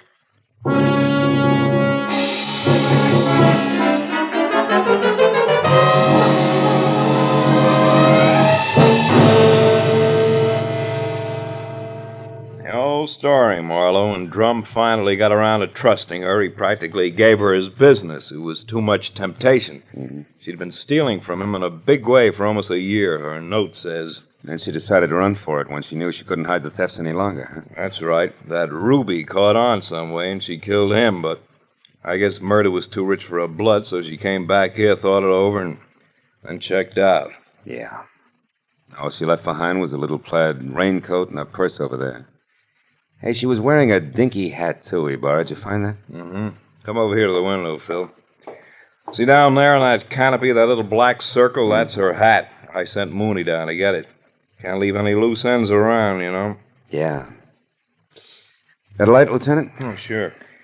Here you are. Thanks. Hey, what happened to you? That welt on your face, Phil. Oh, I backed that horsey liar named Whitaker into a corner, and he slapped his way out with a riding crop. And speaking of loose ends, if I ever catch up with that... Ibarra, where did that stuff on the dresser come from? Well, this out of the pockets of Julia's plaid coat. Why? But that's impossible unless... Holy smoke. That's why Whitaker lied to me. Hey, where are you going with that, Phil? Come back here. I gotta check on something, Ibarra, and keep your notebook handy. If I'm right, this deal is still wide open.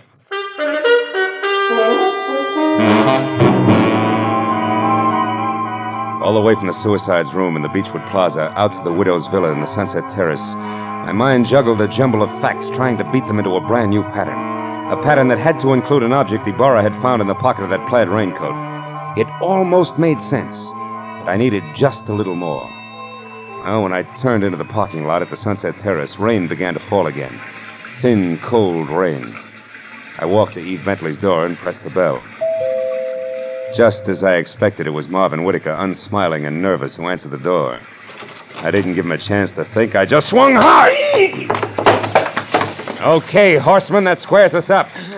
Come on, Heavy, roll over. Let's see if you're carrying a gun. Okay, no gun. Now, be a good boy, Whitaker, and you'll make out all right, but one funny wiggle out of you and I'll crack your skull. It's a promise. Do you hear me? Yeah. Yeah, I heard you. All right. Now, where's Eve? Is she here? Find out for yourself, Marlowe. I'm through. Fair enough. But just so I'm not talking through my hat, I'll take a look in her closet first. She won't be in there, I guarantee. No, but her future may be. Now, let's see. It's got to be in here someplace. Oh, yeah. This is probably it. Brown cloth coat, as chic as a pair of hobnailed boots, and still damp. And the label says the B.H. Company, Haven, Kansas. That does it. I've got it all now, and my chivalry just died. Where is she, Whitaker? Where's Eve? Right here, Marlowe. Uh-oh, don't try that. I guess you really do have it figured out, haven't you? Yes, Eve, I have. Sorry it turned out this way, because you had your points as even as Julian. Don't put it in the past tense, Marlowe. As Eve Bentley, my life is just beginning, and now I've got everything I ever wanted as Julia Perry. Then you're Julia Perry. I was, Marvin. She still is, Whitaker. At least that's what the bailiff will call it in court. There won't be any court, Marlowe. Oh, I'm afraid there will, baby. You're twice a killer now, and both for the same reason, remember? First Ruby, because he saw you as Eve. And the girl you pushed out of the hotel window, who was no doubt Anne, your old chum from the hometown. She must have seen you posing as Eve, too. All right, Marlowe. Anne ran into me by accident and ruined everything. I had no choice. I promised her money and then told her to go to my room at the Beechwood Plaza and wait for me. Eve, I can't believe this. It can't be true. Yes, Marvin, it is true. Darling, I didn't want this mess. I'd have left town this morning as I intended if sweet, sly little Anne hadn't seen me. I tried to get rid of you the easy way, Marlowe. When I sent you to Marvin, the Selma Street address he gave you should have led you to the end of Julia Perry. Is that why you phoned me and told me to lie to Marlowe? Yes, Marvin. I was going there to write my suicide note and use the stockroom for my disappearing act. But Ruby caught me, and after that I had to work fast. But it's all right now. It all worked out perfectly. They were the only two who knew besides you, Marlowe. Aren't you forgetting little Marvin here? Forgetting him? Oh, no, Mr. Marlowe. Marvin's the one person I can count on. That's what you think. You don't get me mixed up in this. Marvin. I bargained for an heiress, not a murderess. Are you dirty load? All right, then.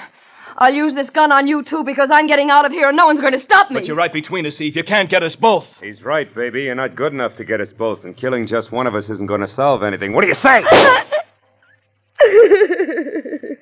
It's been a long night, baby. You just couldn't tell when you were late.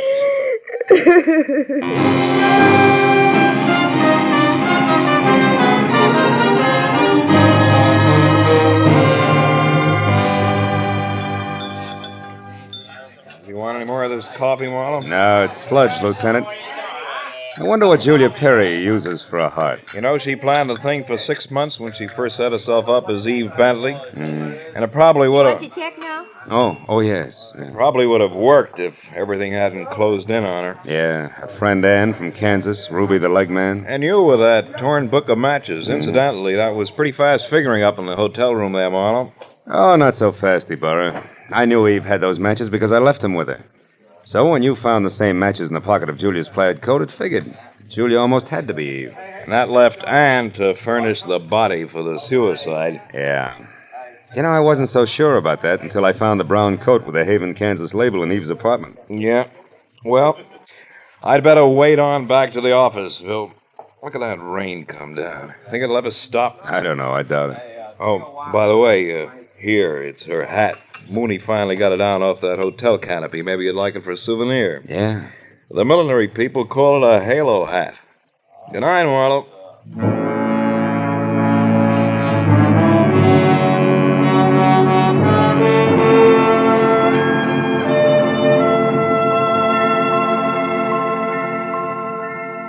I sat there a while after Ibarra left, looking at the rain in the street and the cold coffee in front of me and Julia's little round halo on the table.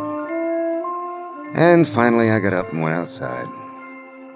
Dirty water scudded along the gutter and gurgled thickly into the sewer drain at the corner. For a minute I caught a glimpse again of the girl I'd figured Julia Perry to be when I went through her cottage in Santa Barbara. Yeah, that girl was an angel.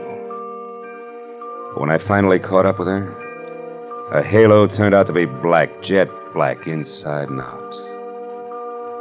I dropped the little hat into the gutter and watched it go as far as the drain at the corner. And then I went home.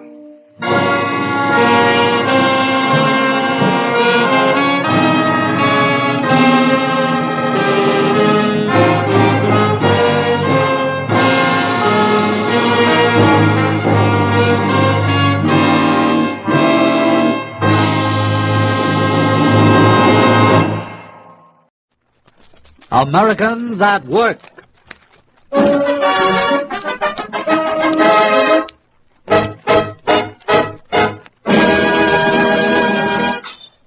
On the fighting fronts, America and the United Nations are on the march. Our gallant fighting men and the brave warriors of our allies are carrying the fight to the enemy. On the home front, too, come encouraging reports on the battle of production. An army of skilled workers, men and women, are working the clock around, turning out the implements of war that will erase the Axis. The four industrial concerns that have made tonight's program possible are proud to be able to do their full share. They invite you to listen now to the story of Americans at Work. On the street, in the home, in a crowd or alone, just wherever you may be. I am an American. I am from the heart of me. Rich or poor, young and old, let this message be told, just wherever you may be. I am an American. I'm proud of my liberty. In the factory, in the mill, through each valley, from each hill, raise your voice and give America three. On the farms, in the schools, show the world we're no fools, just wherever you may be. I am an American. So am I. I'm an American. Me too. And the great transition that has taken place in American industry from civilian to military production, the Chicago area has shown wide aptitude in producing the multitude of war materiel needed for victory. This means a great deal more than planes, tanks, and guns. For all these, machines of war must be protected against deterioration. And V.J. Dolan and Company are proud to play a conspicuous part in supplying great quantities of lacquers, synthetics, and industrial finishes. Their output also finds its way and plays an important part in camouflage, wood preservation, rust prevention, and for identification and numerous other uses. Another record of which the Americans at Work at V.J. Dillon and Company are justly proud is their 100% participation in the Treasury's Department's payroll savings plan. They suggest that you buy bonds to help remove the blemish of the Axis from the face of the earth.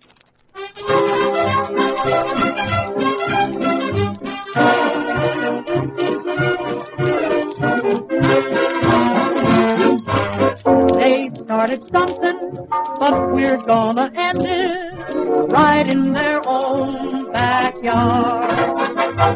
We're proud of our country and proud to defend it, so Yankee Doodle hit 'em hard.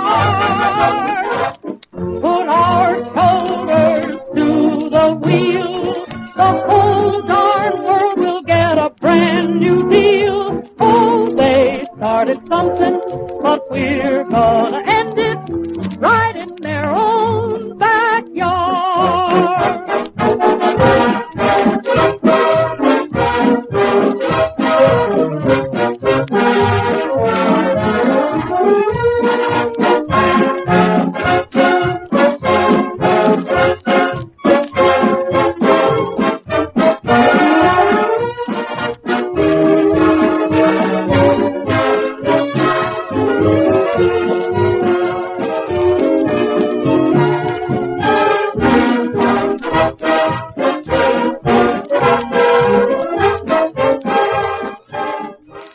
America's war plans are avoiding the mistakes of World War I when widespread sabotage existed due in great part to lack of employee identification.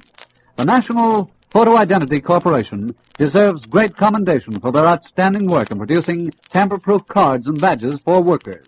Their exclusive dual-principal portable camera, in use in hundreds of leading war industries, offers exact, complete, positive identification of all your employees. It photographs the person and all identifying materials, including his name and signature, physical description, and birth date, fingerprints, and official company signature. Manufacturers and other executives and plant managers who have an employee identification problem are invited to contact National Photo Identity Corporation, 600 South Michigan Avenue, Chicago, or telephone Wabash 7830. At this time, ladies and gentlemen, it is our distinct pleasure to present our guest speaker of the evening, Mr. Carl E. Payne, sales manager of Oscar W. Hedstrom Corporation. Mr. Payne. Thank you, Norm. Do the thing. Power to him who power exerts. And so it is today with all red-blooded Americans. We want victory. And to attain that victory, you and I, whether we be numbered among the workers in defense industries, civilian service spheres, or mere salvagers of scrap metal, adult or child, surely are exerting every power within ourselves to attain that ideal. The Hedstrom slogan, victory is everyone's job. And only by doing our work unselfishly, zealously holding to the highest standards of skill and workmanship, regardless of the many sacrifices we are called upon to make, can you and I assist our democracy in the ultimate victory before us. That will bring better understanding, happier and safer living conditions for all peoples throughout the world.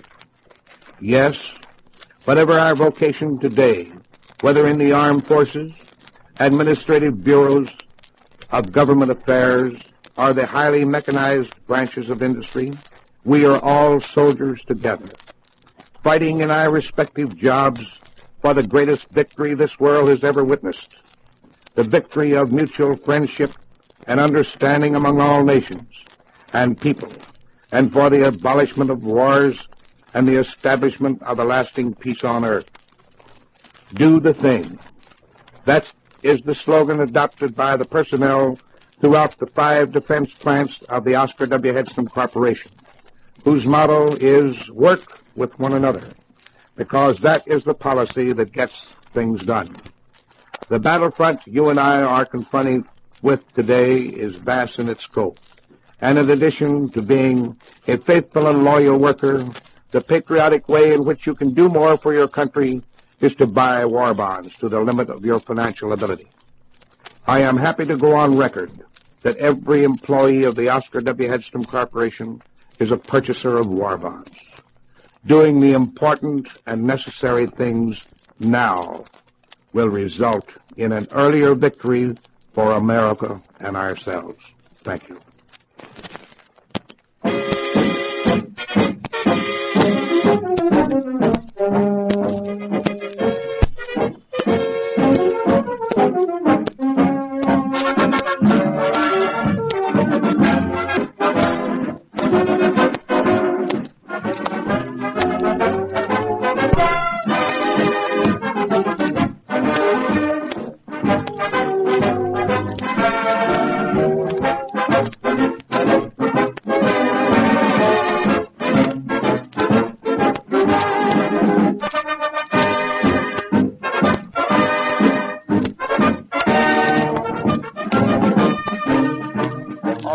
And on the sea and in the air, we've got to be there. We've got to be there.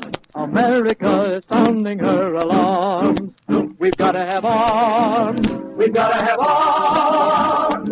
Arms for the love of America. They speak in a foreign land with weapons in every hand. Whatever they try, they've got to reply in language that they understand. Arms for the love of America.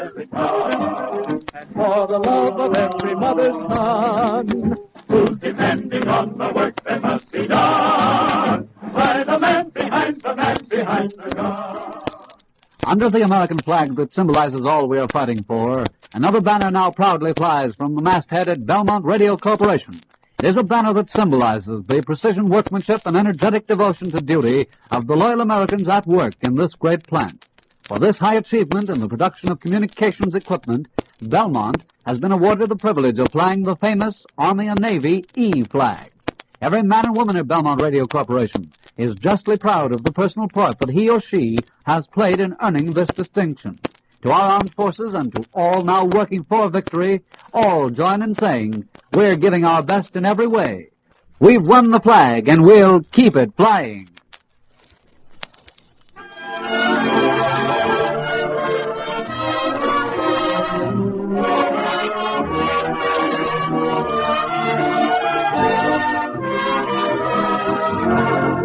I saw a peaceful old valley with a carpet of corn for a floor, and I heard a voice within me whisper, this is worth fighting for.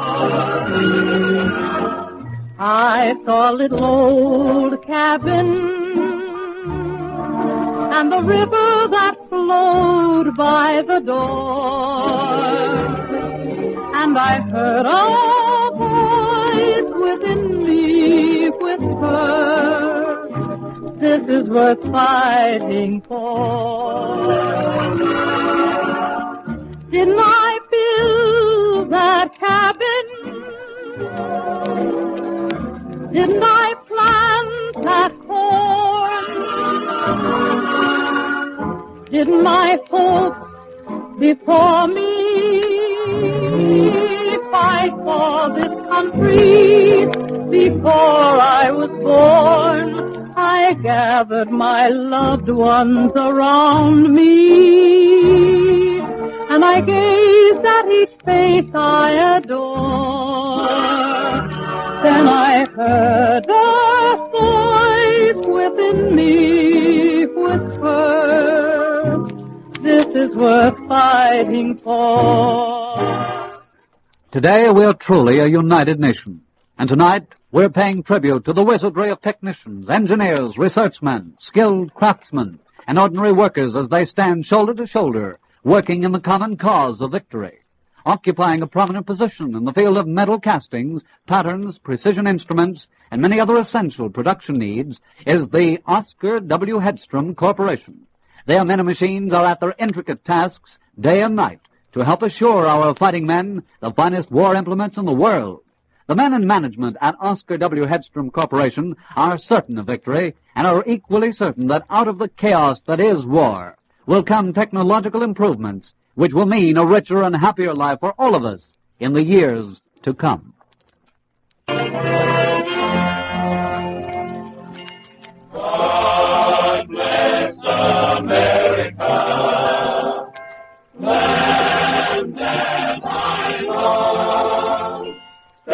beside her and guide her through the night with the light from above. From the mountains to the prairie, to the ocean, white with foam. God bless America, my home, sweet home. The four industrial concerns that have made tonight's program possible close the broadcast with this solemn pledge. Employer and employee alike, living and working in constructive accord, resolve to maintain their faith in the American way under which this nation has prospered, and pledge themselves to preserve by united effort our heritage of security, liberty, and justice.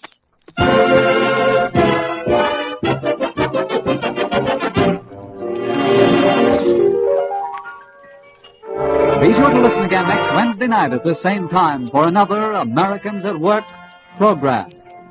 This is WCFL, the voice of labor, Chicago.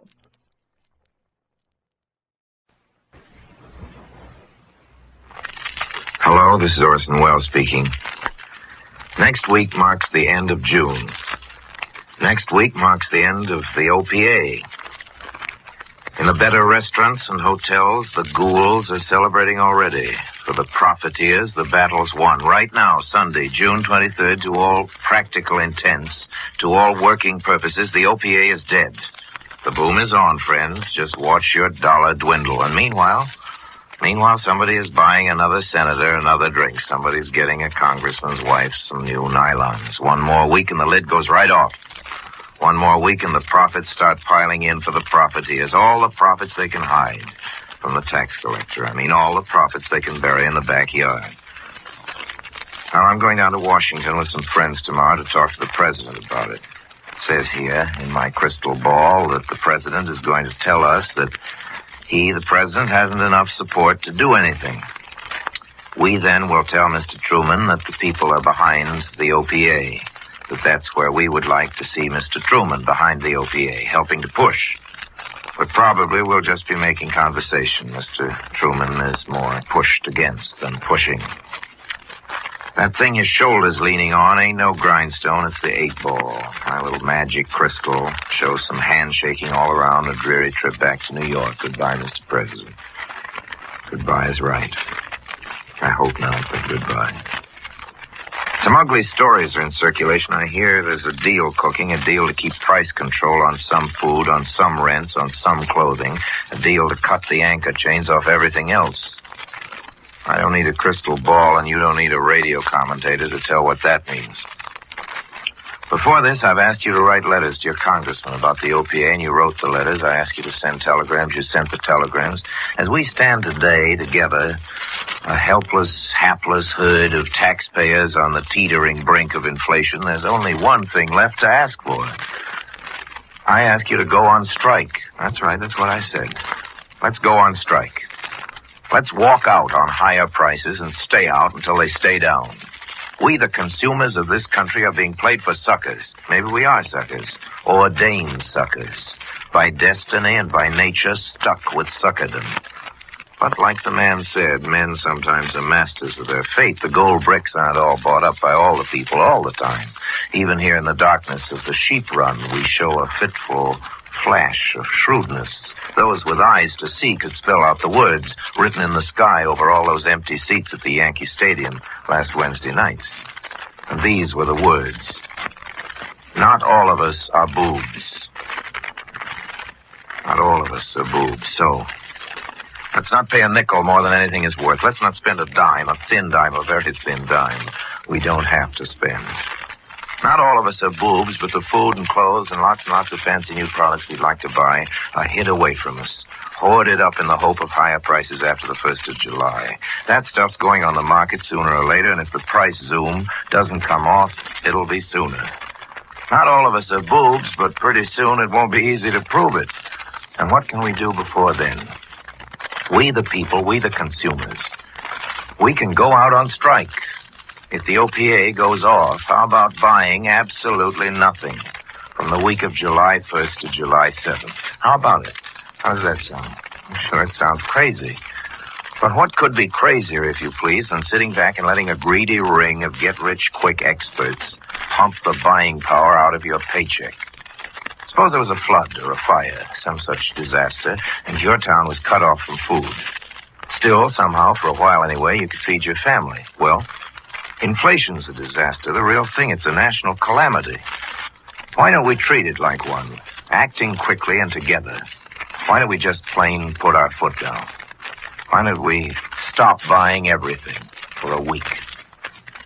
The retailers won't like it, but they're not who we're shooting at. We're after the wholesalers. Let the wholesalers hear from the consumers. Something audible, something would threaten it. Then they'll start selling the stuff, and at decent prices and in decent quantity. But of course, we consumers won't go on strike because we consumers aren't organized. And of course, if we were organized, we wouldn't have to strike. The truth has a dark and ugly face, and there's no point in masking it or trying to. Tomorrow, I'll pay the president that visit. I'm afraid that after July 1st, we'd better all get ready to start paying for everything through the nose. Here's a letter. Dear Mr. Wells, it's now 3 weeks since my husband was laid off work at the button factory where he was employed for a month. While he was there, he wasn't exactly grateful for the long hours of hard physical labor without any breaks or rest periods. But now, after fruitless searching for another job, he realizes how fortunate he was to make $40 a week. He's a natural-born salesman, but unable for the first time in his life to seize a living wage.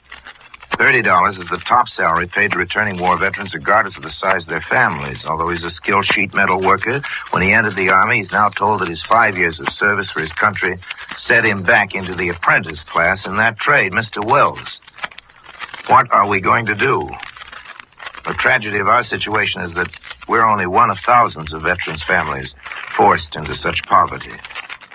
In this land of plenty, with its stirring productions, its new explorations in the fields of science, we can afford none of the new refrigerators or other marvels that will be rolling off the assembly lines within the next few years.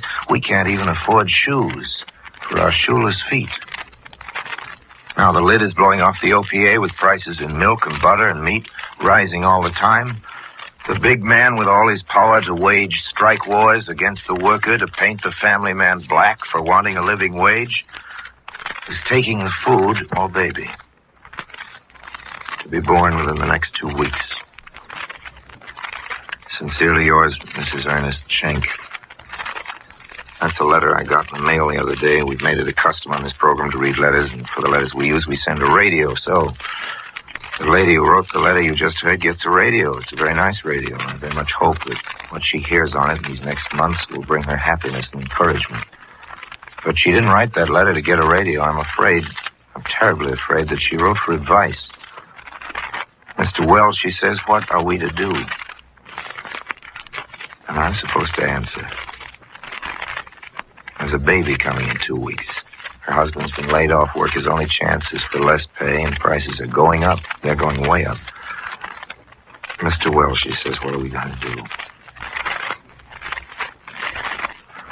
Well, last night, after the show, I put her letter in my pocket. And I went out on the town, it being Saturday night. I sat at Toots's and at the Store Club for a while, and at El Morocco. I didn't get any younger. I didn't get any wiser. At dawn, I walked up to the plaza and watched the water in the fountain and the pigeons in the grass, alas, and tried to find a thought for the new day. But no thoughts came and no answers. No answers for a woman whose veteran husband needs a better job, who's afraid of what it's going to cost to feed her little baby. The last horse-drawn cabs in New York wait by the plaza these early summer nights till it's time for honest men to go to work. Lovers take the half-hour cruise around the park as late as sunup. There's the occasional lonesome single like myself.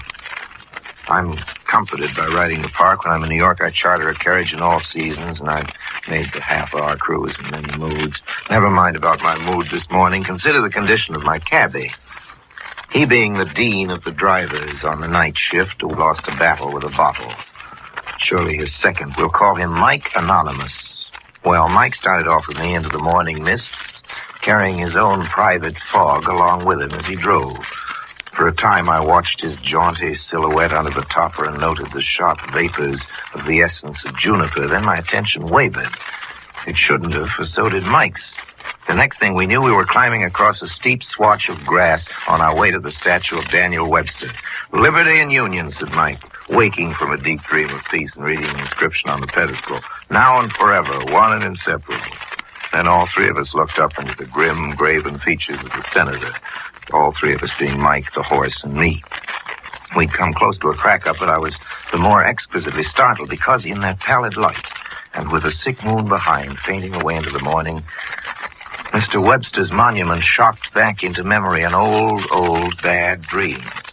I had the dream often as a child. It concerned bronze statues, weathered green statesmen and poets collected in imagination from all the parks I visited, most of the countries of the world, solemn and sizable figures given in the dream to stepping down from their pedestals at sight of me and giving chase.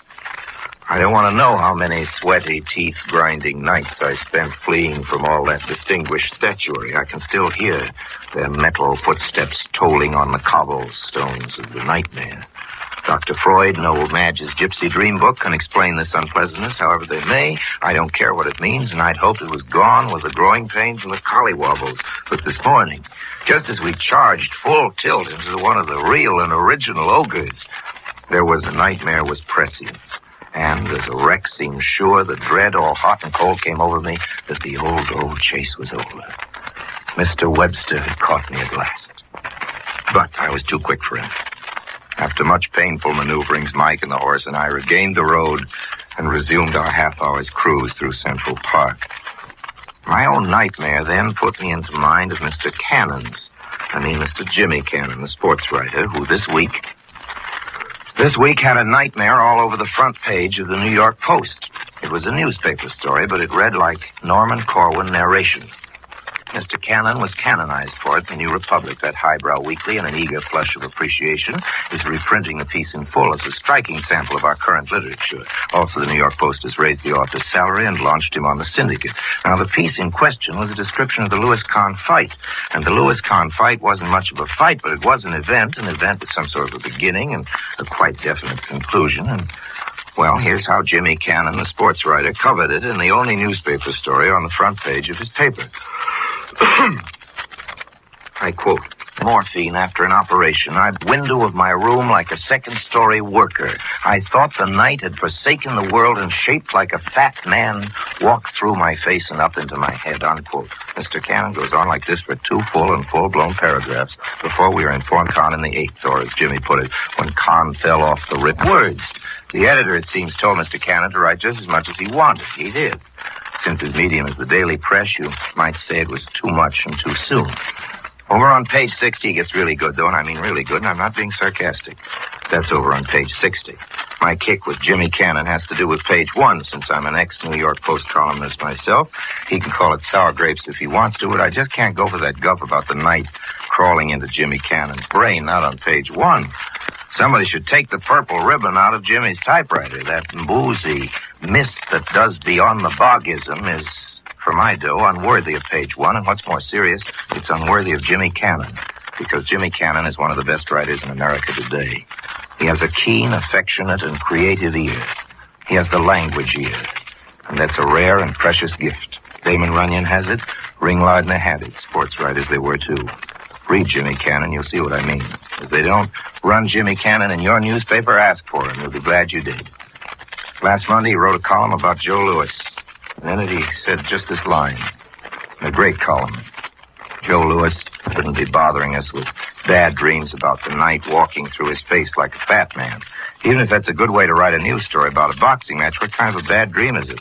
Worst bad dream I can think of is just fighting one round with Joe Louis. I found such organizations I've been able to give them. This morning the sun was up and we were coming at full trot back to the plaza. The day was already seeping in under my eyelids like a thin spinster with 3 eyes, like Swifty Morgan with a satchel full of snappy cravats coming in out of the rain. And while all this was going on, the letter from the lady whose veteran husband's paycheck isn't going to be enough for the baby they're going to have next week was burning a hole in my pocket. That's just what it was doing, burning a hole in my pocket.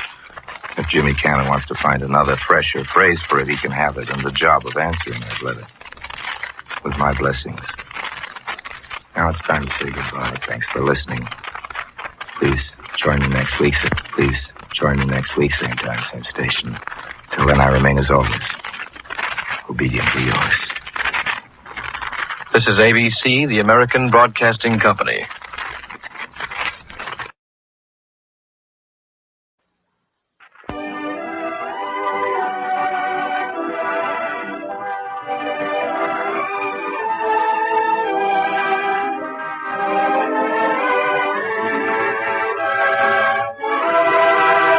Palmolive Beauty Box Theater, starring lovely Jessica Dragonette with Thomas L. Thomas, young Metropolitan Opera baritone, the Beauty Box Orchestra, directed by Al Goodman, and the Palmolive Chorus, presented every Wednesday night by the makers of Palmolive, the beauty soap made with olive oil. Tonight, the musical love story of a girl whose beauty captured the heart of an enemy officer, The Lady in Ermine, starring Jessica Dragonette.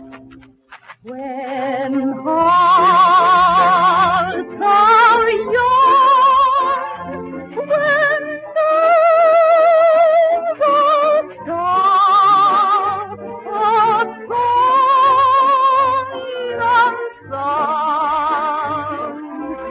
Good evening, my friends, and welcome to the Palmolive Beauty Box Theater. Oh, I'm glad you've chosen for tonight that musical romance of love and war, The Lady in Ermine. And we're especially proud to present this delightful music because our own Al Goodman is one of the composers. And now, dear friends, I'm sorry to have to tell you that Charles Kuhlman will be unable to sing tonight because of illness. We wish him speedy recovery and hope he'll be back with us again next week.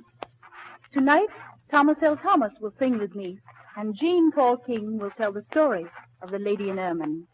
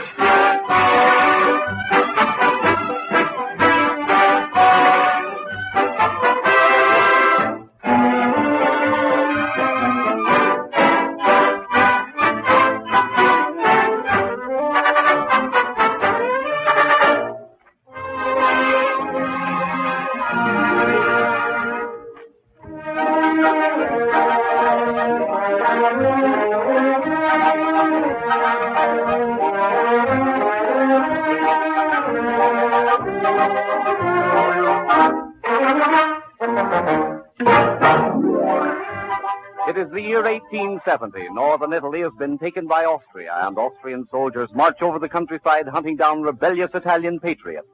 The scene is a castle on the plains of Lombardy. Within, the lovely young Countess Mariana and her brother Adrian, a leader among the Italian rebels, listen to the Italian workers singing in the sunshine. Our people don't seem to know there's a war, says Mariana. And sometimes I wish we could forget it too, Adrian.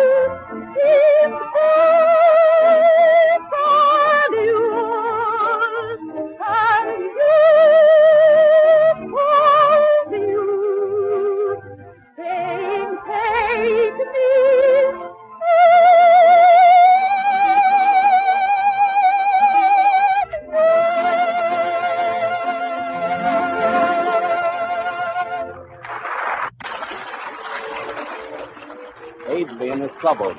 He's been summoned by the rebel leaders to Milan, and Mariana insists he go at once. There's danger near, says Mariana. I know it. Remember the old legend of the lady in ermine whose portrait hangs there on the wall? How her spirit walks in times of danger? Oh, that old wives' tale, scoffed Adrian. She walked last night, says Mariana. I was standing there beneath her portrait when she stepped down out of the picture. Shivering with fright, I saw her walk last night, as she has done for many a year. In ermine so white at dead of the night, warning us that danger's near. Beautiful her face, remarkable her grace, as through the house she silently goes. Clasped in her hand a red, red rose, deepest concern her manner shows. Such foolish thoughts prevail in many foolish old wives' tales. I believe it, yes, so I do. Under the name they call her by two.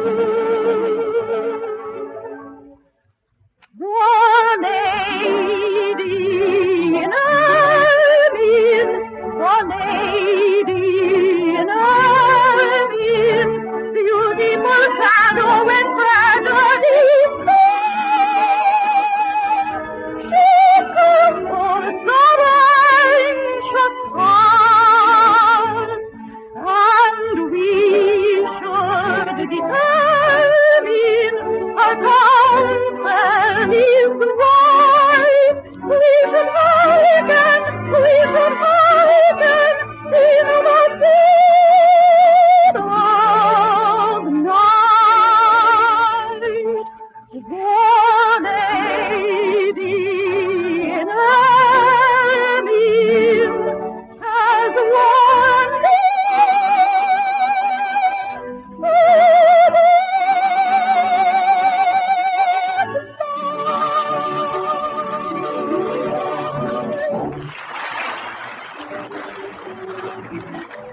I'd better go, exclaimed Adrian. But first, let me warn you against the notorious Austrian leader, Colonel Belabar. He's utterly unscrupulous, and knowing your great beauty, has sworn to add you to his list of conquests. He'll stop at nothing to make good his boast. There's danger for all in these times, returns Mariana. Go, Adrian, before it's too late.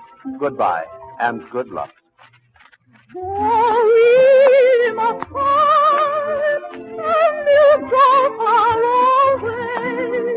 Though dark be your heart, keep us might in your heart, and live on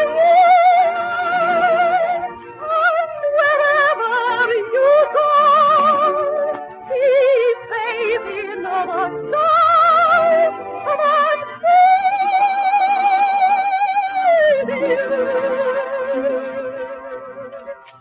hey, beautiful, honest voice bids you call. Kiss me goodbye, you answer I know. Oh, my dear brother, God be with you and bring you back home safe again. Heaven guard you from harm.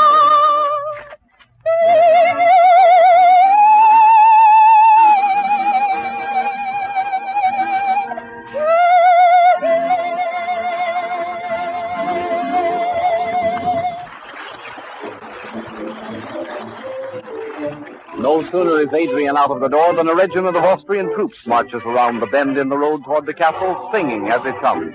At the head is the notorious Colonel Belabar himself, and as they enter the estate, he rides recklessly in and out among the men in a spectacular display of horsemanship.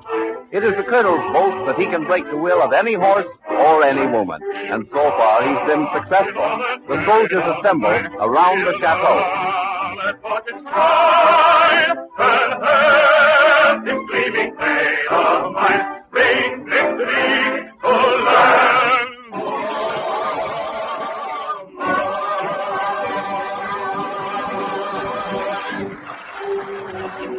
Colonel Belivar leaps from his horse and strides into the castle in search of the rebel Count Adrian Beltrame. But Mariana tells him she is alone. Alone, sneers the colonel. A pretty woman like you? Why, you're a liar. All women are liars. And then, in face of Mariana's quick indignation, but you're beautiful. I'll be back tonight, and I shall expect food and wine from me and my fellow officers. When they've seen how lovely you are, I'll throw them out. But my beloved country calls. Duty before pleasure. Eh, Countess? I hear you calling, land o' mine. Land o' mine. Through the fight your banner looks on high. Land o' mine. Men are falling, land o' mine.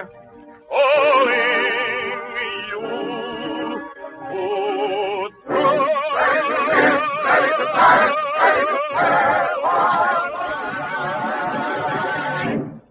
I love you, dear old land of mine. I've proved it by the hand of mine. To you I give this yoke of mine, this heart and soul and truth of mine. Weep not, beloved maid of mine, kneel down and watch it mine, and help this gleaming blade of mine bring victory to land of mine. I love you, dear old land of mine. I prove it by the hand of mine. To you I give this youth of mine, this heart and soul and truth of mine. Weep not, beloved maid of mine, kneel down and watch him cry, and help this gleaming blade of mine bring victory to land.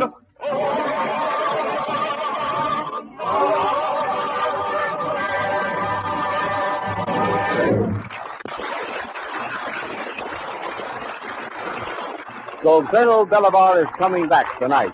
Is Mariana a match for the domineering young officer? In just a moment, we shall return with the second act of The Lady in Ermine. Now, ladies, I'm going to present a charming friend of mine you've probably already met. She's on the air with her friend every weekday afternoon over this same station in a rapid-fire adventure story about Hollywood, sponsored by Super Suds in the red box for washing dishes and concentrated Super Suds in the blue box for washing clothes. Now, have you guessed? That's right. It's Myrt of Myrt and Marge. Marge couldn't be with us tonight, but here is Myrt.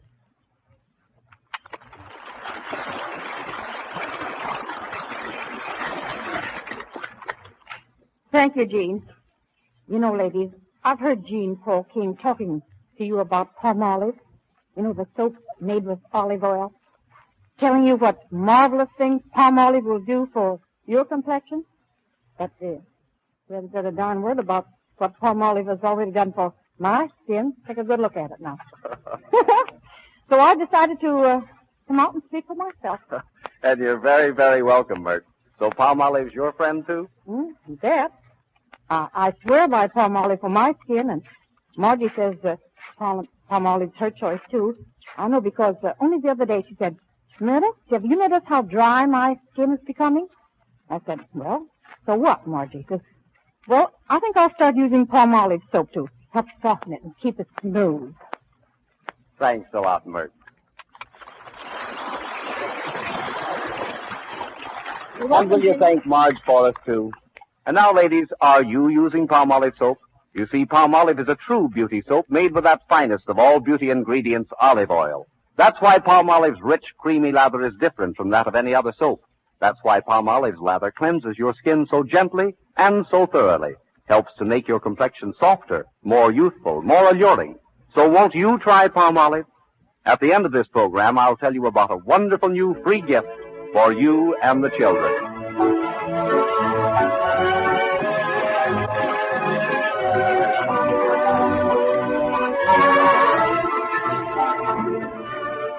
And now we return to the Palmolive Beauty Box Theater with our lovely star Jessica Dragonette and Thomas L. Thomas, Metropolitan Opera baritone, in The Lady in Ermine.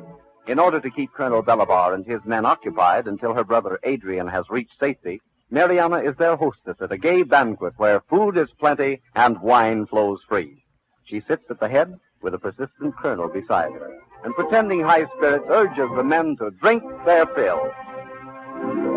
Fill up the glass and give me your pledge. Till the bubble be drink. Yes, you conquer you in spirit. In wine there's truth, let's hear it. Fill up the glass, the night sweetly ends. Oh, wine and young hearts are both divine. Passion away. And my soul tranquil with wine.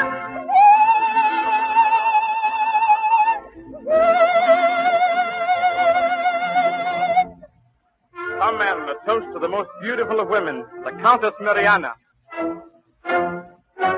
Wine is the giver of gladness, a draught of nectar divine, as maker of mirth and of madness, there's naught on the earth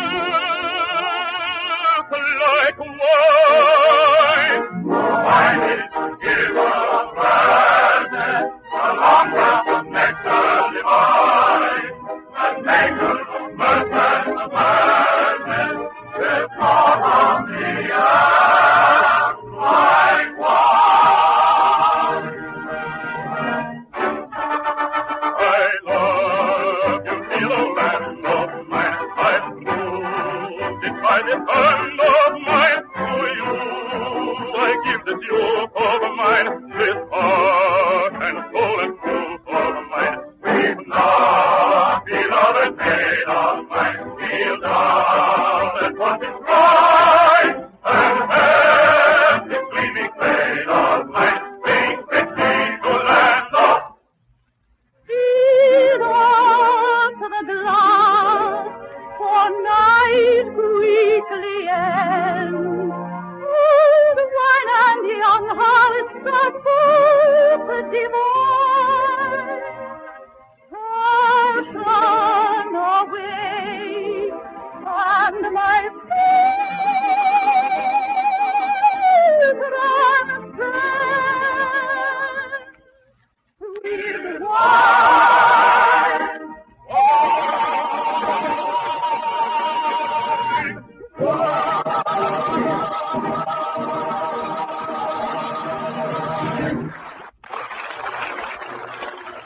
Belivar leans close to Mariana. His lips touch her hair. I cannot live without you, he murmurs. You're far lovelier than anyone I ever knew. Why, even your portrait cannot do you justice. But that's not my portrait, interrupts Mariana. She's my ancestress, the Lady in Ermine. Long ago, this castle was captured by a cruel, dissolute captain who imprisoned the former count and left him to die.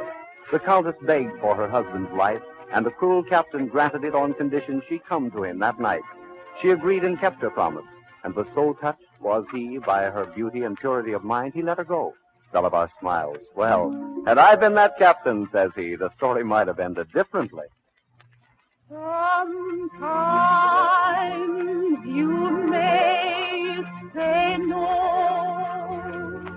Sometimes you may say yes. Oh, whispering low with your cheeks all aglow, you leave a poor man to guess. So patient he must grow, and when the years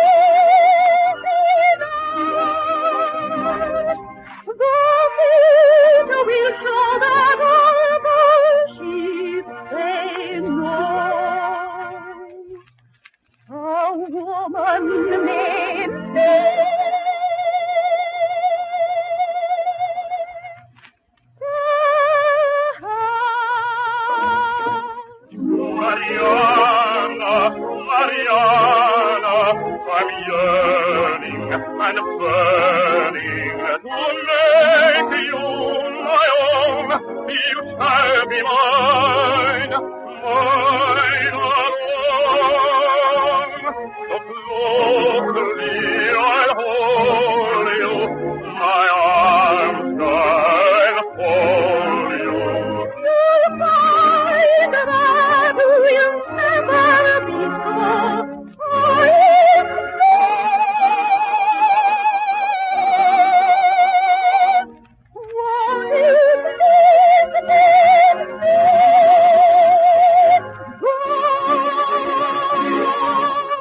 Mariana, I'm mad about you. And you love me. I can see it in your eyes. Please let go of me. You're not fooling me. No more than you did about your brother. My brother?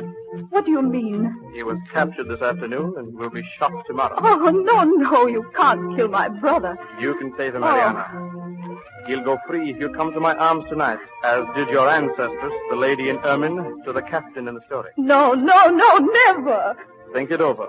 I shall be waiting your answer. Mariana, Mariana, I'm yearning and burning to make you my own. You shall be mine, mine alone. So close to me, will hold me, your arms now enfold me, and so beating heart, we will find love. We will find love.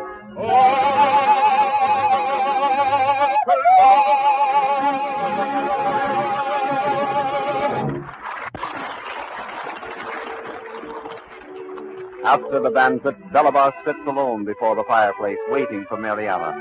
Filling his glass, he raises it to the portrait of the lady in ermine and drinks the toast. Then his head nods and he falls asleep by the fire. In his dream, the lady in ermine appears. Though they're gone and I am here, though we're alone, I have no fear. My very own, I love you so.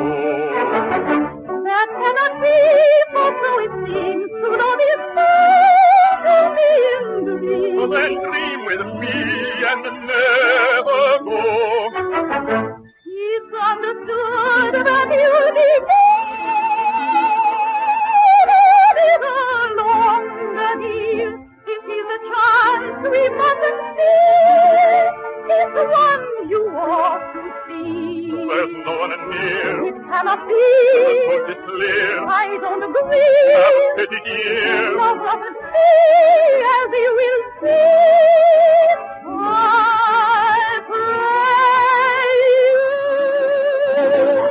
Why, dear, let us chance slip by, dear. Though you beg me to fly, dear, I'll not go.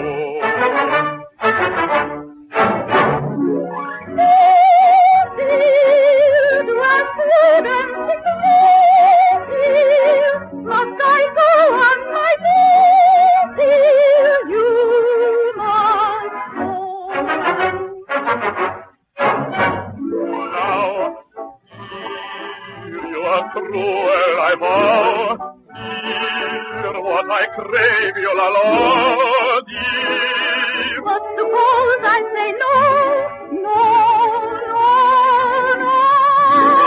Oh, dear, you're full as the snow, dear. All my beings love you, oh, you know I love you so.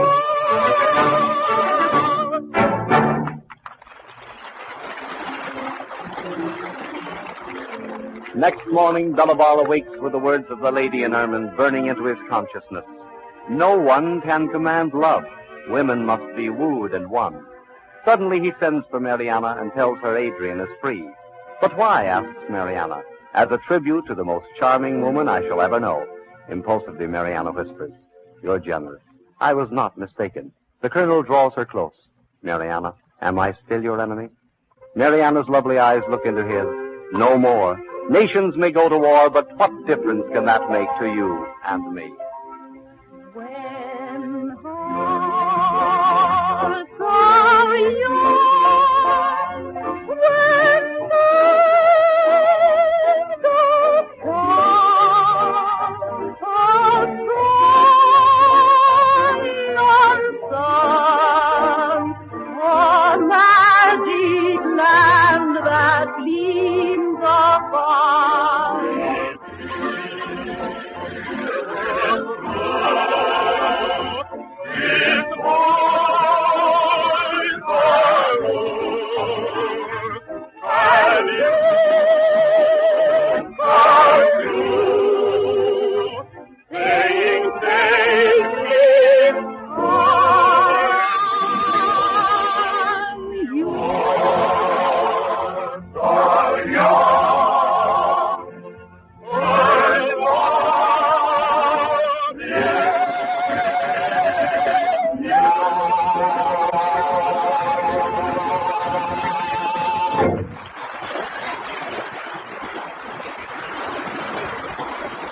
And so, with the help of the legendary Lady in Ermine, Colonel Belivar won his Mariana.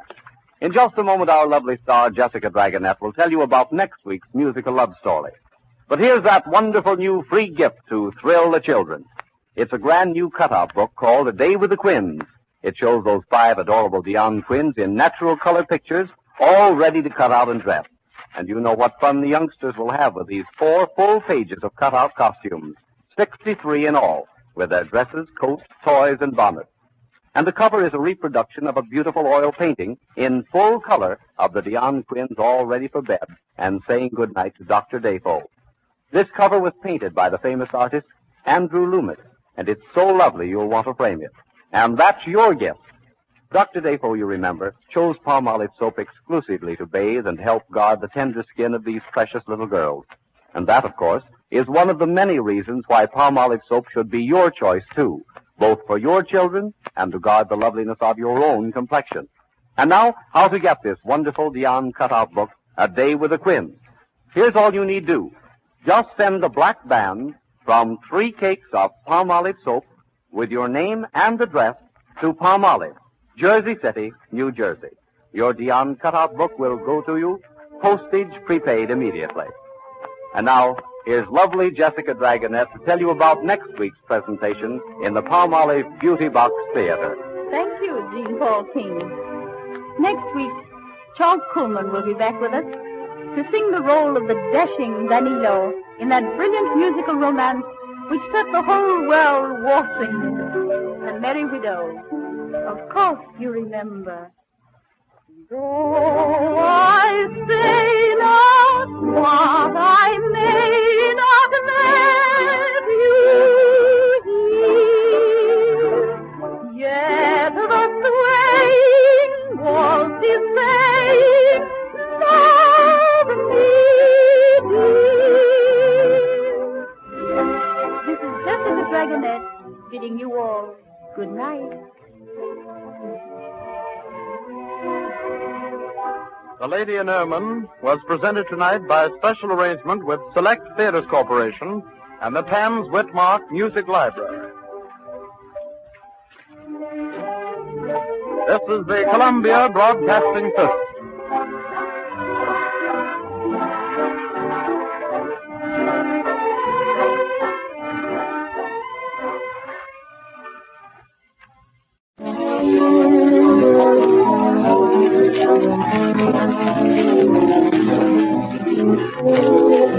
Hello there. You know who this is, don't you? It's James Hall again. Couldn't be anyone else because I'm the guy who gets the first word and the last word on all of our Thursday morning programs. Well, we're all ready to start. And in the jargon of the football announcers that you'll be hearing for many Saturday afternoons to come, Hall kicks off. Hal Kemp receives the ball. Kemp receives the ball on his own 20-yard line, pauses long enough to say, "Good morning, everyone. Glad to be with you." And there Kemp goes down the field, starting the day's play with